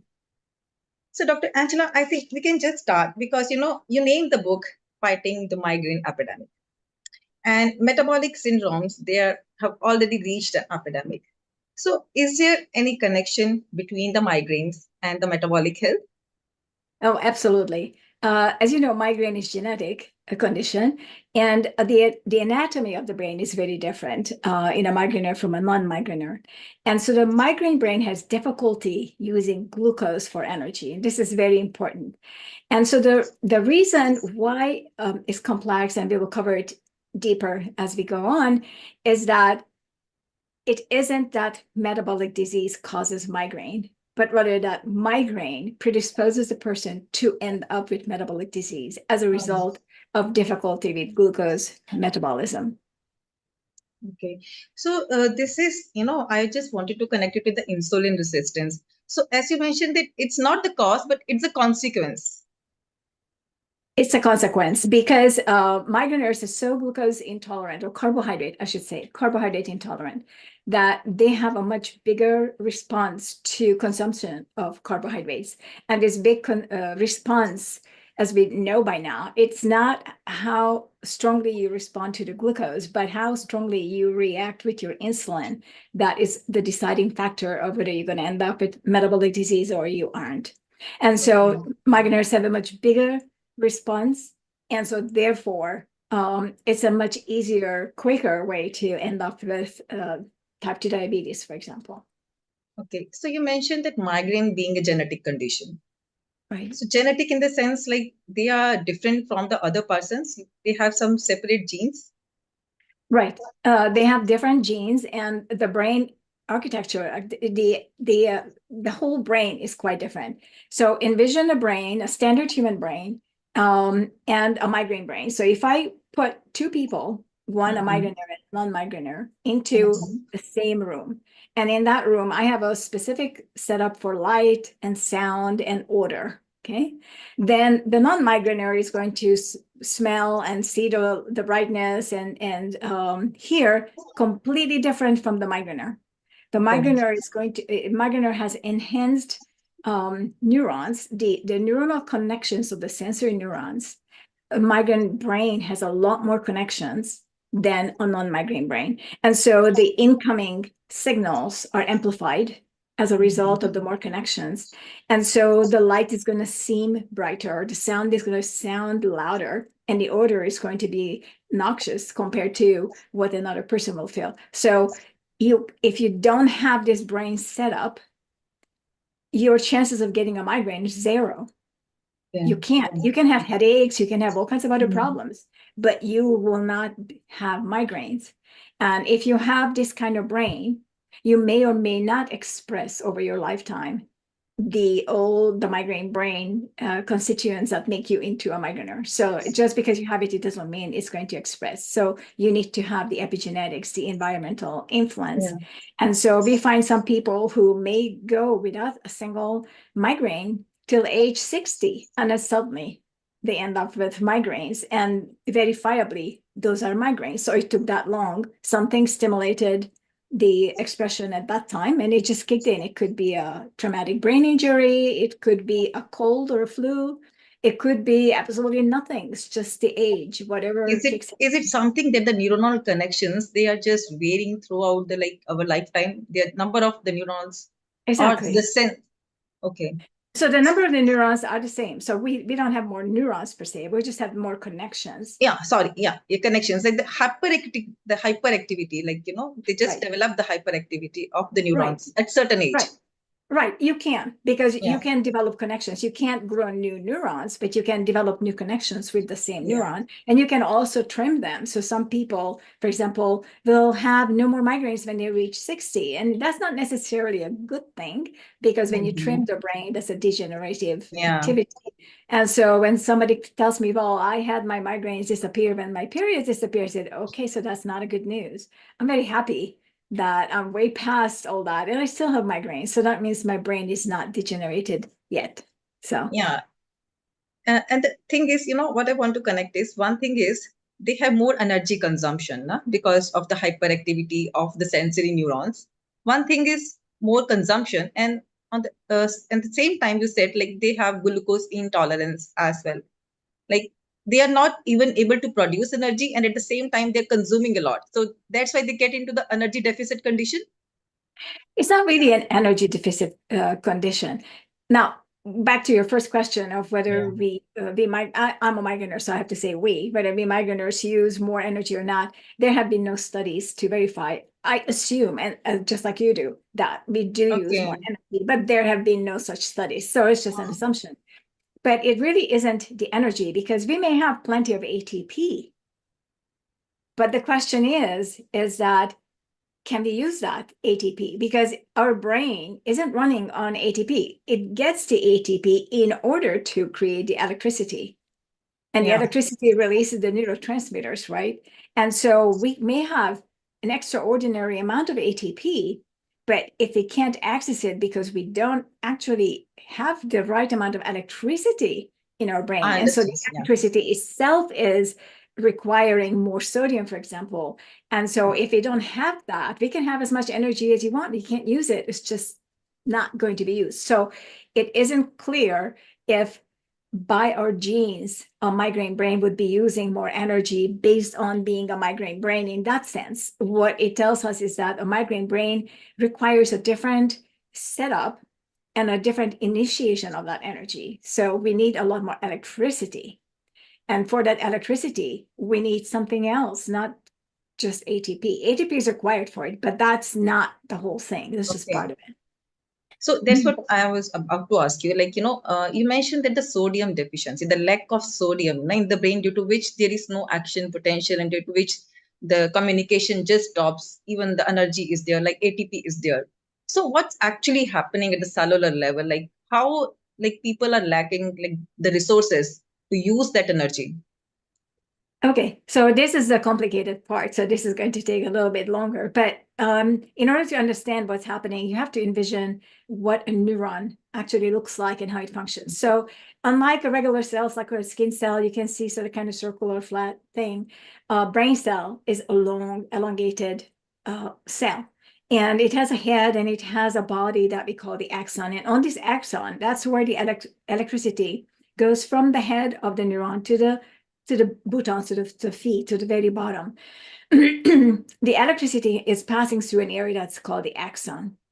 In this axon itself it's a long, straight, could be very long, could be several feet long, or could be just micrometers. It could be, sizes differ. But on this, we have insulation, and the insulation is in the brain. It's called the white matter, which is a myelin. They're made out of basically fat and cholesterol. Cholesterol is made in the brain for this purpose. And it's completely coating this axon, except in some places. And some places are called nodes of MBA. I'm just going to refer to them as nodes. So these nodes are, I don't know, maybe about 500 micrometer apart. So very, very close to each other.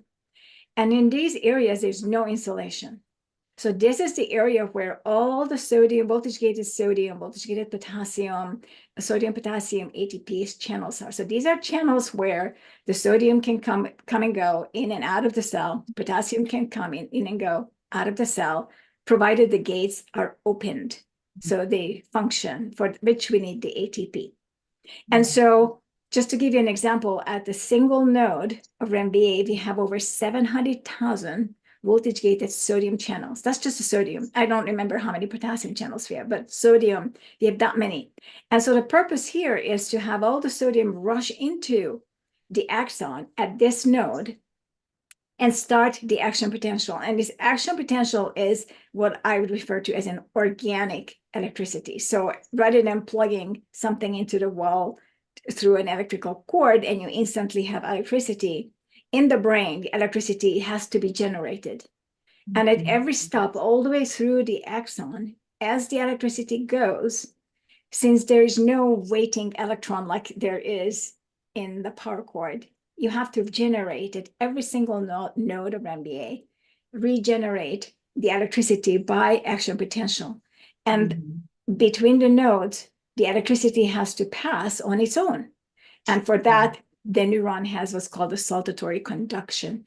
So we are talking about the electricity organically created, so it doesn't go as fast as in a power cord, but it's very fast, and so it has to be generated. Now imagine one node where I said there were 700,000 voltage-gated sodium channels, and so in each of these channels, the sodium must rush into the cell to suddenly create action potential.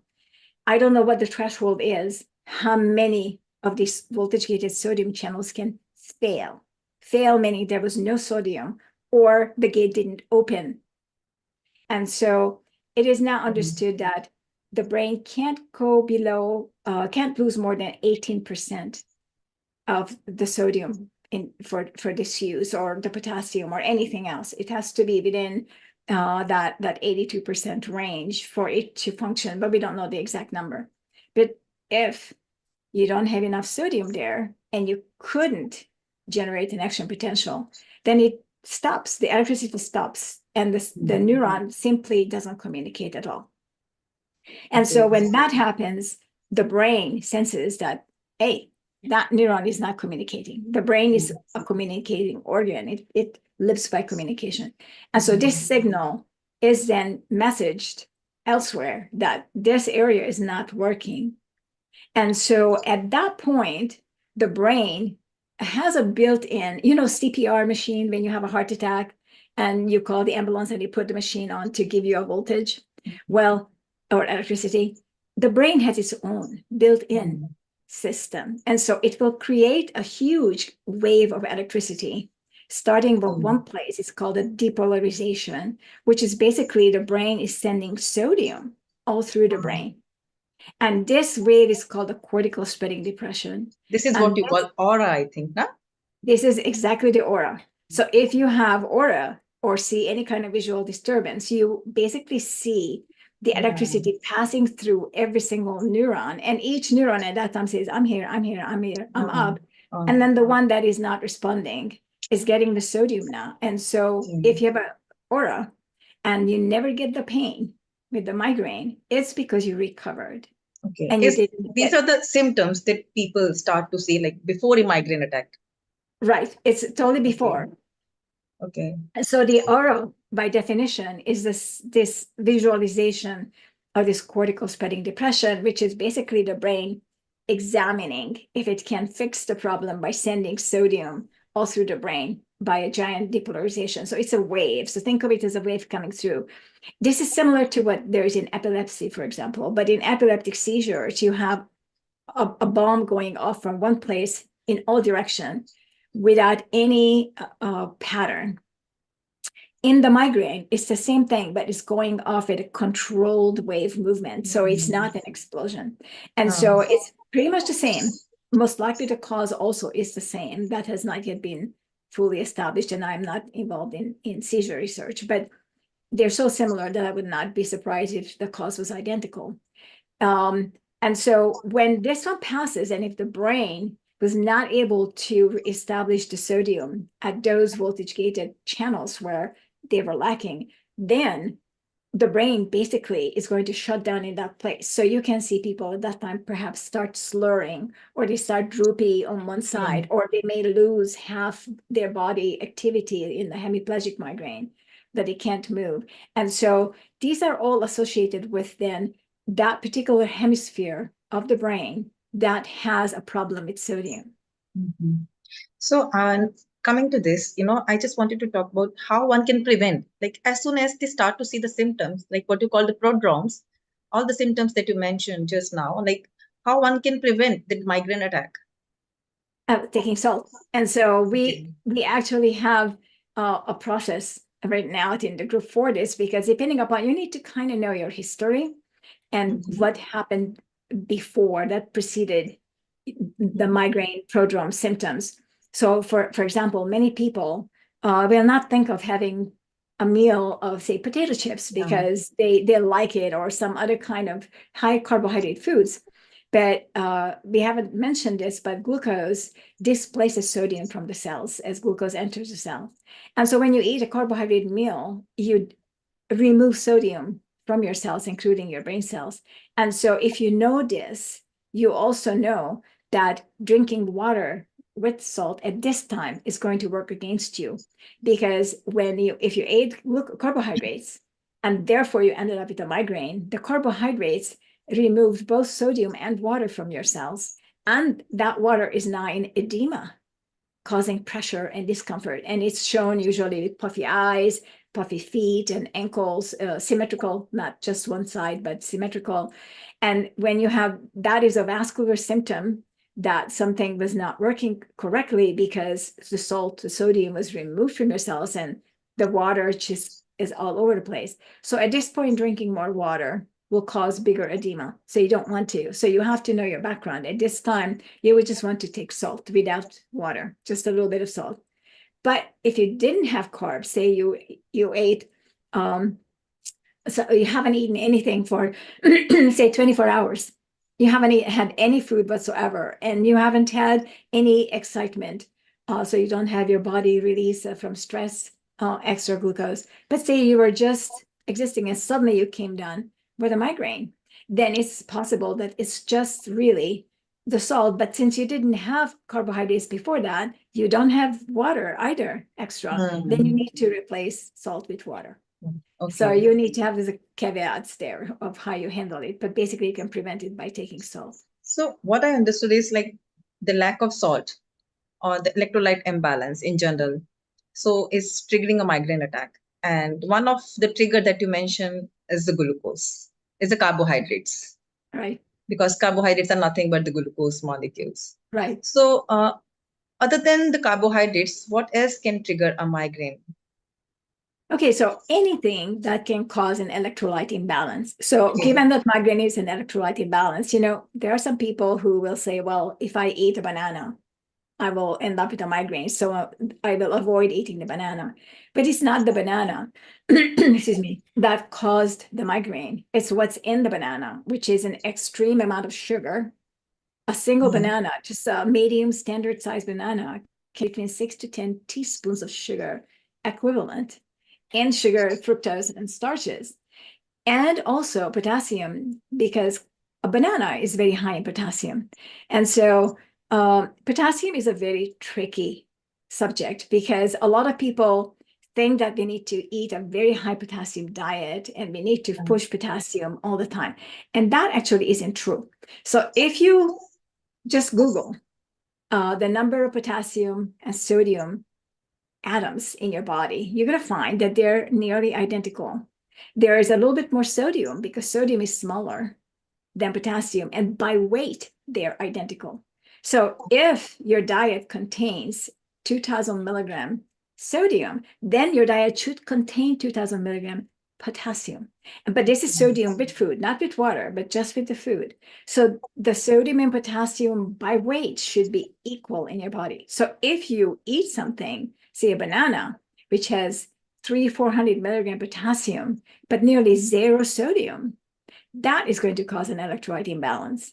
But if you dip that banana into salt, the right amount, outside and remove the carbohydrates. If you just remove the carbohydrates and you eat that banana, that hypothetical banana that has no carbs in it, it's just full of potassium, you won't get a migraine as long as you dip it into salt.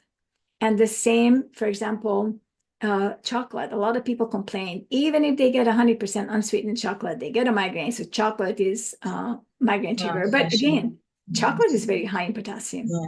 And in the United States, you can buy chocolate with salt, actually. That's great. So, yeah. So it's not really a trigger. The trigger really is masquerading as a trigger. It really isn't a true trigger. Yeah, anything that causes the electrolyte imbalance can trigger migraine. So basically, Exactly, including the sun, including a sauna, including a massage, exercise, an illness, hearing good news, bad news, anything.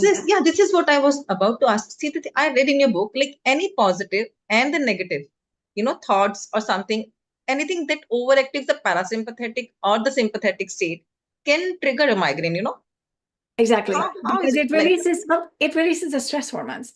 So if you're getting a good news, say you suddenly told that you got accepted to a very fancy university or you got a great job, you're going to be very happy. It's going to release a host of excitatory hormones. And so you're going to have those stress hormones. I mean, stress hormones works both positive and negative. These are just stress, whether it's a good stress or bad stress, that's for your brain to decide. But your body is going to release it. You're jumping up and down from winning $2 million. You're going to be releasing stress hormones, right? And so at the same time, also, if you have to run away from the tiger, you will be releasing stress hormones. And so the function of the stress hormone is to release a lot of glucose in the form of glycogen, and actually something like over 20 times as much glucose as under normal circumstances is released in order for you to run away or to fight whatever you need to fight.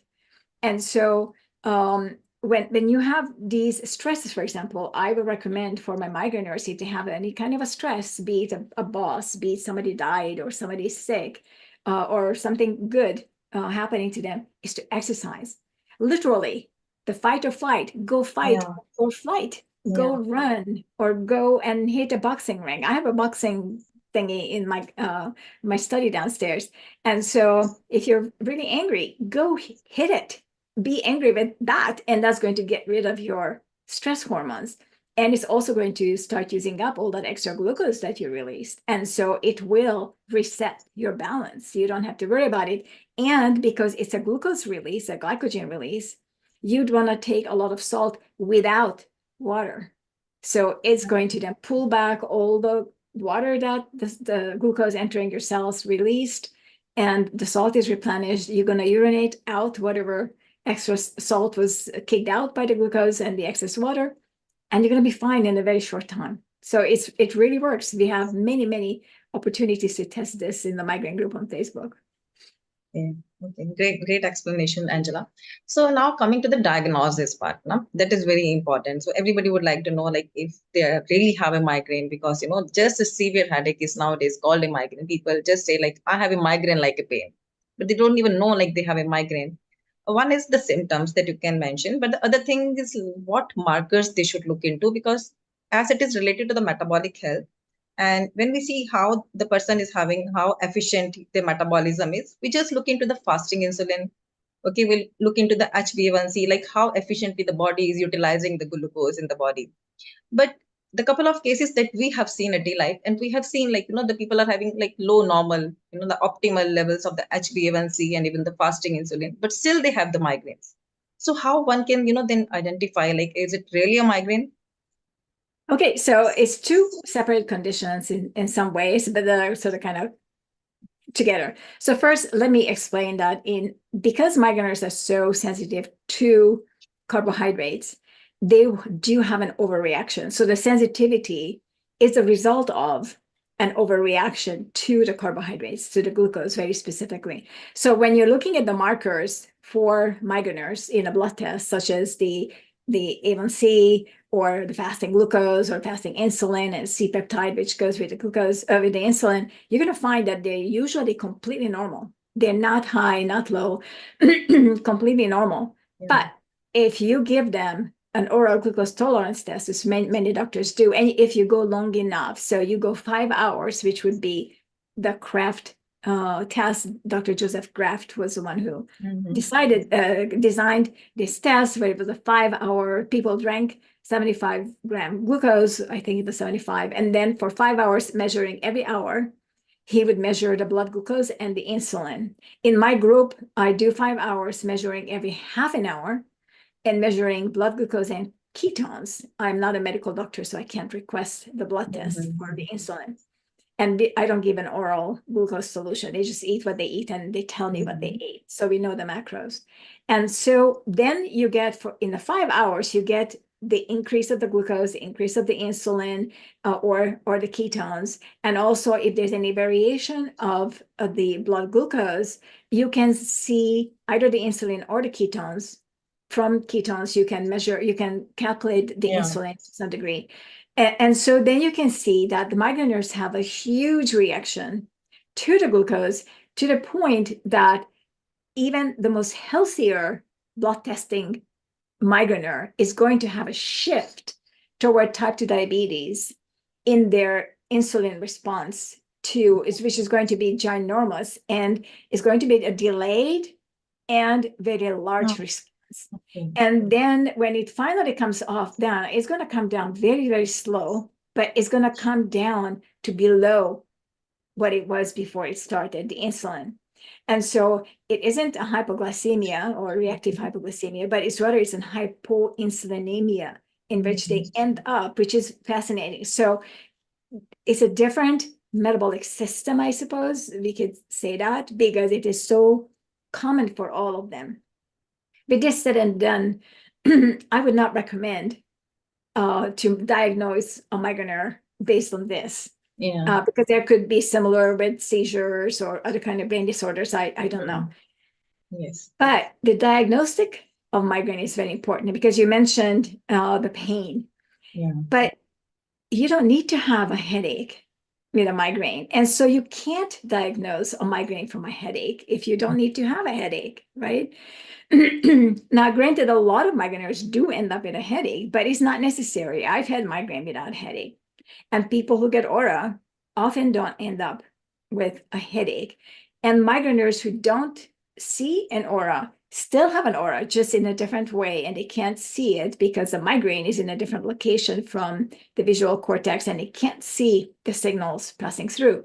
So it's a lot more complicated than what we know about it. And in my article that I just published, that is still right now in the proof stage, I just sent in the proof, I explained this in great details, excuse me, of how this works. But basically, what you're looking for in a diagnosis is that if there's a headache, where and what kind of a headache that is. So if people have a big headache that is throbbing and it's on top of the head, forehead, back of the head, anywhere on the head, that's not a migraine. A migraine is always, without exception, unilateral, meaning one side of the head. And that's because it is in one hemisphere of the brain. The brain is two completely different hemispheres. And based on the symptoms, we can tell which hemisphere. So for example, a person who can't speak is going to have the migraine on the left side, left hemisphere, because the speech center is in the Broca area, is in the left side of it's not in the right side. So you can't have both sides hurting. You have only the pain on the side where the trouble exists. And so migraine is always one-sided, without exception, unilateral. And I know many doctors disregard this. And the other is that migraine is not vascular. As we talked about it, that it is connected to electrolytes. So it is not a vascular condition. So it doesn't throb. A throbbing headache is a vascular headache. A migraine headache is not a vascular headache. It's a neurological headache, a signal sent, the pain signal, of course, within the brain, we don't have pain sensors. So it's sent to the pain sensory nociceptors that are the CGRP receptors, but they are not, those are just sensing the pain. And so you may feel the pain in a completely different place from where the actual migraine is taking place, because inside the brain, you have no sensory neurons and pain sensory neurons. And so if there's a pain, it is going to be one-sided. It cannot be pulsing or throbbing. Also, if you bend forward, like many people bend forward to test, if the pain intensifies, it's not a migraine. Because if it intensifies, it's vascular. Because as you bend forward, your vascular status changes. So you can exclude. And also, migraine has other symptoms. You're going to be nausea, dizzy, vertigo, Meniere's disease syndrome. There's a host of symptoms. You won't know where you are. You may not be able to talk. You may be slurring. You may not remember where you are. You're incoherent. You may not be able to see. Some people literally go blind with one eye when they get migraine. So you have a host of symptoms which are prodromes. This can happen before. And so most migraineurs have a single prodrome that is not listed anywhere, which is something I discovered in the group, because so many people, nearly all of us have it, is that before a migraine, one eye becomes smaller. So I'm not talking about smaller pupil. It's like they're not able to open it, no? It's like a tortoise, like this. So you can't open your eye fully. And you may have a twitching of the eye. So that one eye is suddenly going to change. And that is a prodrome that nearly 100% of migraineurs have. So you have to meet some of these or all of these to say that, yes, you have a migraine. Okay. Now, the theme of the conference being the metabolic therapy. So now we should come to the therapy, the treatment for the migraines. If the brain is not able to use glucose efficiently, so what's the alternate fuel then? Okay, so there are two basic fuels that the brain can choose from: glucose and ketones. And ketones are fatty acids, in the brain, they're medium chain fatty acids. And if you give the brain both at the same time, and it's a healthy brain, which one will the brain choose? Many people will say, well, glucose, because glucose is the primary fuel of the brain. But actually, in practice, and there are some academic articles on this, the brain picks ketones, not glucose. There's a difference between the two of how they are being used. Glucose is, for example, thermal. It releases heat. It also generates reactive oxygen species in a conversion from glucose into pyruvate and so forth to get into the mitochondria, which then gives us the ATP. Ketones, or fatty acids in general, don't have that. They don't create heat. They're not thermal. They don't create reactive oxygen species. Much faster working. They don't have to go through the conversion. So if the brain is given the option, it's going to choose ketones. And you can see that because look at the babies in the womb. They're all in ketosis, independent of what the mother eats. And so that is the basic primal fuel of the brain. Now, parts of the brain can't use ketones, such as the glial cells. The glial cells, for example, there's 4 kinds, but the kinds that make the myelin are extremely important because the myelin is the insulation, as we talked earlier, about how the brain functions, work, and the electricity has to pass through. If the glial cells are not getting the fuel they need, and they must have glucose or glycogen or lactate. These are the three fuels they can use for themselves. If they don't have that, then the myelination will end up with trouble as well. So but they only represent about 20% of the brain. And also the eye, we don't have mitochondria. Wherever there's no mitochondria, basically, we need to use glucose as fuel. And so the glucose used for the brain is minimal, and we don't need to eat the glucose for it because our liver creates glycogen, which the brain can convert and use glycogen as is, or convert it into glucose or lactate, and it can use it. So we don't really need to force eating glucose. And but the fats that the brain can use are limited to the kind of fat that can cross the blood-brain barrier. And those fats are the ketones and EPA and DHA. So these are basically the three types of fat molecules that can cross the blood-brain barrier. Okay, thank you, Angela. Now, coming to your protocol, what are the exact ratios of the for the macros you recommend for the migraineurs, like for the carbohydrates, protein, and fat? Did you say exercise? Because it was no, like the ratio of the macros you recommend in your the standard macro ratios. Sorry. Yeah. Okay. Macro ratios. Yeah. So I have 2 migraine groups, and so each has different macros and different kind of ways. And so I have 5 different ways of eating that is recommended. And so the original one is what I now call the protocol proper, which is basically just low carb, high fat. And the macros are 60% fat, between 20 and 25% protein, and 15 to 20% carbohydrate. And this is in percent by calories. And as you can see, it's high in carbohydrates. We also require a minimum 50 carbohydrate grams for women, a minimum 65 for men, and a maximum 70 for women, a maximum 85 for men. And that's because in this group, migraineurs still have migraines and they still are on medications. Okay. And ketosis interacts with medications, with many medications, not all, but many, and we don't know which ones. And so we want to keep them out of ketosis. So they go on the low carb diet, but not on the ketogenic. And then the other form of eating in this group is a carnivore. Carnivore is an all animal products way of eating. In the group, I also approved non-plant type non-animal, such as kelp, for example, which is an algae. It's neither plant nor animal.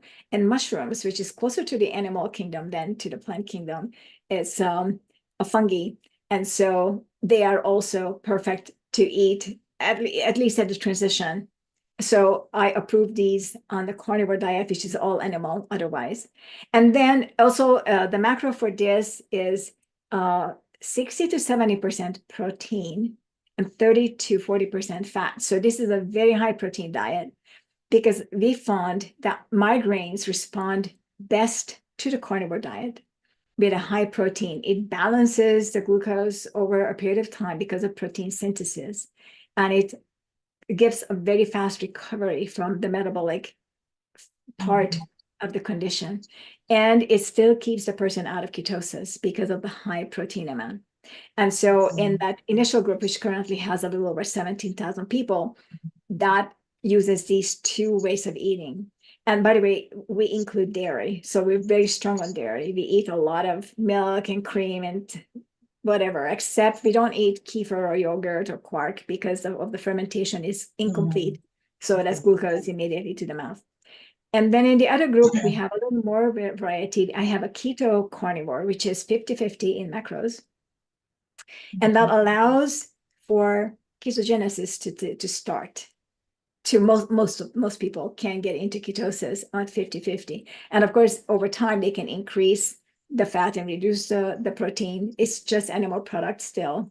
They can start now TRE, time-restricted eating, so they can skip breakfast and just eat twice a day. I don't support once a day eating. They have to eat minimum twice.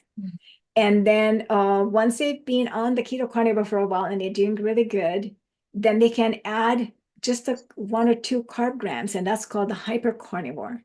So they can now have maybe a pickle with their burger or whatever meat they choose to eat, and or the salad a little bit if that's what they wish. And then of course the ketogenic. And my ketogenic is set up as the MAD, which is a modified Atkins, which is 4-1-1. So you take in calories 4 times as much in fat as you do in protein or in carbohydrates. And so it doesn't matter, you don't need to be exact, but it's pretty much set, and that's full ketosis. And at that point they can fast if they wish, multi-day. We support up to 3 days of fasting without supervision because migraineurs have very low blood pressure to start with. And so when they go on a fast, it drops even lower. And so on the 3rd day, I already require somebody else to be present to make sure that the migraineur doesn't pass out because their blood pressure is going to drop. Okay. So do you also put a limit on the protein intake in a single meal? Because, the further it gets converted into the glucose for the migraineurs specifically. Okay, so yes and no.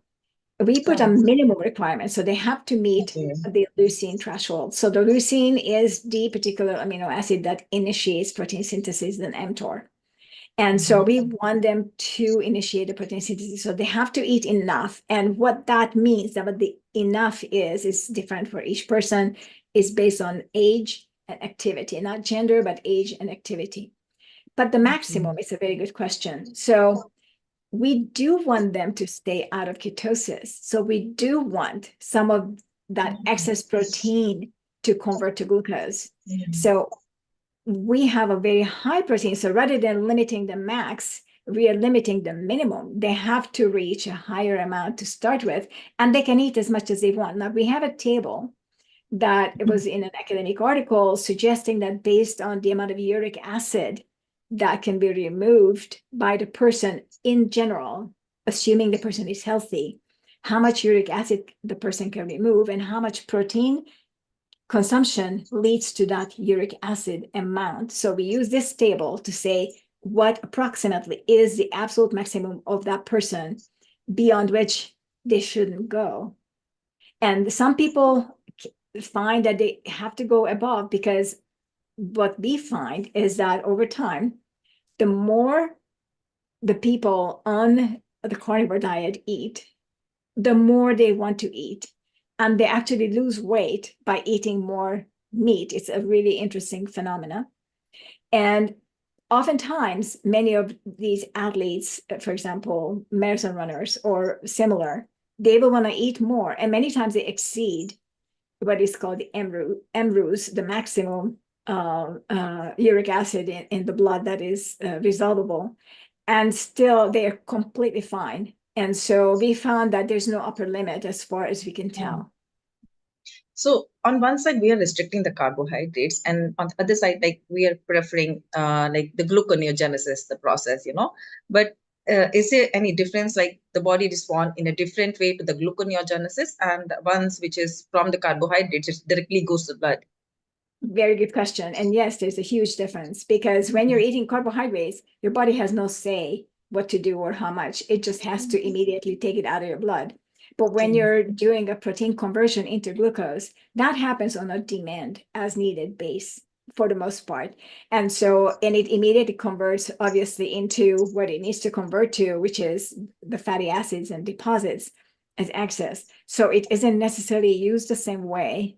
Some part of it does. So if somebody eats a lot of protein and ends up with what's called a protein sweat, that means that they used all that excess protein to burn it. But that's because they were not adopted properly to fat burning. And so the body is burning glucose. So this would be typical for athletes who are glucose burners, even for athletic performance, and they eat a lot of protein, they're going to have protein sweat. But if you're a fat burner, you won't have it, even if you eat a lot of protein. Yeah. So I think we can go another 40 minutes now to really complete our discussion. It would be really difficult. So I think it would be great that if you give just the 5 elements, the 5 points that you can just share or recommend to the migraineurs so that they can prevent or also abort the migraine. Okay, so I'm actually looking at my notes because I know I wrote the notes, and I'm going to find the 5 points, right? So I can read it up and make sure that I'm not skipping anything. So I found it. So here, of course, the first one is adding salt.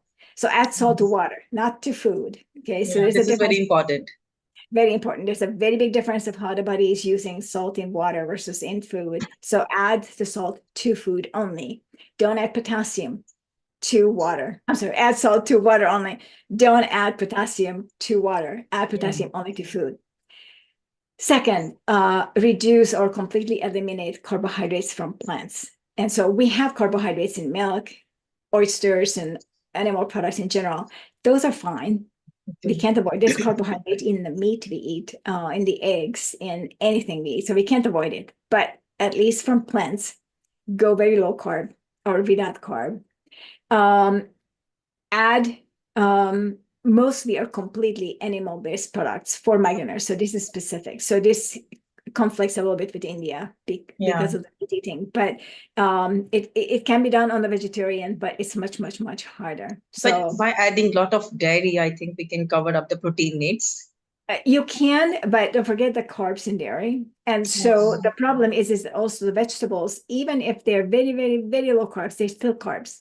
And so it is very difficult. It's not just that to have protein. So I had one migrainer who's Indian, and he started off drinking 1 gallon of milk a day, every single day. Yeah, most of them do. There you go. And so, but he didn't eat anything else as far as I knew.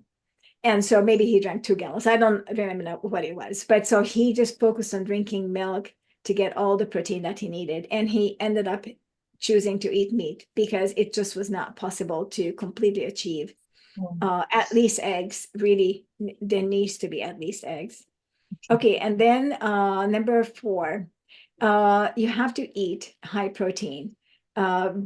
Be it plant protein, animal protein. From plant protein, you need to eat more because of the bioavailability is lower, or you need to process the plants in a more ancestral way, and not the modern way of just put it together. Like soaking nuts and seeds like overnight. Does it help with the, because I'm asking. It will help with some, but not all of the anti-nutrients. So some of the anti-nutrients, like phytates, won't be removed. I mean, the whole idea of eating a plant is phytate. That's what represents the plant. So you can't remove it, but phytates block, for example, some of the protein, block the iron. So there are some problems that you have to make up for it. And also it lacks in a lot of animal-only nutrients like B12 or fish oil, for example. So, and you can take fish oil, but the conversion rate to DHA and EPA is very low. And so you have to eat pounds and pounds and pounds of flax seeds, but your body is not able to convert it. And the proper amount of hydration is number 5, which is important. So it's not just the salt, but it's the salt and water.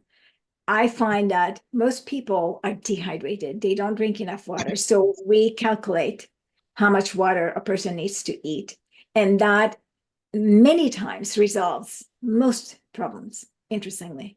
So just the hydration properly with salt, it's 1/8 teaspoon salt per single cup of water, drinking a cup at a time, not sipping, and calculating the minimum water requirement for the person. Okay, that's really fantastic, So many things I learned really. The one, after reading your book, the one new point that I got, the migraine doesn't come with the pain. Exactly. Yeah. It doesn't have to. That's very important to remember that. Yeah, okay. So Angela, let me now invite the organizers, Anup Singh and Shashikant Iyengar, to thank you. Hello. So could you please spotlight Anup Singh and Shashikant Iyengar? Angela, hello. Hello, hi. how are you? Hi, how are you? Nice seeing you both again. So Angela, thank you very much for accepting this invite. You have been one of the long-term supporters of D-Life right from many years. And I think again your session, especially in this event, specifically on the ketogenic part in neurology, and of course we have the other associated psychiatry, cancer, CKD, is very much needed. And I think India will be much more aware about the ketogenic option, migraine, whereas many people are suffering. And it's on the contrary, many of them get advised to drink sugarcane juice when it comes to headache and all. So I think this is totally, it's just poles apart of what has been advised. Yeah, no. Yeah. Yeah, thank you. Thank you. I think I still remember the first podcast that we had long Yes, back. I do too. Yeah, I remember to both of you. Thank you for inviting me again. It was wonderful. Thank you. I think, Anup, you need to bring her back to the podcast. I think there are many things we have to discuss. Yeah, Yeah. we'll sure. Jasmeet will take minimum 3 hours with you. Yeah, gladly, anytime. One thing I can do really good is talk. Yeah, let's get Ira also in because she's waiting. Yeah. So Ira is our lead host, and she's another fan of yours. And then you let Dr. Angela also come in. Yeah. So Ira, Ira also wanted to meet Angela personally here in this. Yeah, Angela, I've been talking about you since morning, and I was really looking forward to this session. And I think Arun is also here, and we were listening to your session all throughout. Arun sir is really a big fan of you, na? He always talk about Angela recommend this, Dr. Angela recommend this. Well, thank you very much. Yeah, I'm looking forward to talking to you. Yeah, so thank you so much for coming over and for speaking to us. A very enlightening session. I think Arun. Angela. Oh, there you go. Hi there. Hi. We'll see you again. There's no sound over it. We are not able to hear. Okay. So I think with this, we come to the end of the session. And I thank you, Angela, for joining us in the second Metabolic Health Conference from India. We look forward to having you as guest again. Thank you. Thank you so much. I really appreciate it. It's been an honor. Thank you. Okay. Thank you so much. Bye-bye. Have a good day. Bye-bye. Have a good one. Yeah, so I think finally we had a very good session today. You can sum it up. Yeah, we had a marathon. I think all sessions were very interesting. And I'm quite looking forward to tomorrow because two of the guests that I'm really looking forward to, all of them are good, but one is Akmal Bhatti that I'm really looking forward to hearing. And the other is Craig. That's going to be another interesting session. So I hope everybody joins in again tomorrow. Tomorrow is our last day and we'll have a grand finale again and we close the ceremony. Yeah, and I think tomorrow we'll start at 8:45. Yes, We'll have 8:45. an opening session, and we are going to have a guest also there in opening session. And post 4:30, we have, I think the open session with Dr. Tanmay is 3:45. So don't miss that session. It will be very important, very interesting. All of us will be there. Yeah, no. Yeah, that's all. Tomorrow's timing and last session, open session, basically. Thank you. I think we can log off. Thank you, everybody. Good night. Bye-bye. Please, you can log off here. Okay, so thank you everyone.